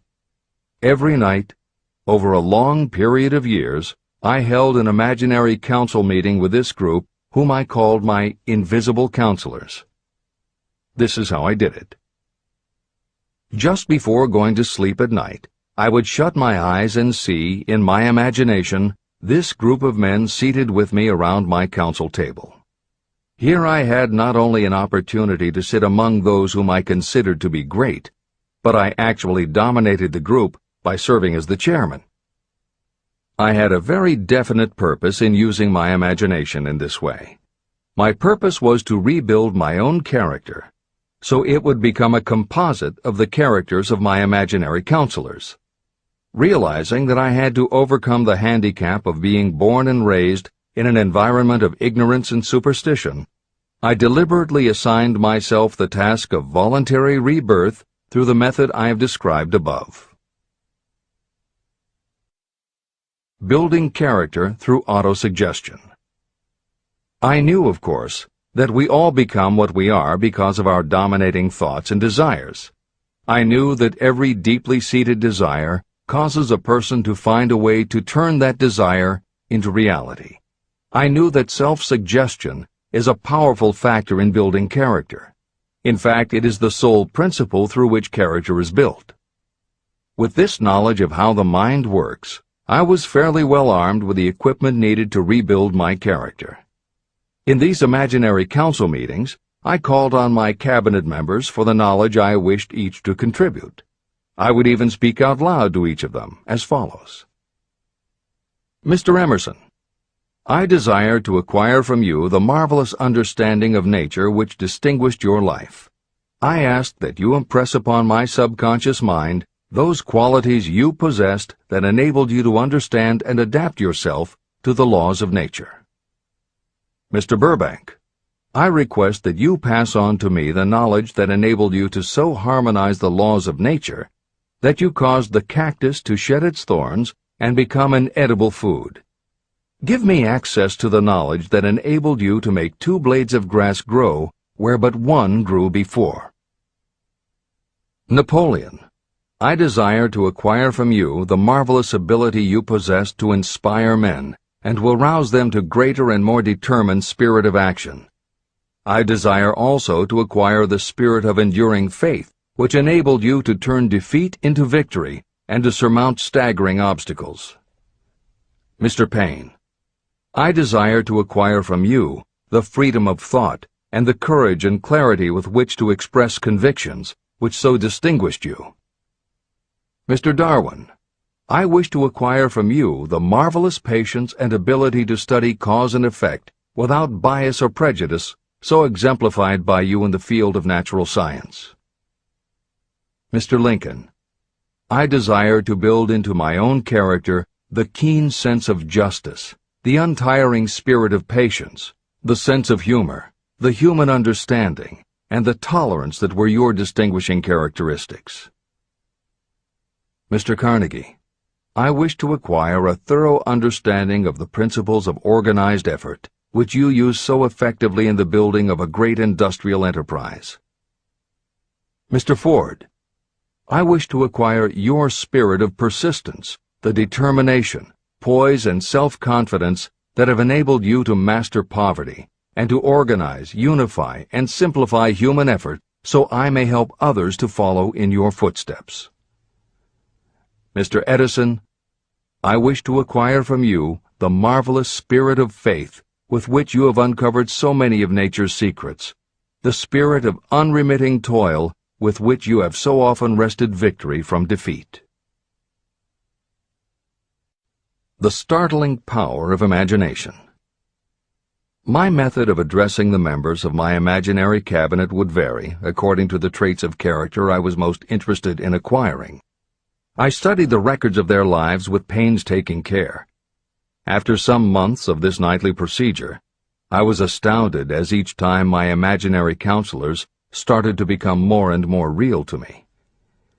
Each of these 9 men developed individual characteristics that surprised me. For example, Lincoln developed the habit of always being late, then walking around in solemn parade. He always wore an expression of seriousness on his face. Rarely did I see him smile. This was not true of the others. Burbank and Payne often indulged in witty repartee, which seemed at times to shock the other members of the cabinet. On one occasion, Burbank was late. When he came, he was excited with enthusiasm and explained that he had been late because of an experiment he was making, through which he hoped to be able to grow apples on any sort of tree. Payne chided him by reminding him that it was an apple that started all the trouble between man and woman. Darwin chuckled as he suggested that Payne should watch out for little serpents when he went into the forest to gather apples, as they had the habit of growing into big snakes. Emerson observed, "No serpents, no apples," and Napoleon remarked, "No apples, no state." These meetings became so realistic that I became fearful of their consequences and discontinued them for several months. The experiences were so uncanny, I was afraid that if I continued them, I would lose sight of the fact that the meetings were purely experiences of my imagination. In writing this book, this is the first time that I've had the courage to mention this. I knew from my own attitude in connection with such matters that I would be misunderstood if I described my unusual experience. I now have the courage to put this on the printed page, because I am now less concerned about what they say than I was in the years that have passed. While the members of my cabinet may be purely fictional, and the meetings existed only in my own imagination, they have led me into glorious paths of adventure, rekindled my appreciation of true greatness, encouraged my creativity, and inspired me to be honest and bold in expressing my thoughts. Editor's comments. Napoleon Hill's experience with his imaginary counselors is not as uncommon as it may seem on first reading. In fact, it happens to novelists all the time. As an author proceeds with the writing of a book, there will come a point when the characters in the novel become so well defined in the author's mind that the personalities of the characters themselves begin to suggest plot points and dialogue that the author never planned. Often the thoughts that come to the author when he or she is in the character are completely original, and in real life would never have occurred to the author. Psychiatrists, therapists, and motivational experts also use this phenomenon when they work with role-playing. The usual procedure is to ask 2 people to act out a scenario as if they were in each other's shoes. If this is done in a situation where the participants do not feel embarrassed or self-conscious, and if the people will allow themselves to become submerged and seriously try to become the other person, the results can be stunning. Depending on the faith with which you approach it, you can get not just a general sense of what the other person is going through, but also have flashes of insight, actually feel what the other person feels, and gain a real understanding about the reactions or motivations of others. Why it works is just as much a mystery as why you get hunches. It may be simply that when your imagination creates a character, it doesn't give the character inhibitions, so when you think through the character, your mind is less restricted. Regardless, the fact is that by using your imagination to project yourself into other characters, you can open yourself to ideas that you don't normally have access to, and you can use this mental phenomenon as one of the tools that will help you turn your desire into success. This is the end of the editor's comments. Tapping the source of inspiration. Somewhere in the cell structure of the brain is something that receives the vibrations of thought ordinarily called hunches. So far, science has not discovered where this sixth sense is located, but this is not important. The fact remains that human beings do receive accurate knowledge through sources other than the physical senses. Generally, such knowledge is received when the mind is under the influence of extraordinary stimulation. Any emergency that arouses the emotions and causes the heart to beat more rapidly may bring the sixth sense into action. Anyone who has experienced a near accident while driving knows that the sixth sense often comes to your rescue and by split seconds helps to avoid the accident. I mention this as background to the following statement of fact. On many occasions when I have faced emergencies, some of them so grave that my life was in jeopardy, I have been miraculously guided past these difficulties through the influence of my invisible counselors. My original purpose in conducting council meetings with imaginary beings was solely to use autosuggestion to impress upon my subconscious mind certain characteristics that I wanted to acquire. In more recent years, my experimentation has taken on an entirely different trend. I now go to my imaginary counselors with every difficult problem that confronts me and my clients. During my meetings with these invisible counselors, I find my mind most receptive to ideas, thoughts, and knowledge that reach me through the sixth sense. The results are often astonishing, although I do not depend entirely on this form of counsel. The sixth sense is not something that one can take off and put on at will. Ability to use this great power comes slowly, through application of the other principles outlined in this book. No matter who you are, or what may have been your purpose in reading this book, you can profit by it even if you don't fully understand how or why the principle described in this chapter works. This is especially true if your major purpose is that of accumulation of money or other material things. This chapter on the sixth sense was written because the book is designed to present a complete philosophy by which individuals may unerringly guide themselves in attaining whatever they ask of life. The starting point of all achievement is desire. The finishing point is the kind of knowledge that leads to understanding. Understanding of yourself, understanding of others, understanding of the laws of nature, and the recognition and understanding of happiness. Full understanding of this comes only through familiarity with and use of the principle of the sixth sense. In reading this chapter, you may have found yourself lifted to a high level of mental stimulation. Splendid! Come back to this again a month from now, read it once more, and observe that your mind will soar to a still higher level of stimulation. Repeat this experience from time to time, giving no concern as to how much or how little you learn at the time. Eventually, you will find yourself in possession of a power that will enable you to throw off discouragement, master fear, overcome procrastination, and draw freely upon your imagination. Then you will have felt the touch of that unknown something that has been the moving spirit of every truly great thinker, leader, artist, musician, writer, or statesman. Then you will be in a position to transmute your desires into their physical or financial counterpart as easily as you may lie down and quit at the first sign of opposition.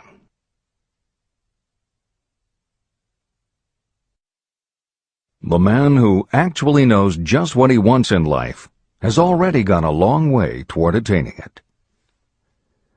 Chapter 16. The 6 Ghosts of Fear. How many are standing in your way? Take inventory of yourself as you read this closing chapter, and find out how many of the ghosts are standing in your way. Before you can put any portion of this philosophy into successful use, your mind must be prepared to receive it. The preparation is not difficult. It begins with study, analysis, and understanding of 3 enemies that you will have to clear out: indecision, doubt, and fear. The sixth sense will never function while these three negatives, or any one of them, remain in your mind. The members of this unholy trio are closely related. Where one is found, the other two are close at hand. Indecision is the seedling of fear. Remember this as you read. Indecision crystallizes into doubt. The two blend and become fear. The blending process often is slow. This is one reason why these three enemies are so dangerous. They germinate and grow without their presence being observed. The remainder of this chapter describes a state of mind that you must attain before the philosophy can be put into practical use. This chapter also analyzes a condition that has reduced huge numbers of people to poverty, and it states a truth that must be understood by all who accumulate riches, whether measured in terms of money or in terms of a state of mind that may be of far greater value than money. The purpose of this chapter is to turn the spotlight of attention on the cause and the cure of the 6 basic fears. Before you can master an enemy, you must know its name, its habits, and where to attack it. As you read, analyze yourself carefully and determine which, if any, of the 6 common fears have attached themselves to you. And keep in mind that sometimes they are hidden in the subconscious mind, where they are difficult to locate and still more difficult to eliminate. The 6 basic fears. There are 6 basic fears. At one time or another, every person suffers from some combination of these fears. Most people are fortunate if they do not suffer from the entire 6. Named in the order of their most common appearance, they are the fear of poverty, the fear of criticism, the fear of ill health, the fear of loss of love of someone, the fear of old age, and the fear of death. All other fears are of minor importance, and are in fact just variations on these 6. Fears are nothing more than states of mind. Your state of mind is subject to your control and direction. You can create nothing that you do not first conceive in the form of an impulse of thought. The following statement is of even greater importance. Thought impulses begin immediately to translate themselves into their physical equivalent, whether those thoughts are voluntary or involuntary. Even thought impulses that are picked up by mere chance, thoughts that have been released by other minds, may determine your financial, business, professional, or social destiny just as surely as the thoughts that you create by intent and design. This circumstance also explains why some people seem to be lucky, while others of equal or greater ability, training, experience, and brain capacity seem destined to have misfortune. The explanation is that you have the ability to completely control your own mind. With this control, you may open your mind to the thought impulses that are being released by other brains, or you can close the doors tightly and admit only thought impulses of your own choice. Nature has endowed human beings with absolute control over only one thing, and that one thing is thought. This fact, coupled with the additional fact that everything we create begins in the form of a thought, leads us very near to the principle by which fear may be mastered. If it is true that all thought has a tendency to clothe itself in its physical equivalent, and this is true beyond any reasonable room for doubt, it is equally true that thought impulses of fear and poverty cannot be translated into terms of courage and financial gain. The first basic fear. The fear of poverty. There can be no compromise between poverty and riches. The two roads that lead to poverty and riches travel in opposite directions. If you want riches, you must refuse to accept any circumstance that leads toward poverty. The word riches is used in its broadest sense, meaning financial, spiritual, mental, and material wealth. The starting point of the path that leads to riches is desire. In Chapter 3, you received full instructions for the proper use of desire. In this chapter on fear, you have complete instructions for preparing your mind to make practical use of desire. Here is the place to give yourself a challenge, which will definitely determine how much of this philosophy you have absorbed. Here is the point at which you can tell what the future holds in store for you. If, after reading this chapter, you are willing to accept poverty, you may as well make up your mind to receive poverty. This is one decision you cannot avoid. But if you demand riches, determine what form and how much will be required to satisfy you. You know the road that leads to riches. You have been given a roadmap. If you follow it, it will keep you on that road. If you neglect to make the start, or stop before you arrive, no one will be to blame but you. This responsibility is yours. No excuse will save you from accepting the responsibility if you now fail or refuse to demand riches of life. All you need is one thing. Incidentally, the only thing you can control, and that is a state of mind. A state of mind is something that is up to you. It cannot be purchased. It must be created.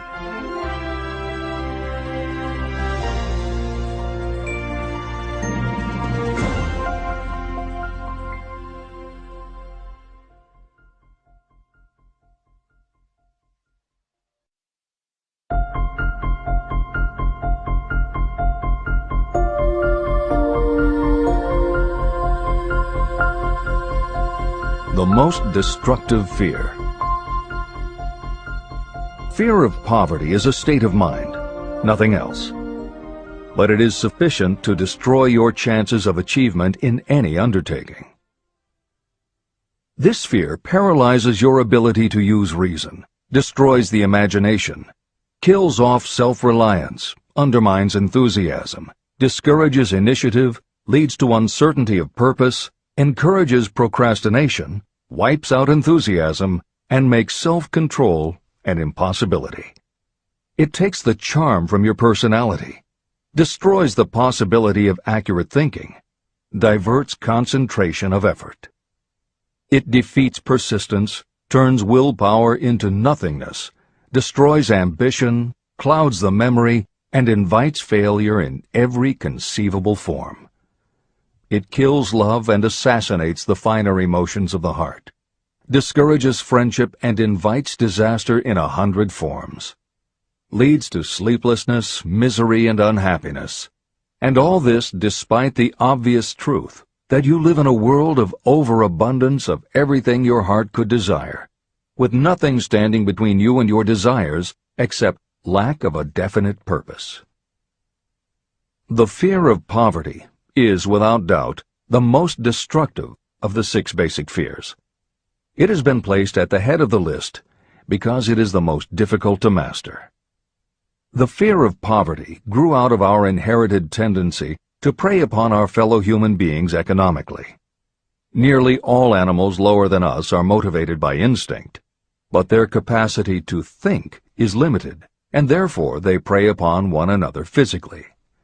We, with our superior sense of intuition, with the capacity to think and to reason, do not eat others bodily. Human beings get more satisfaction out of eating others financially.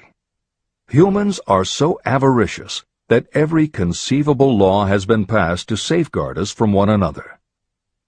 Nothing brings so much suffering and humility as poverty. Only those who have experienced poverty understand the full meaning of this. It is no wonder that we fear poverty. Through a long line of inherited experiences, we have learned for sure that some people cannot be trusted where matters of money and earthly possessions are concerned. So eager are we to possess wealth that we will acquire it in whatever manner we can, through legal methods if possible, through other methods if necessary or expedient.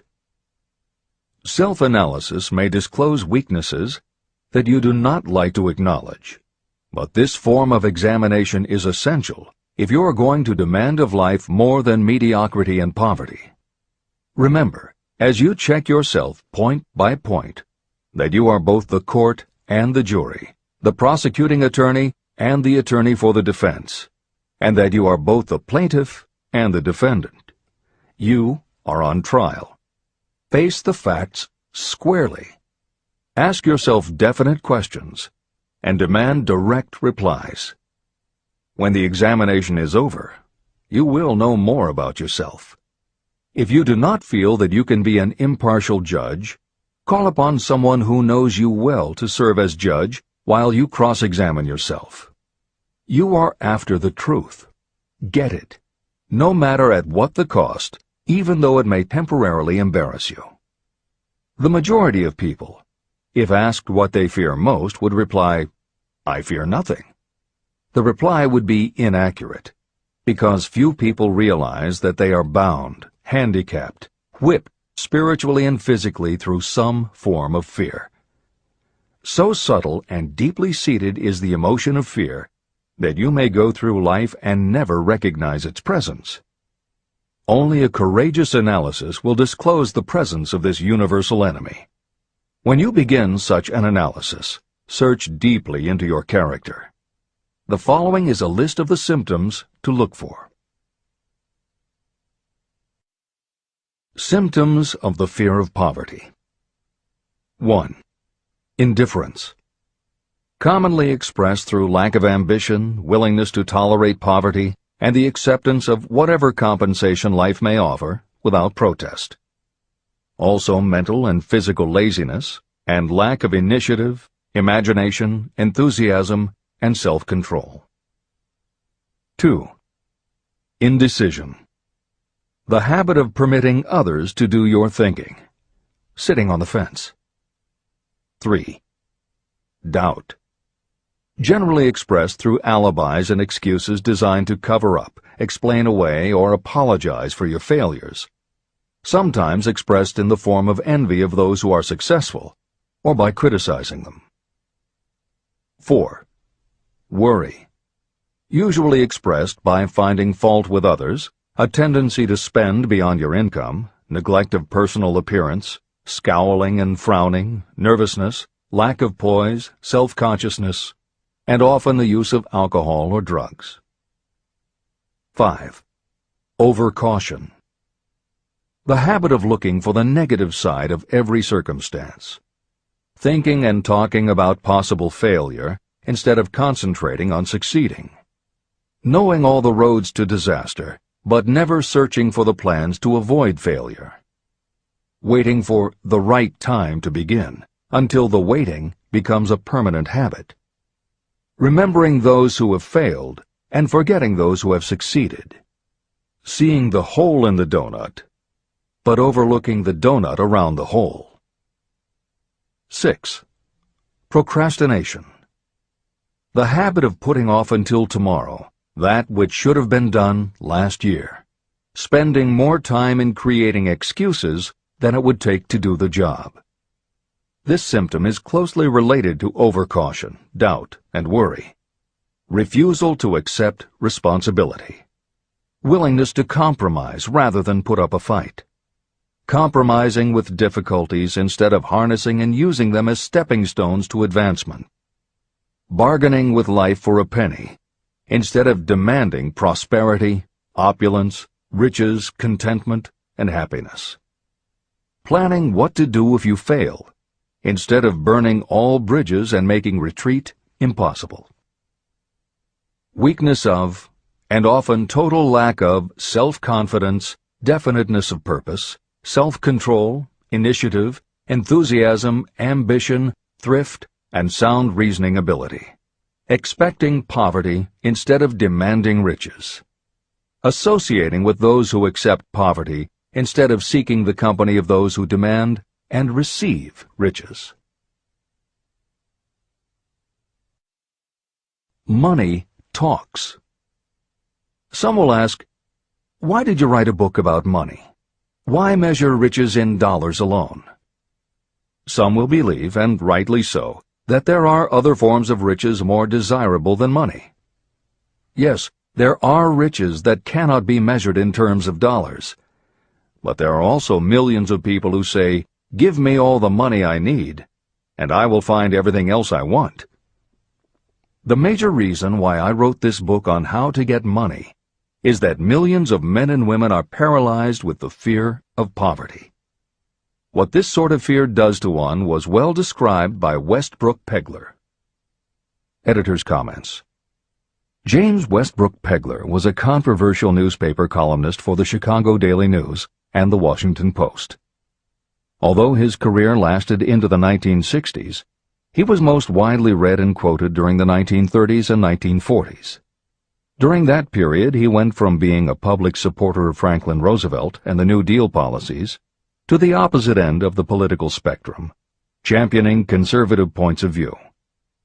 Pegler was also the author of 3 books based on his columns, and in 1940 won the Pulitzer Prize for his expose of union racketeering. This is the end of the editor's comments.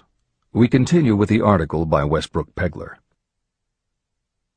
Money is only clamshells or metal discs or scraps of paper, and there are treasures of the heart and soul which money cannot buy. But most people, being broke, are unable to keep this in mind and sustain their spirits. When a man is down and out and on the street, unable to get any job at all, something happens to his spirit, which can be observed in the droop of his shoulders, the set of his hat, his walk, and his gaze. He cannot escape a feeling of inferiority among people with regular employment, even though he knows they are definitely not his equals in character, intelligence, or ability. These people, even his friends, feel, on the other hand, a sense of superiority and regard him, perhaps unconsciously, as a casualty. He may borrow for a time, but not enough to carry on in his accustomed way, and he cannot continue to borrow very long. But borrowing in itself, when a man is borrowing merely to live, is a depressing experience, and the money lacks the power of earned money to revive his spirits. Of course, none of this applies to bums or habitual ne'er-do-wells, but only to men of normal ambitions and self-respect. Women in the same predicament must be different. We somehow do not think of women at all in considering the down-and-outers. They are scarce in the bread lines, they rarely are seen begging on the streets, and they are not recognizable in crowds by the same plain signs which identify busted men. Of course, I do not mean the shuffling hags of the city streets, who are the opposite number of the confirmed male bums. I mean reasonably young, decent, and intelligent women. There must be many of them, but their despair is not apparent. When a man is down and out, he has time on his hands for brooding. He may travel miles to see a man about a job and discover that the job is filled, or that it is one of those jobs with no base pay, but only a commission on the sale of some useless knick-knack which nobody would buy except out of pity. Turning that down, he finds himself back on the street with nowhere to go, but just anywhere. So he walks and walks. He gazes into store windows at luxuries which are not for him, and feels inferior and gives way to people who stop to look with an active interest. He wanders into the railroad station, or puts himself down in the library to ease his legs and soak up a little heat, but that isn't looking for a job, so he gets going again. He may not know it, but his aimlessness would give him away even if the very lines of his figure did not. He may be well dressed in the clothes left over from the days when he had a steady job, but the clothes cannot disguise the droop. He sees thousands of other people, bookkeepers or clerks or chemists or wagon hands, busy at their work, and envies them from the bottom of his soul. They have their independence, their self-respect and manhood, and he simply cannot convince himself that he is a good man too, though he argue it out and arrive at a favorable verdict hour after hour. It is just money which makes this difference in him. With a little money, he would be himself again. This is the end of the article by Westbrook Pegler. The second basic fear, the fear of criticism. Just how we originally came by this fear, no one can say definitely, but one thing is certain. we have it in a highly developed form. I am inclined to attribute the basic fear of criticism to that part of our inherited nature that prompts us not only to take away other people's goods and wares, but also to justify our actions by criticism of the character of others. It is well known that a thief will criticize the man from whom he steals, that politicians seek office not by displaying their own virtues and qualifications, but by running negative campaigns against their opponents. Designers and clothing manufacturers have not been slow to take advantage of this basic fear of criticism. Every season, styles change. Who establishes the styles? Certainly not the purchaser. It is the designers and manufacturers. Why do they change the styles so often? The answer is obvious. They change the styles so they can sell more clothes. The fear of criticism robs people of their initiative, destroys their power of imagination, limits their individuality, takes away their self-reliance, and does them damage in 100 other ways. Parents often do their children irreparable injury by criticizing them. The mother of one of my friends used to punish him with a switch almost daily, always completing the job with the statement, "You'll land in a penitentiary before you are 20. He was sent to a reformatory at the age of 17. Editor's comments. Modern psychotherapy is well aware of the circumstance that Hill describes in the preceding paragraph. In the chapters on autosuggestion and hypnosis, reference was made to childhood traumas that result in phobias, compulsive behaviors, fixations, or complexes. However, there are instances in which the implanting of a suggestion is much more subtle. Hypnotherapists have found that common phrases such as, "Don't you ever say no to me again," "I'm afraid she'll never get over it," or "You're just like your father," can hamper a person's abilities later in life if such phrases were said often enough, or at a time when a child was particularly vulnerable. This is the end of the editor's comments. Criticism is the one form of service of which everyone has too much. Everyone has a stock of it, which is handed out gratis whether called for or not. Your nearest relatives are often the worst offenders. It should be recognized as a crime.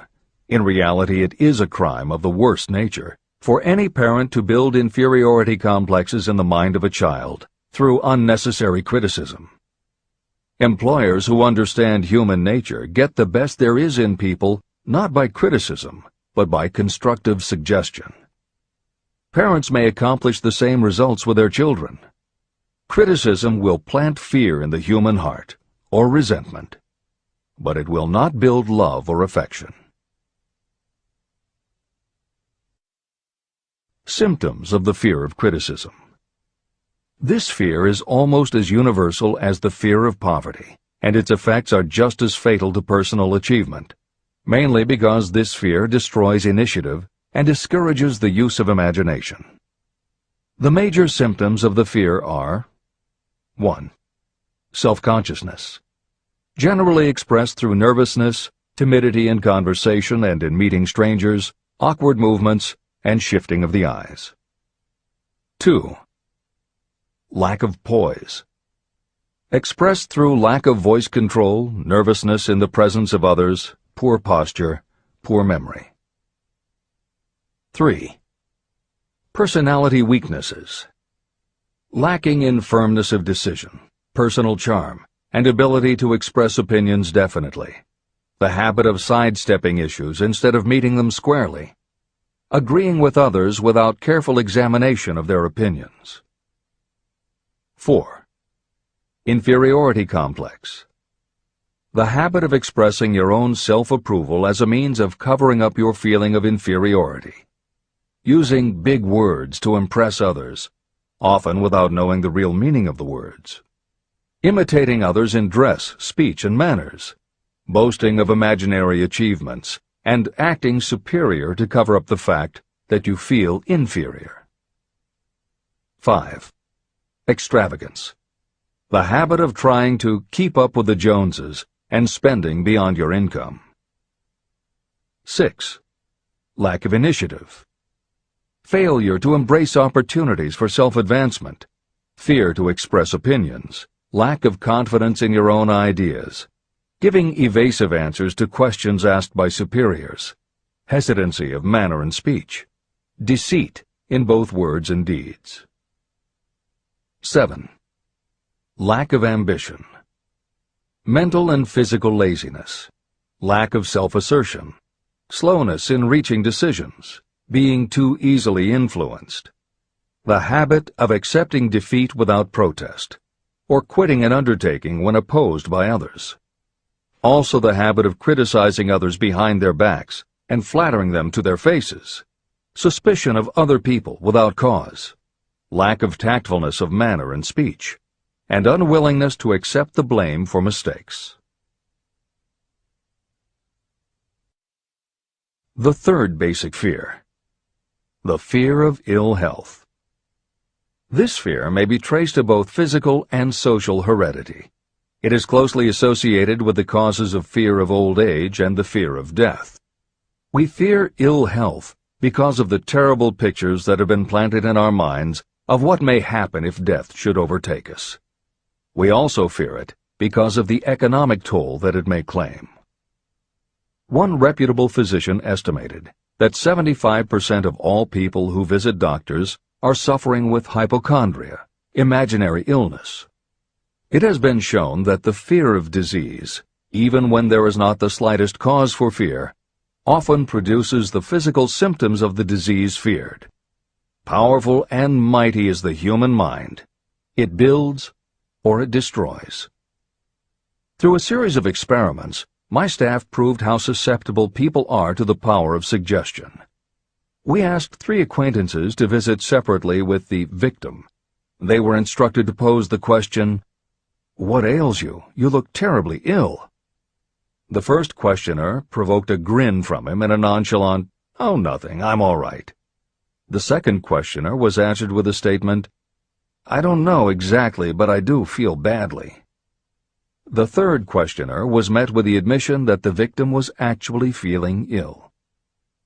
Editor's comment. Hill's experiment is one that you do not want to carry too far.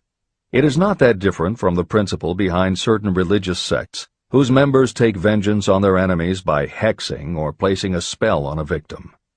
The spell only works because the victim believes that spells can be cast and that it is possible he or she could be hexed.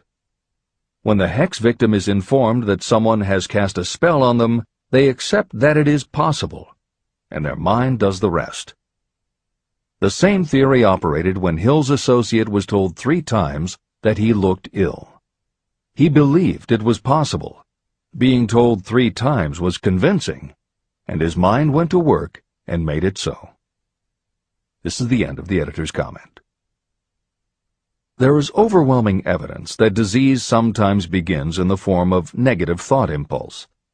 Such thoughts may be planted in your mind by suggestion or created by you in your own mind. Doctors send patients to new climates for their health because a change of mental attitude is necessary. The seed of fear of ill health lives in every human mind. Worry, fear, discouragement, or disappointment can cause this seed to germinate and grow. Symptoms of the fear of ill health. The symptoms of this almost universal fear are 1. Autosuggestion. The habit of negative use of self-suggestion by looking for and expecting to find symptoms of all kinds of disease. Enjoying your imaginary illness and speaking of it as being real. The habit of trying fads and isms recommended by others as having therapeutic value. Talking to others of operations, accidents, and other forms of illness. Experimenting with diets, physical exercises, weight loss systems without professional guidance. Trying home remedies, patent medicines, and quack remedies. 2. Hypochondria, a medical term for imaginary disease. The habit of excessively talking about illness, and by concentrating the mind on disease you begin to expect it to happen to you. Nothing that comes in bottles can cure this condition. It is brought on by negative thinking, and nothing but positive thought can cure it. Hypochondria is said to do as much damage on occasion as the real disease might do. 3. Exercise. Fear of ill health often interferes with proper physical exercise and results in overweight.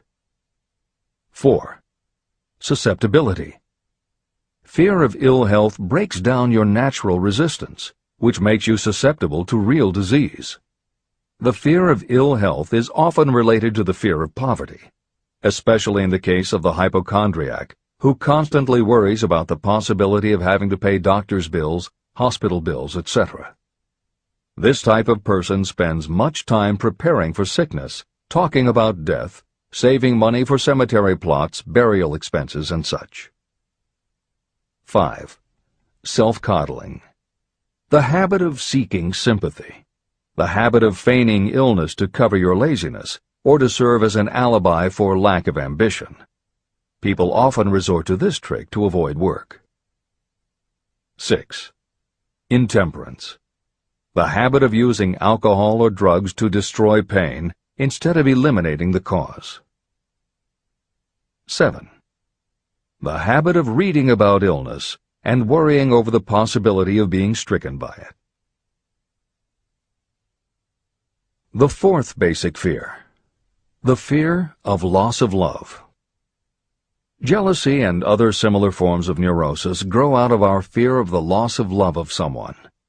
This fear is the most painful of all the 6 basic fears.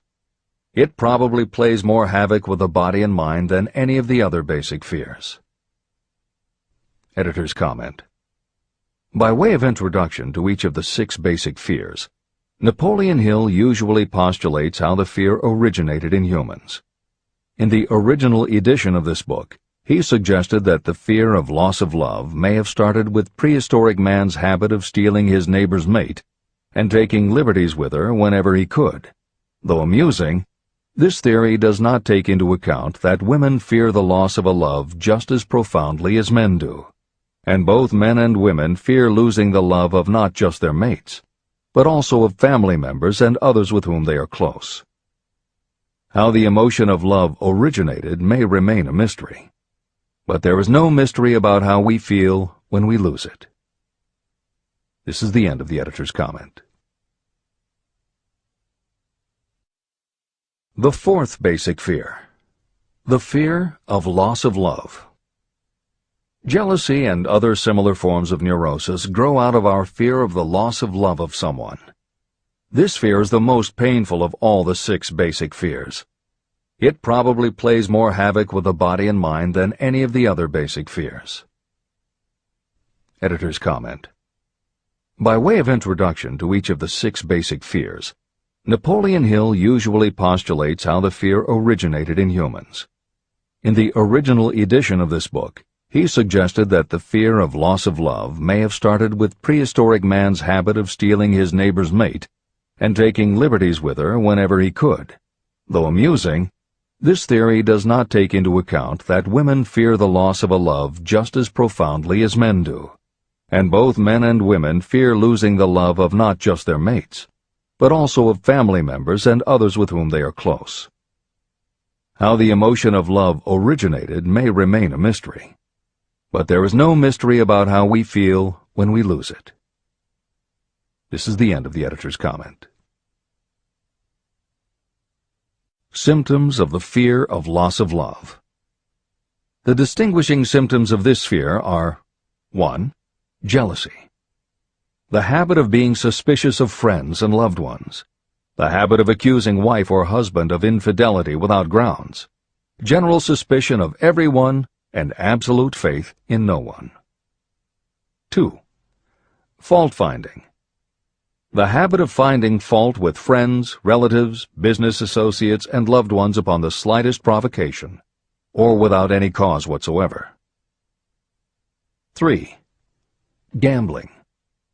The habit of gambling, stealing, cheating, and otherwise taking hazardous chances to provide money for loved ones, in the belief that love can be bought.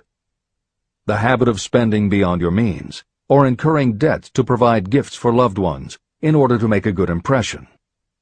Also insomnia, nervousness, lack of persistence, weakness of will, lack of self-control, lack of self-reliance, bad temper. The fifth basic fear: the fear of old age. In the main, this fear grows out of two sources. First, the thought that old age may bring with it poverty. Second is the concern that many have for what may await them in the world beyond. The most common cause of fear of old age is associated with the possibility of poverty. Poorhouse is not a pretty word. It throws a chill into the mind of every person who faces the possibility of having to spend declining years having to live on some form of charity. The possibility of ill health, which is more common as people grow older, is also a contributing cause of this common fear of old age, as is concern about diminishing sexuality. Another contributing cause of the fear of old age is the possibility of loss of freedom and independence, as old age may bring with it the loss of both physical and economic freedom. Symptoms of the fear of old age. The most common symptoms of this fear are: 1. Lack of enthusiasm. The tendency to slow down and develop an inferiority complex, falsely believing you are slipping because of age. The habit of killing off initiative, imagination, and self-reliance by falsely believing you are too old to exercise these qualities. 2. Self-consciousness of speech. The habit of speaking apologetically of yourself as being old merely because you have reached the age of 40 or 50, instead of reversing the rule and expressing gratitude for having reached the age of wisdom and understanding. 3. Inappropriate dress and action. Trying to appear much younger than your age by going overboard in your attempt to keep up with the style and mannerisms of youth. The sixth basic fear: the fear of death. To some, this is the cruelest of all the basic fears. The reason is obvious. The terrible pangs of fear associated with the thought of death, in the majority of cases, may be charged to religious fanaticism. So-called heathens are less afraid of death than the more civilized. For hundreds of millions of years we have been asking the still unanswered questions: where did I come from? And where am I going? During the darker ages of the past, the more cunning and crafty were not slow to offer the answer to these questions for a price. Come into my tent. Embrace my faith. Accept my dogmas, and I will give you a ticket that will admit you straight into heaven when you die, says the religious leader. Remain out of my tent, says the same leader, and the devil will take you and burn you throughout eternity. The thought of eternal punishment destroys interest in life and makes happiness impossible. While the religious leader may not actually be able to provide safe conduct into heaven or send you to hell, the possibility of the latter seems terrible. The very thought of it takes hold of the imagination in such a realistic way that it paralyzes reason and sets up the fear of death. The fear of death is not as common now as it was during the age when there were no great colleges and universities. People of science have turned the spotlight of truth upon the world, and this truth is rapidly freeing men and women from this terrible fear of death. The young men and women who attend the colleges and universities are not easily impressed by fire and brimstone. Through knowledge, the fears of the dark ages that grip the mind have been dispelled. The entire world is made up of only four things: time, space, energy, and matter. In elementary physics, we learn that neither matter nor energy can be created or destroyed. Both matter and energy can be transformed, but neither can be destroyed. Life is energy, if it is anything. If neither energy nor matter can be destroyed, of course life itself cannot be destroyed. Life, like other forms of energy, may be passed through various processes of transition or change, but it cannot be destroyed. Death is mere transition. And if death is not mere change or transition, then nothing comes after death except a long, eternal, peaceful sleep. And sleep is nothing to be feared. If you can accept the logic of this, you may forever wipe out your fear of death. Symptoms of the fear of death. The general symptoms of this fear are: 1. The habit of thinking about dying instead of making the most of life. This is generally due to lack of purpose or lack of a suitable occupation. This fear is more prevalent among the aged, but sometimes the more youthful are victims of it. The greatest of all remedies for the fear of death is a burning desire for achievement, backed by useful service to others. A busy person seldom has time to think about dying. A busy person finds life too thrilling to worry about death. 2. Sometimes the fear of death is closely associated with the fear of poverty, where death would leave loved ones poverty-stricken. 3. In other cases, the fear of death is caused by illness and the breakdown of physical body resistance. 4. The most common causes of the fear of death are ill health, poverty, lack of appropriate occupation, disappointment over love, insanity, and religious fanaticism. The disaster of worry and destructive thinking. Worry is a state of mind based upon fear. It works slowly but persistently. It is insidious and subtle. Step by step, it digs itself in until it paralyzes the reasoning faculty and destroys self-confidence and initiative. Worry is a form of sustained fear caused by indecision. Therefore, it is a state of mind that can be controlled. An unsettled mind is helpless. Indecision makes an unsettled mind. Most individuals lack the willpower to reach decisions promptly and to stand by them after they have been made. We do not worry over conditions once we have reached a decision to follow a definite line of action. I once interviewed a man who was sentenced to be electrocuted 2 hours later. The condemned man was the calmest of the 8 men who were in the death cell with him. His calmness prompted me to ask him how it felt to know that he was going into eternity in a short while. With a smile of confidence on his face, he said, "It feels fine. Just think, brother, my troubles will soon be over. I've had nothing but trouble all my life. It has been a hardship to get food and clothing. Soon, I will not need these things. I have felt fine ever since I learned for certain that I must die. I made up my mind then to accept my fate in good spirit." As he spoke, he devoured a dinner sufficient for 3 men, eating every mouthful of the food brought to him, and apparently enjoying it as much as if no disaster awaited him. Decision gave this man resignation to his fate. Decision can also prevent one's acceptance of undesired circumstances. Through indecision, the 6 basic fears become translated into a state of worry. Relieve yourself forever of the fear of death by reaching a decision to accept death as an inescapable event. Eliminate the fear of old age by reaching a decision to accept it not as a handicap, but as a great blessing that carries with it wisdom, self-control, and understanding. Master the fear of loss of love by reaching a decision to get along without love, if that is necessary. Defeat the fear of criticism by reaching a decision not to worry about what other people think, do, or say. Overcome the fear of ill health by the decision to forget symptoms, and whip the fear of poverty by reaching a decision to get along with whatever wealth you can accumulate without worry. Kill the habit of worry in all its forms by reaching a general blanket decision that nothing life has to offer is worth the price of worry. With this decision will come poise, peace of mind, and calmness of thought, which will bring happiness.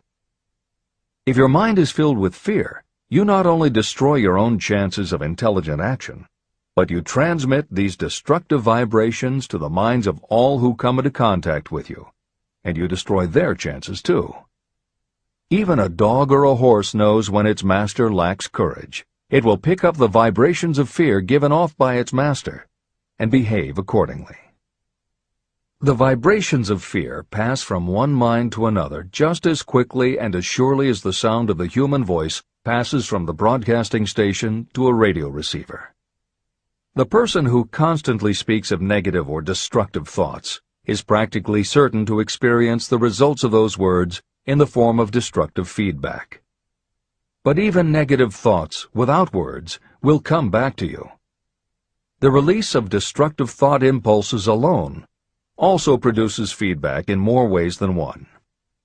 First, and perhaps most important to be remembered, the person who releases thoughts of a destructive nature must suffer damage through the breaking down of creative imagination. Secondly, the presence in the mind of any destructive emotion develops a negative personality, which repels people and often converts them into antagonists. The third source of damage is that negative thoughts not only affect others, but they also embed themselves in the subconscious mind of the person releasing them and there become a part of that person's character. Your business in life is to achieve success. To be successful, you must find peace of mind, acquire the material needs of life, and above all, attain happiness. All of these indications of success begin in the form of thought impulses. You control your own mind. You have the power to feed it whatever thought impulses you choose. With this goes the responsibility of using your mind constructively. You are the master of your own earthly destiny, just as surely as you have the power to control your own thoughts. You may influence, direct, and eventually control your own environment, making your life what you want it to be. Or you may neglect to make your life what you want, and you will be adrift on the seas of circumstance, where you will be tossed like a wood chip on the waves of the ocean. The Devil's Workshop. In addition to the 6 basic fears, there is another evil by which people suffer. It constitutes a rich soil in which the seeds of failure grow abundantly. It is so subtle that its presence often is not detected. It is more deeply rooted and more often fatal than all of the 6 fears. For want of a better name, let us call this evil susceptibility to negative influences. Those who accumulate great riches always protect themselves against negative influences. The poverty-stricken never do. Those who succeed in any calling must prepare their minds to resist such influences. If you are reading this book to learn how to grow rich, you should examine yourself very carefully to determine whether you are susceptible to negative influences. If you neglect this self-analysis, you will give up your right to attain the object of your desires. Make your analysis searching. As you read the following questions, be tough on yourself. Go at the task as carefully as you would if you were searching for any other enemy you knew was waiting to ambush you. You must deal with your own faults as you would with a real and serious enemy. You can easily protect yourself against real enemies because there are laws, police, and courts to deal with them. But this 7th basic evil is more difficult to master because it strikes when you are not aware of its presence, when you are asleep and while you are awake. Moreover, its weapon is intangible because it consists of merely a state of mind. Negative influences are also dangerous because they come in so many different forms. Sometimes they enter the mind through the well-meant words of your friends and relatives.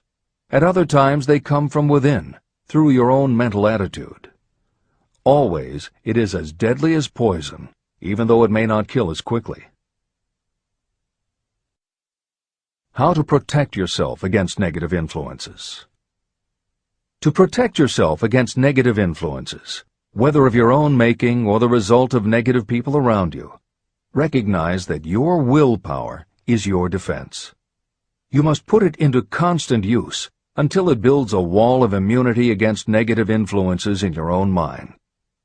Recognize that you and every other human being are, by nature, lazy, indifferent, and susceptible to all suggestions that reinforce your weaknesses. Recognize that you are, by nature, susceptible to all of the 6 basic fears, and you must set up habits to counteract all these fears. Recognize that negative influences often work on you through your subconscious mind and are therefore difficult to detect. Keep your mind closed against all people who depress or discourage you in any way. Clean out your medicine chest and stop pandering to colds, aches, pains, and imaginary illness. Deliberately seek the company of people who influence you to think and act for yourself.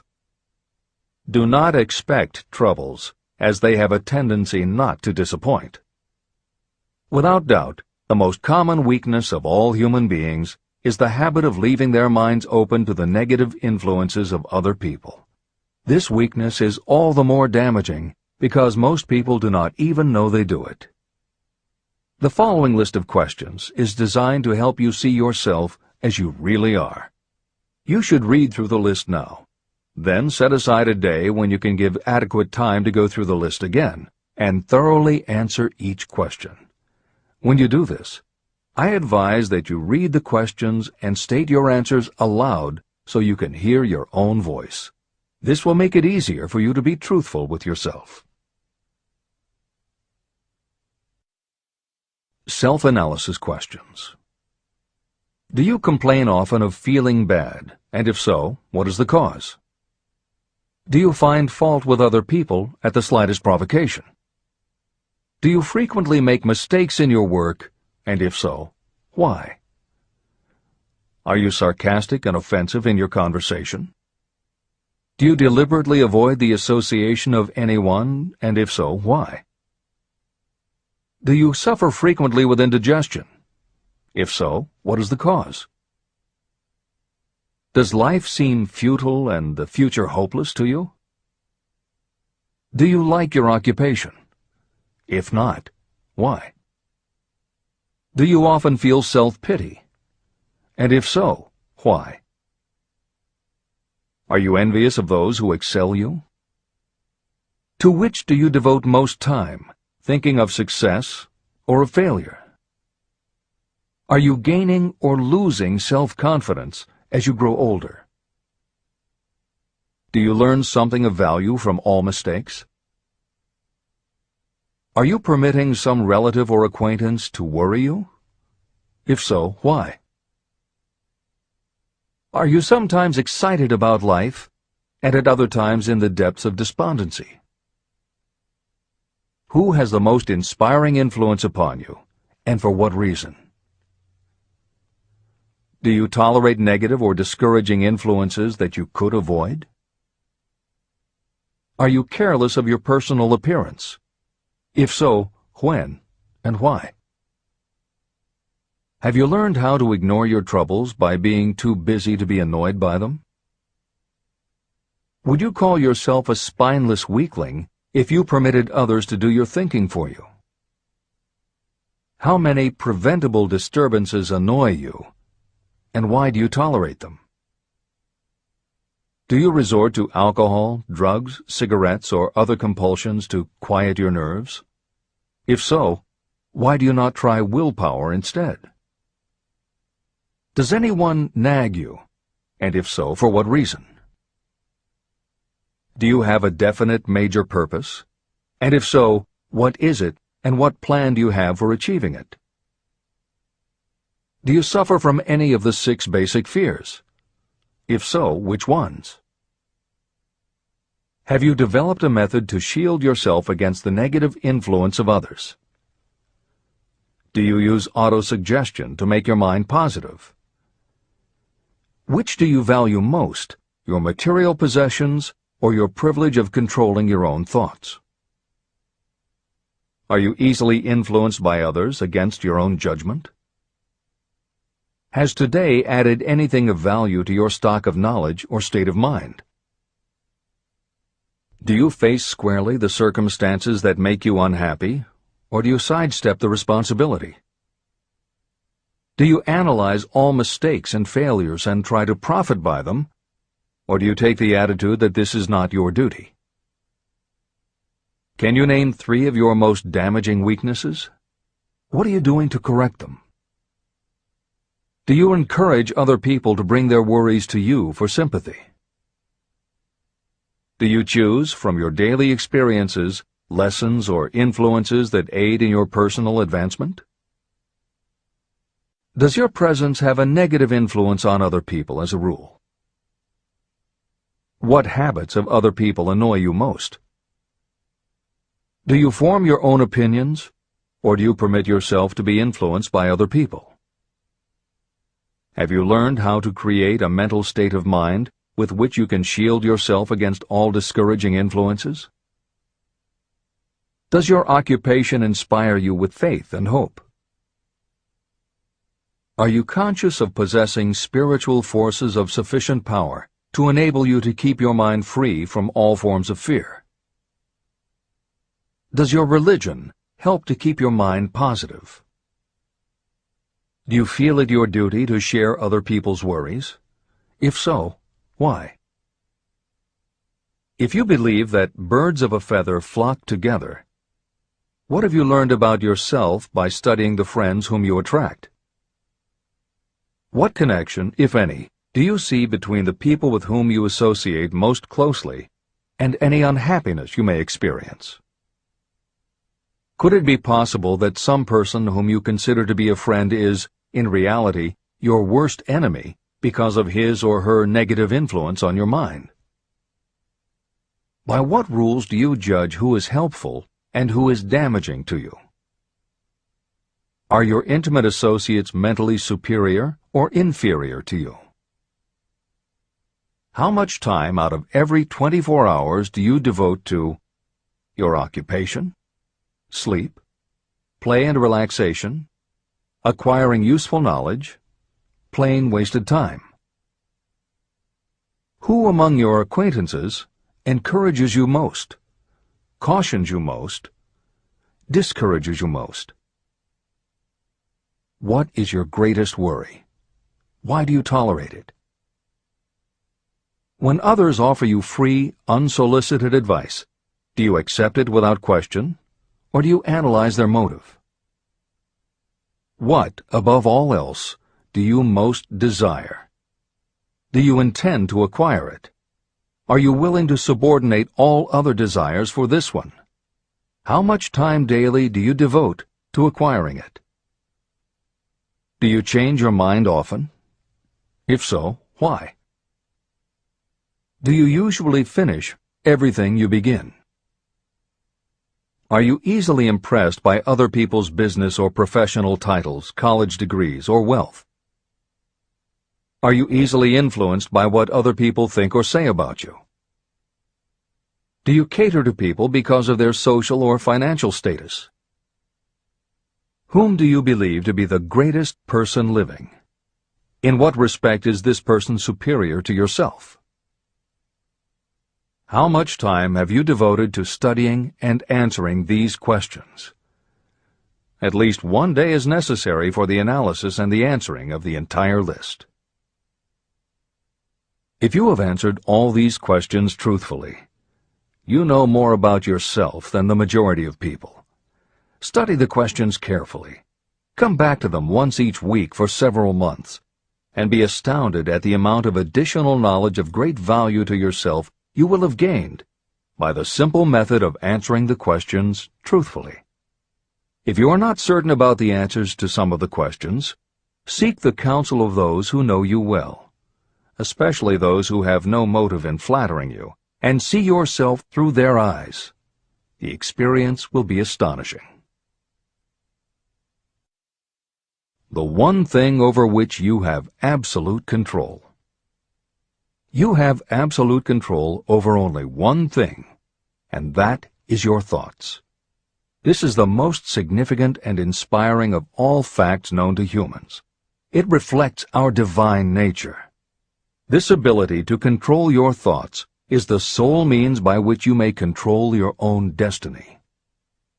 If you fail to control your own mind, you may be sure you will control nothing else. Your mind is your spiritual estate. Protect and use it with the care to which divine royalty is entitled. You were given your willpower for this purpose. Unfortunately, there is no legal protection against those who, by design or through ignorance, poison the minds of others with negative suggestion. Those with negative minds tried to convince Thomas A. Edison that he could not build a machine that would record and reproduce the human voice, because, they said, no one else has ever produced such a machine. Edison did not believe them. He knew that the mind could produce anything the mind could conceive and believe. That knowledge was the thing that lifted the great Edison above the common herd. Men with negative minds told F.W. Woolworth he would go broke trying to run a store on 5 and 10-cent sales. He did not believe them. He knew that he could do anything within reason if he backed his plans with faith. Exercising his right to keep the negative suggestions of others out of his mind, he piled up a fortune of more than $100 million. Doubting Thomases scoffed scornfully when Henry Ford tried out his first crudely built automobile on the streets of Detroit. Some said the thing would never become practical. Others said no one would pay money for such a contraption.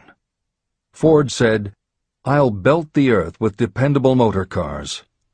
And he did. For the benefit of those seeking vast riches, let it be remembered that practically the sole difference between Henry Ford and a majority of workers is this: Ford had a mind, and he controlled it. The others have minds that they do not try to control. Mind control is the result of self-discipline and habit. You either control your mind, or it controls you. There is no halfway compromise. The most practical method for controlling your mind is the habit of keeping it busy with a definite purpose, backed by a definite plan. Study the records of those who achieve noteworthy success, and you will see that they have control over their own minds, and that they exercise that control and direct it toward the attainment of definite objectives. Without this control, success is not possible. 55 Famous Alibis by Old Man If. People who do not succeed have one distinguishing trait in common. They know all the reasons for failure and have what they believe to be airtight alibis to explain away their own lack of achievement. Some of these alibis are clever, and a few of them are justifiable by the facts, but alibis cannot be used for money. The world wants to know only one thing: have you achieved success? A character analyst compiled a list of the most commonly used alibis. As you read the list, examine yourself carefully and determine how many of these alibis you use. Remember, the philosophy presented in this book makes every one of these alibis obsolete.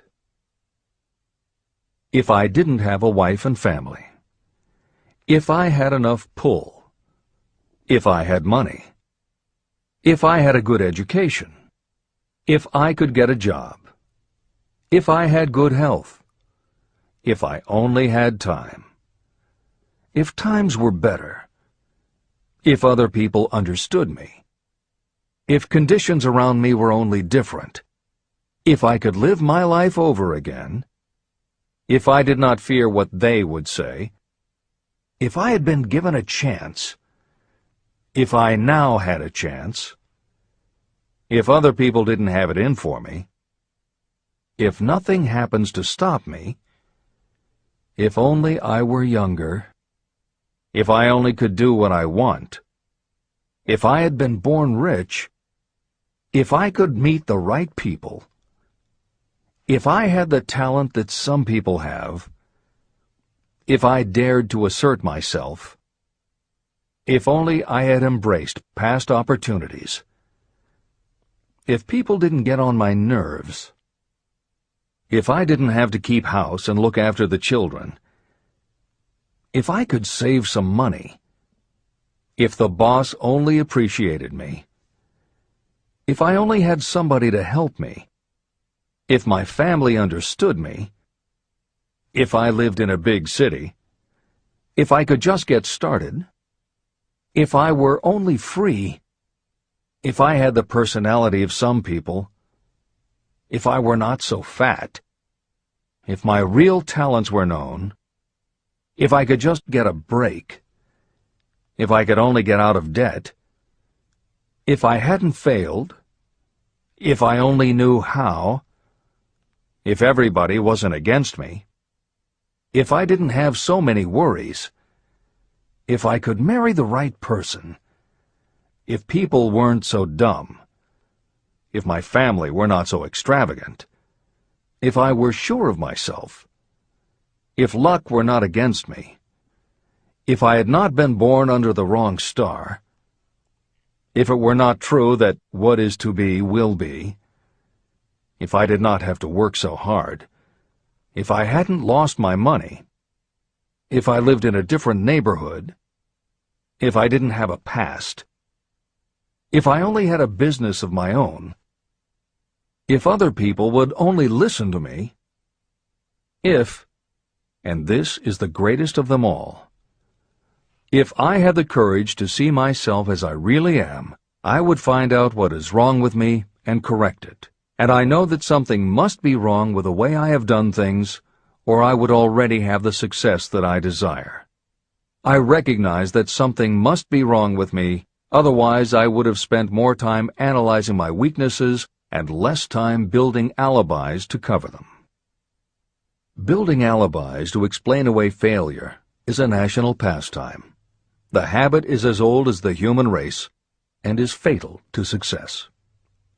Why do people cling to their pet alibis? The answer is obvious. They defend their alibis because they create them. Your alibi is the child of your own imagination. It is human nature to defend your own brainchild. Building alibis is a deeply rooted habit. Habits are difficult to break, especially when they provide justification for something we do. Plato had this truth in mind when he said, "The first and best victory is to conquer self. To be conquered by self is, of all things, the most shameful and vile." Another philosopher had the same thought in mind when he said, "It was a great surprise to me when I discovered that most of the ugliness I saw in others was but a reflection of my own nature." Elbert Hubbard, philosopher, author, publisher of the Fra magazine, and founder of the Roycrofters Community of Artists, said, "It has always been a mystery to me why people spend so much time deliberately fooling themselves by creating alibis to cover their weaknesses. If used differently, this same time would be sufficient to cure the weakness. Then no alibis would be needed." In parting, I would remind you that life is a checkerboard, and the player opposite you is time. If you hesitate before moving, or neglect to move promptly, your men will be wiped off the board by time. You are playing against a partner who will not tolerate indecision. Previously, you may have had a logical excuse for not having forced life to come through with whatever you asked. That alibi is now obsolete, because you are in possession of the master key that unlocks the door to life's riches. The master key is intangible, but it is powerful. It is the privilege of creating, in your own mind, a burning desire for a definite form of riches. There is no penalty for the use of this key, but there is a price you must pay if you do not use it. The price is failure. There is a reward of stupendous proportions if you put the key to use.